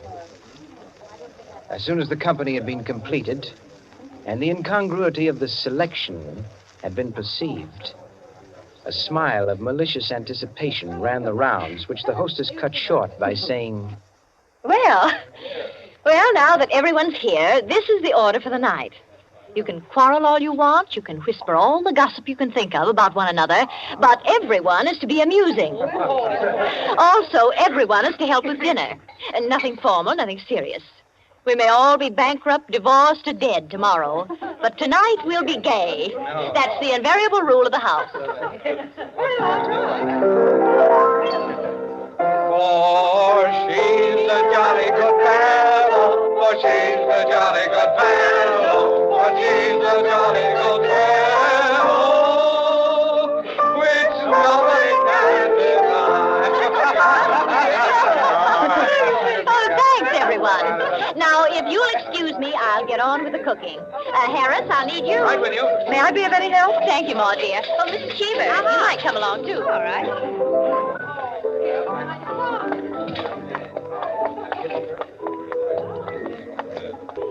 This is an adorable bedroom. Oh, thank you, dear. Now for my apron. Oh, there it is. Tie me up in the back, will you please, Maud? Of course. There you are.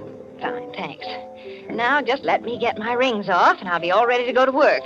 Oh, this is such a lovely apartment, Mrs. Kildare. Thanks. Soap and water always seem to do it. There. Your rings are so beautiful. They are nice, aren't they? But there's only one that's very valuable, the sapphire. Oh, it's beautiful. Let me see.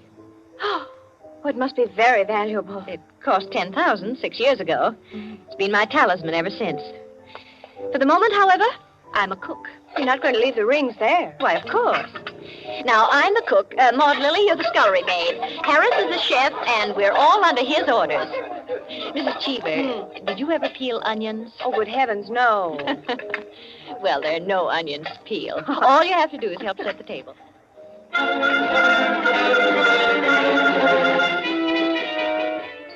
Under their hostess's gay guidance, the 7 guests began to circulate busily through the rooms, laying the table, grouping the chairs, opening bottles, and preparing the material for the chafing dishes. Mrs. Kildare, in the kitchen, ransacked the icebox, and with her own hands shredded the chicken and measured the cream. Flanders, carry this in carefully. Cheever, stop watching your wife and put the salad bowl on the table. Everything ready, Harris? All set. All right, everyone sit down. I'll be right in.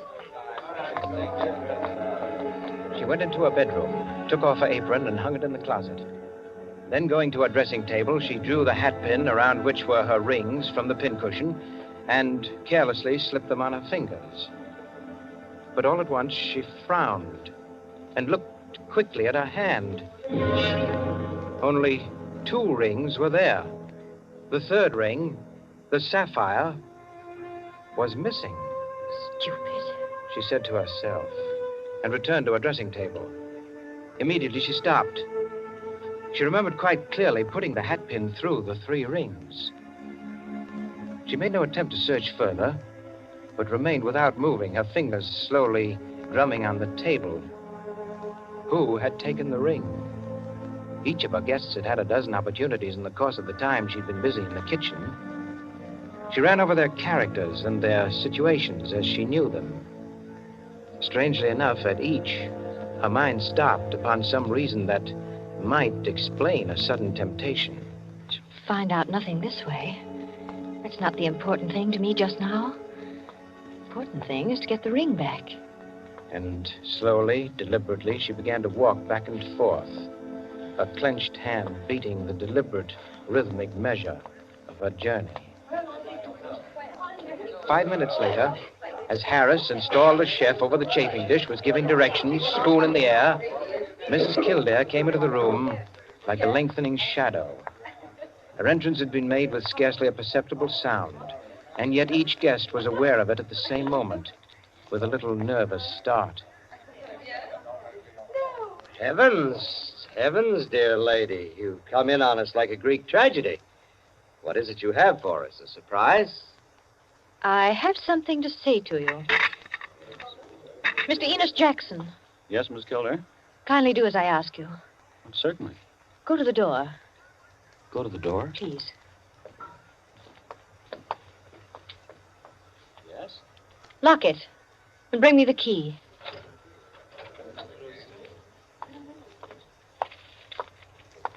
Here you are. You've locked it? As you wish me to. Thank you. Now, the bedroom door. Would you do the same? Surely.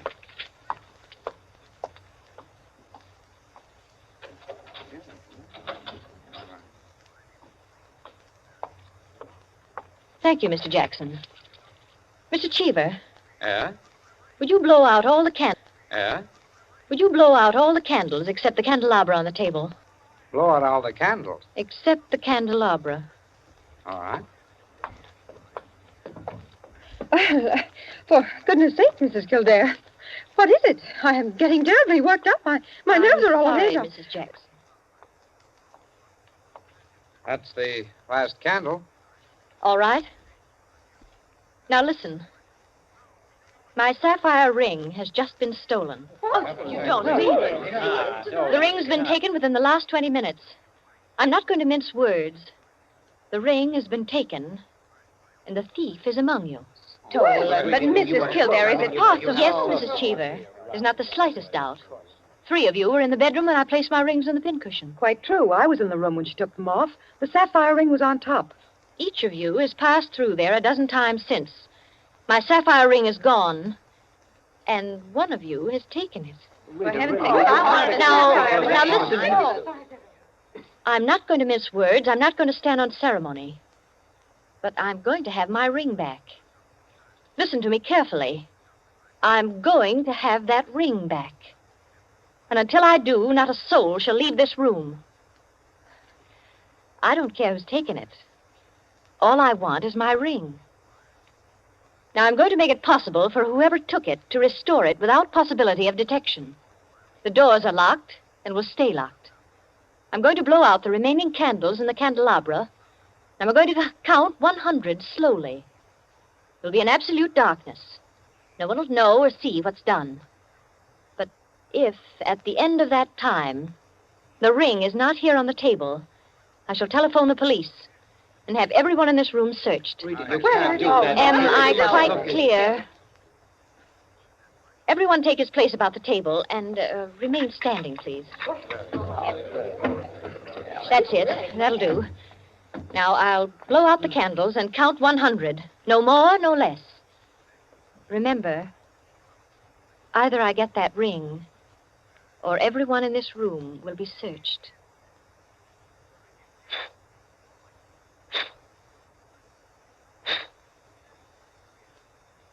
One, 2, 3, 4, 5, 6, 7, 8, 9, 10, 11, 12, 13, 14, 15, 16, 17, 18, 19, 20, 21, 22, 23, 24, 25, 26, 27, 28, 29, 30, 31, 32, 33, 34, 35, 36, 37, 38, 39, 40, 41, 42, 43, 44, 45, Foot's leapt off the chair. I'm 46, sorry. 47, 48, 49, 50, 51, 52, 53, 54, 55, 56, 57, 58, 59, 60, 61, 62, 63, 64, 65, 66, 67, 68, 69, 70, 71, 72, 73. The ring. 74. There it is. On the table. 75. 76. 77. 78. 79. 80. 81. 82. 83. 84. 85. 86. 87. 88. Oh, really? 89. 90. 91. 92. 93. 94. 95. 96. 97. 98. 99. 100. Well, it is there, isn't it? Mr. Cheever, you may hand it to me. Well, now that that's over, we can have a very gay little supper. The lights, someone.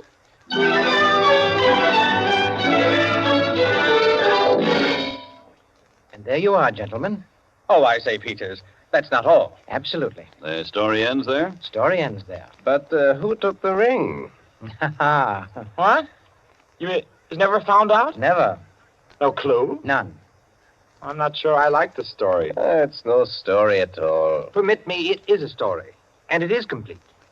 In fact, I consider it unique because it has none of the banalities of a solution and leaves the problem even more confused than at the start. Well, I don't see... Of course you don't see, my dear Enkin. You do not see that any solution would be commonplace, whereas no solution leaves an extraordinary intellectual problem. Well, how so? Well, in the first place, whether the situation actually happened or not, which is in itself a mere triviality, Peters has constructed it in a masterly way, the proof of which is that he has made me listen. Any of those present might have taken the ring. There are therefore 7 solutions, all possible and all logical. But beyond this is left a great intellectual problem. Well, how so? Was it a woman who lacked the necessary courage to continue? Or was it a man who repented his first impulse? Is a man or is a woman the greater natural criminal? Oh, that's simple, Quinny.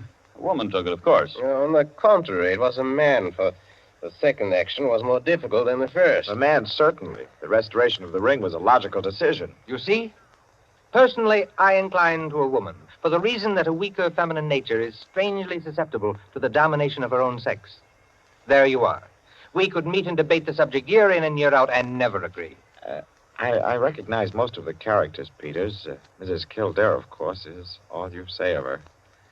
An extraordinary woman. The story is quite characteristic of her. Flanders, I'm not sure of, but I think I know him. I'm positive I do. Did it really happen? Exactly as I told it. The only one I don't recognize is Harris, your humble servant. What? You, Peters, you were there? I was there. I was Harris. I beg your pardon, gentlemen. Oh, yes, what is it, John? Mr. Peters, sir, your train. You told me to remind you. Oh, thank you. Yes, I didn't know it was so late. Will you gentlemen pardon me? Huh? Of course. Nice to meet you all. Night.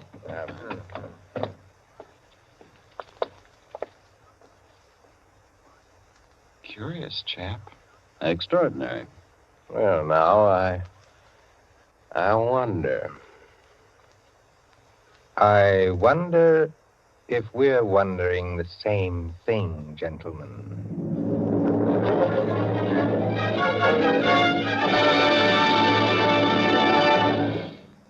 And so, with the enigmatic smile of Mr. Peters, or Harris, ends 100 in the Dark, Owen Johnson's smooth story which gave us tonight's Suspense. Suspense is produced by William Spear. Tonight's radio drama was written by Jack Anson Fink, directed by John Dietz, and scored by Bernard Herrmann. Eric Dressler was Mr. Peters. Alice Frost played Mrs. Kildare, and Ted Osborne, Quinny. Others in the cast were Helen Lewis, Joan Shea, Henriette Kay, Frank Reddick, Paul Luther, Stephen Schnabel, Ian Martin, and Barry Kroger. With this evening's performance, Columbia brings to a conclusion the present series of Suspense. If you've liked these broadcasts, CBS would be pleased to hear from you. Suspense has been a series presented for your relaxation and enjoyment by the Columbia Broadcasting System.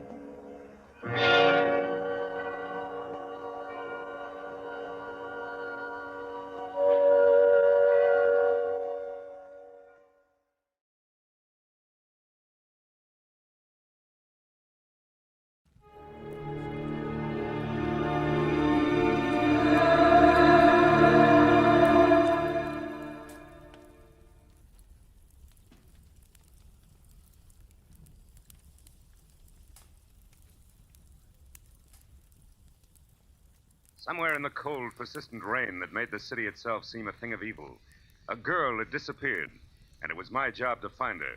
But before I did, I found death and a devil. From the pen of Raymond Chandler, outstanding author of crime fiction, comes his most famous character as CBS presents The Adventures of Philip Marlowe.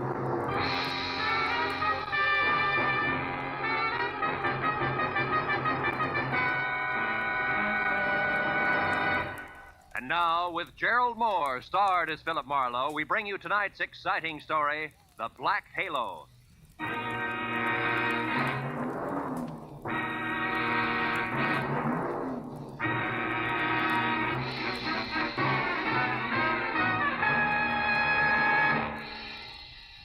For 3 days, an ugly storm had lashed at the west coast from northern Oregon to the tip of Lower California. And although it was only noon when I drove up to the sprawling red brick house just south of Santa Barbara to meet a new client of mine, the black that was in the sky and the driving rain that was everywhere left the day bleak and wet and cold. Left it the kind of day that made you feel that logs blazing in a fireplace and a warm, dry robe were the only things that could matter to anyone. But when I got inside the house, Felix Drum, 350 uncomfortable pounds of executive in a wheelchair, who made his living importing perfumes, was very worried. And not about the weather outside. Marlowe, Julia Perry is gone. I want you to find her and bring her back. And the sooner you do that, the better. And the more I know, Mr. Drum, the easier it'll be. Exactly who is Julia Perry? My assistant. Very capable girl, who in the past 6 months has practically taken over my entire business.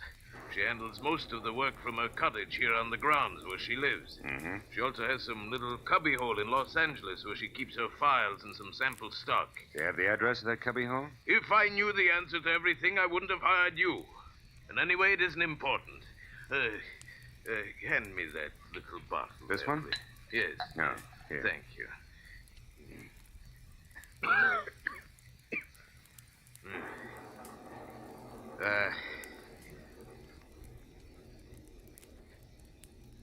When did you last see Julia, Mr. Drum? 3 days ago. Oh, it was 3 days ago when she left on one of her regular weekly trips down to Los Angeles to bid on perfumes.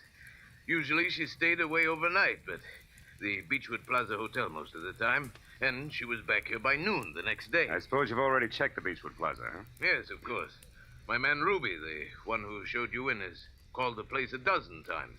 But they only know that Julia registered there 3 days ago and hasn't been seen since. Well, what about the girl herself, Mr. Drum? I mean her background, friends, family, that sort of thing. As far as I know, Marlowe, Julia has no friends, no family either. She's just a sweet but smart little girl from someplace in Kansas. Mm-hmm. No beaux, not even nice ones, huh? I don't think she had the time. You see, when Julia first came to work for me, she wanted to get ahead, and I gave her the chance. She made good. Mm-hmm. Today, she's as much my right arm as Ruby is my leg. Mr. Drum, did you notice anything unusual about Julia's behavior lately? Yes, and that's the reason I'm worried. About 2 weeks ago, I saw changes in the girl, Marlowe. She seemed less spry, more preoccupied. Oh? Yes.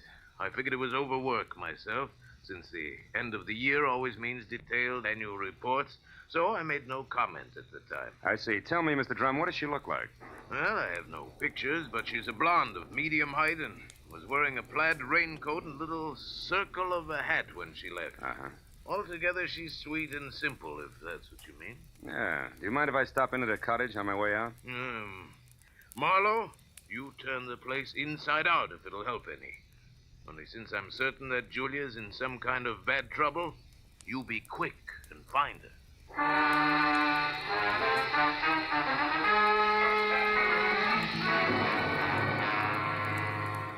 Julia Perry's cottage was strictly the 50-50 arrangement the Drum had mentioned, with one room office and the other living quarters.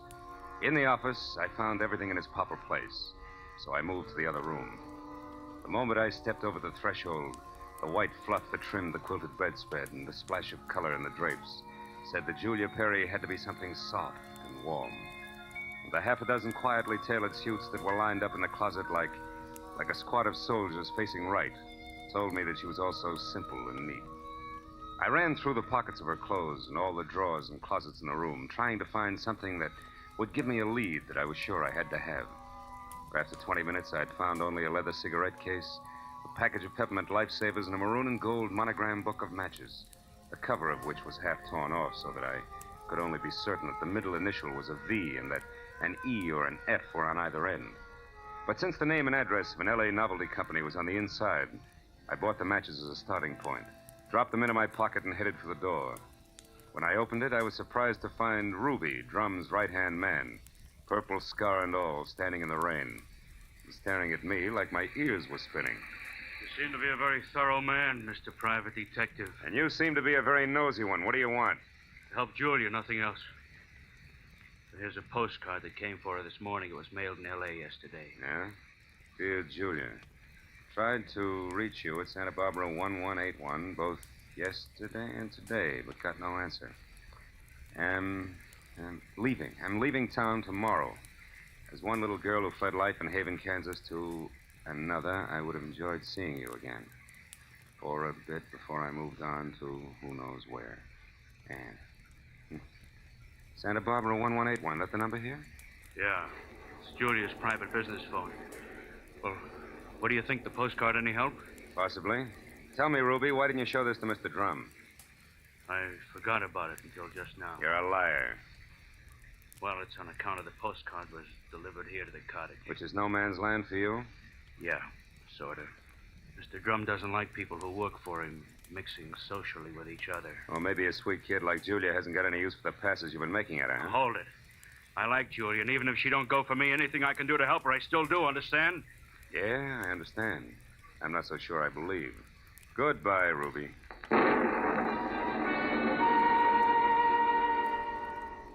It was pushing 5 o'clock and still raining by the time I got back to L.A. and over to the novelty company. Once there, I presented the torn book of matches that I had found at Julia's cottage to a bald man with horizontal question marks for eyebrows, and who, at the crinkle of a $5 bill, tore himself away from his racing form long enough to check the files for a set of maroon and gold initials that had a V in the middle. And it was 6 o'clock before I had the answer, which was EVE. And they weren't initials, but the front name of Mrs. Eve Bentley, who lived in a villa at the swank Sunset Terrace Apartments. And according to the gentleman who said he knew his oats, was a very classy filly.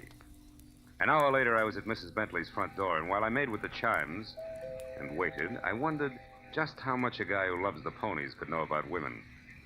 But when the door opened, I had my answer. Yes? What is it? Mrs. Eve Bentley wasn't beautiful, but she was everything else, including a shimmering yard of gold hair piled high on her head and held in place by a knot of pearls that no Boy Scout ever tied. Her face was wide blue eyes and open red lips on a backdrop of soft, fair skin. She wore a black silk jersey dress that must have been sprayed on. She smiled when I said my name was Philip Marlowe and that I wanted to talk. Talk about what, Mr. Marlowe? Julia Perry, ever hear of her? No, I haven't. So I'll try again. What do you know about Ann somebody from Haven, Kansas?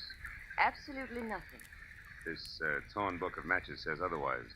I found them in Julia Perry's cottage. Julia Perry's missing. I'm a private detective who was hired to find her, and the matches turned out to be yours. Now, may I come in? Why, yes. Thanks.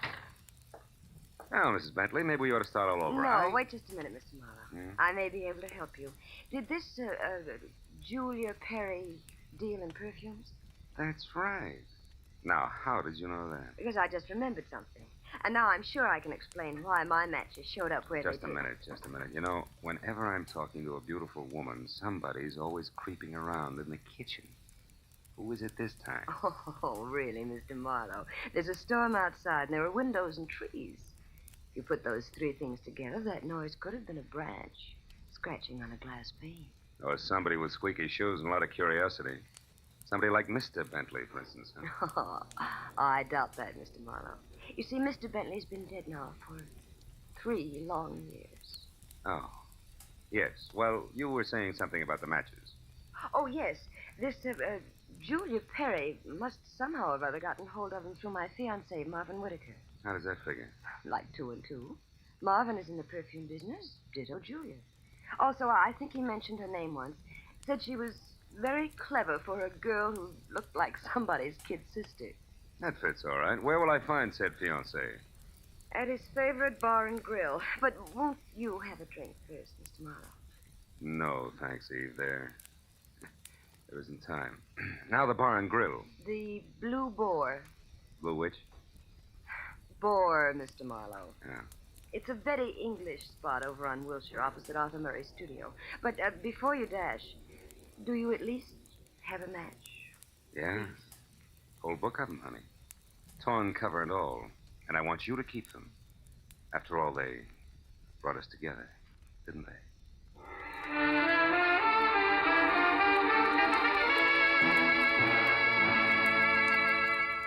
When I got outside, I postponed my run between the raindrops over to Wilshire Boulevard long enough to take a look behind the villa.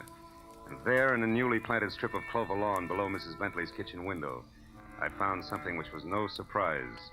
2 clear prints of a man's shoe. But from there on out, I got nothing more than a lot of rain down the back of my neck. So 10 minutes later, I dripped into my car and headed for the Blue Boar and Eve Bentley's gentleman friend.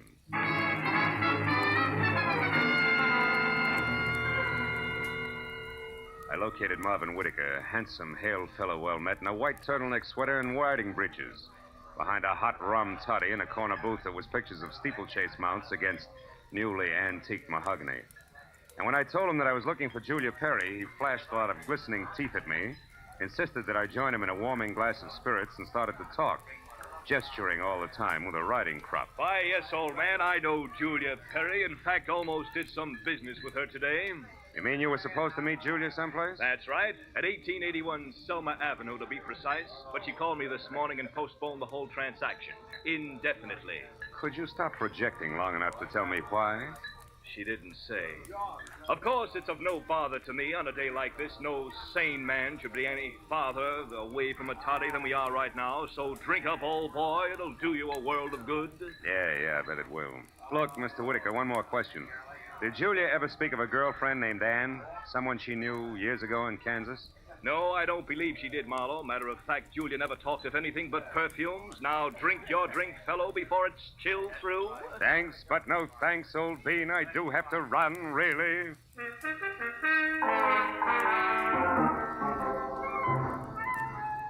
was a 20-minute drive to the address on Selma, and the rain had stopped by the time I got there.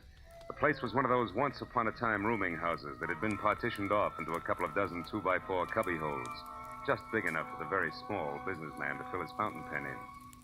When I got to the door and asked the scrub woman, who was a lot of wild red hair around 2 pop eyes, for Julia Perry, I knew I was moving in the right direction, because the lady standing in front of me was anything but calm. And more important, she had just heard a pistol shot from the back of the house. Yes, that's right. A pistol shot not over 2 minutes ago. I'm sure that Perry girl had something to do with it. Because when I come from inside, I saw her rush out down these steps. Did she say anything? I don't know. She was gone out of sight before I could open my mouth. But I know it was her on account of that plaid coat and little hat she wears. Yeah. Now, which room is hers? Come on. Well, that one there with the light showing under the door. Mhm. But it's locked. You won't be able to get in. I just tried. Well, we'll try again for luck. It's not the best lumber. Believe me.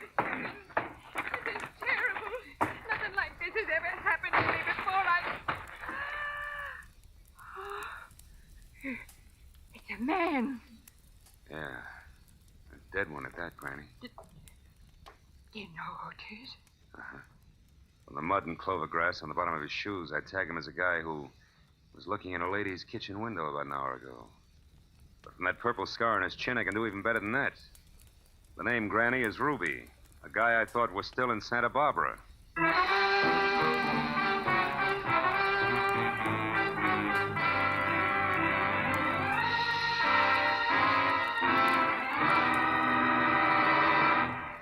In just a moment, we will return to the second act of the adventures of Philip Marlowe. But first, given clues, even the newest of Philip Marlowe fans can deduce the characters in CBS's great new early Sunday evening comedy lineup. The washboard leads you to the one and only Spike Jones.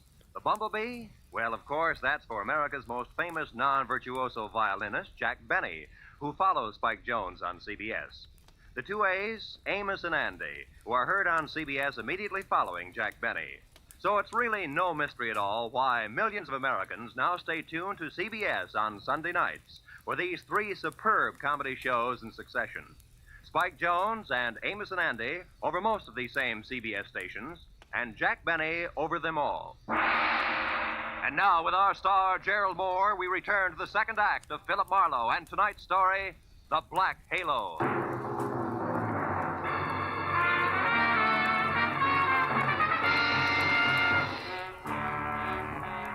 Ruby's body sprawled on the floor, and the girl in the plaid raincoat running away from it meant one thing. Julia Perry's trouble was important, like life, but more like death. A half sneer was congealed on Ruby's face, and his eyes, turned waxy, still held a look of mild surprise. I wasted some breath telling the scrub woman not to touch anything, and then I put in a call to my overweight client in Santa Barbara. He was glad to hear from me, at first. Marlowe. Well, now, I didn't expect a call from you this soon. You sure work fast, don't you, lad? Have you found her? Have you located Julia? Not quite. She's about 5 minutes ahead of me. Incidentally, Mr. Drum, she works fast, too. What do you mean by that? Let me ask the questions, huh? Number one, what was your leg man Ruby doing in L.A. tonight? Ruby? Yeah. Why, I sent him in to pick up some medicine for me. Why? Come on, Drum, you can talk straighter than that, and you better. I just found Ruby dead. Dead? Ruby's dead? What happened to him, Marlowe? He was shot. So forget the gags and tell me why he was snooping around. All right.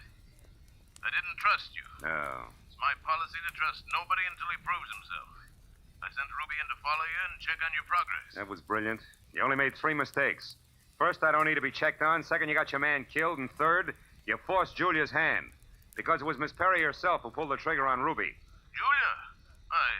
Marlowe, I don't believe that. Which proves nothing, Mr. Drum, but skip it. Tell me, do you know a man named Marvin Whitaker? Whitaker? Yeah. No, should I? Well, he says he's in the perfume business. Well, I know everybody on the coast who bought more than 2 bottles of perfume at one time in the last 40 years, and I don't recall that name. I think the man must be a liar. So do I. Thanks for the help. And, Drum, if you've got any more expendable flunkies around, keep them out of my hair. I'll call you when I've got something.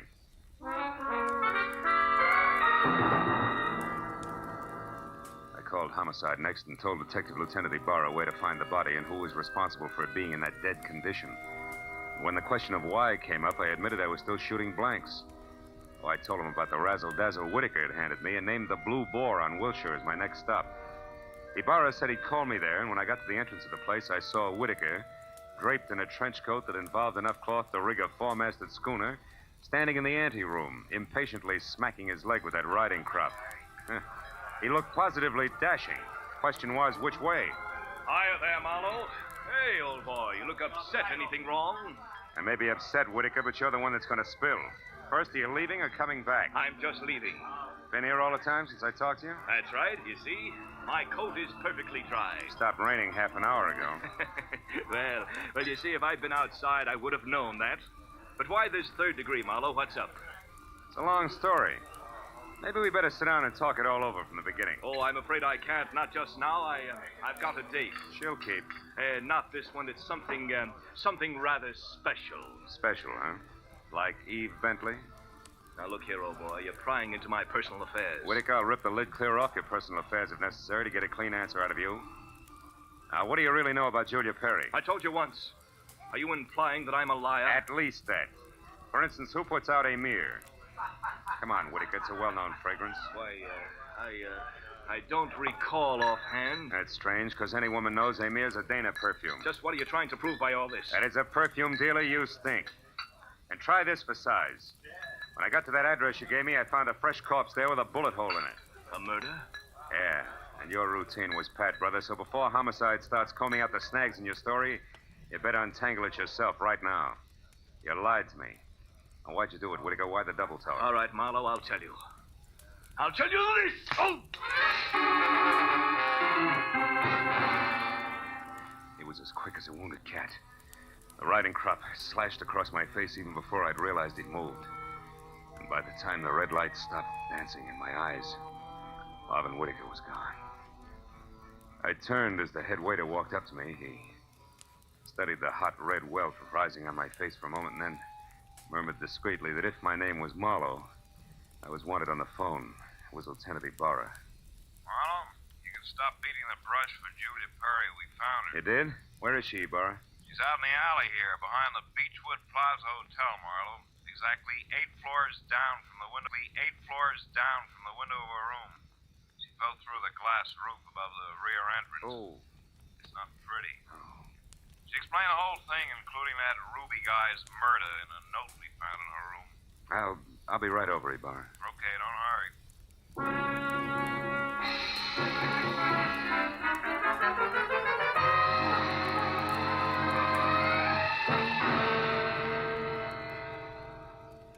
The old story, Marlowe. When Drum finally got around to trusting her, he practically gave her his business. It was too much temptation. Mm-hmm. She'd been stealing from him in a big way for almost a year, her note says. And she decided to run for it when she knew she couldn't hide the thefts any longer, huh? That's right. That Ruby caught on some way, and she killed him, but I guess murder was too rich for her blood, so she came back here, thought it over, and then checked out.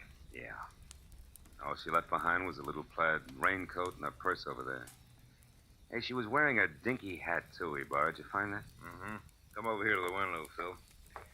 See down there on that canopy, that little black circle? That's her hat. I sent Mooney down to get it. Can't leave any loose ends around, you know. Yeah. That a light, Lieutenant? Oh, sure. Here you are. Thanks. Hey, what happened to you? That welt on your face, Phil. Oh, I backed that horsey liar named Whittaker into a corner, and he slapped his way out with a riding crop. And speaking of loose ends, if I ever catch up with that... Ibarra, where did that stuff on the dresser come from? Well, this out of the pockets of Julia's plaid coat. Why? But that's impossible unless... Holy smoke. That's why Whittaker lied to me. Hey, where are you going with that, Phil? Come back here. I gotta check on something, Ibarra, and keep your notebook handy. If I'm right, this deal is still wide open.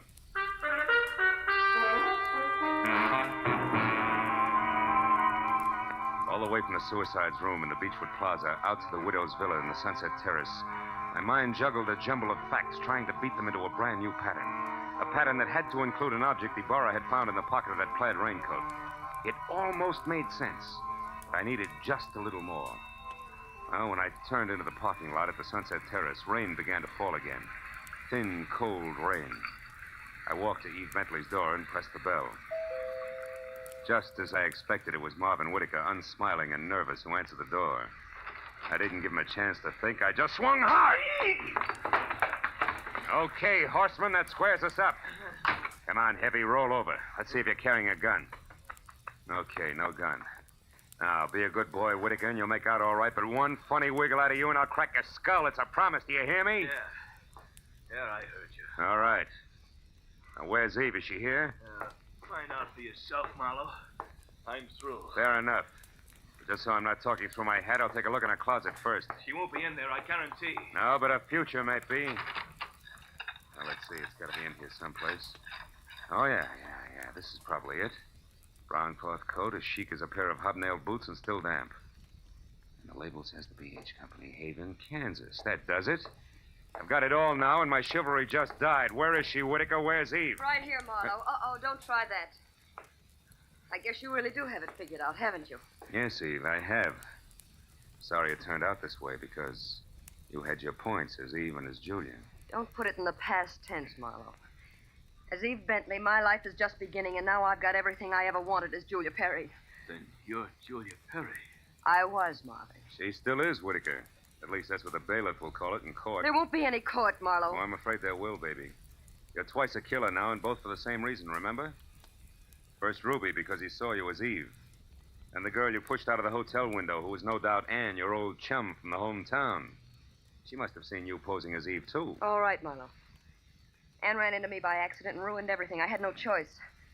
I promised her money and then told her to go to my room at the Beechwood Plaza and wait for me. Eve, I can't believe this. It can't be true. Yes, Marvin, it is true. Darling, I didn't want this mess. I'd have left town this morning as I intended if sweet, sly little Anne hadn't seen me. I tried to get rid of you the easy way, Marlowe. When I sent you to Marvin, the Selma Street address he gave you should have led you to the end of Julia Perry. Is that why you phoned me and told me to lie to Marlowe? Yes, Marvin. I was going there to write my suicide note and use the stockroom for my disappearing act. But Ruby caught me, and after that I had to work fast. But it's all right now. It all worked out perfectly. They were the only two who knew besides you, Marlowe. Aren't you forgetting little Marvin here? Forgetting him? Oh, no, Mr. Marlowe. Marvin's the one person I can count on. That's what you think. You don't get me mixed up in this. Marvin. I bargained for an heiress, not a murderess. Why, you dirty load. All right, then. I'll use this gun on you, too, because I'm getting out of here and no one's going to stop me. But you're right between us, Eve. You can't get us both. He's right, baby. You're not good enough to get us both, and killing just one of us isn't going to solve anything. What do you say? It's been a long night, baby. You just couldn't tell when you were late.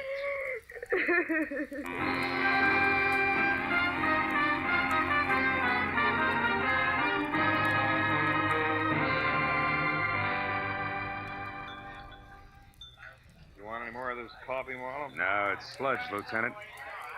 I wonder what Julia Perry uses for a heart. You know, she planned the thing for 6 months when she first set herself up as Eve Bentley. Mm. And it probably would have... Want to check now? Oh, yes.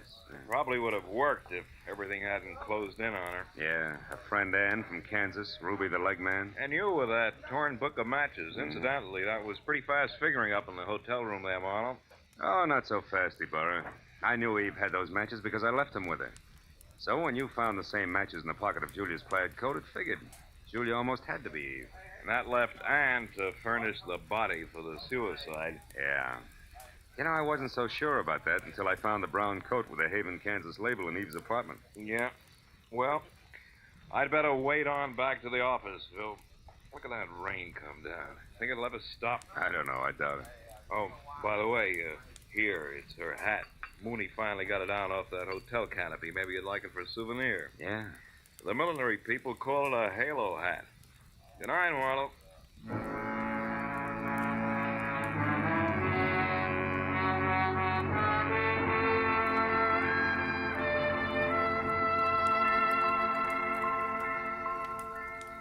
I sat there a while after Ibarra left, looking at the rain in the street, and the cold coffee in front of me, and Julia's little round halo on the table. And finally I got up and went outside. Dirty water scudded along the gutter and gurgled thickly into the sewer drain at the corner. For a minute I caught a glimpse again of the girl I'd figured Julia Perry to be when I went through her cottage in Santa Barbara. Yeah, that girl was an angel. But when I finally caught up with her, her halo turned out to be black, jet black, inside and out. I dropped the little hat into the gutter and watched it go as far as the drain at the corner. And then I went home.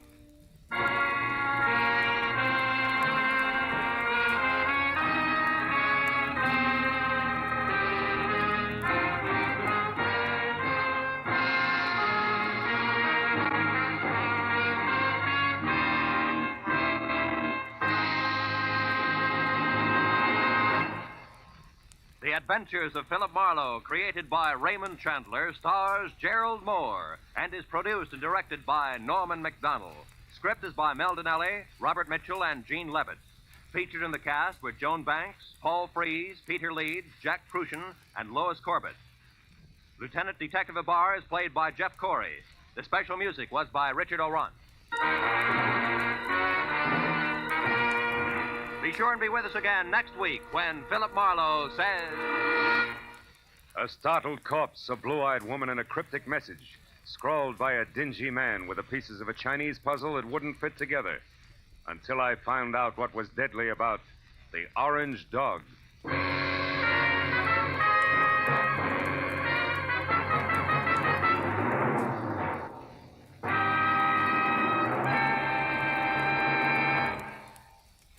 You'll find a whole hour of fun, variety, music, and thrills on Sing It Again tonight and every Saturday, for it's heard over most of these same CBS network stations. Now, stay tuned for Gangbusters, which follows immediately over most of these same stations.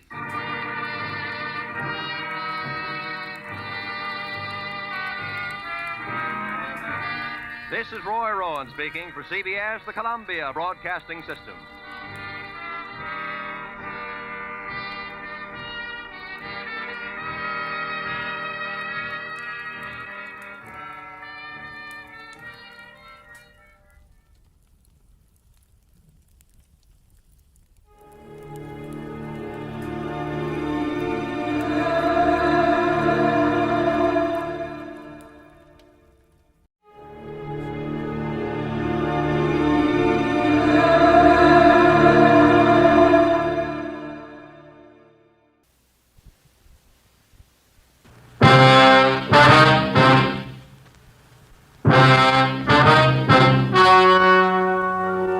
The story you are about to hear is true.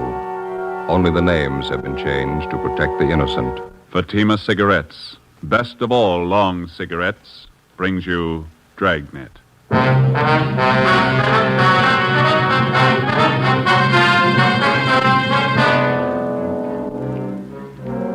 You're a detective sergeant. You're assigned to narcotics detail.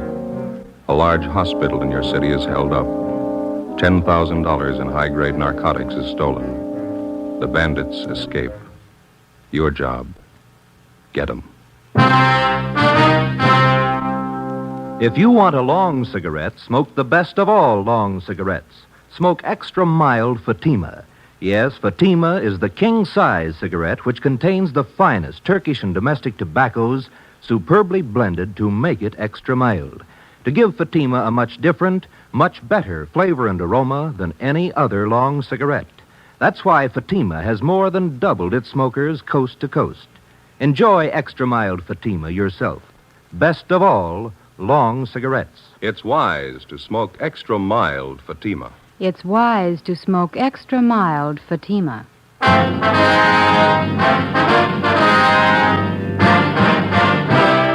Dragnet, the documented drama of an actual crime. For the next 30 minutes, in cooperation with the Los Angeles Police Department, you will travel step by step on the side of the law through an actual case from official police files.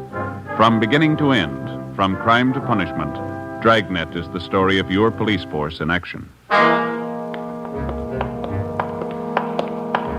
It was Monday, October 23rd. It was foggy in Los Angeles. We were working the day watch out of narcotics detail. My partner's Ben Romero. The boss is Captain Kearney. My name's Friday. It was 7:16 a.m. when we got to St. Christopher's Hospital, the pharmacy. How you do? Yes? Police officer, sister. We'd like to see Sister Mary Benedict. I'm she. Mother Superior sent us down to see you, sister. We're investigating the narcotics robbery. Oh, yes, there have been quite a few policemen here in the past hour. I believe it was the fingerprint men who just left. Just a minute, I have their card. Yes, they were from Leighton Fingerprint Division. Stahl and the boy from Leighton Prince. Yes, that's right. Sergeant Harlan Stahl. Sister, we're the investigating officers assigned to the case. This is Sergeant Romero. My name's Friday. Are you a lieutenant? No, I'm a sergeant. I wonder if you could start right from the beginning for us. Just tell us what you know about the robbery. Well, after Mass, I went to breakfast, and then I came downstairs here to the pharmacy to open up. You keep the pharmacy locked overnight? Oh, yes, always. We always assign an intern on night duty. He has the key in case any medicines are needed during the night. He's authorized to issue what may be needed upon the doctor's request. Who else has a key to the pharmacy, sister? Well, there are just 3 keys. Mother Superior keeps one at her desk, and we have one for the intern on duty, and I have one. All right. You want to go on? When I got down here this morning, I started to unlock the door and found it ajar. There were no lights on. I snapped on the wall switch. That one. Mm-hmm. That's when I saw young Jimmy Lyons. That's the intern. Yes, he was unconscious on the floor. I could see his head had been cut. He was bleeding profusely. What'd you do then? I called Mother Superior, and she came right down. Dr. Spencer was summoned. He came in and started administering aid to intern Lyons there on the floor. Is that when you found out the narcotics were missing? No, not just at that moment. Both Mother Superior and myself were quite worried about young Lyons' condition. It was really Mother Superior who first noticed the narcotics safe had been tampered with. Your stories don't exactly jibe there, sister. How do you mean? Mother Superior gives you credit for first noticing the theft. Oh, my, no. She's very charitable, but she's the first one who pointed to the safe. She's very observant. I understand. Go ahead, please. Upon checking the safe, we found that someone had taken our entire store of narcotics. Everything. Is that the safe over there? Yes, that's the narcotic safe. Don't touch that, Mr. Friday. No? No, never. Nothing is to be touched until the police have completed their investigation. Clues. Well, we're the police, sister. Then, do you have all the clues you need? Well, I wouldn't know, but the men from Latent Fingerprints have dusted everything here, so it's all right to touch things now. That was Mr. Holland Stahl and his men? Yes, that's right. Oh, I didn't know. We understand you have the inventory list. Yes, I have it on my desk.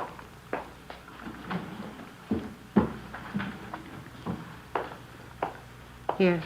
Thank you. We keep a running inventory, so that's the exact amount that's missing. Yes, ma'am. Cocaine and morphine. No bird's eye, Joe. Big haul, huh? Looks like about 10,000 worth. Like to have a copy of this inventory, sister? Would you take the carbon? I like to keep the originals for my monthly files. That'll be fine. Outside of this intern, Lyons, nobody saw whoever it was. No. Mother Superior and I have interrogated everyone. We made a thorough investigation on our own. I took notes. Is that so? Yes, that's the way Father Brown does it. Father Brown? Oh, yes, he's an expert detective. Brown. You wouldn't mean Thad Brown? No, Father Brown. Father Brown. You people have your own detectives now? Oh, my, no. He's not a regular detective. He's more like Mother Superior and myself. Is that right? Yes, he's in England. Solves some really difficult cases. Here, I'll show you.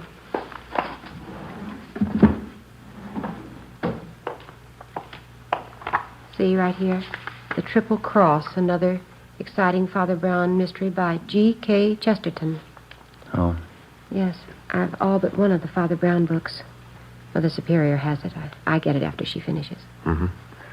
What's the condition of the intern? He's resting comfortably. Dr. Spencer says he'll be all right. Had to take 9 stitches in his scalp. We'd like to talk to him. I'm sure that'll be all right. I don't have to tell you we all think this is a terrible thing. Yes, sister, it is. All those narcotics. Whoever took them will distribute them, won't they? Well, that's our guess, sister. The stuff will be sold to addicts. What makes a dope addict? How do they get started? Why do they do it? I don't know, sister. I give you a lot of reasons. None of them good. None of them good. And for a few moments of what? Tonight they have it and tomorrow they have nothing. That's about the size of it, sister. The stars are setting and the caravan starts for the dawn of nothing. The Bible? No, Omar Khayyam.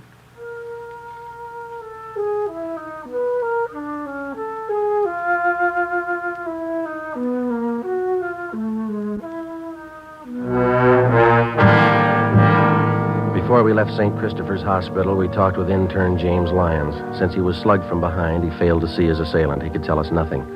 The entire hospital staff was screened thoroughly. They could add nothing to what we already knew. Between 6 and 7 o'clock that morning, $10,000 worth of high-grade prescription narcotics had been stolen. Somewhere in the city of Los Angeles was the answer. As in all narcotics cases, speed is the prime factor. Whoever held those narcotics wouldn't waste any time diluting or cutting it and making it ready for quick sale. Our job was to stop them. 5 minutes past 8 a.m., we checked in with Sergeant Harlan Stahl at Latent Fingerprints Detail. Not much help, is it? That's all you got, huh? The safe was clean, not a print on it. No prints anywhere in the room. Slugged the intern from behind, took his keys, tore a belt loop off his trousers, opened the safe and waltzed out. Couldn't have been cleaner. Yeah. You didn't get anything on your end, huh? Nothing. Gentlemen? Captain? I picked one up. Who is he? Junker by the name of Babe Kellogg. He's really seeing Steve, but he's coming out of it. Let's go talk to him. Check you later, Stahl. Yeah. What's the story on him? Wallace and Hunt picked him up. Downtown L.A. He was sitting in a parked car at 4th and Broadway. Thought at first he was a 390, but they couldn't raise him. He's down this way. What else? Well, Wallace figured he must be geed up, so they rolled up his sleeve to look for the spike marks. They found him. Find anything on him? Yeah, there were 2 vials of M on the seat beside him, prescription stuff. You got that list of serial numbers from the hospital? Yeah, right here. All right, let's go in. Wallace? Yeah, Captain? Friday's got a list of the serial numbers on that hospital heist. Hop down and check them against the vials you found in his car. Yeah, here you are, Wallace. Thanks, Joe.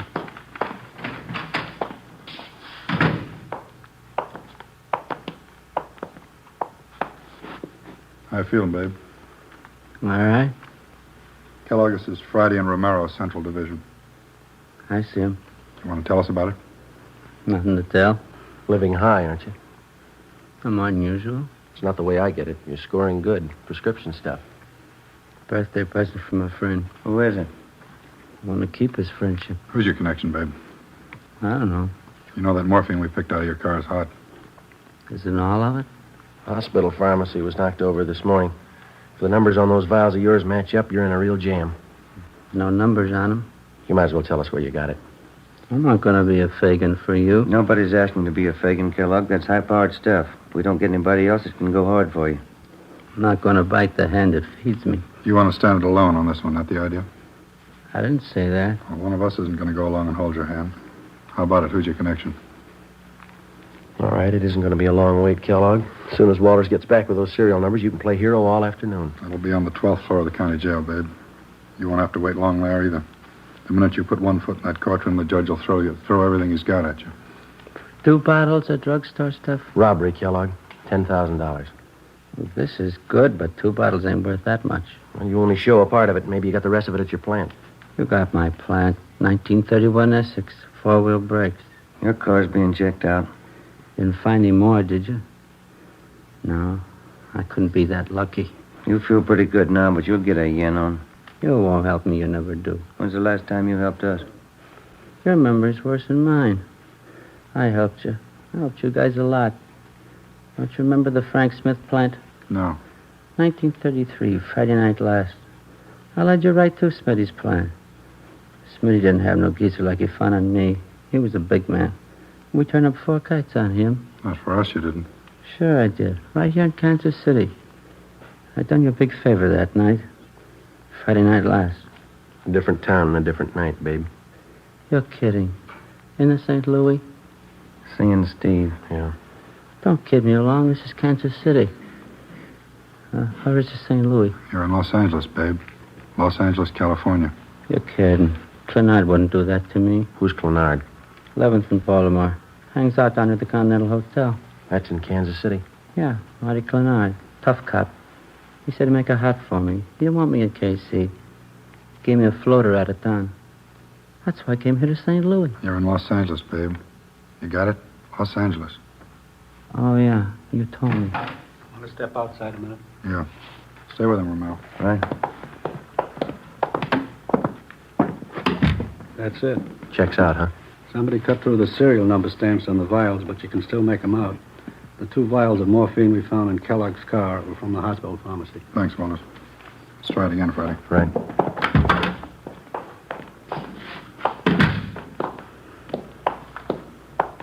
All right, babe, now let's cut out the jokes. Those 2 vials you had came from the hospital. The numbers check out. No numbers on those vials. How do you know? You probably didn't even look at them. Oh, yeah, I looked. No numbers on them. We found them, all right. I don't see how you could read them. I couldn't. Why not? Somebody scratched them off. Who, babe? You wouldn't know 'em. Try us. How much heat do I have to stand if I take it alone? Plenty. There was an intern slugged on that job. Hurt pretty bad. They're going to tag you for assault, too. I never hurt anybody in my life. How do we know? I just told you. We don't know you didn't pull this job. We haven't got any proof. Once more, what's the count? Goes like this, babe. First-degree robbery, 5 years to life. Assault with a deadly weapon, 1 to 10. Violation of the State Narcotics Act, 1 to 15. You can add. They'll lose you up there. You can get a real yen on by that time. There's no buzzing up at Q. I can't go that route. Where'd you get the stuff? I'd rather be a Fagin than spend 50 years at the joint. You convinced us. Where'd you get it?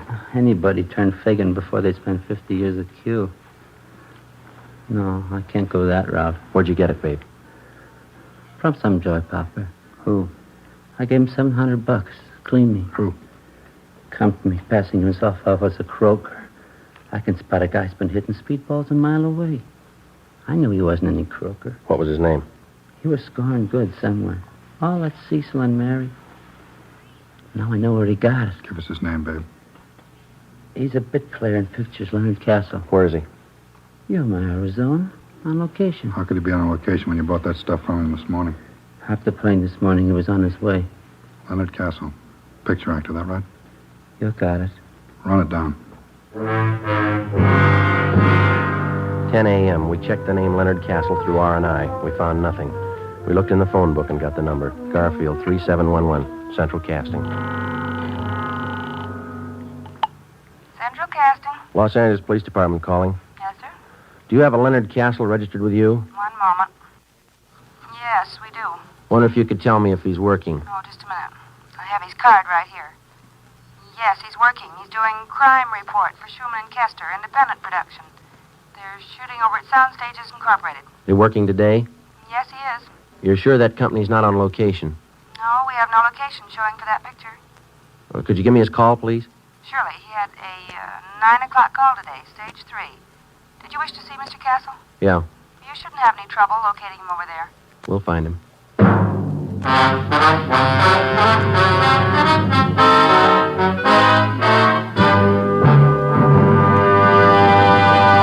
You are listening to Dragnet, actual case histories taken from official police files. If you smoke a long cigarette, it will be in your interest to listen to these case histories taken from the file marked Fatima. On this card, reporter Lee Silver's statement. I need an extra mild cigarette. No other long cigarette I've tried is as mild as Fatima.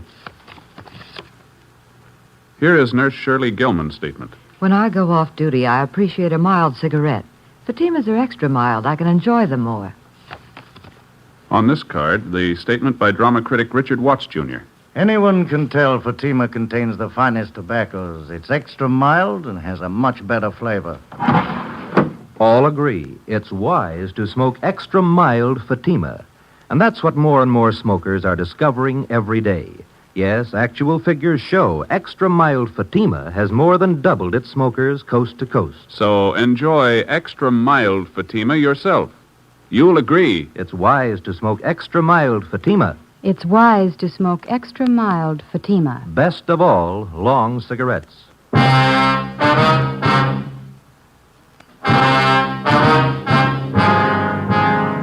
10:30 a.m. Central Casting gave us Leonard Castle's home address, and Detectives Long and Hunt went on immediate stakeout. Ben and I drove out to Sound Stages Incorporated and checked in at the reception desk. We showed them our identification. We were issued a pass to Sound Stage 3. This is stage 1. Stage 3 ought to be down there. Yeah. Not a very big lot. No, it's pretty small. Watch the truck, Ben. Think Kellogg knew what he's talking about? We'll know in a couple of minutes. Not very usual. Joy Popper pulling a job like that. They all start somewhere. That's a good way to get around a movie lot. Bicycle. Better than walking. Sure a thick fog, isn't it? Yeah, we don't have 'em often, but when we get 'em, they're real pea super. Oh, here we are. You better hold it, Ben. Red light. They're shooting in there. Oh, yeah, I didn't see it. What's stage 5, you know? Couldn't tell you. Oh, thanks. All clear. Let's go in.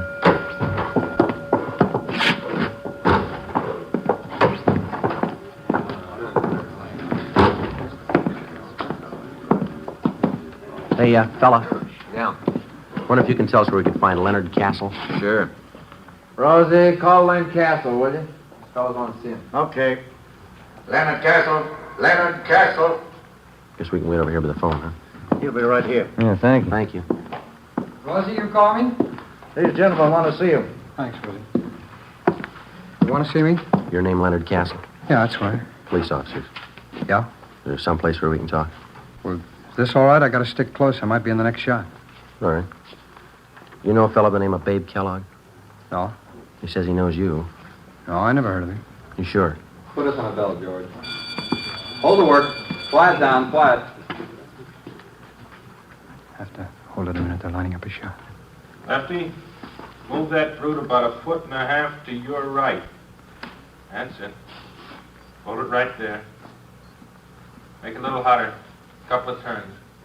Whoa, whoa. That's got it. Baxter, give me an inky dink right here, camera left.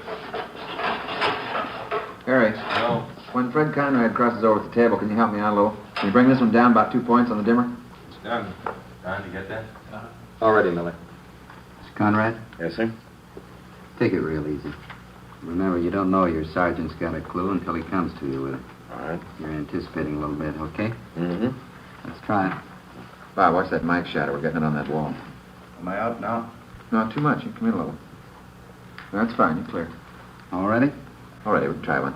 Turn him over. Rolling. Speed. Action. All right, Chief. As soon as I get all the clues, I'll be right down. Look what I found this time. Piece of that broken window, huh? That's right. It's plastered with fingerprints. Yeah? We got our man. Cut. Save him. Let's hold it quiet, folks. You never heard of Babe Kellogg, huh? That's right. Where were you at 6 o'clock this morning, Castle? In bed? We got men out to your place checking. What's it all about? Between 6 and 7 o'clock this morning, somebody robbed the pharmacy at St. Christopher's Hospital. They slugged the intern, made off with over $10,000 worth of narcotics. Yeah? If we find you were in bed between 6 and 7, you're clear. Well, I was. Anybody to back up that alibi? The landlady, I guess you'd know. What time she generally get up? Oh, I don't know. Why? She couldn't very well back you up. She was still asleep. Well, she's usually up early. Thought you said you didn't know what time she got up. Well, I meant I don't usually know. But you knew this morning. No. And you don't know Babe Kellogg. Simmer down, everybody. Let's have it quiet. Light them off. What do you read on that junior, Harry? 9 plus. Make it a little hotter. A little hotter, Jack. That's it. Whoa. 10 plus, Steve. That's it. How about it, Steve? Anytime. Turn him over. Rolling. Speed. Action. All right, Chief. As soon as I get all the clues, I'll be right in. Look what I found, Harry. Piece of broken window, huh? That's right. It's plastered with prints. Yeah? We got our man. Cut. Jake, you said plastered with prints. The line reads plastered with fingerprints. You gotta say the whole word. They'll never know what you mean in Vancouver. Come here, I want to talk to you. Hold the work. Keep it quiet. That's Millie. He's a tough director, but he's a good one. How long you been doing this kind of work, Castle? Oh, 6, 7 years. What pictures you been in? Oh, I don't think you'd have noticed. They're mostly small parts. What kind of part you got in this picture? I play a cop. What would you like to do? In this picture? No, I mean, what's your ambition? You gonna stay in pictures? Yeah, I'd like to. Like to get a few bigger parts if I could. It's pretty tough to try and sell yourself to a producer if he can't see you on film. Money's pretty good, though, isn't it? Oh, it all depends. It's a different deal on each picture you do. Mm-hmm. You have an agent? No, I did have. Wasn't doing anything for me, so I let him go. I'm not represented now. Pretty hard to build any kind of a name without an agent, isn't it? It all depends. If you can keep up a good front, nice car, that's all that counts in this town. You really believe that, do you? Don't you? Well, I don't know much about it. I'm not an actor. You said you didn't know Babe Kellogg at all, didn't you? No, I don't know.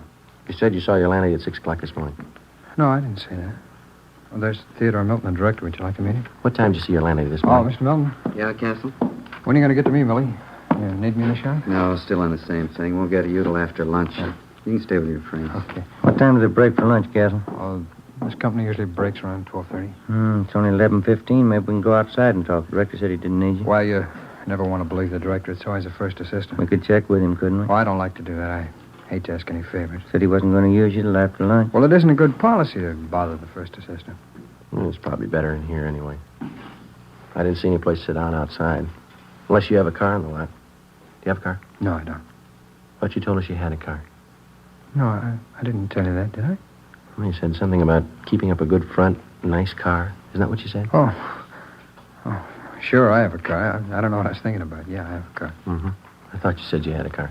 Well, I tell you, this picture act will drive you crazy. I don't know what I'm saying half the time. Maybe you made a mistake about Babe Kellogg. Do you know him? No, I'm sure about that. I don't know any Babe Carson. Kellogg.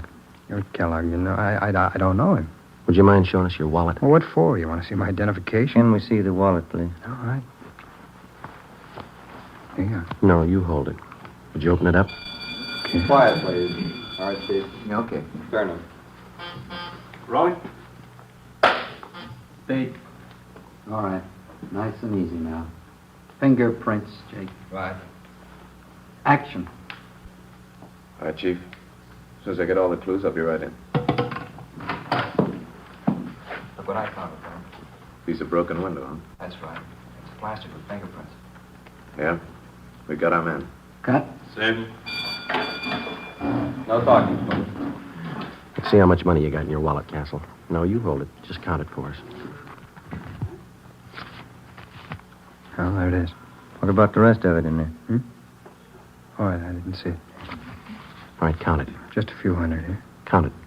All right. Let's see.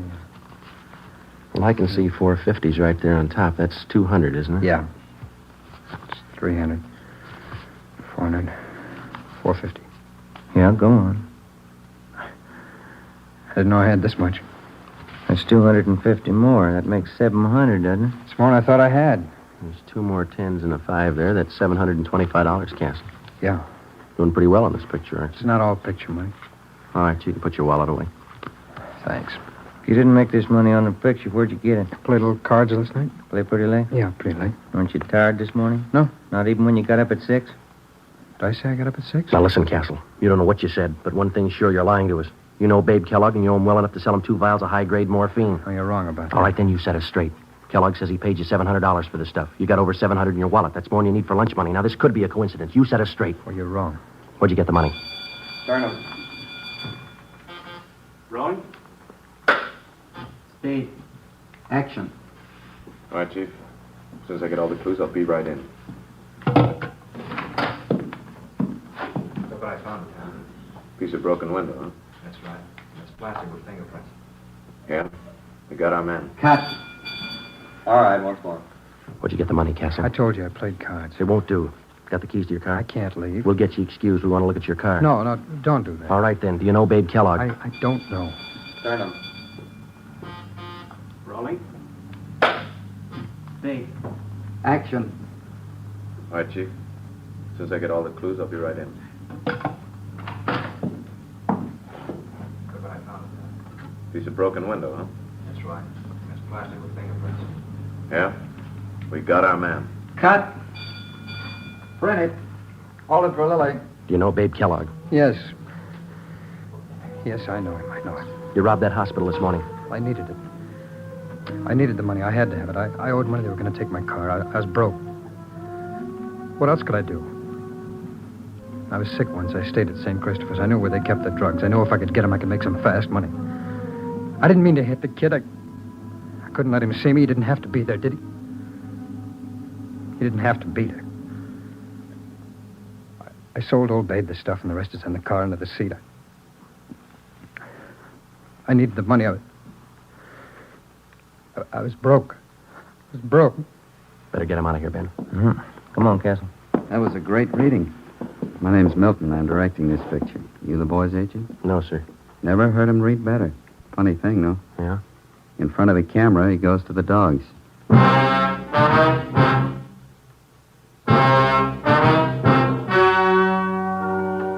The story you've just heard was true. Only the names were changed to protect the innocent. On January 28th, trial was held in Superior Court, Department 91, City and County of Los Angeles, State of California. In a moment, the results of that trial. And now here is our star, Jack Webb. Thank you. The working detective in reaching the solution of a crime depends on the combined efforts of many minds and many hands. The crime lab, state and federal peace officers, and you, the citizen. And so with Fatima. The combined efforts of many go into their blending and manufacture. Skilled hands, working with the finest Turkish and domestic tobaccos, make Fatima extra mild, best of all long cigarettes. If you're a long cigarette smoker like I am, try Fatima. Every pack is extra mild. Smoke Fatima. Ladies and gentlemen, starting Thursday, August 24th, that's 2 weeks from tonight, Dragnet will be heard 1 hour earlier at 9 p.m. Eastern Daylight Saving Time.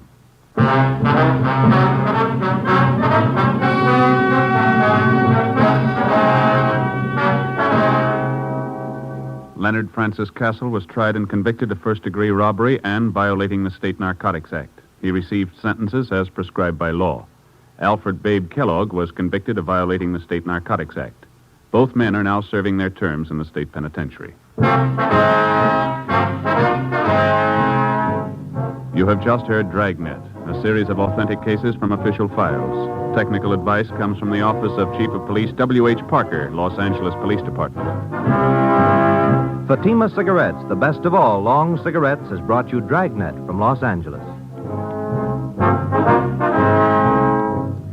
Sarah Berner is delightful in Sarah's Private Caper. Next on NBC.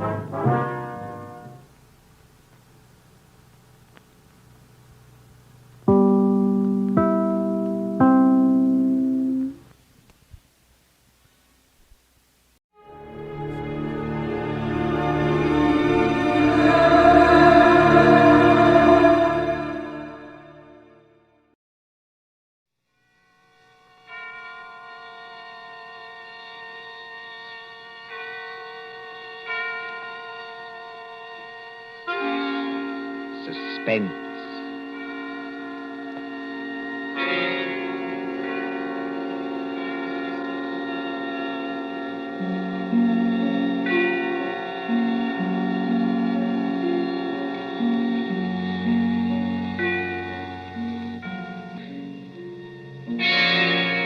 Suspense.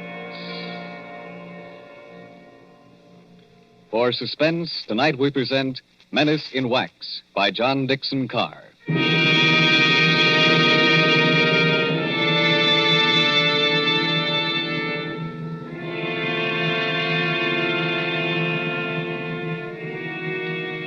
During the French Revolution of 1793, a Swiss girl copied in wax the severed heads of those who had just been guillotined.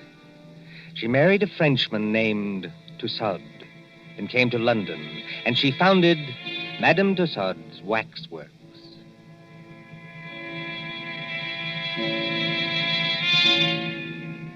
There it is, still in Marylebone Road, near Baker Street Station. Not the original building. That was destroyed by fire. But it remained untouched when a darker shadow than revolution came to England. And they plastered high explosives all along that road and hit the cinema next door. We are going to London under the bomber's moon.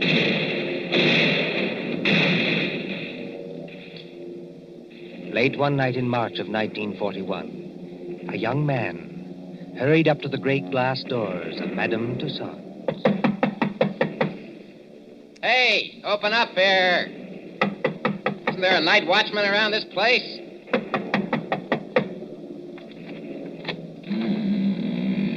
There is, Governor, and I'm him. Now, what do you want at this hour of the night? My name is Rogers. I'm from the Daily Record. Oh. If you'll let me get inside, I'll show you my press card. Didn't you get any orders about me? Well, maybe I have at that. Oh, you're the bloke who wants to see the Chamber of Horrors. That's right. All right, you may as well come in. My paper got a tip there's something funny going on around here. Something funny going on here? That's a good one. The rain's not very heavy tonight, is it? No, they're going over. You ain't heard where, Governor? We got a teletype flash. There was the Midlands. Lord lummy, and I've got a sister in Birmingham. Oh, why can't she come and stop in a nice, safe place like London? There's the Regent's Park guns opening up again. Makes your teeth rattle and shakes the hats off the dummies' heads. You know, this Chamber of Horrors is getting to be popular tonight. You mean there's been somebody here before me? Yes. A woman? That's right, Governor. About 5 feet 2 inches tall, very pretty. If you like 'em, brunette and big-eyed and a phony French accent. No, Governor, no. This was only an old lady that lost her handbag. Oh, thank the Lord for that anyway. Now then, what is going on around here? Well, I don't know, Governor. You'll have to ask Pearson about that. Who's Pearson? Oh, he's the bloke that's the watchman down there. He's old and he imagines things. He phoned your piper. Have you got an electric torch? Yes. Then go straight on through the marble hall and down the stairs on your left. And don't speak to the policeman, 'cause he's wax. Yes, that's the way, Governor. That's the way to the Chamber of Horrors. Thank you.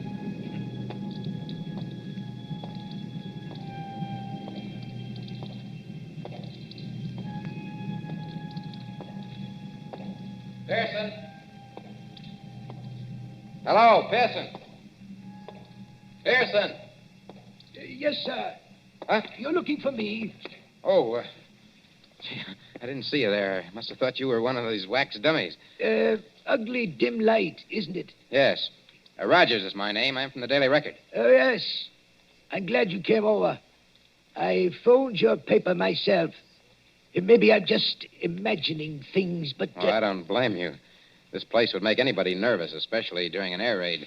Well, sir, it's all right as long as you don't get to imagine they're watching you. Oh, and do you? Oh, yes. Sometimes. That's the gambling group in the center there. Uh-huh. What's that thing over there? That's the famous guillotine. Oh, wait a minute, old boy. You're not trying to tell me that's the original guillotine. No, that was burnt in the fire. Madame Tussaud bought it from Sanson, the executioner. Let me tell you something, Mr. Rogers. What? Years ago, this is straight, a young French woman came in here. There was nobody else in the place. She thought it'd be great fun to say she'd put her neck in the same guillotine as Marie Antoinette. So she climbed up on that platform. She snapped the little wooden collar down round her neck, shutting herself in. All of a sudden, she realized she didn't know which spring controlled the collar and which spring controlled the knife. Oh, good Lord, she didn't. No. But they say she went crazy. They say she screamed and screamed. What's that? I'm sorry. I didn't mean to scare you, but sweet mama, I'm so scared myself I cannot help it. Susie. Oh, no, not Susie. Susie? You make it so it rhyme with floozy.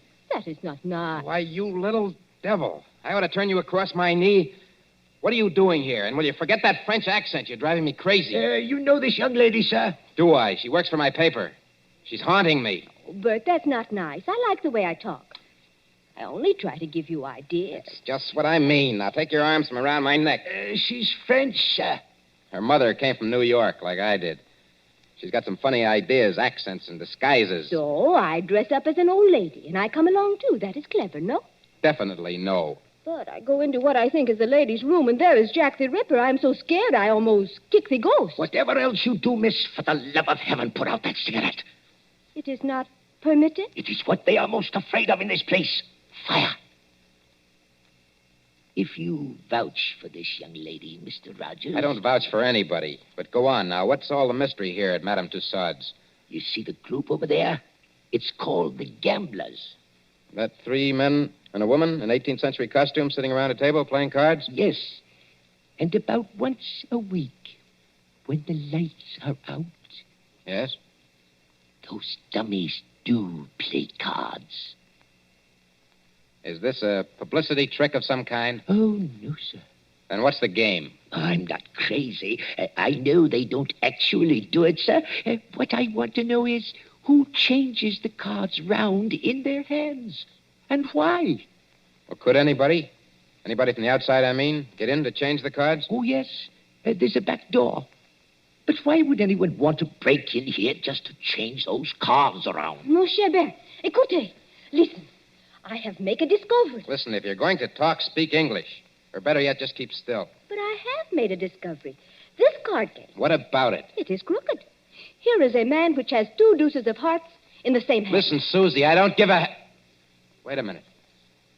Let's have a look at those cards. I give you ideas, yes? Susie, for once you're right. And look here. 2 of these players have all the clubs and hearts. The other 2 have all the diamonds and spades. Susie, how many letters in the alphabet? 26, no? And twice 26 is... 52. The number of cards in a pack. Give me a pencil, Susie, quick. The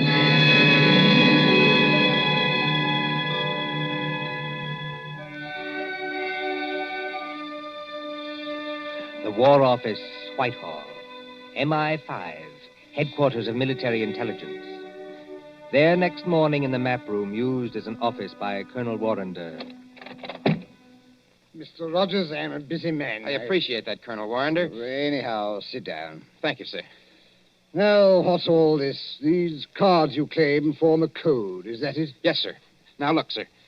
Let each letter of the alphabet represent a card in clubs and hearts. That's 26. And then? And then when you get to the middle of the message, switch the alphabet over to diamonds and spades. Then you won't keep on repeating. Now, will you read what I've got written on this piece of paper? Jack of diamonds, Q. 3 of clubs, F. Well, that doesn't seem to mean much. Oh, never mind the cards, Colonel. Just read the letters. Q, F, A, C, T, O, R, Y. Yes, sir. Q Factory. Go on. Just a moment. What is that infernal noise? Johnson Burroughs! Don't bother with that, sir. Just read the message, please. Oh. Q Factory. 10 p.m., 15th. Today's the 15th of March, Colonel. All preparations made. Use dive bombers. I see. This message was left openly. So openly that nobody ever noticed it. Yes, the trick's been tried before. No contacts, no gatherings, no letters that might be intercepted. A whole spy ring could walk through that wax museum and read the message without being seen. You newspaper men trying to teach me my job? Oh, I'm sorry, sir. I only... No, go on. Well, don't you see? 3 or 4 little boats with portable wireless sets go down the Thames estuary. When they're beyond pursuit, they send that message by radio. Somebody listens. And it's no secret in Fleet Street, sir, that Q Factory is out in the wilds of Gloucestershire. There's no secret anywhere. And that we're making the Shaftesbury bomber out there. So tonight, unless we do something about it, they're coming over and bomb Q Factory to blazes. That's impossible. Why? Or can't you tell me? I can tell you this much. Yes, sir? Q Factory is so well hidden that even our own pilots can't find it from the air. That's one objection to this message. Any other objection? Yes, this talk about dive bombers. Dive bombers in a night attack? What's the good of a dive bomber if he can't see its objective? Well, suppose somebody showed a light. He'd be shot dead as soon as he showed it. Every inch of country for a quarter of a mile round the factory. A quarter of a mile, Mr. Rogers, is patrolled day and night. Well, just the same, they're going to have a try at it, sir. How? I don't know how. Then, if you'll excuse me, Mr. Rogers... Well, listen, Colonel Warner, will you give me a pass to go down there to the factory? Certainly not. No one's permitted to go there except the workers. How is the place defended? There's a night fighter station nearby, and several batteries of 4 3.7 guns. Then give me a pass to the fighter station or to the gun post. That's a legitimate newspaper request. Well, I might manage a pass to one of the gun posts here. Then you'll do it? Well, what on earth is that infernal row? It sounds like somebody locked up in a coat cupboard. Yes, as a matter of fact, Colonel, it is somebody locked up in a coat cupboard. A young lady, so-called. A young lady? Who locked her up? I did. And just what the devil do you mean, sir, locking up people in coat cupboards in the War Office? Well, she's a bit excitable, Colonel. I thought that she'd better not see you. Oh, thanks for the consideration. There's just one other favor I'd like to ask. As well? If she asks you for a pass, don't give it to her. Don't give it to her under any circumstances. What's her name? Susie Dubois. You're rather too late for that, young man. The Public Relations Office granted her a pass 2 hours ago. What? Oh. A woman to an anti-aircraft battery? This is what we call a mixed battery. Women on the guns as well as men. She said it would make a good human interest story for the press. I must say, I agree with her. One moment, Mr. Rogers, before you go. Yes, sir. That gun post is fully 2 miles from the factory. You can go there, but if you take one step further, you'll be shot on sight by our guards. I warn you. I'll be careful, Colonel. I'll be careful.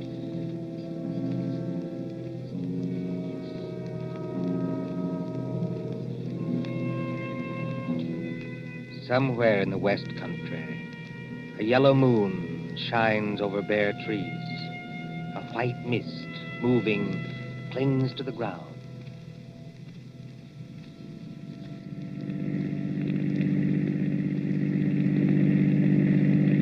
Susie, are you sure we're on the right road? Mon cher, they have taken away all the signposts in case there is an invasion. I know that. But I follow the map. The map cannot be wrong. We've been driving for hours. Must be... Yes, it is. Nearly 9:30. Half an hour to go. Trees, and still more trees. Look. There's a break in the trees ahead. It will be open country in a minute. Yeah. That's funny. Look how deep the leaves are here on the road. But one thing I tell you, just between you and me and the bedpost... Gatepost, Susie. The term is between you and me and the gatepost. And speak English. I am speaking English very well, thank you. I do not need your help to be pure. All right. Now, this map, Well, what about it? it say we should go through a lot of villages. Mitford, Archidine, and Saffron-Weeville. I have not seen any villages. Did you say Mitford? Oui, monsieur. Susie, let me have a look at that map. Come on, hand it over. But what is wrong? It is a perfectly good map. Yes, Susie. It's a fine map. It's an excellent map.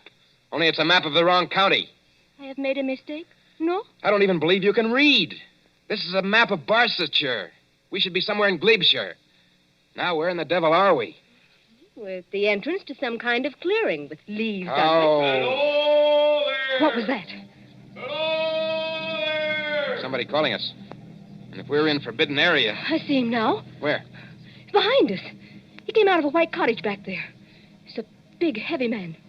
With a mustache. Never mind the mustache. He's wearing some kind of a uniform and he's got a rifle. You think he plug us? No? I think it is not unlikely. Get out those War Office passes of ours. Quick. Good evening, my friends. Good evening. Can you tell me... No, we don't mean any harm. Can you tell me what time it is? Oh, what time it is? Yes. Oh, yeah. It's, 28 and a half minutes past 9. Thank you. I will keep you covered while I set my watch. There. My next question is, would you like me to shoot you both? No. Listen, Mr. McAllister. Captain McAllister. That's right. Captain, this girl, she's been reading the wrong map. You see, we don't even know where we are. You're in Hollywood Forest, my friend. Hollywood Forest? Is that good or bad? And you don't know what's just beyond the edge of this clearing? No. There's a big open space of 1/4 of a mile. In the middle of that open space... Q Factory. We're right on top of it. Then you have heard of Q Factory, my friend. Captain McAllister, we're from the War Office, and we've got passes to prove it. Let's see the passes. We were trying to find gun site number... I've forgotten the number. But it's here on that card. You've passed the gun site. 2 miles back up the road. All right. Here are your passes. What are you going to do to us? I'm not in the regular army. You can thank your stars I'm not. I'm forestry preservation. Oh. You are not going to chuck us in the cooler even? No. Now turn that car around, get back along this road as fast as you can. If they fire at you, as they probably will... Oh, I wish I am home. Pray no, Mao, I wish I am home. Well, then hope for the best. My watch had stopped, and you did me a good turn. Now, hurry along. Hurry.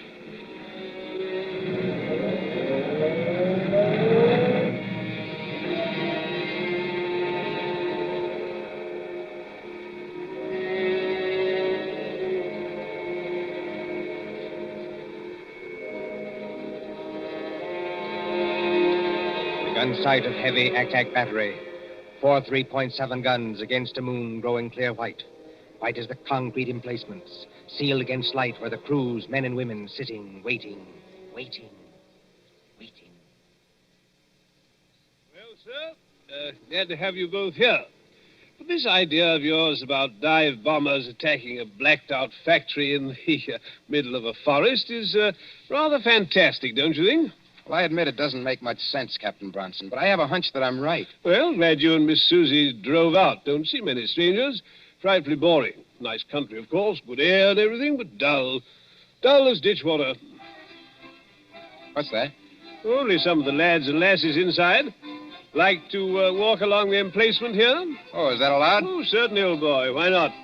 Bright moon tonight, isn't it? Yes, bomber's moon. We nearly get shot on our way here. Quiet, Susie. We're not supposed to have been there. If I nearly get shot, I am going to say I nearly get shot. It was a man which is called, McAllister. Oh, old Mac, huh? Very decent sort, Mac. He's a tree doctor. A what? Tree doctor. Got to have wood, you know. But trees start to die. Mac goes round the edge of the clearing and smears them with stuff to keep them well. How did you come to meet him? Well, the fact is, we nearly got as far as the factory tonight. Oh, then you were lucky to get back alive. There weren't any barrage balloons over the factory, I noticed. Hardly, old boy. They wouldn't advertise, would they? with balloons in open country. And if the Germans did use dive bombers? Oh, they're not coming, old boy. Just make up your mind to that. I wonder if you'll say so at 10 o'clock. But it is 10 o'clock. It's just 10 now. Well, it can't be. We drove here like blazes. It was only 9:30 then. Well, then your watch must be very slow, old boy. No, I'm afraid you're wrong. I've never seen it quieter. Cold tonight, very dry for March. Look all around you. Moonlight, open country, not a sign of life in it. Quiet, peaceful, and silent as the great... What was that? By George, I think we've got some visitors. I think we're going to see some fun. Enemy planes approaching south-southwest. Action stations. Enemy planes approaching south-southwest. Enemy planes approaching south-southwest. Now do you believe me? Better stand back, old boy. Operation Crew's coming on. I said, now do you believe me? I want you to watch these girls work. They do everything, you know, except actually fire the guns. Now, keep your hair on, old boy. Susie, he still can't see it. Oh, they'll only be going over. You think so? Oh, yes. We sometimes get a crack at them when they're making for Bristol. Standing by for action. Standing by. Listen.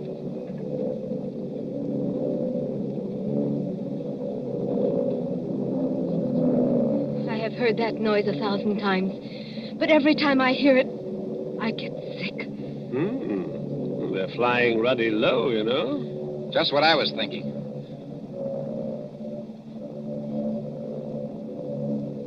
Spotter! Any identification? Junkers, 88. Dive bombers. Height, 5,200. Now, look here, you two newspaper people. Yes, sir? There might be things popping, you know, can't tell. I'd like to get below. No, thanks. I don't like this, Bert, but I'll stay too. Rangefinder, on target. Look here, you two. Those War Office passes you gave me, I'm not supposed to keep them. No, I'd better give them back, just in case. Predictor, on target. Here we go, ladies and gents. Fire.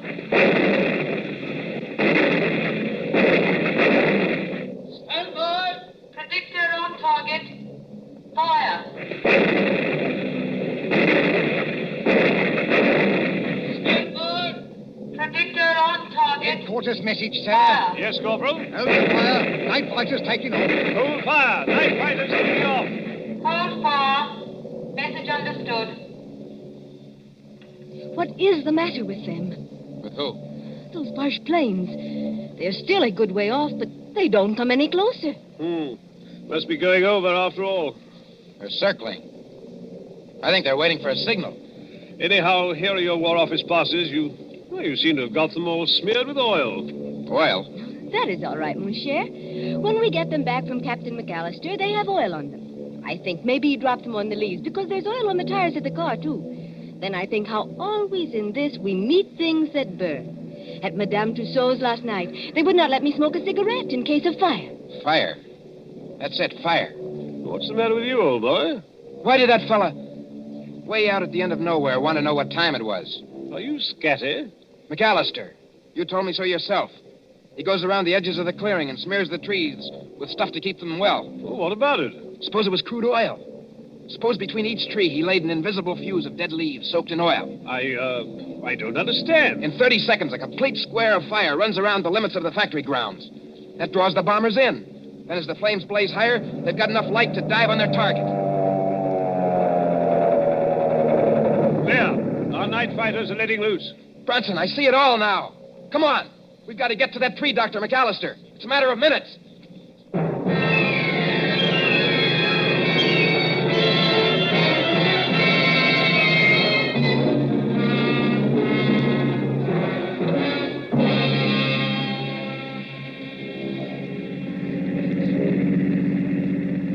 Susie, is Branson following in the car behind us? Yes, he's following, and men with rifles. We've got to get to McAllister's cottage. This McAllister... I'll bet you 10 to 1 the real McAllister's either dead or tied up in that cottage. The fellow we saw was an imposter. Look out, Susie. Keep your head down. Oh, those fighters. They will chew up every younker in the place. They have not got the chance of a snowshoe in heaven. No, Susie, not a snowshoe in heaven. You mean I know you are English at a time like this. What I cannot understand. Look out! I don't see why he hasn't set his signal off. What is delaying him? Why don't he strike a match when the bombers come over? Because he's a good Nazi. A good Nazi? My watch was slow, don't you remember? And I gave him the wrong time. He had orders to strike his match at 10 o'clock, and he'll not do it until 10 o'clock if there are 500 planes instead of 20. Bert, I see him. Where? Far up the road. He's running. Yeah, that's him. Think we can reach him before he gets to the clearing? Not the chance of a snowshoe in heaven. Signal Brunson to pass us. A long shot with a rifle might... Bert, one of the Junkers is hit. What? He's right over us. That's not all. He's unloading his bombs. That whole stick's coming straight down our direction. Keep your head down. I want to see. Put your arms over your face.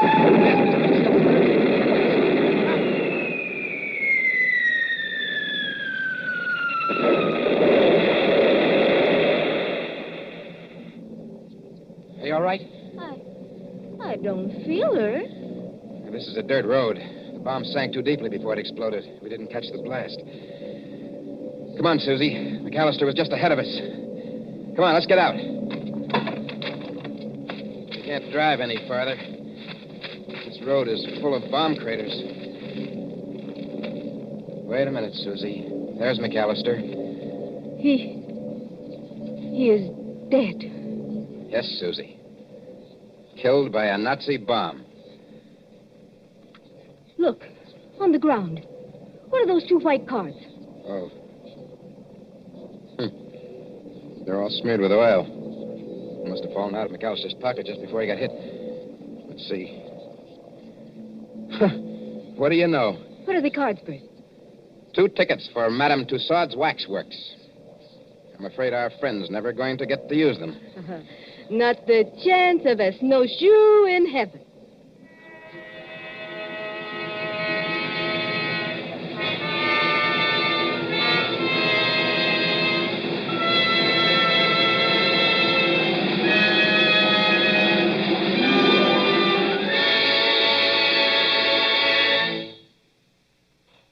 And so ends Menace in Wax. Tonight's story of Suspense.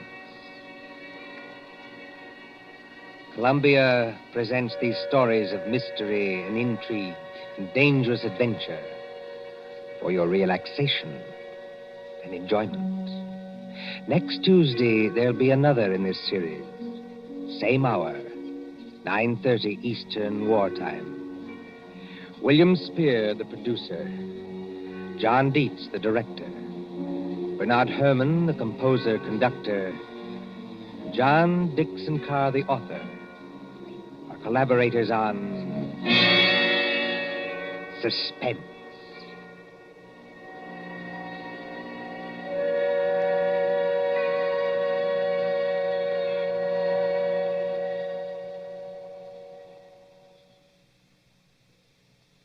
Here is a message of vital importance to every person who drives an automobile in America.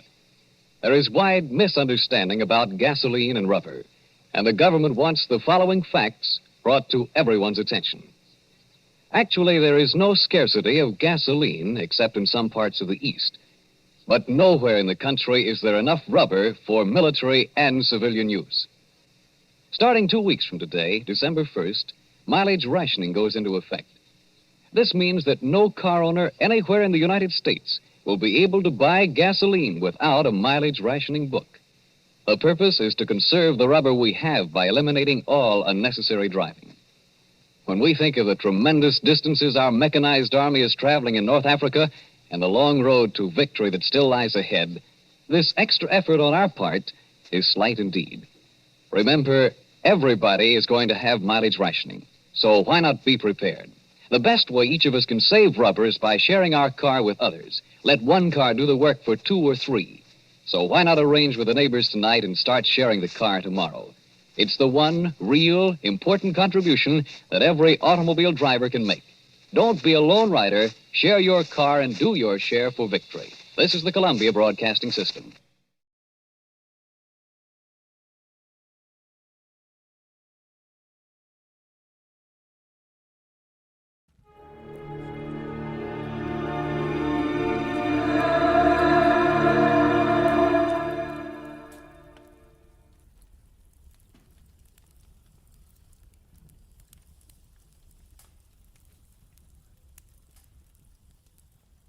Most Saturdays at this time, we spend an exciting half hour of adventure and action with America's public hero #1, Hopalong Cassidy. Well, even two-fisted cowboys take summer vacations when they can, and Hoppy is no exception. But Hopalong and Topper will be back with us riding the CBS air trails again 3 weeks from tonight, September 22nd. Get this and get it straight. Crime is a sucker's road, and those who travel it wind up in the gut of the prison of the grave. There's no other end, but they never learn. From the pen of Raymond Chandler, outstanding author of crime fiction, comes his most famous character in The Adventures of Philip Marlowe.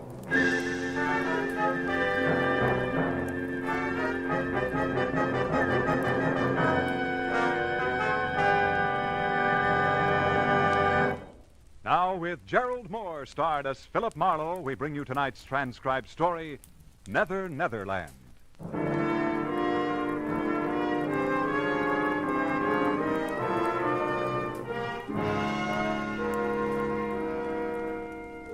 There are times when life makes no sense at all. When confusion is the keynote and all we do is run in ever-tightening circles. The 1 and 1 is 2 school is closed and nothing comes out even. In the 30 hours just past, I'd wrapped up a case and considerable of my youthful zest along with it. I was bone-tired. When I reached my apartment, sank deep into my bed. It wasn't so much to sleep, but to die a little. And I was not long dead.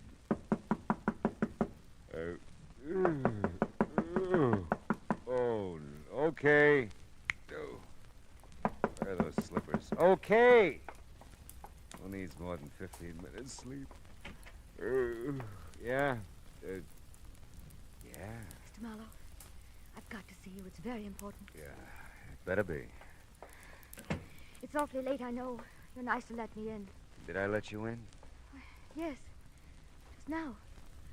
You're not still asleep, are you? No. No, I don't think so. You see, I always sleep lying down. It's a habit. You must know I wouldn't bother you this way if it weren't that... Well, someone's following me, Mr. Marlowe. Oh? He's been following me for I don't know how long.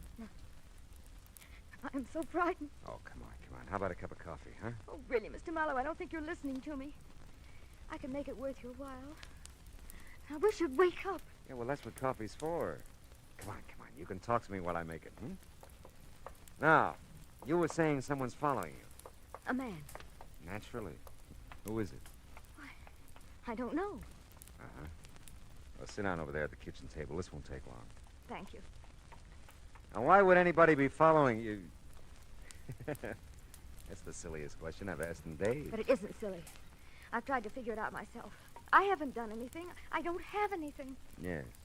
Well, we'll let that go. Look, maybe I ought to know your name, huh? Oh, I'm sorry. I'm Carolyn Shepherd. Don't be sorry. I'm glad you're Carolyn Shepherd. Why? Well, because it beats the heck out of being George Shepherd. Dee Dee said she thought you'd help me. That's why I came. Dee Dee? My roommate, Dee Dee Reynolds. Oh. She doesn't know you or anything. She just said if she were troubled, like I am, she'd get in touch with you.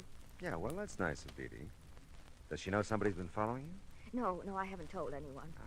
I don't know her very well. We haven't lived together long. I don't know. I didn't want to frighten her, too.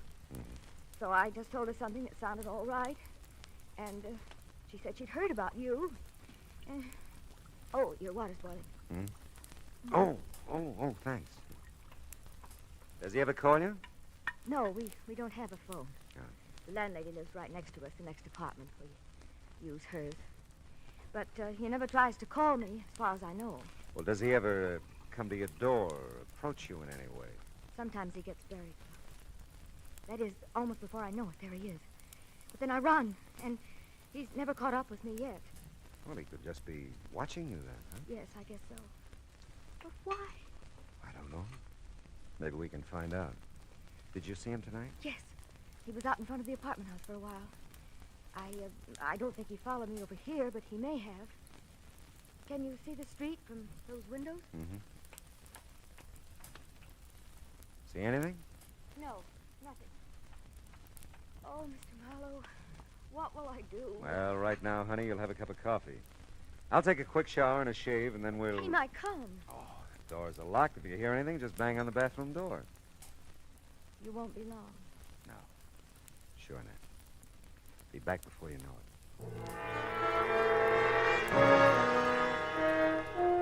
It was now 2:30 in the morning. Although I was still gray and half dead inside, my eyes found a new reason for being wide open. Carolyn Shepard was not just an attractive girl. She was slightly sensational. Statuesque would be the term. She was almost shoulder height with ash blonde, long hair.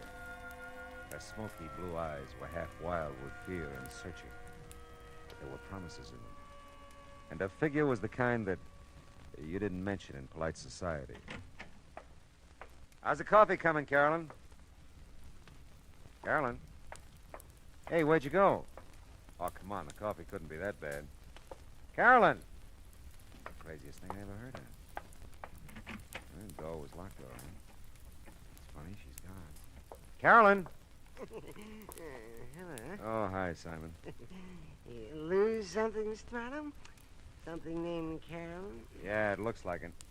You didn't see her out in the hall by any chance? I don't believe I did, Miss Scott. I've noticed her. I'm not so sure. Oh, ran out on you, huh? Well, hello, you dog. Oh, yeah, sure. Yeah, where'd you go? Oh, there. What's out the window? Thought she might still be down on the street. Who? Carolyn. Oh, ran out on you. You said that. What did you do, man? You'll never believe Oh, this. come on, now tell me now. What did you do? I took a shower. You took a shower? Oh, ran out on you.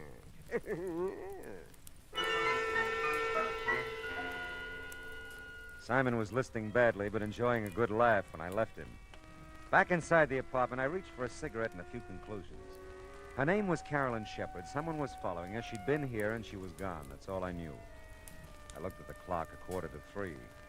I remember the coffee I'd made, started to the kitchen to get a cup when my foot and eye caught something at the same time. It was a billfold. The driver's license said Carolyn Shepard, and it gave a Yucca address, apartment 3. Physical description didn't do her justice. But it heightened my memory, and I was there in no time.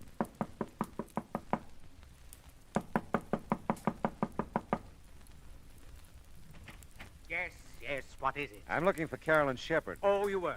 Well, she isn't here. I don't know her, but I'd like to meet that young woman sometime. It's a pleasure, believe me. Now, look, I'm sorry. You're always sorry. Between the freeway by day and the traffic at this door by night, on account of Carolyn Shepard, body can't get any rest or sleep. I'm really sorry. I know it's late, but Late? you see... I can't imagine what kind of a person she is, that men can knock on her door, or any door they think is hers at all hours. I'm not going to stand for it. I'm going to move. And someday I'll meet this young Shepard person, and I'll give her a good thrashing. You do that, but just tell me one thing. I'll tell you nothing. How long have you lived here? 6 weeks. 6 of the most miserable weeks of my life. Thanks. Very much.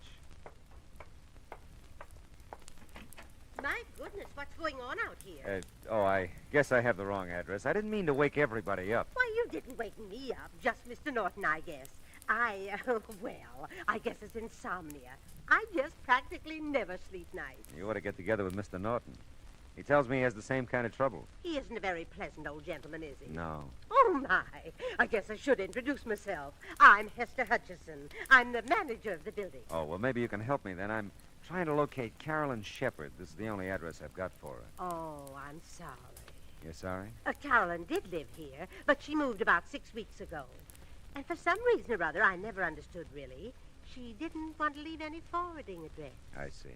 Well, thanks, Miss Hutchison. Oh, not at all, not at all. I hope I didn't disturb you, really. Oh, my goodness, no. As I said, I'm sort of given to this insomnia or whatever it is.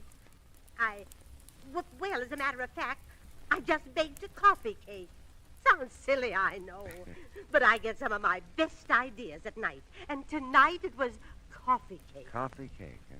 If you'd care for some, I'd be, you'd just be more than welcome. Oh, that's nice, Miss Hutchison. But you see, I get some of my best ideas at night, too, and I got one right now. About going home to bed.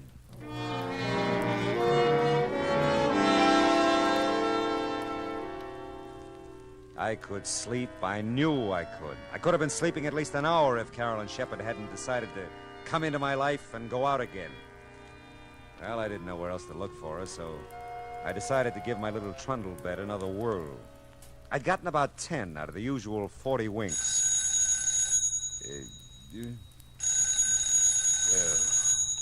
Oh, no. Yeah? Mr. Marlowe? I think so. I'm Dee Dee Reynolds, Mr. Marlowe.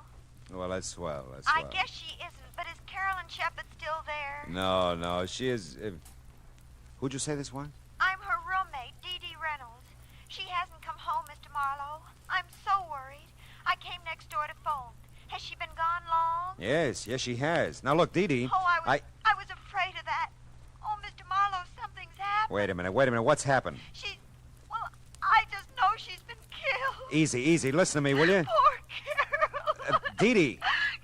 Listen, Dee Dee, where do you live? Dee Dee. Oh, fine.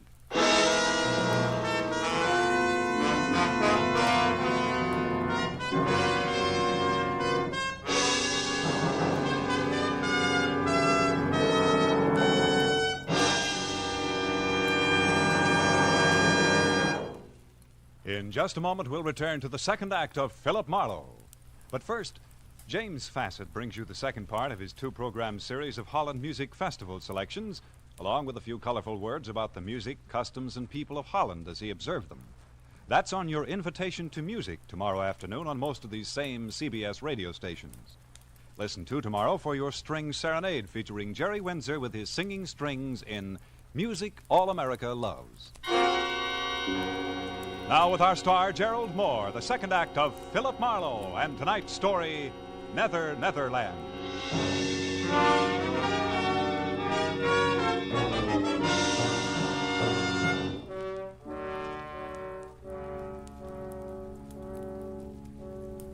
I was wide awake again and furious. Because somewhere in Los Angeles there was another telephone recently put on its cradle. And I didn't know where it was or how to make it ring. Somewhere in Los Angeles, too, were a couple of near-hysterical females, neither of whom had any regard for my sleeping habits. Dee Dee had jumped to a conclusion about Carolyn that I wasn't buying, probably because I didn't want to. Well, it was beginning to turn gray outside, and the jarring thump of the paper grazing my door told me a new dawn was with us. You still looking for that girl, Mr. Marlowe? Morning, Simon. You still bouncing off walls? I am confronted with something of a problem, Marlowe. So am I. Someone in the night, mind you, has moved my apartment. No. Yes, I've looked all over the neighborhood, and it is gone. Yeah, well, you just hang on. It'll be back. No, it has to be. It just has to come home to me. Oh, say, did you ever find her, Marlowe? Her. No, never did. Oh, you were taking a shower then? Yes. Oh, Marlowe, you dog. Fine. You like coffee cake, Simon? Oh, my dear Marlowe, I not only like it, I respect it. And I'd be proud to join you in some of it. I'd just be proud. No, not me, Simon. About 3 blocks from here, over on Yucca. Ask for Hester. I thank you, Marlowe, from my heart of hearts. I thank you. Hail and farewell, Simon. Go. Well, let's see what's in the paper. International situation. Caught it. Inflation. Holy smoke. Police late last night found an unidentified woman beaten and unconscious in the Beechwood area near the Hollywood Hills. The young woman, tall and blonde, was taken immediately to the police receiving hospital in Hollywood, where her condition is reported as serious.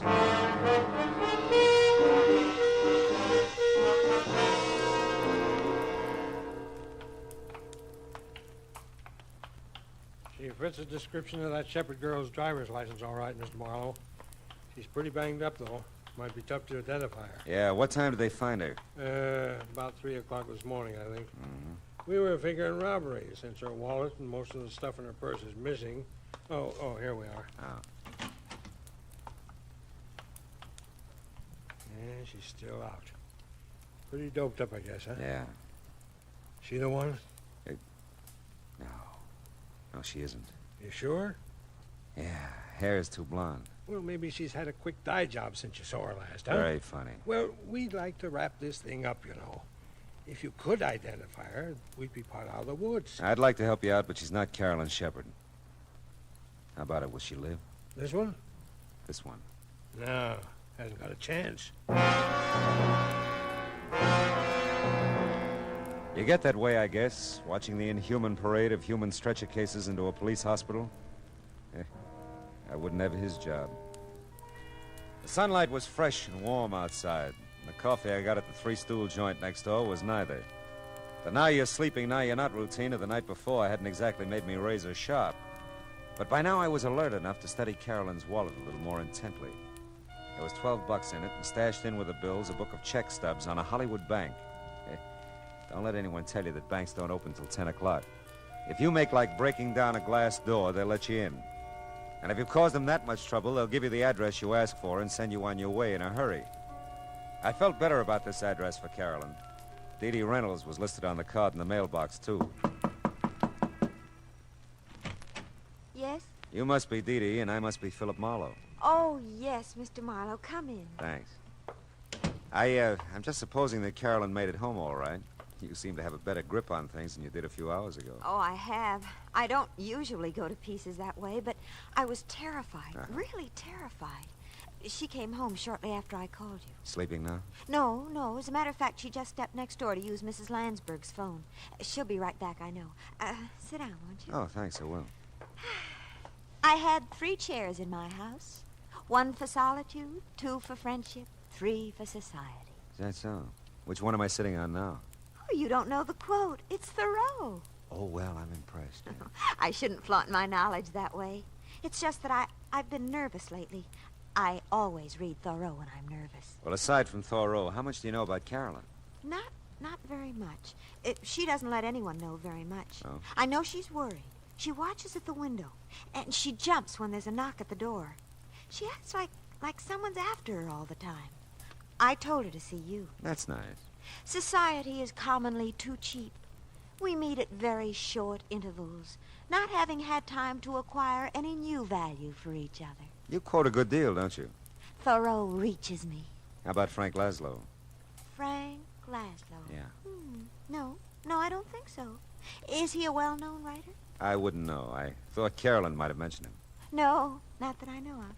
Of course, we keep pretty much to ourselves. Mm-hmm. Which one of you smokes cigars? What? In the ashtray on that table there. Why, for heaven's sakes. I never even noticed it.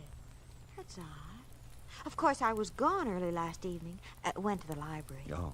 Maybe someone was here to see Carolyn. Yeah, that could be. Well, hello, Mr. Marlowe. I'm so glad to see you. Are you? You don't know how glad. Dee Dee, would you... I promised Mrs. Landsberg I'd water the lawn, for an act anyway.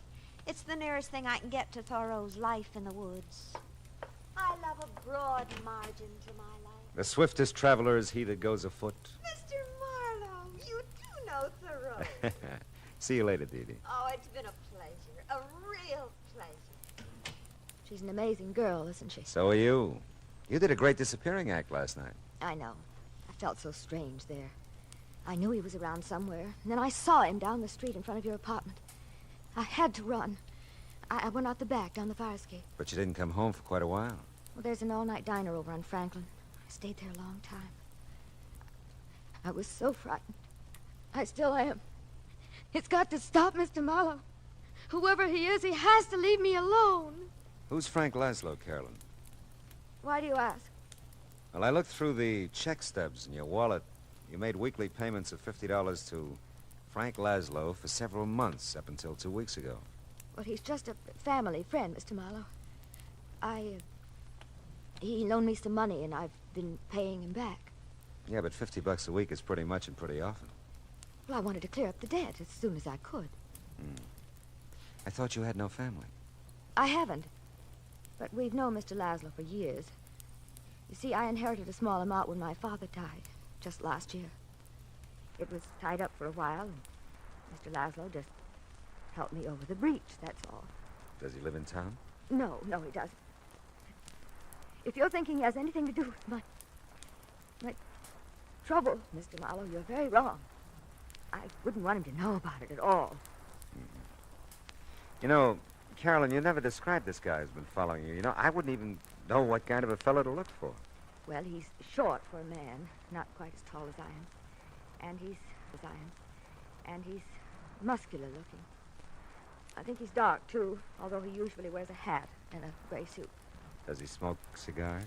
I've never noticed that he does, no. You don't work anywhere, do you? How can I hold a job in the state I'm in? Oh, no, I just look and wait. What is it? I knew it. He's out there, Mr. Marlowe. Where? I just got in that car, the big convertible at the curb. Okay, honey, come on, let's go.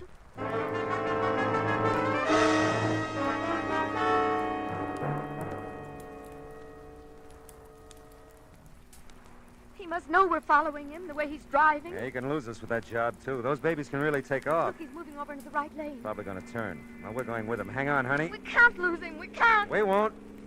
He's pulling into that parking lot.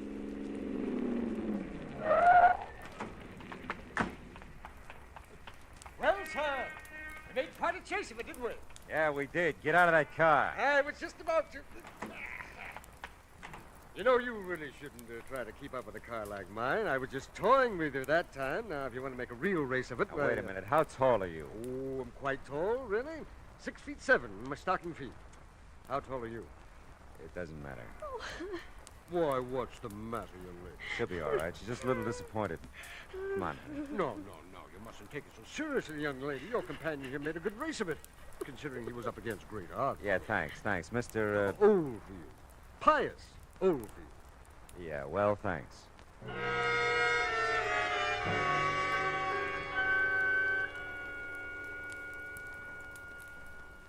Oh, I don't know how I could have made such a mistake.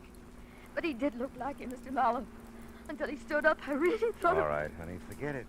You're pretty tired and upset, and you're almost home now, huh? I don't want to be alone. He'll come. Don't worry, I'll stick around. Nobody will bother you. He must. He must. I'm so tired. So afraid. Take it easy, honey. We can't strike out all the time. Hey, looks like Dee Dee's made a friend watering the yard. Oh, no. What? Mr. Marlowe, this time I'm sure of it. It's him. I know it is. Cigar and all, huh?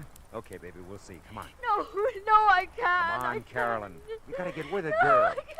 Dee Dee, give me a hand, will you? Carolyn, what's wrong? She's pretty upset. Take her in the apartment, will you? Oh, sure, I will. Who's the guy with the cigar? Well, he didn't say. He asked for Carolyn. Okay. Hey, you! Hold it! I don't think so, buddy. I said hold it or I'll ram that cigar down your throat. You don't look so tough. That's how I fool him. Mr. Marlowe, are you hurt? No, go back to Carolyn. Get her in the apartment. Well, she's in Mrs. Lansbury's. She's not making much sense either, just Nothing's crying making and any mumbling sense. things. Oh, he's really out cold. Yeah, now look, take a look in there. It's auto registration. Read it to me. Oh, let's see. Yeah. Frank Laszlo, Uh-huh. something, Kling Street, Barstow, California. I thought so. Did you? Never mind. Go back with Carolyn now and stay with her. If she says anything, memorize it like you do with Thoreau. But where are you taking Where him? I hope he belongs. I'll be right back. Hey,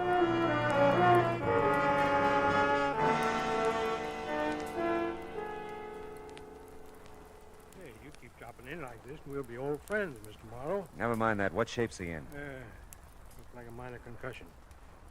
He'll be around in a little while. Who hit him? A very dear friend of mine. Look, keep him here, will you, and keep an eye on him. I'll be back maybe with another customer for you. Hey, we'll make you a rate. And you can save us both some time if you get one of the boys at the station to call Barstow. Find out anything they can about Frank Laszlo and a girl named Carolyn Shepard. You can reach me at the Landsberg phone number I looked up on Cherokee.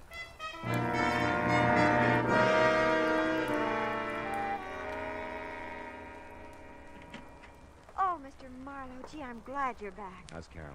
Come in and listen to her. I'm scared to death. Yeah. I must remember. Mail a check to Barstow. I must remember. I'll check. Got so much to forget, too. Forget and remember. It's been going on like that ever since you left. Yeah. What does it mean? I don't know for sure yet. Steve, you can't be everywhere. Everywhere I look, you can't be anywhere. You're dead, Steve. Don't you know you're dead? Take it easy, Carolyn. Easy. Oh, that's Mrs. Lansberg's phone. I told her I'd answer it while she was out. Go ahead. It could be for me. Okay. Carolyn, you're okay. Who are you? No. Steve. It can't be you, Steve. You're dead. I'm not Steve, Carolyn. Steve, you're dead. Don't you remember, Steve? I killed you. But you won't go away. You won't go away. It's for you, Mr. Marlowe. It's the police. Yeah, I know. I'll get it. She's... What's wrong with her, Mr. Marlowe? She fainted.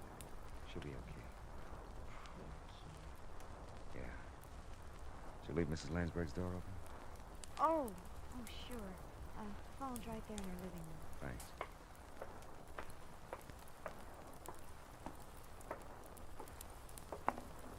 Yeah?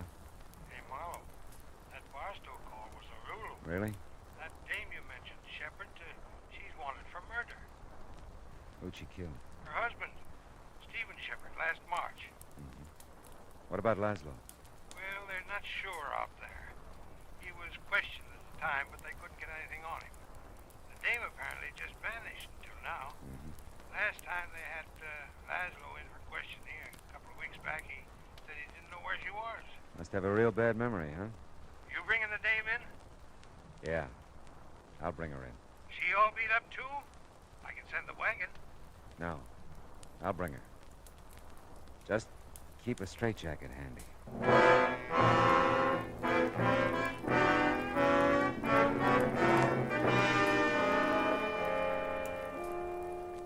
Like I said, there are times when confusion is the keynote. Carolyn Shepard, poor sick kid, kept seeing the man she murdered. Saw him so often she believed it. And Frank Laszlo must have seen things too. Enough to keep Carolyn paying him blackmail ever since she killed her husband. Did you ever stop to think of all the so-called nice, clean, upstanding citizens who carry a moral cesspool behind shining eyes and a sweet smile? Suddenly they make headlines, like Carolyn. What's the line?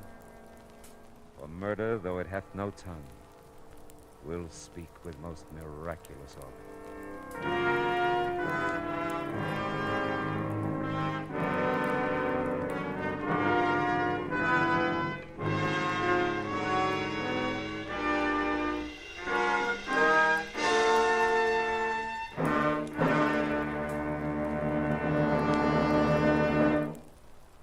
The Adventures of Philip Marlowe, bringing you Raymond Chandler's most famous character, starring Gerald Moore, was produced and transcribed tonight by Cliff Howell and written for radio by Kathleen Height. Featured in the cast were Lorene Tuttle, Verna Felton, Shirley Mitchell, Howard McNear, Ted Osborne, and Cy Kendall. Gerald Moore may currently be seen in the Santana production Sirocco. The special music for Philip Marlowe is composed by Pierre Garrigank and conducted by Wilbur Hatch.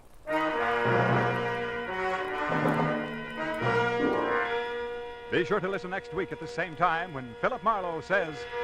This time my plans for a fishing trip got caught in the line of a beautiful girl who didn't know upstream from downstream.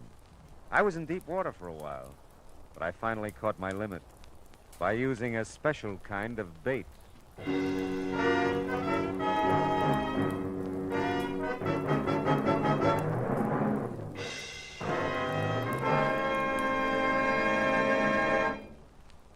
There's a song that goes with this story, friends. The story is, starting tomorrow evening, you'll be able to laugh again at the adorable antics of America's favorite teenager, Corliss Archer. Her boyfriend Dexter returns from vacation, too. So does her whole family. All of which means more Sunday night fun for your whole family when you meet Corliss Archer Sunday nights on most of these same CBS radio stations. We said a song went with this story, didn't we? Well, here it is. CBS. B. For the best. F. Yes, yes, yes. The star's address is CBS.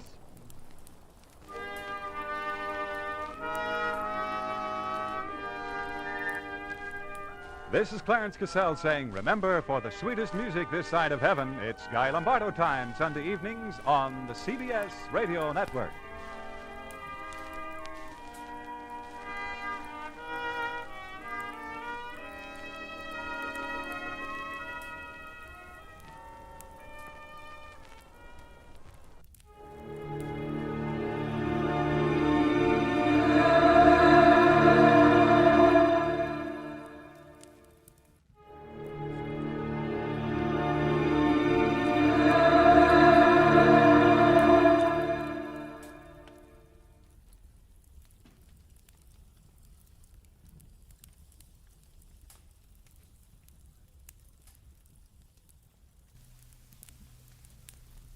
Most Saturdays at this time, we spend an exciting half hour of adventure and action with America's public hero #1, Hopalong Cassidy.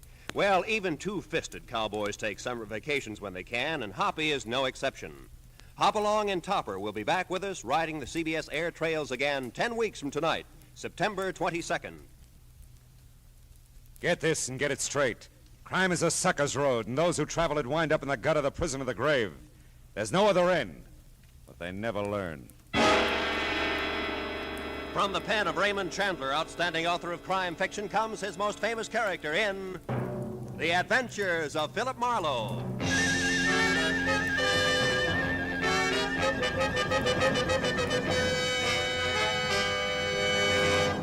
Now, with Gerald Moore, starred as Philip Marlowe, we bring you tonight's exciting story, The Dear Dead Days.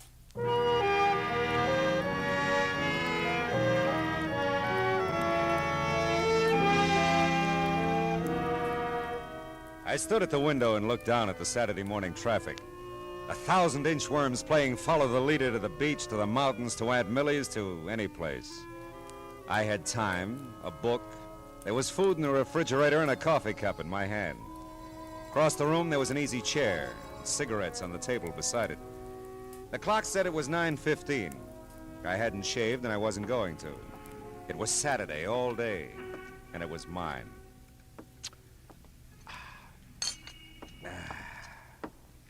Now, let's see, where was I? Oh, yeah, here it is. She was the most breathtaking thing he'd ever seen. She lay back on the divan, stretched, smiled languorously up at it. Oh, no. Okay. Hello. Mr. Marlowe? Mr. Philip Marlowe? Speaking. You don't know me, Mr. Marlowe. My name is Phoebe Cardwell. Mrs. Phoebe Cardwell. Yeah? Well, I thought perhaps the name would mean something to you. Cardwell? No, I'm afraid not. Oh, well, no matter. You do help people, don't you? I mean, if someone is missing, you find them. Well, sometimes, Mrs. Cardwell. It all depends. Have you checked the police? Oh, no, my dear, no, I wouldn't think of that. Oh? You see, it's Stevens, my chauffeur. Oh, well, now, I mustn't mislead you. Strictly speaking, he is not my chauffeur. But strictly speaking, he is missing. Yes, at least he seems to be, and I don't trust phones entirely, Mr. Marlowe. I couldn't even have called you except Matilda went to a friend's, and I do need your help. Yeah, I see. If Well, you could come out right away. It's most important to me. I live in Venice, Mr. Marlowe. If you drive down Sepulveda to Washington Boulevard.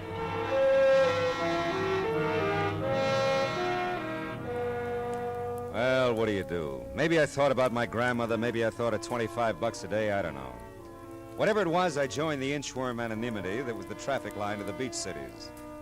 Now, Venice is not a spot to which I normally gravitate, but there was something in Mrs. Phoebe Cardwell's distinguished old voice that told me this was not a Saturday for normalcy. The house was what used to be called a bungalow, and the ramrod little figure waiting for me in the doorway was what used to be called beautiful. Phoebe Cardwell, for all her 75 years, had worn well and knew it. It's just possible that I didn't make myself entirely clear on the phone, Mr. Marlowe, about Stevens. Well, he's your chauffeur and he's missing, huh? He was my chauffeur. It seemed like a very long time ago since I've seen him. You see, after Horace died in 1948, Horace was my husband. Oh. You see, after Horace died, Stevens stayed on to drive for the family who took our Pasadena house. Oh, he did this with my blessing, of course. Horace, rest him, left me very little, really. I say this with no malice, Mr. Marlowe, merely to point out that for me to retain Stevens was quite out of the question. Yeah, I suppose so. So I moved in with my younger sister, Matilda. She's visiting a friend at the moment. I wouldn't want Matilda to share my concern over Stevens, and I'm sure you'll respect that. Oh, of course, Mrs. Cardwell. Thank you. Now, look, so far as you know, is Stevens still driving for the family who took your house? Oh, I'm sure he is. He must be. It's just that, well, on Thursdays, his day off, he always brought the limousine over to take me for rides and run my little errands. Oh, understand now. The Brants are fully aware of this. That's the family he works for. Who have my home in Pasadena. And Stevens hasn't been to see you in some time. In weeks, and not a word, you understand. I find it difficult to tell you precisely how I feel about this, Mr. Marlowe. Stevens is like a son to me. Perhaps he's ill or troubled. Oh, I'd want to know that. I might be able to help. You phoned, I suppose? Oh, I'm embarrassed to say how many times. But no answer, none at all. I've a writing desk in my room, Mr. Marlowe. I'll write the Pasadena address and phone number for you. My number, too. Oh, I shan't be a moment now. I'd seen the ring when I first sat down opposite her. First because it was big, almost massive, on a tiny right hand. Then because it didn't fit the rest of the lavender and old lace picture that she presented. A mass of jade and gold carved with oriental figures. A foreboding thing that reeked quality of its kind and value. After she left, the vases jumped out at me from the mantel. Small, gold, and jade again. And as incongruously out of place as Phoebe Cardwell in Sister Matilda's bungalow. There. Now, that didn't take long, did it? Oh, not long at all. Oh, I like you, Mr. Marlowe. You'll find Stevens for me, I know. Well, I hope so, Mrs. Cardwell. And if I do, what'll I tell him? That I want to see him or hear from him. Stevens will understand. Yeah, well, Oh, dear. Huh? That's Matilda. Phoebe, I'm home, dearie. So I see, my dear. Mr. Marlowe, may I present my sister, Miss Reed? Miss Reed? With an eye like Wallace Reed. I'm sure, Mr. Oh, but maybe you don't remember Wally? Well, I tell you, Matilda dabbled in theatricals at one time, Mr. Marlowe. Dabbled in theatricals. I was in pictures in the golden era, Mr. Marlowe, when silence was golden. Oh, that Wallace Reed, yeah. Mr. Marlowe's in insurance, my dear, and some younger than we are. Did you see the covered wagon, Ernest Torrance? I had a big scene with him on the prairie, right by one of the wagon wheels. No, not first run. I'm waiting for it to come to my neighborhood theater. Matilda was a doll. Real live Cupid doll, but her role in this thing was strictly comedy relief. The drama, if there was any, was Phoebe Cardwell. A missing chauffeur that wasn't hers anymore, and the glaring memory of jade and gold that didn't seem to fit anywhere. Well, I missed the house on Orange Grove Avenue by 2 numbers, parked the car, and walked back. The old Cardwell place was set well back from the street, and its solid red brick looked big, important, and empty. Nobody home. Hmm? Nobody home. At first, I thought there were 3 honey-colored Afghans on the lawn next door. But the one in the middle was talking to me. And as I walked closer, I could see she was by far the prettiest. And undoubtedly something more than man's best friend. The Brants are at Emerald Bay for the summer. I thought I'd told everyone. Yeah, well, I'm the one who forgot to ask you. My name's Marlowe. I'm Kip Harcourt. Margaret Reilly. Kip's for the reserve section. Hello, Kip. I've never seen you before. Yeah, well, believe me, I'm sorry. I believe you, Marlowe. Yeah, I got a first name. I like Marlowe. Oh. Forget about the Brants. Come on and play on this side of the hedge. I don't know the Pasadena rules. Same as Texas. No. Looks like we're going to have to move over.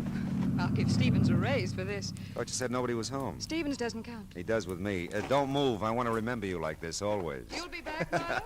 This you know. Hey, Stevens. Stevens, wait a minute. I'd like to see you. Yes, sir? I'd like to talk to you about Mrs. Cardwell. Is something wrong, sir? Oh, no. She's fine. I'm Philip Marlowe, Stevens. Is there someplace we can have a visit? We're upstairs over the garage in my quarters, sir. Come along. Mrs. Cardwell isn't ailing, is she, sir? Oh, no, looked fine when I left it less than an hour ago. Oh, I'm glad to hear that. Yeah, here we are. Come inside, sir. Hey, nice place you've got here, Stevens. It's a bit stuffy in here, I'm afraid. I've been closed up a few days. Oh. Yeah, now. Sit down, sir. Thanks. Say, Stevens, Mrs. Cardwell misses you, and you can drop the sir with me. Marlowe will do, huh? Well, I'll try, sir, Mr. Marlowe. But a habit of 20 years or so, you know. Sure. Now, Mrs. Cardwell misses me? Is that what you've come to tell me? Well, that's about all she told me, Stevens. I understand you skipped a few of your regular Thursday visits with her, and, well, she's concerned about you. Well, I must say that's generous of her. Of course, it's not been a few visits at all, Mr. Marlowe. I've missed the last 2 Thursdays, and for a quite legitimate reason. My employers, the Brants, have opened their Emerald Bay place. Yeah, so Kip told me. The Miss Harcourt, I mean. Mrs. Harcourt, sir. Oh, really? That's too bad. Is it, sir? Yeah. Well, look, Mrs. Cardwell seems like a nice old lady. You know what you mean to her. It's not just you she misses, you understand? It's a way of life, something she was part of and enjoyed. Status, I think they call it. You know, it can be pretty important, Stephen. I understand that, sir. Sure you do. You'll give her a break, I know. Call her now that you're back in town. You know, keep in touch, huh? Yes, Oh, excuse me. Sure. Don't leave, sir, please. There's something I'd like to ask you. Stevens seemed like a right guy. Anyway, I was wondering about Kip, Mrs. Harcourt. I had her figured all right, but not for married. I dismissed it to the back of my mind and started casing Stephen's little palace. It was nice enough in the brown to gray motif, neat, tidy, like Stephen's, except for a bunch of packing boxes grouped in the corner behind the divan. And on top of them, 3 items that stopped me cold. A large bowl, a smaller one, and a long oblong box. All a mass of jade and gold carved with oriental figures. You admire Oriental art, Mr. Marlowe? Not specially. Do you, Stevens? Not specially, sir. You said you'd like to ask me something. Yes, and if I may, sir, I'd appreciate a straight answer. All my answers are straight, Stevens. It's my questions that get tricky. I'll remember that, sir. Are you certain you've told me everything Mrs. Cardwell said about me? Very certain. Does it strike you as odd, sir, that she'd hire a man of your particular capabilities to deliver the simple message that she misses me? Matter of fact, it does, Stevens. Strikes me as very odd.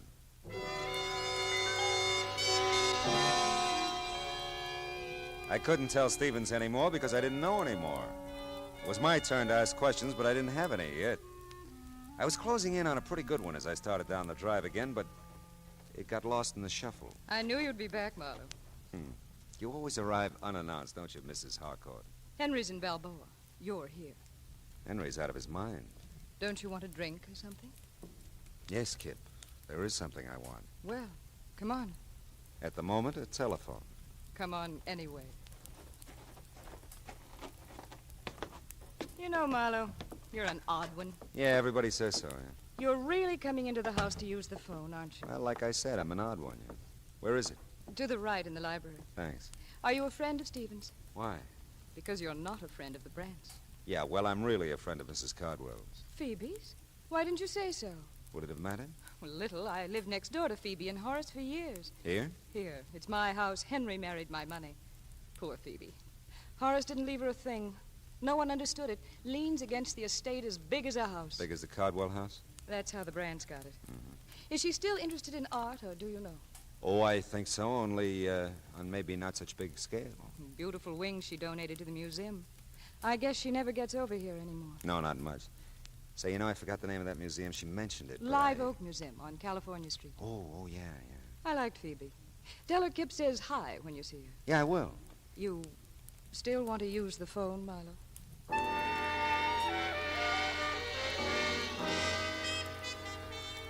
I used the phone.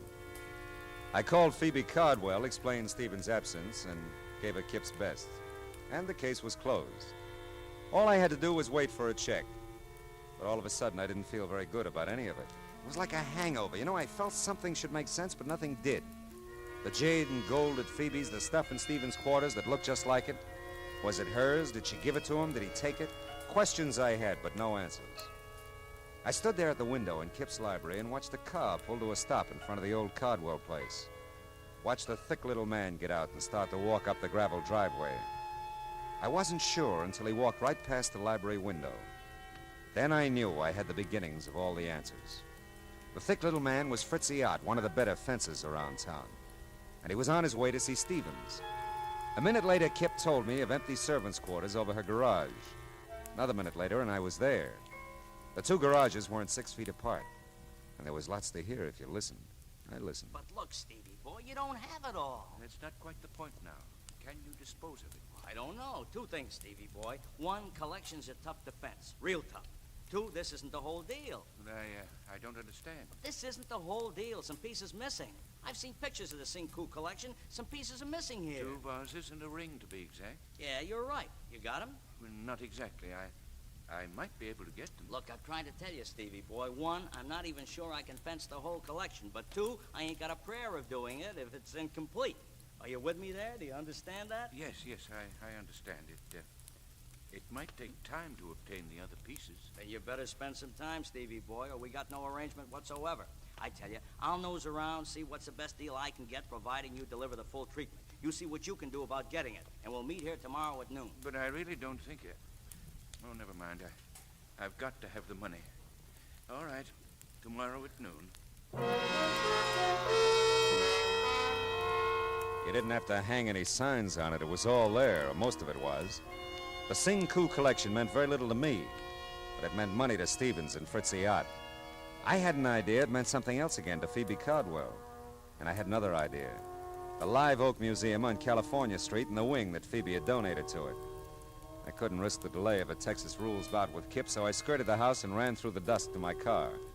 5 minutes later, I stood in front of the words Live Oak Museum, Percival Wallace, director, open to visitors 9 to 5 weekdays, 9 to 12 Saturdays, 12 to 5 Sunday afternoon. Oh, nuts.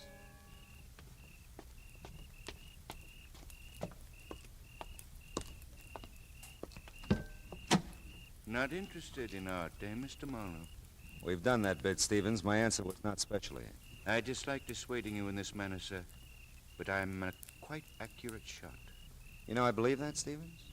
If I can't persuade you with this warning, I'll not hesitate to use this gun. I'll not hesitate at all, sir.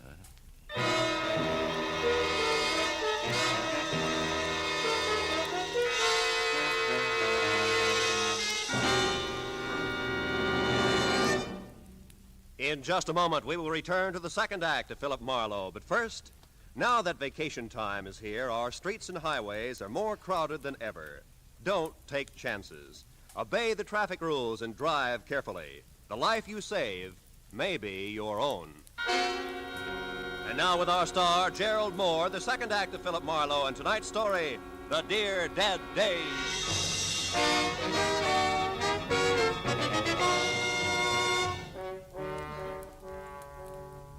Stevens had a dominant personality for a chauffeur. He could give orders as well as take them. And I'm not a man who's at his best staring down the nose of an automatic.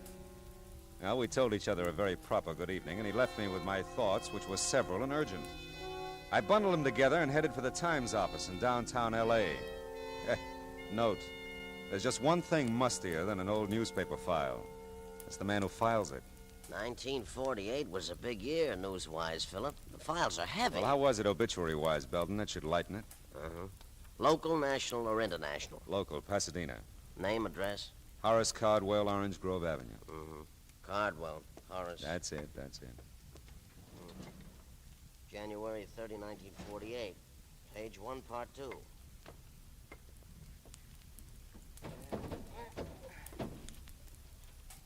That's a good spot, page 1, part 2. Best local obit spot in the paper. Oh, I'll bet Horace was proud like anything. Let's see here. Gandhi. Oh, here it is. Mr. Cardwell is survived by his wife, Phoebe Reed Cardwell, at home. Period. Nothing. Hey, Belden, you got one for her? Her? Phoebe Cardwell. When'd she go? She hasn't. She's somebody? She's somebody. Cardwell, Mrs. Horace, parenthesis, Phoebe Reed, close parenthesis, Triad Belden. All right. She could be more. She'll never make part 2, page 1 at this rate. Yeah, that's too bad, but read it anyway, huh? Born Waterloo, Iowa, June 7th, 1876. She's Gemini, Philip. That's wonderful. Will you just read? Oh, yeah. Okay. Married Horace Caldwell, so-and-so. Moved to California. She was so-and-so. Oh, chairman of Art and Culture Committee, Live Oak Museum, Pasadena. That's it. Go ahead. Traveled extensively all over the world. Brought back many valuable paintings and objects d'art. Yeah, it's reasonable. To the museum. Most famous of which is Sing Woo collection of jade. And, well, that's about it, Philip. I love you, Belden. Thanks.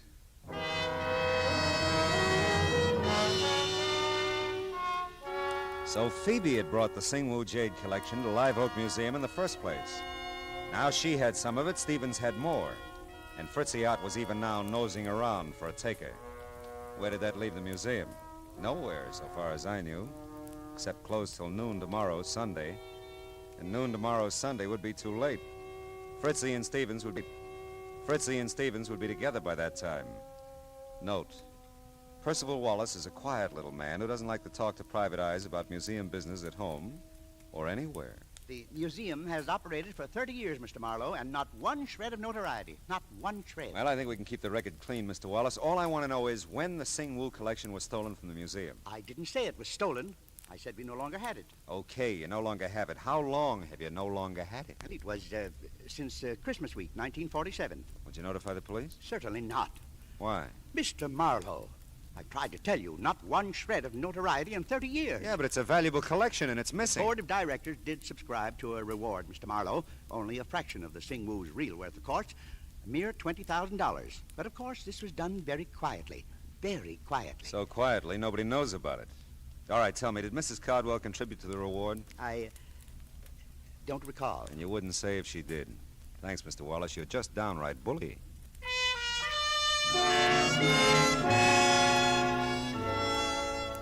I got to Phoebe Cardwell's small bungalow in Venice in time to see a liveried limousine pull away from the curb. A few minutes after I got lost with the rest of the inchworms, the light-up-at-night variety, Mrs. Cardwell ushered me into the living room. When she turned on the lights, everything in the room jumped out at me again. The pink dogs, the blue cats, the souvenir pillows. But the most notable things in the room were the jade and gold vases that were gone from the mantel, and the jade and gold ring that was missing from Phoebe Cardwell's old hand. This is delightful, Mr. Marlowe. Genuinely delightful. Yeah, well, I was afraid it might be a little too late to call. Oh, ordinarily, yes. Oh, but not tonight. Why, you just missed him, Stevens. He came back and took me for a drive. I just this minute got home. Oh, that's fine.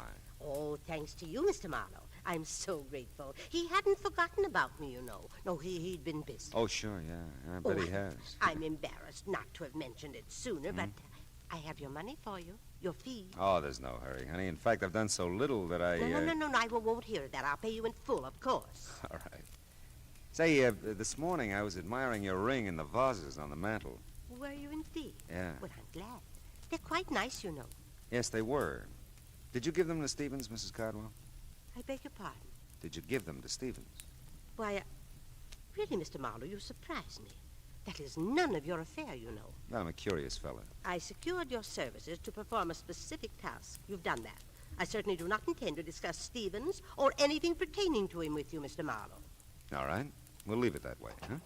Not a word of any of this to Matilda now. All right. Phoebe, dear. Oh, and Mr. Marlowe again. Yeah, I was just leaving. I told the girls at the club all about you, and I am right, aren't I? You are Julia Marlowe's son.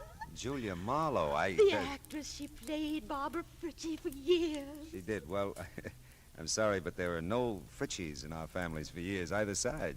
Really, Matilda, Mr. Marlowe's busy. He was just leaving. Yes, wasn't I? Philip Fritchie Marlowe. Oh, 'twould have been a beautiful name.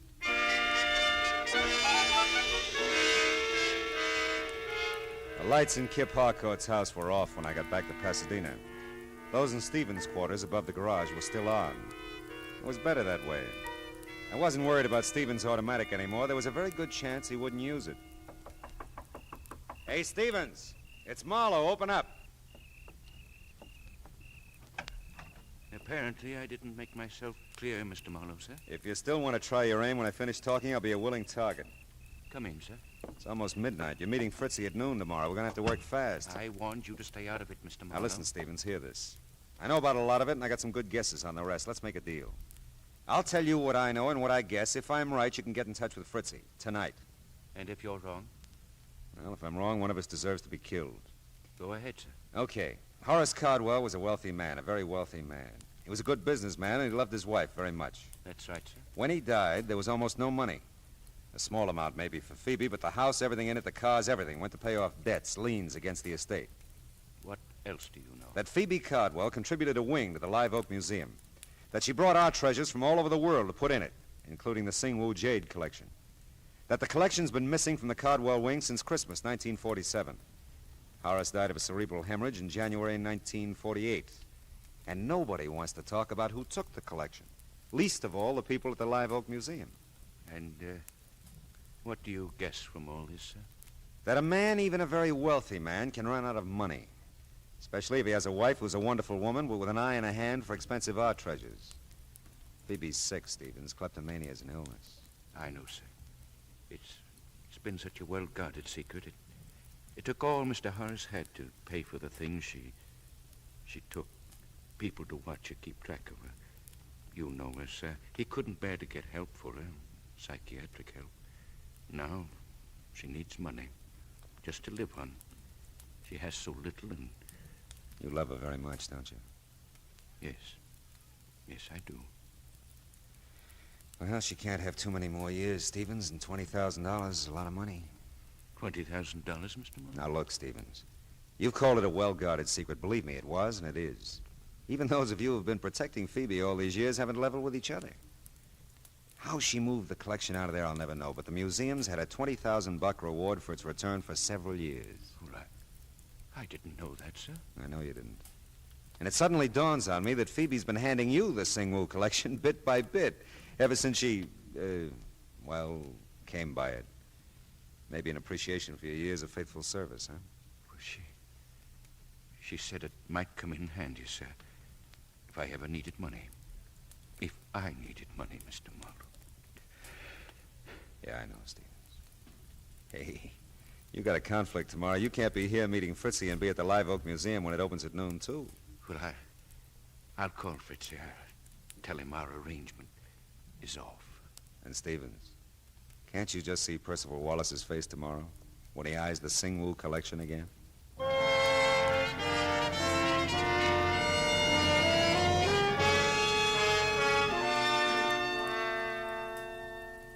Footnote to a happy ending. By 12:30 Sunday afternoon, the museum had the collection, Stevens had a certified check for $20,000, and we had an understanding that Phoebe Cardwell would suddenly discover that Horace had left her some money after all. $20,000 in a checking account that had somehow been overlooked till now. Oh, well, the rest of Sunday was all mine. And I stood at my window and looked down on 1,000 inchworms playing Follow the Leader. Back from the beach, the mountains, from Aunt Millie's, from anywhere. All kinds of people. Nice people. Not so nice people. Dames like Kip, whose husbands took trips. Sweet, harmless old ladies who took collections. Oh, well, where's that book? Oh, yeah. Now, where was I? Oh, yeah, here it is. She was the most breathtaking thing he'd ever seen. She lay back on the divan, stretched, and smiled languorously up at him.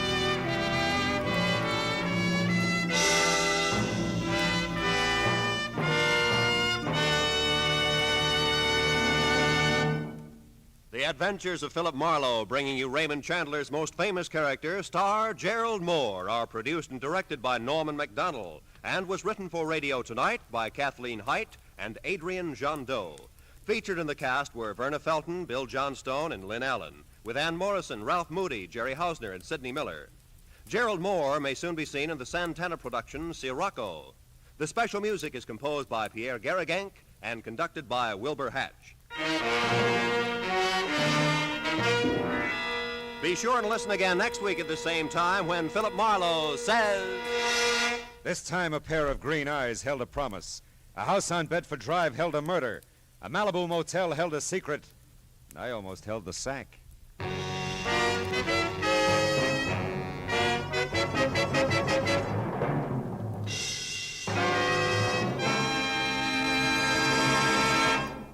Songbird Evelyn Knight, a favorite CBS singing star, helps out vocally on The Mario Lanza Show tomorrow evening on most of these same CBS stations. Stay tuned now for Gangbusters, which follows immediately over most of these same CBS stations. Roy Rowan speaking. This is CBS. Hear Horace Hyatt every Sunday night, the Columbia Broadcasting System.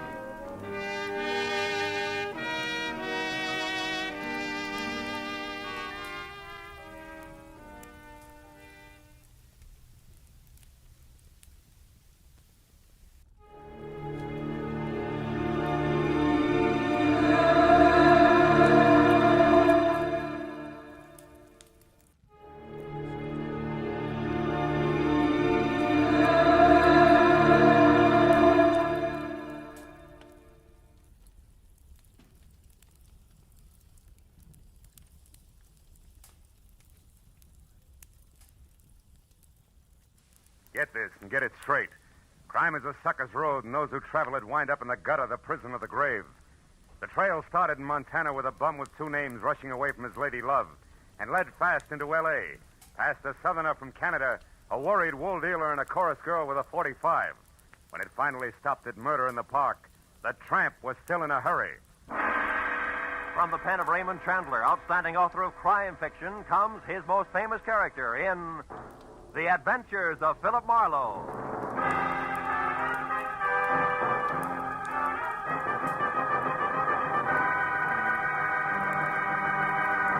Now, with Gerald Moore, starred as Philip Marlowe, we bring you tonight's exciting story, The Bum's Rush.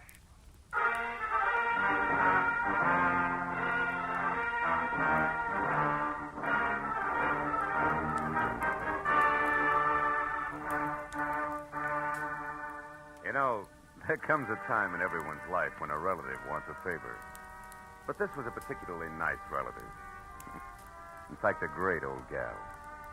She'd written my name and address in the center, and her name, Jessie Gavins, Eagles Rock, Montana, in the upper left corner of the envelope. The stamps totaled away a mail special, and the letter inside started off like one of those, "I was wrong, you've got to find him for me, you've got to" type. But it didn't wind up that way. Clipped to the letter was a $100 check, and under that, a not-too-good snapshot of a bald man holding a rake, who wouldn't have been helped any by better photography. 10 minutes later, at exactly 8 p.m., my long-distance call was put through, and the voice that belonged to Aunt Jessie was snapping at me from Eagles Rock, Montana, like the end of a whip. Certainly I wrote it. How many Jessie Gavinses do you think there are in Eagles Rock? Philip, I want you to find Jonathan Miter and see if he's all right. Yeah, you said that in your letter. Jonathan Miter is my fiancé. Aunt Jessie. Oh, I know what you're thinking, young man, but I'm 51 and he's 55, and there's nothing wrong with the September song if the harmony's close enough. Yeah, I hope my harmony's that good when I'm 55. Why are you worried, honey? Because he left here last week on some kind of a big deal. It's a secret. That's all he'd tell me, and I haven't heard a word from him since. I see. Well, tell me, what sort of a deal would it be? I mean, what business? He's not in any business. Oh. What was his work before he retired? Well, he's not exactly retired either. He's not Look, Aunt Jessie, I'm getting at this. What does he do, or what did he used to do for a living? Frankly, not... Well, I might as well tell you. Most folks around here, Philip, think Jonathan Miter's just a bum. Maybe he is. He came to town, Philip, on a freight train a month ago, and he's been raking leaves for handouts ever since. That's how I met him. But he's a fine, honest, proud man, and I'm going to marry him. Congratulations. Yes. Look, you didn't happen to give that fine, honest, proud man a wad of money to finance this big deal of his, did you? No. Well, then don't. Because I'll be frank. Sounds to me like a broken-down con man warming up a new routine. Then I'll gladly pay to find that out, Philip. But I think you're wrong. Jonathan told me that he had to prove himself by making some money of his own before he'd marry me. As if I didn't have enough to take care of two people already. Okay, Jessie, it's a little off-center, but I'll buy it. Philip, Huh? when you find him, don't tell him that I hired you. As I say, he's very proud, and it'd hurt him. And now all I can give you to go on, aside from that snapshot I sent, is an address, 764 Hope Street in Los Angeles. 764 Hope Street. Well, how'd you get that? From checking through every single thing of his I could lay my hands on. It was on the back of an envelope. Of course, it may not mean nothing. You're so right, Jessie. Please, now, don't joke with me, Philip. Jonathan was so serious and in such a hurry, and there was a funny, brave glint in his eye when he left. Do your best. A brave glint. Oh, no. Okay, Jessie, no jokes. Goodbye, darling.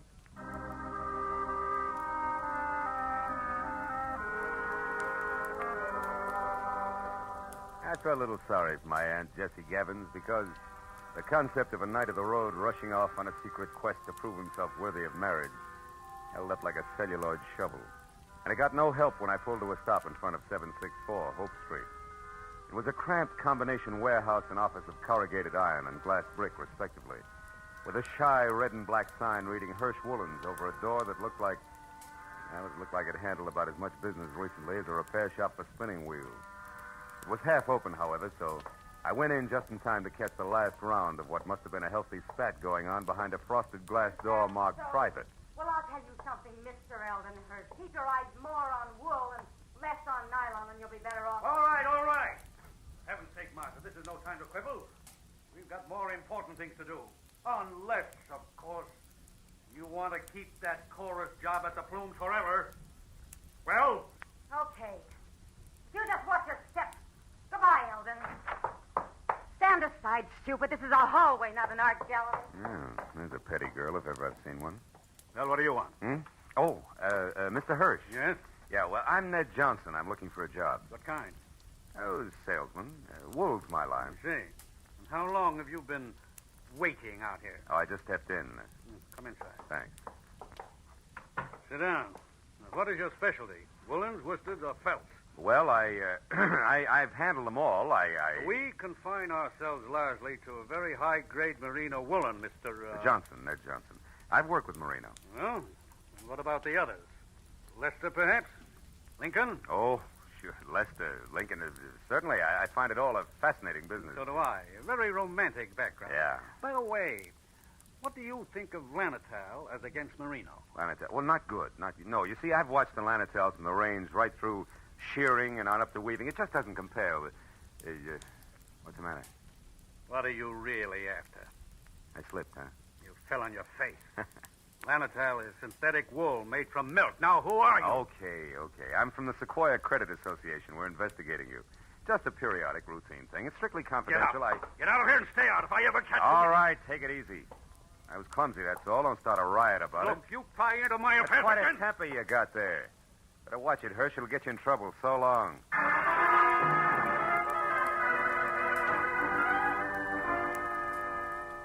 I hadn't exactly been wool gathering with Hirsch and Company, but I hadn't exactly made strides on the connection between a bum in a hurry and 764 Hope Street either. However, I couldn't help wondering what Hirsch had meant when I'd overheard him speak to the girl in the office about more important things to do. So when he slammed the door on my shoulder blades, I went around to the alley for a peek in his warehouse. But I skipped that when a man stepped into view wearing the identical face I had in my pocket on a snapshot. It was Jonathan Miter. He'd swapped the rig for a silver-tipped cane and patches for 14-carat class from spats to a Hamburg, which might well have covered a bald head. But it was the same man, no doubt about it. So I decided to play this one strictly three cushions with reverse English. Hey! Huh? Hey there, you! Oh, were you addressing me, sir? Yeah. Don't I know you? Oh, sure I do. Points east, huh? You're mistaken, my man. I haven't been east in 30 years. Oh, come on, friend. I'd know you anyway. You're good old Jonathan Miter. Sir, I am Ross J. Crowley of Canada, and I have never had the dubious pleasure of your acquaintanceship until this very moment. Ross J. Crowley of Canada, huh? Mm-hmm. Okay, Miter, that's the way you want it. What are you doing around the wool business? Setting it up for a fleecing or just pulling us over somebody's eyes? My good man, you've obviously confused me with someone else. Now, pack off, like a nice fella. I'm in a hurry. Now, wait a minute, Pop. Wait a minute. Let's get this straight first. Your name's not Crowley. Why are you using it? By Godfrey, sir, you're trying my patience. Stand aside. Come on, let's have it. Oh, very well, if you insist. Here it is. Look out. Hey, come back here, you old goat. Why don't you look out? Why, you awkward roughneck. Why don't you look where you're going? I was, but I couldn't get around all three of you. Three? What do you mean, You three? and your two big feet. If you can't keep those gunboats out of people's way by yourself, hire a pilot. Hey, Oh, by now my boy's so far ahead I couldn't catch him if he stopped for lunch. Thanks to you. Goodbye.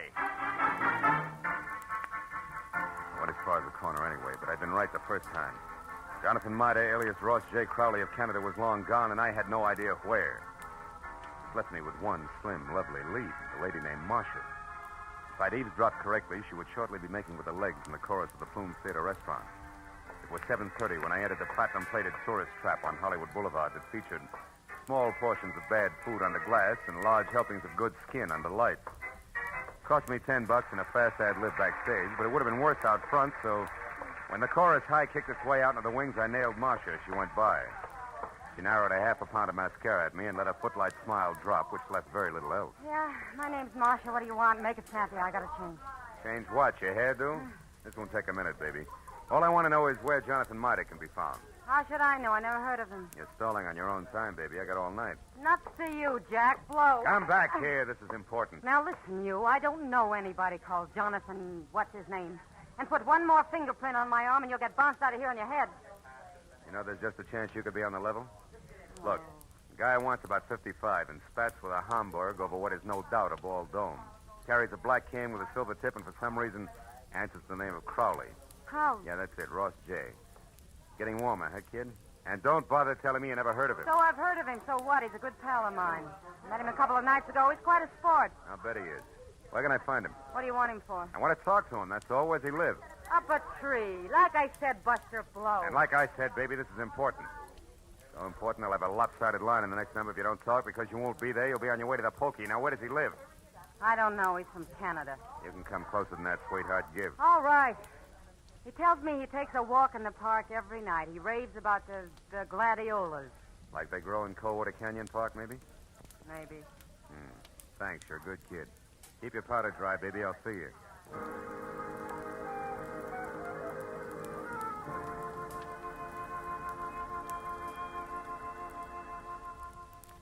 That park looked deserted when a half hour later I drove by it to the far end, turned down a side street, and stopped. But as I started in on foot, I saw him, Spats, Hamburg, Kane, and Alias, ambling slowly away from me along a back path. I started after him quietly, and when he got near a corner, I was close enough to hail him, and then grab. But I didn't get the chance. Stand still and keep your mouth shut. I turned slowly. It was the gentleman with the big feet, and he wasn't much uglier, just a little flabbier than the automatic wrapped up in his fist. You seem to be falling over my feet every time I turn around. I noticed that. But I figured the first time was coincidence. What do you figure now? That our gay dog, Mr. Crowley, who just turned that corner there, is wagging two tails. But you hold the gavel, Chairman. And don't you forget it either. So he gave you the name Crowley, did he? Mm-hmm. Why, you think he's got another one? Stop that. We both know he's lying. What I don't know is why he took that name or why you're interested. It's a hobby.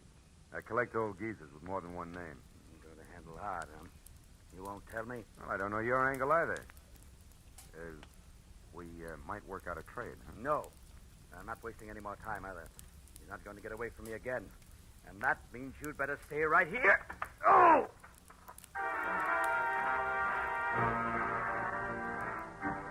Piled me up on the ground with a stomach full of pain.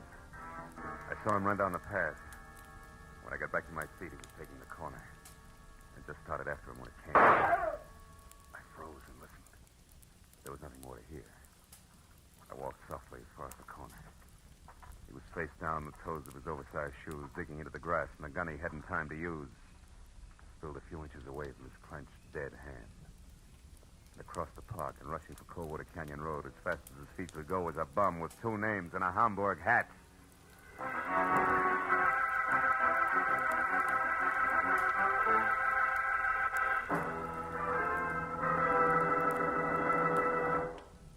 In just a moment, the second act of Philip Marlowe. But first, 30 minutes packed full of talent, music, and fun. That's the Horace Heidt Original Youth Opportunity Show, coming your way every Sunday evening on CBS. Yes, this fall, you'll hear them all on CBS. A galaxy of stars. And one of the brightest is genial Horace Heidt, who keeps the fun rolling with one hand and with the other pushes open the door to opportunity.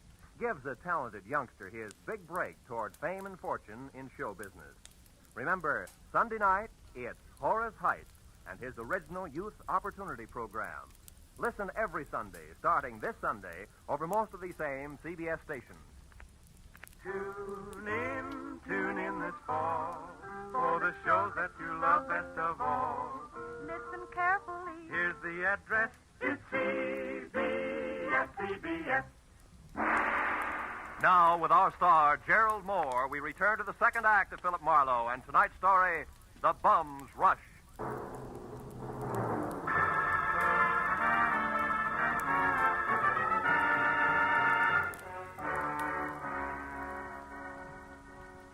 When I took after the fleeing figure known to my Aunt Jessie as Jonathan Mitre, or Ross J. Crowley, he was still barely visible ahead with arms and legs flailing the night air like so many test streamers in a wind tunnel. I didn't know any more about his double identity than I had before. But I did know that what might have started as only a confidence game of sorts had now mushroomed into murder with the aforesaid gentleman very much involved. And a moment later, when I saw him, breathless and afraid, duck into a sagging, deserted wooden shack that showed a single red light and was labeled Department of Parks, Fire Equipment Private, I figured the right time and place had come to talk it all over. When I finally carefully stepped inside and announced both myself and 38 in hand in definite stentorian tones, he agreed wholeheartedly. All right. I'll come out just as you say, sir, with my hands up. After all, I've no reason to hide. Other than murder, no. What murder? That noise I heard, that's what it was. Somebody was shot. No, somebody was run over by a bullet rolling downhill at a terrific rate of speed. Now shut up and turn around, Pop. Hands still high. Time we got cautious. Are you searching for a gun on me, sir? Young man, you must be out of your mind. First you insist that I'm a Mr. Miter. Well, somebody I never heard of. And you're convinced that I'm a murderer. I don't understand you. There. No gun? Now, you satisfied? No, intrigued. Where'd you throw it? I did. I never had one. Anything else? Yeah, the name Crowley, Ross J. Why do you use it? Because it's mine. And that young man is a very common custom. Now, do you mind if I leave? I do. Now, look, old-timer. I'm only going to be nice about this for a little while because, first of all, there's a fresh corpse outside, and where I stand, you could be responsible for it. And second of all? Second of all, there's my angle, where I fit, who I work for, facts, and I don't want to reveal them unless I have to. Now, from the top. You and the dead guy, the connection, what is it? I haven't the slightest idea what you're talking about. You haven't, huh? Okay, Pop, we play it straight all the way. Now, listen. My name's Philip Marlowe. I'm a private detective, and I know when it's time to blow a whistle. Don't move, Marlowe, or you never will again. Oh, fine. Marcia. That's right, Marcia. And all loaded down with a nasty old .45 automatic that makes her look and feel very unladylike. Drop it, Marlowe. Come on. Better. Now, Mr. Crowley, without waiting for Marlowe to apologize, go on. Go, but where... To the hotel. It's important, so hurry. Oh, yes, very well. I won't waste a second. The key. You won't need the key. Somebody's waiting for you. Goodbye, Mr. Crowley. Goodbye. I hope I never meet you again, Mr. Maitland. Good night. It's cute, isn't he? Uh-huh, darling. The moment's unimportant. Right now, you're my only concern, Marlowe. Oh, that's nice, Marcia. It's cozy, just the three of us. You and that giant U.S. pistol, caliber 45. Say, baby, that's not your gun, is it? No. You feel slighted? Oh, no, sweet. Happy. Stay back, Marlowe. Why? I'll shoot. Oh, no, you won't. You I can't. warn you, Marlowe. No. You see, baby, Take another step, of the you're three through. safety devices I on that mean- army gun, that doohickey Marlowe, there on I'm the gonna- side is one. It won't Stay work back. unless it's in the Go forward on, position. You big jerk. Let go of When me. school's out, I will. Now, the Go first ahead. question, teacher. Come on, You and let go. Grandpa, alias Jonathan Miter, also alias Ross J. Crowley. What's the game you two are playing? I don't know. Where does Hirsch fit in? Oh. Come on, it's getting late. The I don't star pupil wants an answer. He's anxious to get to the head of the class. Talk. What is it? I don't remember, and I won't, so don't bother getting masculine or polishing apples, pupil. When I forget for a long, long time. Is that clear? Yeah, it is. And since I can't wait, since I want to go out and play, Well, we'll put you in come here. on. Safekeeping. Yeah. Hey, honey, you don't mind if I go through your bag, do you? I didn't think you would. Oh, here's a key that says at what room I'll find the team of Crowley and Miter. Oh, my, such a temper. After I picked up my .38, which the lady, who no longer sounded like one, had made me drop, and to check the hotel key that read Villa 12, Wilshire Gardens, Beverly Hills, I ran outside and back toward my car in what I figured should be a big hurry. When I was halfway there, I had a premonition the speed was not to be. A premonition that was a head dressed in blue, carrying a club, wearing a badge, and leaning on my right front fender. And it wasn't until I was next to him that I quit worrying about a long, involved delay. Because the officer on hand, one Kurt Lemley, was an old and I hope still good friend. Well, hiya, Phil. Been waiting here for you since I called in about that body up there. Some kid heard the shot. Oh. So you at once pegged this all alone and very suspicious-looking car, huh? Yeah, surprised it was yours. I'm disappointed. I'd hoped the name of the owner's tag was going to be Raleigh Newcomb. Hey, wait a You see, I minute. had Wait a minute. You know his name? Don't you? No. No, we were on different sides when he got shot. No, he's from Canada. What? Yeah, Vancouver. He had a business up there with a guy named Ross J. Crowley. Crowley? Mm-hmm. Hey, Kurt, how'd you find all this out? I found a clipping in his wallet. It's got a picture on it. Oh, wait, it's right here. Wait a second, I'll put a light on it. Yeah, hurry up, will you? See? See? Two guys in front of a building. That's Raleigh right. Newcomb and Ross J. Crowley officiated the Kurt. opening of the... Wait. Sure, it's what I figured. The guy's a liar. I've already met a guy who insists that's his name, and he's bald like the Crowley in the picture. Yeah, but there's the similarity ends, even though the picture's anything but clear. What guy are you talking about, Phil? Jonathan Miter, an old geezer I was hired to find. Bum who's pulling something fancy that incidentally ties in real tight with that murder over there. You know where he is, Phil? Sure, I know. That's where I was heading when I ran into you. Oh. Ran into what, Phil? What is it? The picture. What? What is it? The picture. What? Kurt. Yeah? Move your thumb up a little, will you? The way you just had it. My thumb? Yeah, move it. That's it, like that. Oh, brother, have I got a hunch. How about what? Another murder, neat when the schedule to come off any minute at the Wilshire Gardens Hotel. I'll see you later. Goodbye.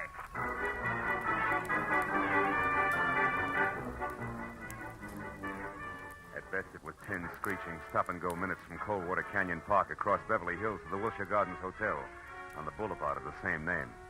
And all the way, I kept hoping, over time, that one of two things was so. Either my hunch was wrong and nobody else was going to get hurt for a while, or it was right and I was still on time. But when I was there, parked and running toward the villa number 10, which was a silent stucco square, choking to death under ivy, and showing only a single light in the living room, I was almost sure that it was going to play still another way. Me right and too late to do any good.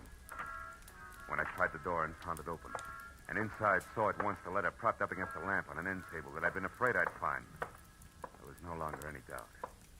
And even as I crossed the room, I knew that I was going to read a suicide note addressed to the police, telling them that the undersigned Ross J. Crowley had taken his own life, as well as that of the partner he'd been stealing from, Raleigh Newcomb, who had currently been pursuing him. What I didn't know until I reached for the letter to make sure that I'd figured right was the last line, just before the signature. It read, "Also, rather than face the humility of being dragged through the courts for killing Newcomb, they have taken the life of a man who would have caught me. A private detective named Philip Marlowe." You read well, Marlowe. What? Especially when it's your own obituary. No, don't move. Well, Mr. Hirsch, huh? Or do I call you Crowley now?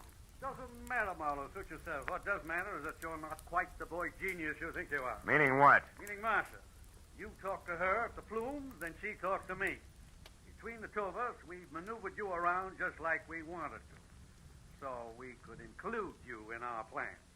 In other words, Marlowe, when Marcia sent Mida here from the park, we knew you'd follow. Marcia's reliable. Yeah, all year round, I'll bet. Okay, Crowley, so the one with two heads isn't Jonathan Mida, it's you. You is Eldon Hirsch here in L.A. Is Ross J. Crowley, Newcomb's partner up in Canada. A crooked partner, Crowley, who, when he knew he was going to be caught, decided to kill himself, but with another guy's body. Jonathan Mida, so it wouldn't hurt. Exactly. Also, Marlowe, nobody will bother to look past what will pass as Crowley's body, or the murderer of Newcomb, who I didn't expect on the scene. I think you'll admit it's all accounted for in that letter there in Crowley's, my handwriting. Bravo, you skipped nothing. Now, what about me? Yes, you. You must go before Jonathan Mida, you know. Otherwise, the coroner might find something wrong with the sequence of death. So it's you first, then Mida. Who no doubt is unconscious in the bedroom right now? No, Mr. Marlowe, who no doubt is standing right here listening carefully. Mida, you crazy fool. Stay where you are. No, Mr. Crowley, I won't. That way I die. This way, at least I have a chance. Crowley! My shoulder. Mida, you all right? Yeah, I think so. Just wing. Oh, you got him, didn't you, Mr. Marlowe? Yeah, No. No, Jonathan, you got him. That rush did it, you big... Bum, Mr. Marlowe? Yeah, bum.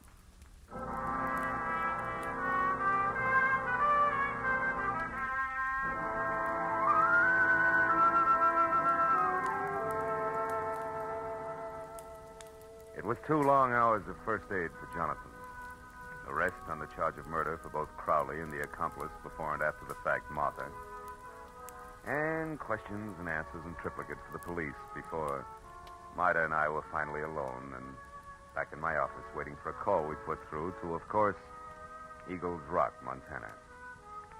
But even then, the gentleman vagabond couldn't quite get over things. Then, in other words, Mr. Marlowe, this Crowley, who introduced himself to me as Hirsch, had his fiendish plan already formulated.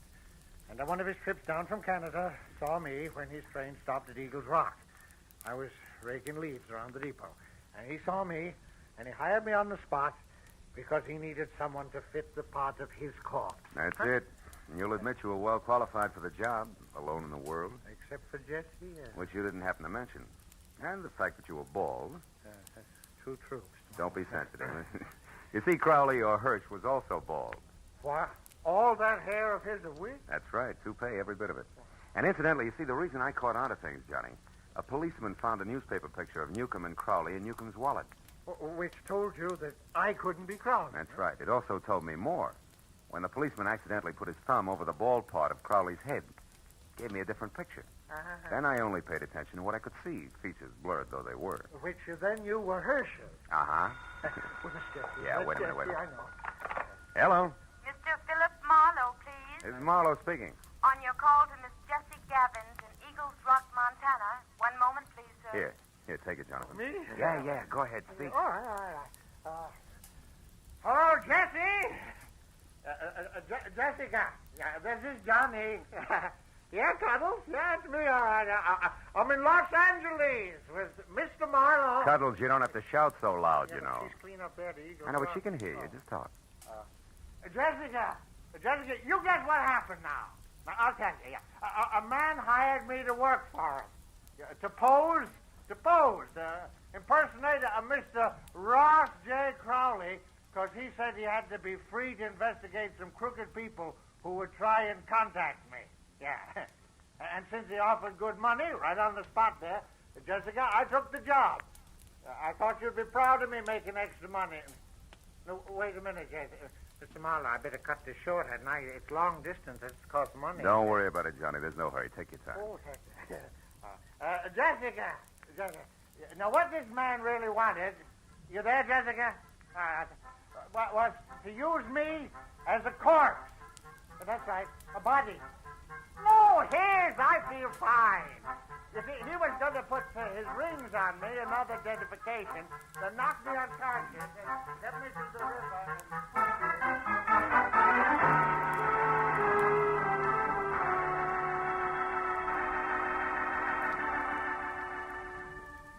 By the time I got Jonathan Mida down to Union Station and aboard a northbound train with specific instructions to stay away from strangers, and got back to my own apartment on Franklin, it was better than 3 o'clock in the morning.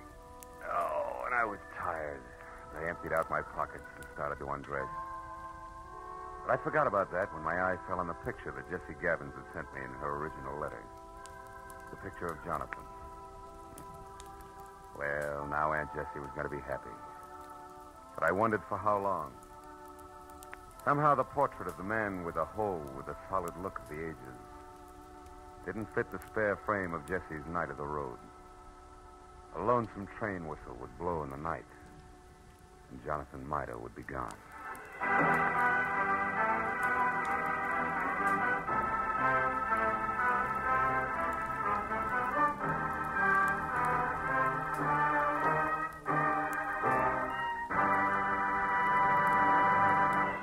The Adventures of Philip Marlowe star Gerald Moore and are produced and directed by Norman MacDonald. Script is by Mel Donnelly, Robert Mitchell, and Gene Levitt. Featured in the cast were Georgia Ellis, Hans Conrad, Ann Morrison, Herb Butterfield, Wilms Herbert, and Bill Boucher.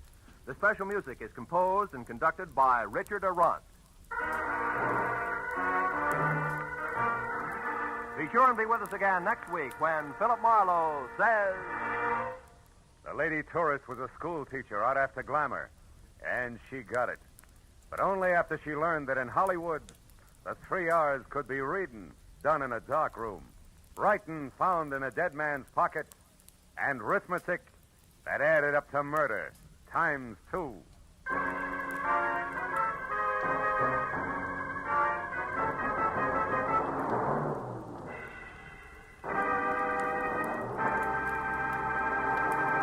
If you think you've got troubles, you should be married to Liz Cooper. She can scare up more trouble than a tropical hurricane, but it's always the kind of trouble you can laugh at because it's all part of My Favorite Husband, starring Lucille Ball. My Favorite Husband is part of CBS's great laugh lineup for Friday nights. You won't want to miss a single minute of My Favorite Husband. And you'll want to be around, too, to hear the Goldbergs, Leave It to Joan, and Breakfast with Burroughs. They'll all be broadcast on Friday nights over most of these CBS stations starting next Friday. This is Roy Rowan speaking. Now, stay tuned for Gangbusters, which follows immediately over most of these same stations.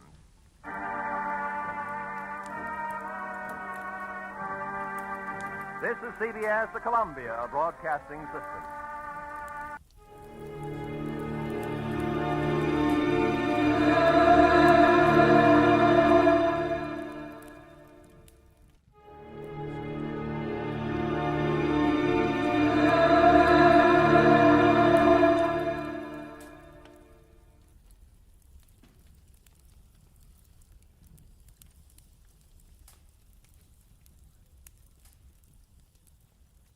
Get this and get it straight.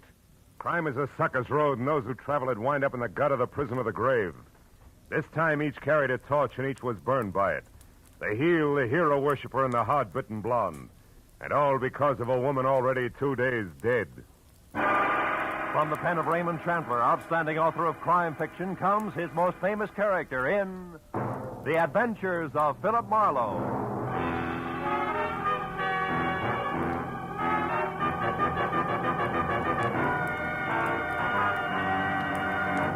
In just a moment, tonight's story. But first, a message from the Ford dealers of America.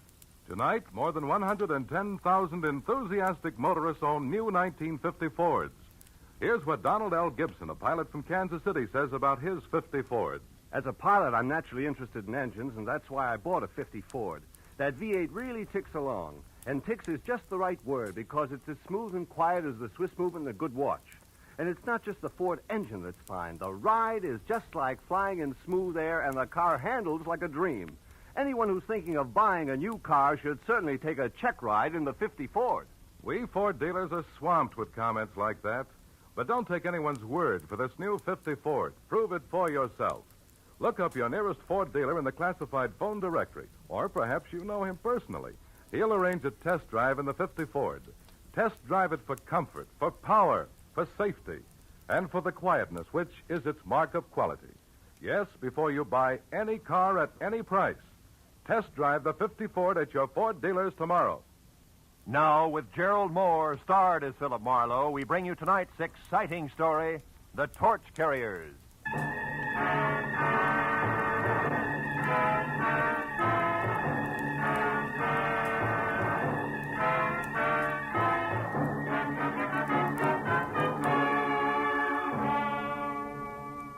The 8 hours that had just slipped away had been a noisy assortment of big people with little troubles I hadn't wanted to help, and little people with big troubles I hadn't been able to help.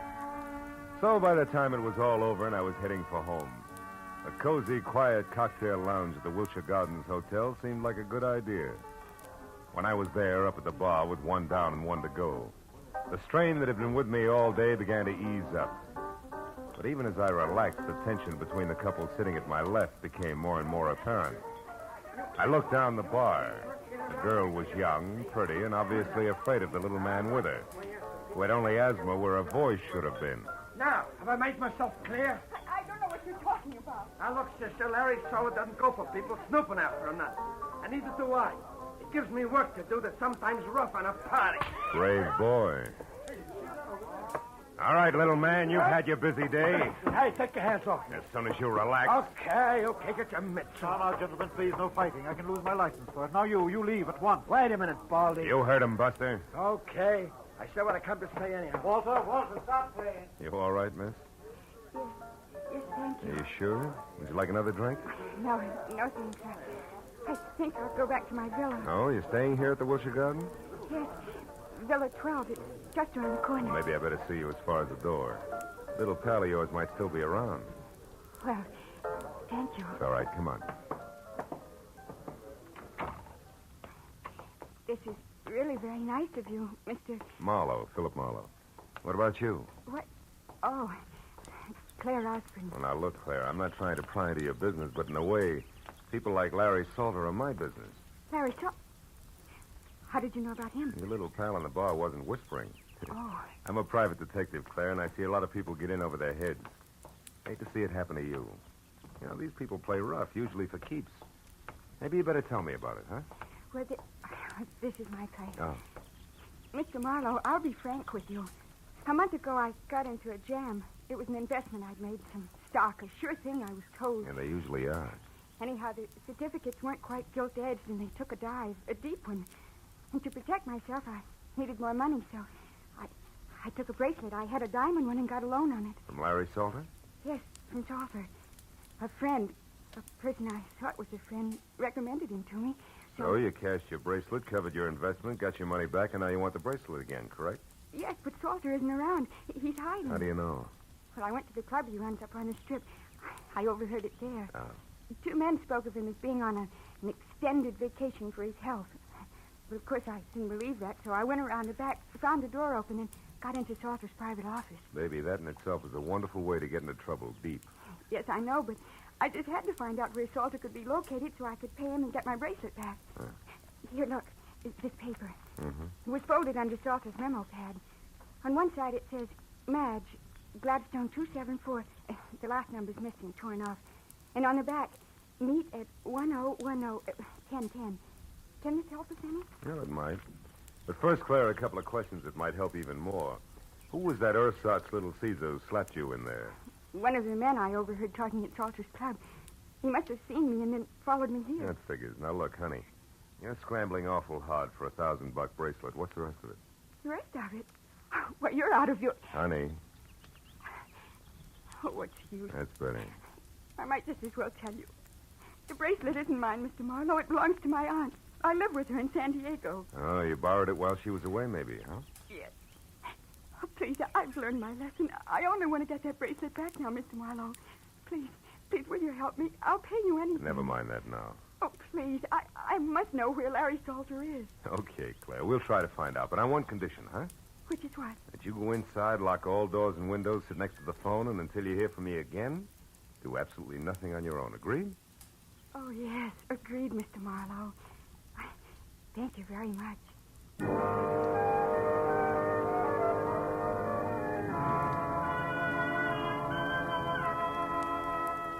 Maybe it was because the sweet young kid had the kind of voice you could still hear long after she was gone.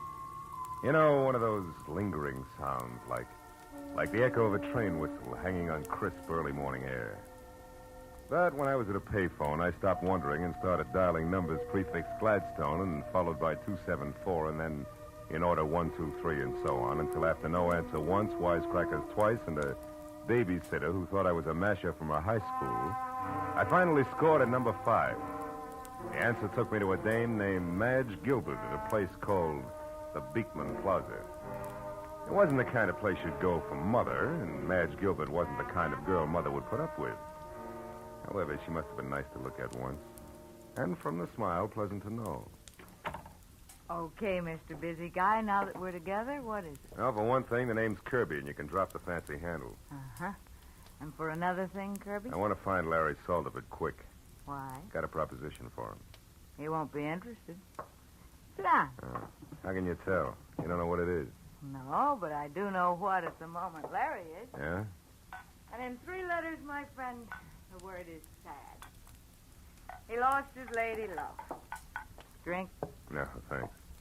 What do you mean his lady love? I heard that you and Never Larry... mind what you heard. All that's used to be. The pre-Janice trial period. The sad comes from Janice finding a better deal, maybe, huh? No, she was killed. Automobile accident, night before last. Salter with her? No, again. She was alone and drunk. Well, that's probably the way Larry is right now. A blind fool. Fill it up, will you? Sure. Look, baby, believe me, it won't put out the torch you're carrying. Shut up. Sorry I broke the whole thing up. Now, what was that proposition you mentioned? For Larry exclusively, where is he? The foundry on Cushing? Where? The foundry in East Los Angeles. Hey, wait a minute, Kirby. You seem kind of lost for a friend of Larry's. I'm just fuzzy on locations, that's all. How about numbers? The address down there, what is it? Come on, fast. 1010. Unless it's been changed recently. It hasn't. Okay, busy guy, you're still all right. Thanks. And if you play it real close, I think you'll be, too. See you, Madge.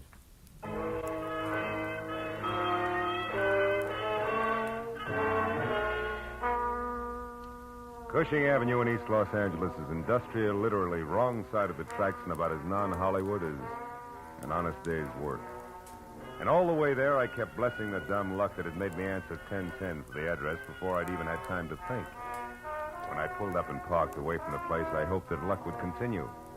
Because ahead was the foundry, or what remained of it, and in no sense did it look like friendly territory. I found a metal staircase climbing from what had once been a loading ramp up to the yard foreman's office where a single staring, unshielded light inside said that somebody was home. And when I'd quietly gone up those stairs, I saw through a glass door who that somebody was. Larry Salter, alone next to a telephone and pitching darts at a smiling face on a calendar across the wall that read January 1928. And I knocked with the barrel of my .38 on the dirty glass door. Told me to come in without looking up. yourself at home, neighbor. Be with you in a minute. Aha! I did it. Her front tooth have been trying for that all night. So glad you made it. Now, it won't be on your mind while we talk. About what? Bracelets. Bracelets. Neighbor, this is an iron foundry. What you want is a jewelry shop. Let's save each other a lot of time and level, huh? I'm a private detective named Marlowe, Salter, and at the moment working for Claire Osborne, who now has the price of a bracelet. Wants it back in a hurry. Do we do business? No, we don't. And it's not because I don't like you, neighbor. But because, one, I never heard of any Claire Osborne. And two, bracelets are stuff for second-story men, which I am not. And three, you ought to get yourself a pair of sneakers, stupid. You've been followed all the way through the yard, up the stairs, and into this room. An old gag, Salter. No gag. So while you still can, you better put that gun away, because my boy Cover takes a strange delight in messing people up. Real bad. You're bracketed, chum. You better drop it fast. Yep. That's better. Now, Marlowe, without any double talk about babes and bracelets, let's have it. You're one of Freeman's best boys, aren't you? You think I had something to do with him getting knocked off in that ditch? You're here to square things away. That's it, isn't it? No, it isn't. Get your hands off me. Okay, I won't touch you again. But that's more than I can say for Cover. Yeah, lots more.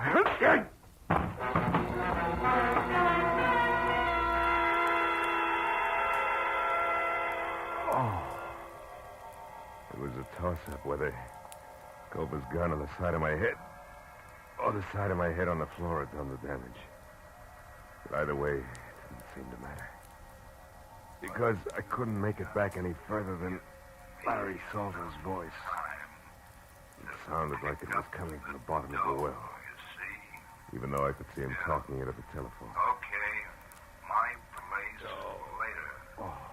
It's 8100 North Lucerne in Hollywood. But then, I couldn't even see that anymore.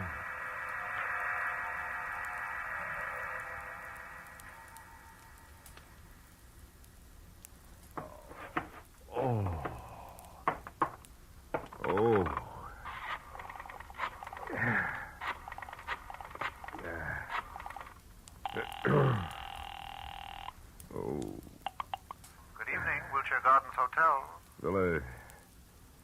Villa 12, please. Yes, sir. One moment, please. Hello? Marlowe, Claire. Listen, I'm over in East Los Angeles. Mr. Marlowe, did you find him? Do you know where Larry Salter is? Yeah, I think so. 8100 North Lucerne. It's up in Hollywood near you. Now listen, Claire, about the bracelet. There is no bracelet. What? There was no trouble on the stock market and no loan made. Why do you want to know where Salter is? What do you want from him? His life. Goodbye, Mr. Marlowe. Wait a minute, Claire. Claire, listen to me. Oh, my head. I wouldn't try it, What? chum. Hey, Cover, listen, Shut up. You don't have to go no place until Larry Salter comes back and says so. Now relax, chum.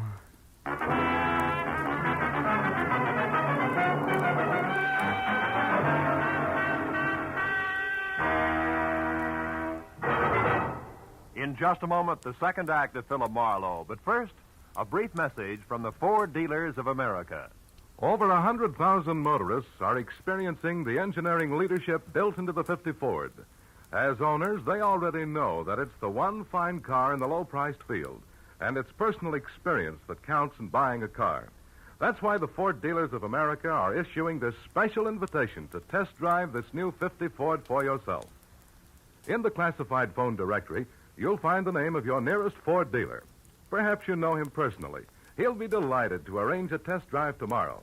So get behind the wheel and test drive it for the comfort of its midship ride and its unmatched roominess.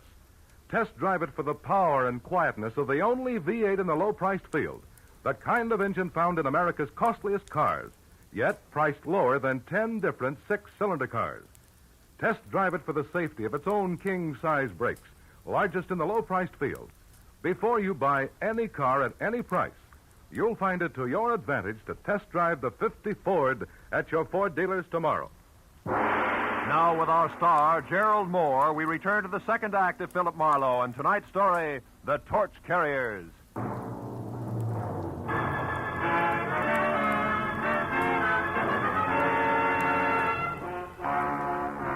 I turned to the poker-faced Cover and the 45, both staring at me from across 6 dusty feet of concrete floor that made the ancient East L.A. foundry seem colder and even more lonely.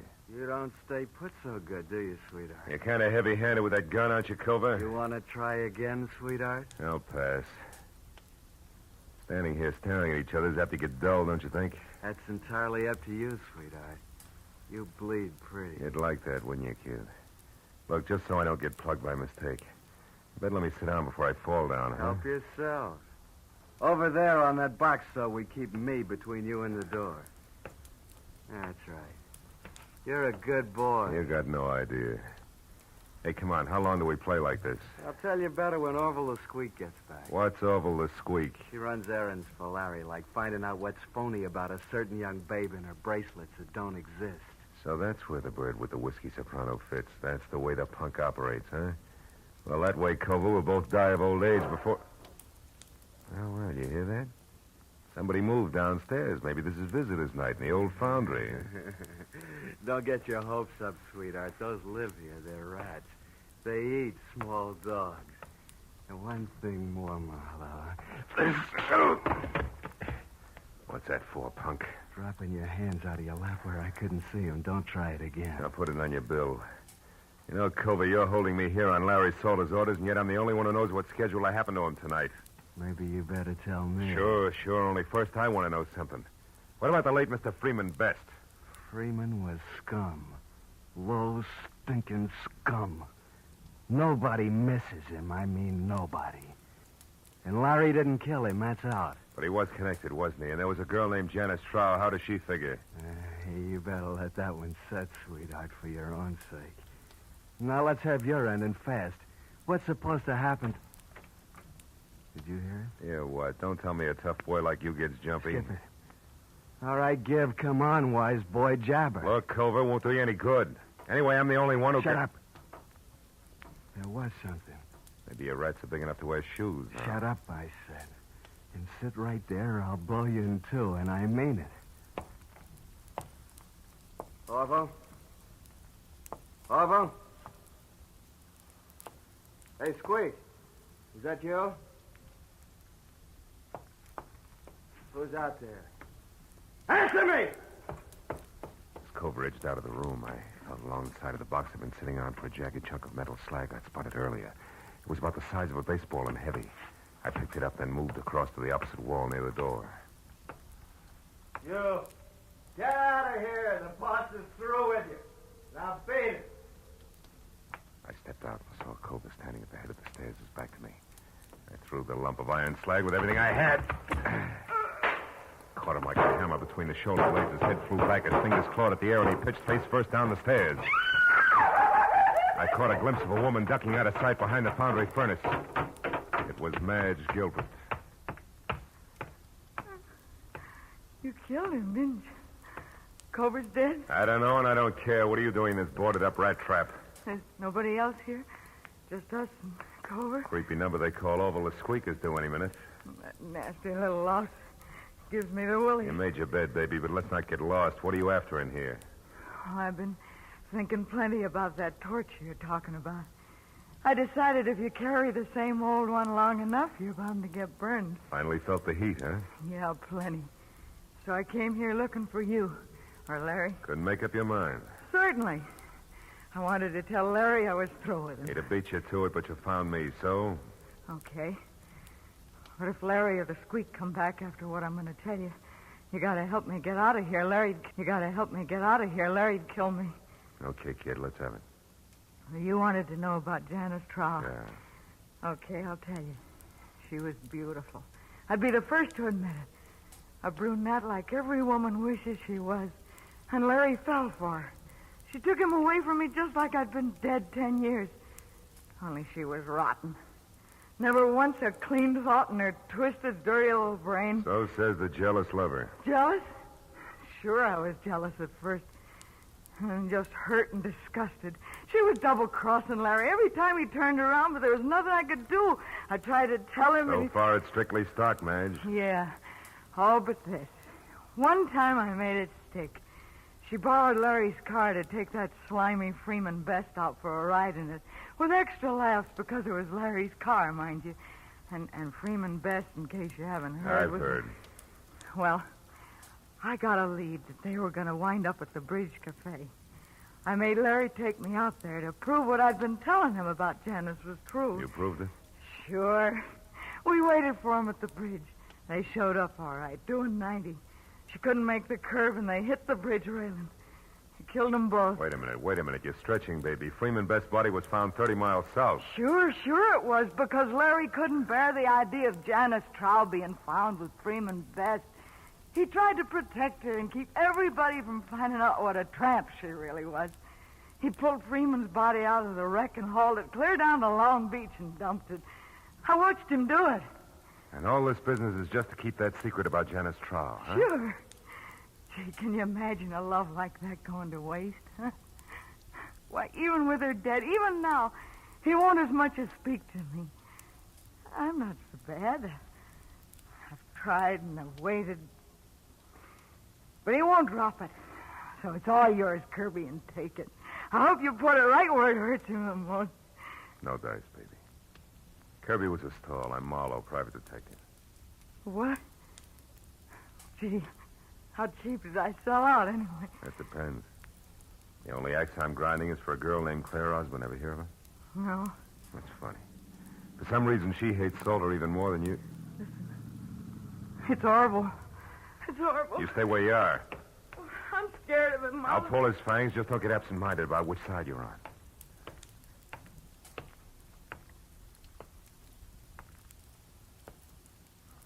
Hello, Orville. Where's Larry? I don't know. I've been waiting for him. Where's Cover, then? I got something important. Cover? Oh, why, he went out for a few minutes. Yeah? I don't like this, sister. You in here all by yourself. Something's wrong. What is it? Come on, what's the matter? Marlowe! Hold it, Orville. What? You. Why the gun? Guess. What do you know about Claire Osborne? I don't think I know the party. Sure you do. A cute little brunette named Claire Osborne. I want the straight dope on her, and I want it now, not later. Hey, go over! Hey, go over! Answer my questions, you creep. You won't get anything out of me.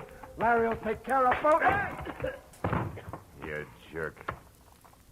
Well, maybe there's something on it'll give me an answer without talking back. Look, he always wrote things down in a little notebook. It's inside his jacket. Yeah, you're right. Here it is. Let's see. Oh, sure, this is it. Claire Osborne arrived from San Diego last night by plane. Registered at Wilshire Gardens as Claire Osborne, but according to driver's license, her real name is... For Pete's sake, no wonder. I'll see you, kid.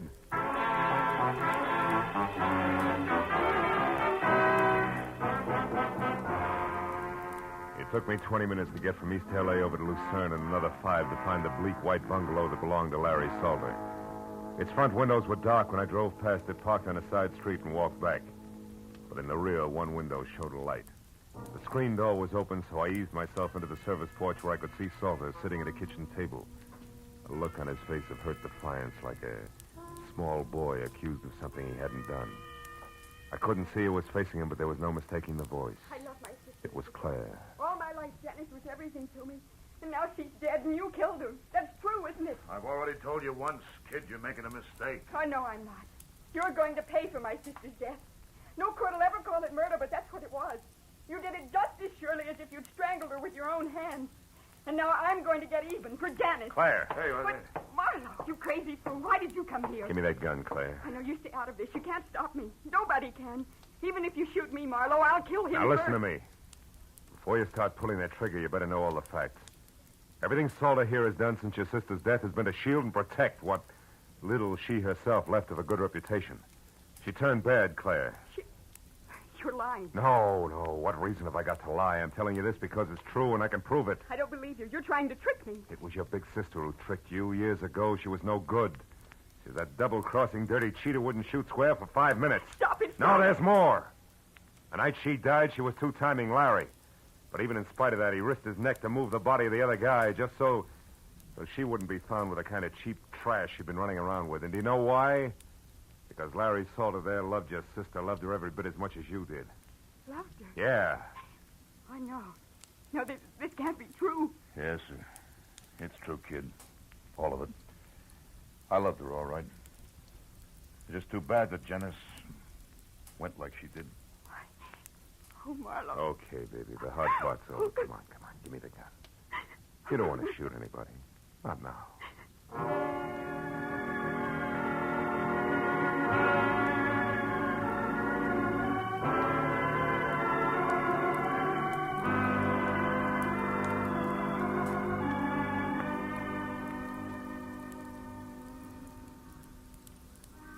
Feel better now, Claire? Yes, I'll be all right when I get used to a few new ideas. Yeah. What's going to happen to me now? Well, that's pretty much up to you. How do you mean? The world spins like mad, honey. You have to keep up or get lost. Like I was tonight. Mm-hmm. I was lost, Marlowe, terribly. Everything I had any faith in was gone. Yeah, I know. That's because you had blind faith, Claire. You know, that's okay for kids, but you're a big girl now. Oh, yes, I get it. From now on, it's me, on my own 2 feet, and my eyes wide open. Well, take it easy, baby. It's fun to close them once in a while.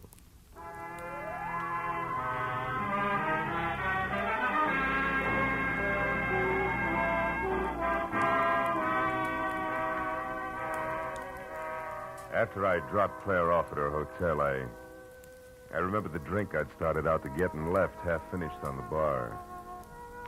But it was too late now to stop anywhere, so I drove home and poured myself a nightcap in my own apartment. I carried it over to the window and looked out across the city at the endless miles of winking lights, each one a torch. Everybody carries a torch for something. Some for a love they can never have, an ideal that's out of reach, and some just for memory. Funny thing. So many dark corners get their only light from a torch that somebody carries.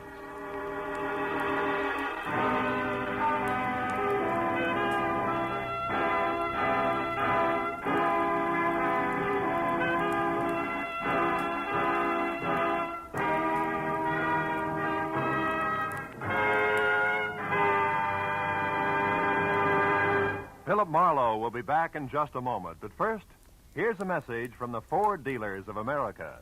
More than 110,000 delighted motorists are already driving the new 50 Ford.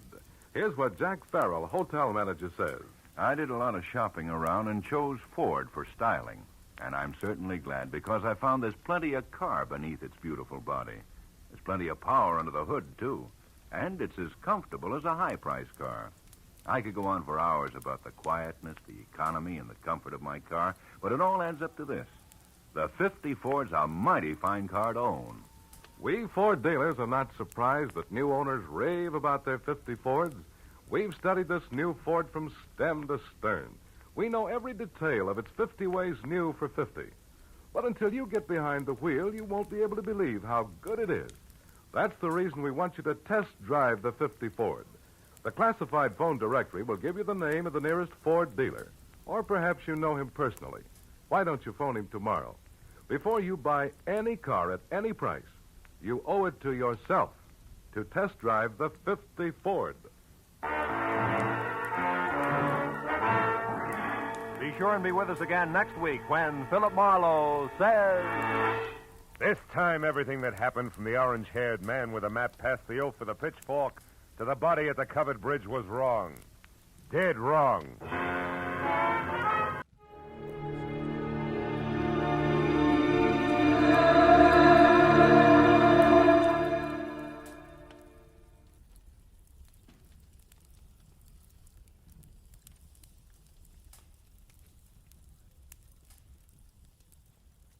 Get this and get it straight.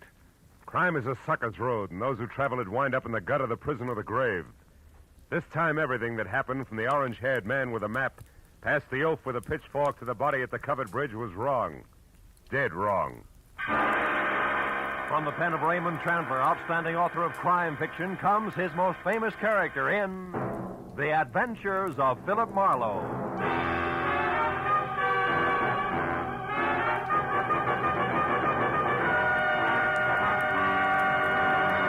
Now, with Gerald Moore starred as Philip Marlowe, we bring you tonight's exciting story, The Covered Bridge.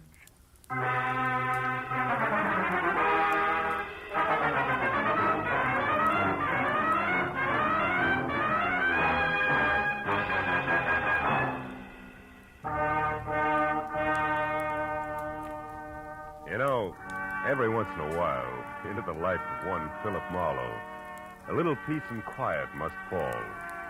A day marked by neither murder nor mayhem. No phone calls. Just nothing. I was just beginning to like it, too, when the door opened and a head full of slick orange hair walked in. It was on a man wearing a new flannel suit, a hand-painted tie, and a reckless grin. He shoved the telephone out of his way, sat down on the corner of my desk, and sized me up with a pair of careful gray eyes. Got a proposition for you, laddie. Tell me about it. Let you know if I'm interested. You should be. There's good money in it. It's not always the answer. Go ahead. You got a good car? Good enough. I don't keep it in the office. You like Mexico? Look, is this a social call or a quiz program? Well, this is business. I asked you a question. Yeah, I like Mexico. I don't like you. Oh, that's good, because you're going to drive a couple of friends of me down there. Name your price. Not interested. $1,000? Not interested. That's too bad. Would have been nicer to work this out without a gun. Listen, you two-bit Talk jerk. easy, laddie. This gun is bigger than both of us. Now, you're going to drive across the Mexican border tonight with 3 passengers. And there won't be any difficult questions, because you are the well-known Senor Philip Marlowe, a respectable private detective. Somewhere below the border, your fellow travelers will catch a boat. But this you don't have to worry about. Now, look, just a minute. Look, laddie, I came to you for several reasons, one of which is that you're smart enough to know when to quit fighting the problem. You got to make a stop first, so let's go. And leave your artillery in the drawer. Come on. Yeah, sure. Since I'm now an old pal of yours, what do I call you? You pick it. Believe me, you won't like it. How about George? You like George? Not particularly. Good. Just call me George. Let's go, Marlowe.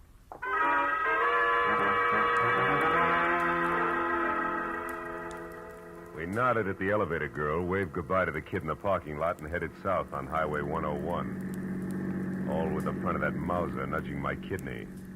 It was screwy, but I was on my way to Mexico. Don't get ambitious, Marlowe. Not too fast, not too slow. Just keep it rolling nice and steady. I did what I was told and watched for a break. For every foot of 100 miles down the coast. At Oceanside, we cut inland past Escondido and up into the citrus country. Once he dug a little map from his pocket and studied it while we headed into the hills where farms were farther apart. George was busy looking for a turnoff when my chance came, and it came fast. My foot slammed down hard on the brake. George's head smacked the windshield, and the gun slipped out of his hand. I dropped 2 wheels in the ditch, but I got the gun. He took one look, then jumped out and ran in a low crouch for the back of the car. Before I could follow him, I heard the truck coming. It was a big 2-section job rolling fast. It topped the rise just as George pivoted toward the road.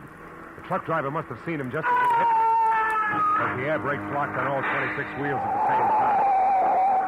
I ran to where George lay like a discarded doll at the side of the road. The truck driver was out of his cab before it stopped rolling. I didn't see him. I come over the rise there. I didn't see him. Take it easy. Honest, I didn't see him. Is he all right? He ain't dead, is he? No, he isn't. He won't be walking much anymore. It wasn't my fault, Mr. Honest. I know it wasn't. Get hold of yourself. Gosh, what should we do? I want you to drive to the nearest phone and get the police and then come back. Here's my card. Give it to the troopers. Tell them they can reach me at my office. Yeah, what are you going to do? If I can figure out how to read this map of his, I'm going to pay a call on a couple of people who are expecting this guy. Maybe it's just a stubborn streak, but when I'm being used as a patsy, I like to meet the people involved.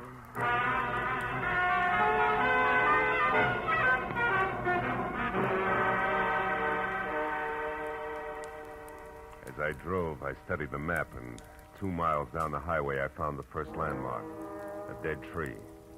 There I left the highway and followed a rocky trail 7 corkscrew miles up a canyon to the next landmark, a bridge. One that looked like it had been lifted out of some rustic Connecticut woods and dropped across the California gorge purely by mistake. Because it was covered complete to roof and walls and made entirely of lumber. And on the hill beyond was a lonely house where the trail marked on the map ended.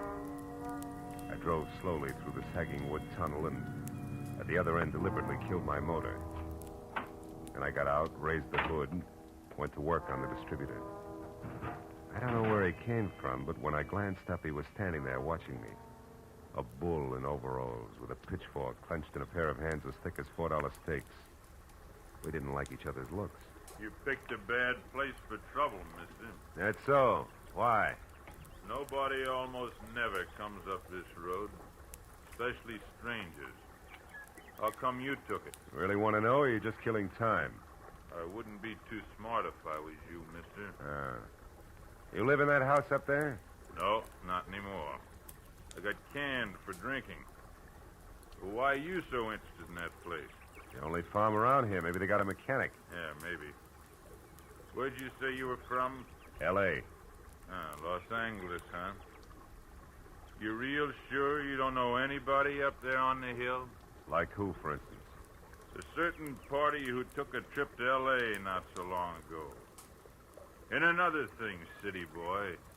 Don't get out of line or I'll fix you good. Understand?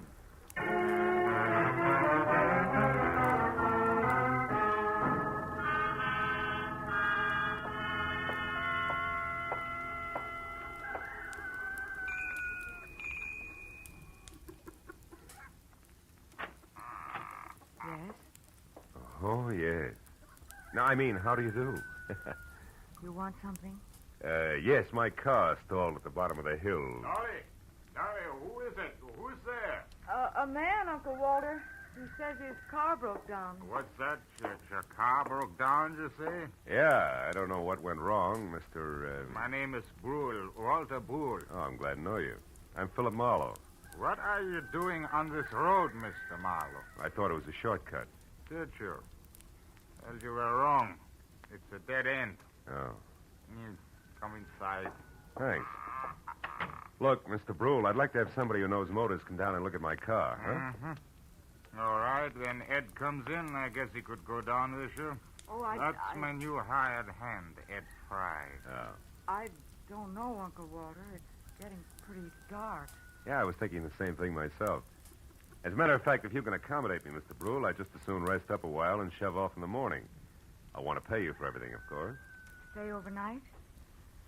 Oh, I'm afraid that's impossible. Impossible? Why? What's the matter with you, Dolly? If necessary, I'm sure we can arrange to take care of Mr. Marlowe some way. Well, okay. Yeah, that's better. Now, if you want me, Dolly, I'll be out in the barn. Make yourself comfortable, Mr. Marlowe.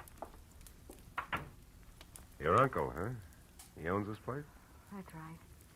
My mother was his favorite sister. Oh. You want a cup of coffee? Oh, I'd love it. Haven't had any farm kitchen coffee in ages. You don't seem to have many visitors up this way, Dolly, huh? No, not many. Nice farm, though. Stinks. Is that why you run off to L.A. now and then? How did you know about that? I guess. I ran into a friend of yours at the bottom of the hill. A pair of overgrown shoulders with a pitchfork. Said he used to work here. Him. He did up until a month ago. That's Noah Bickman. Big dumb goof. Here's your cup. Oh, thanks. By the way, Mr. Marlowe, where are you heading? Oh, Mexico, maybe. Mexico. Yeah. You kind of came a long ways out of your way, didn't you? Did I? Dolly. Dolly. We're in here, Eddie. What's the matter? A car at the bottom of the hill. Whose is it? Car belongs to me. It's stalled. Who are you? This is Mr. Marlowe, Eddie. He's on his way to Mexico. Wow, you don't say. And since his car broke down so late, he may stay all night. Uncle Walter said it'd be all right. Is that a fact? I'll go get some blankets, Eddie, so you can take them up to the spare room for Mr. Marlowe. Okay, Dolly. Mr. Marlowe, huh? Where you from, Mr. Marlowe? L.A. You? Points east. You know, this road don't go to Mexico, Marlowe. In fact, it stops about a mile up the draw here. Kind of funny that you wound up on it, isn't it? I don't see you breaking up over it, Eddie. Don't let my poker face throw you, pal. Traveling alone, are you? I am now. Meaning what? That there's nobody with me. That's simple, isn't it? Not in my book, pal. I might even want you to draw me a picture of that one. Here's the blankets, Eddie. Sheet. Oh, okay, it's fine. Come on upstairs, Marlowe. I'll show you the room. You want me to go with you and make the bed? No, you stay here and put up some more coffee, Dolly. All right. Got a hunch I may want lots of it tonight. Let's go, Marlowe. Right behind you, Eddie. How's the weather been in L.A.? Some might call it hot. Uh-huh. Get the door, will you? Sure.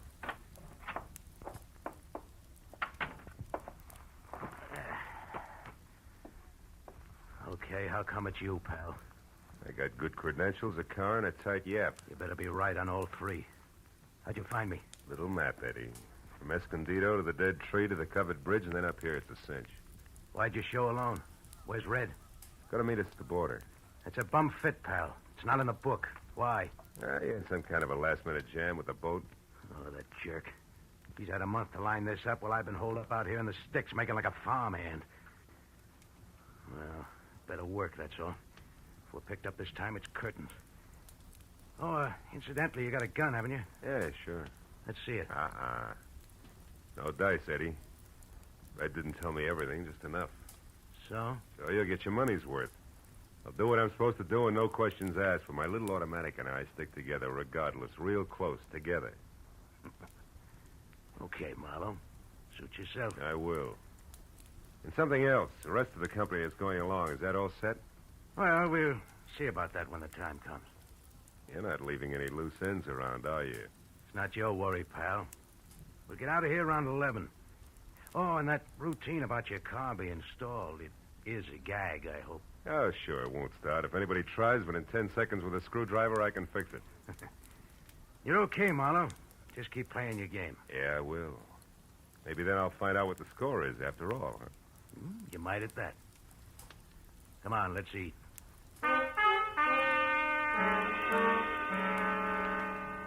Dinner at the Brule farm was as loaded with gay chatter as a bad case of lockjaw. And when it was over, the participants scattered like everybody else was contagious. I wound up alone in a dark spare room on the second floor, which had one advantage. Windows that viewed both the front and the rear. The moon was bright, so I didn't bother with a lamp. I listened to Dolly rattle dishes in the kitchen until that stopped, and then I watched old man Brule pace his front yard. Once Ed Fry went out and talked to him briefly, and then headed for the front door again. For a long hour after that, the big house was silent until from somewhere out in the back, there was a soft, metallic tapping. Eventually, I spotted a heavy figure outside tossing pebbles against a window pane downstairs. And he edged back through the shadows to the barn. A moment later, I saw the girl slip out a rear door and run across the backyard to join him. I went down the back stairs and out along the house to a hedge, and I followed that until I was close enough to It's hear. true, I tell you. He's an escaped convict, a killer. He's been hiding out here on your place. Can't believe it, no. I just can't. Are you sure? Of course I am. I read it by accident just tonight in an old newspaper from Denver. The whole story with pictures. There's no doubt about it. Ed Fry is really Eddie Fillmore. He's a murderer plenty of times over. What do we do? Should we call the police? No. Not on your life. Listen, you want to get off this farm, don't you? More than anything in the world. Okay. Then we'll do it. Together, Dolly. I didn't tell another soul about this. You know why? Because they put out a reward. A big one for him. $2,500. And we're going to get it. Just us, you and me. But how, Noah? How can we possibly...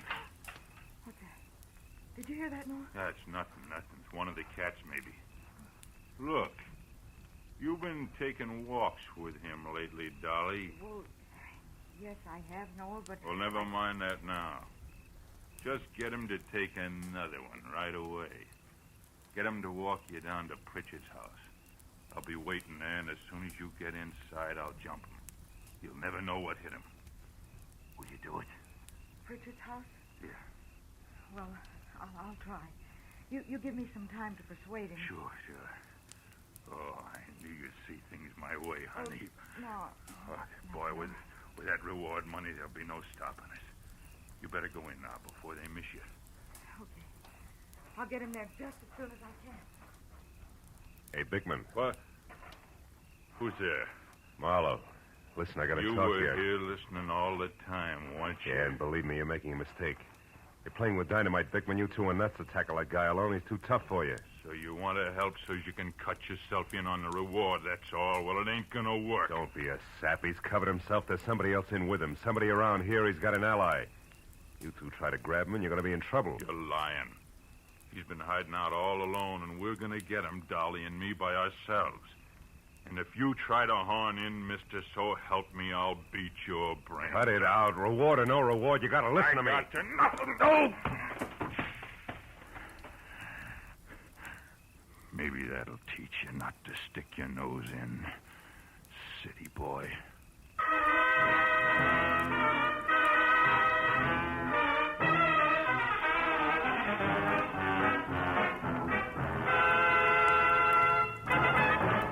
In just a moment, the second act of Philip Marlowe. But first, Fred Allen's first appearance on the CBS Jack Benny Show. Al Jolson sings, but the face is Charlie McCarthy's. Andy of Amos and Andy goes on trial for deserting his bride by mistake. Those are three headlines that guarantee you a world of fun on CBS tomorrow night. Yes, this third Sunday of the new year will be an all-time high in radio entertainment. Hear them all on CBS tomorrow night.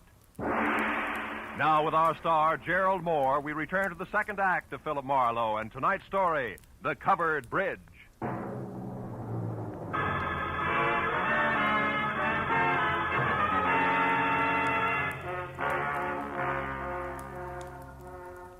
I didn't pass out.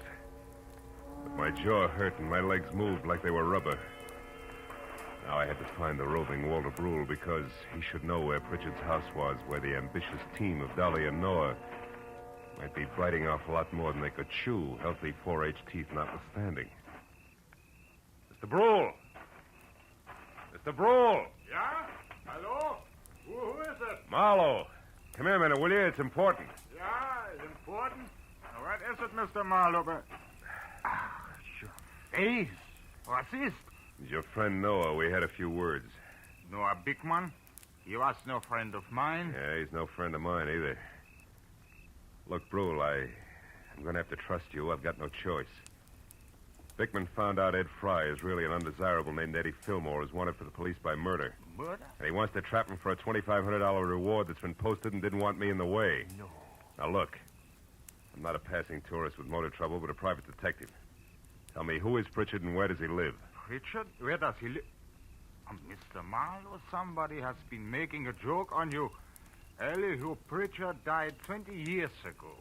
He lived right in this house where I do today. This is Pritchard's house here? Oh, Pritchard's house? No. That is down the road near your car. The covered bridge. That is Pritchard's house. The bridge? Yeah, you see, Elihu Pritchard was from New England, and he had a covered bridge on his farm there, so he wanted one here. He built it himself day by day, a board here, a nail there. Oh, and since he spent so much time at it, people call the bridge his house. Is that it? Yeah, exactly. But then, why is it important? Because of a meeting, Mr. Brule, a get-together that I don't think is going to be on the quiet side. Let me borrow your flashlight, will you? Sure. Now get back inside and call the police. But what are you going to do? Reinforce the reward, happy sweethearts, and keep an eye out for someone I haven't met yet. A third party Eddie Fillmore plans to tour Mexico with.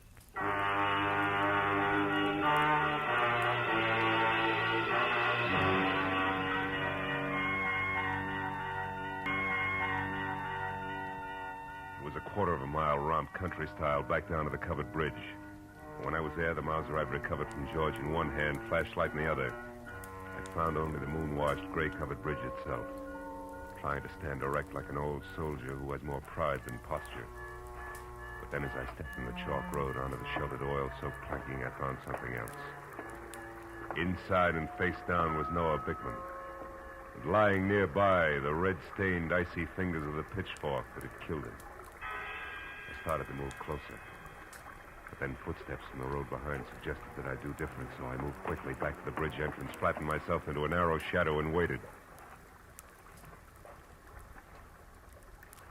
Noah? Noah, is that you? Marlowe, Dolly. What? Mr. Marlowe, what are you doing here? Why are you down at the bridge at this hour? Where's Noah? He's dead, Dolly. Huh? Was dead? He's in there, but don't go inside. Look, I tried to stop him, believe me. Stop him from Don't what? bother, baby. I know about Fry being Fillmore, the reward, all of it. What? How? Well, first of all, I'm a private detective from L.A. was dragged into this by an ex-buddy of Fillmore's. Second, I was in the barn when you and Noah made your plans. When you left, I tried to talk Noah into accepting my help. Why? Because I know what Fillmore's kind is like. I mix with them every day. I know how they work. Look, did you tell Fillmore to meet you here, yes or no? No. No, I couldn't find him. I've been looking since I left the barn every place. That's why you came down here just now? Yes. I wanted to tell Noah that our plan would have to be postponed.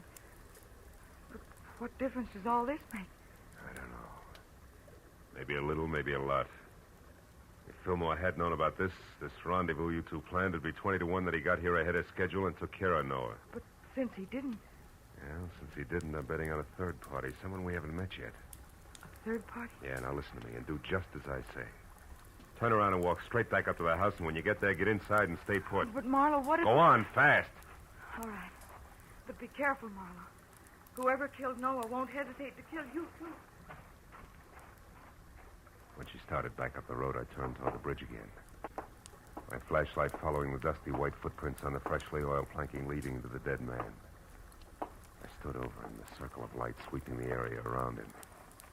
There was just one thing I had to know. Marlowe! Marlowe! It's me, Walter Bull. What are you doing down here? Well, I thought you might need help, so after I called the police, I got my rifle and came down here, and I... Yeah, he's dead. The prongs on that fork went right through him.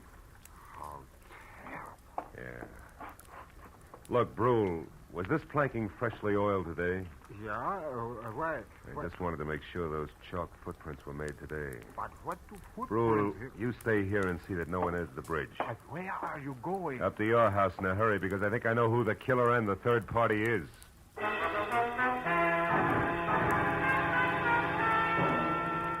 With city-bred legs and smog-fed lungs, I made it up to the house in record time.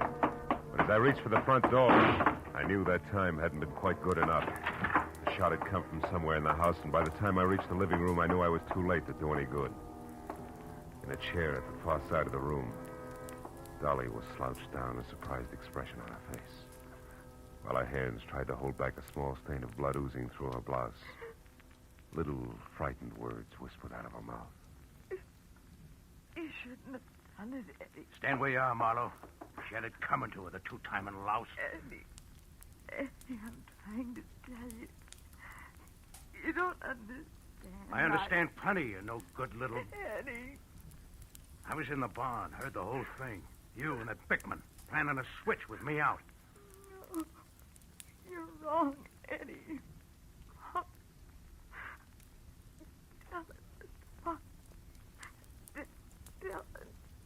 Dolly didn't try to double-cross you, Eddie. She only pretended to so she could set Noah Bickman up and kill him. That's what she did. No, you're a liar. True.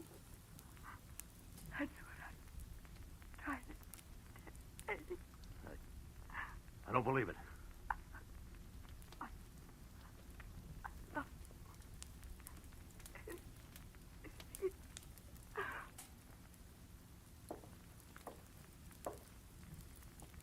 Dolly.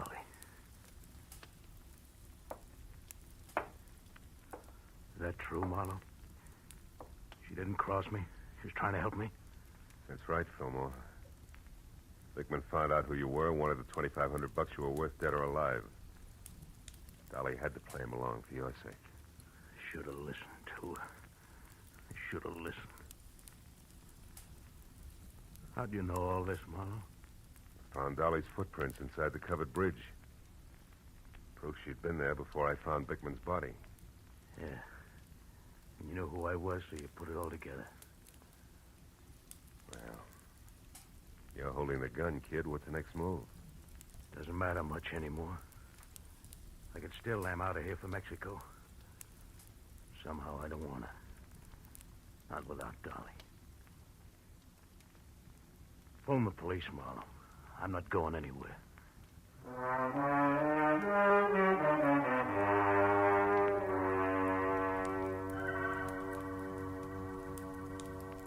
It was several hours before the county police and Eddie Fillmore had gone. Walter Brule and I sat at the long wooden table watching the light from the fire dance across the hanging skillets and pans by the grate. And nobody said anything for a long time.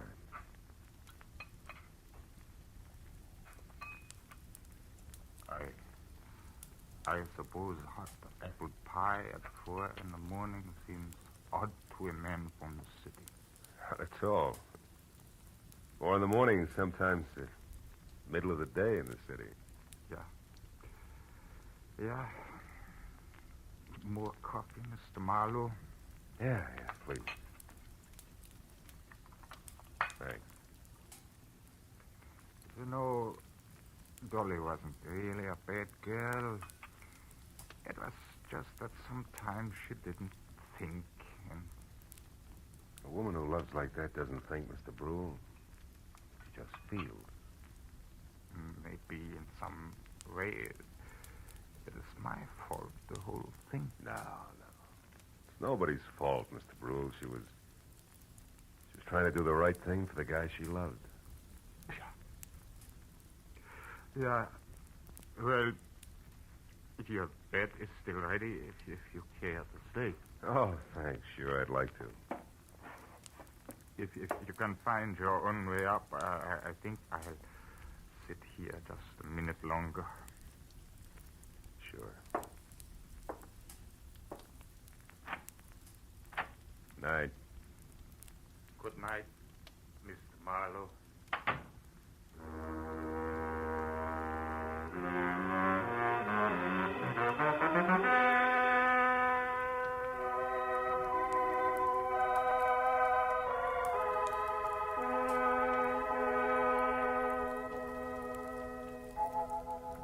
As I sat looking out over the starlit countryside, I thought of all the great love stories written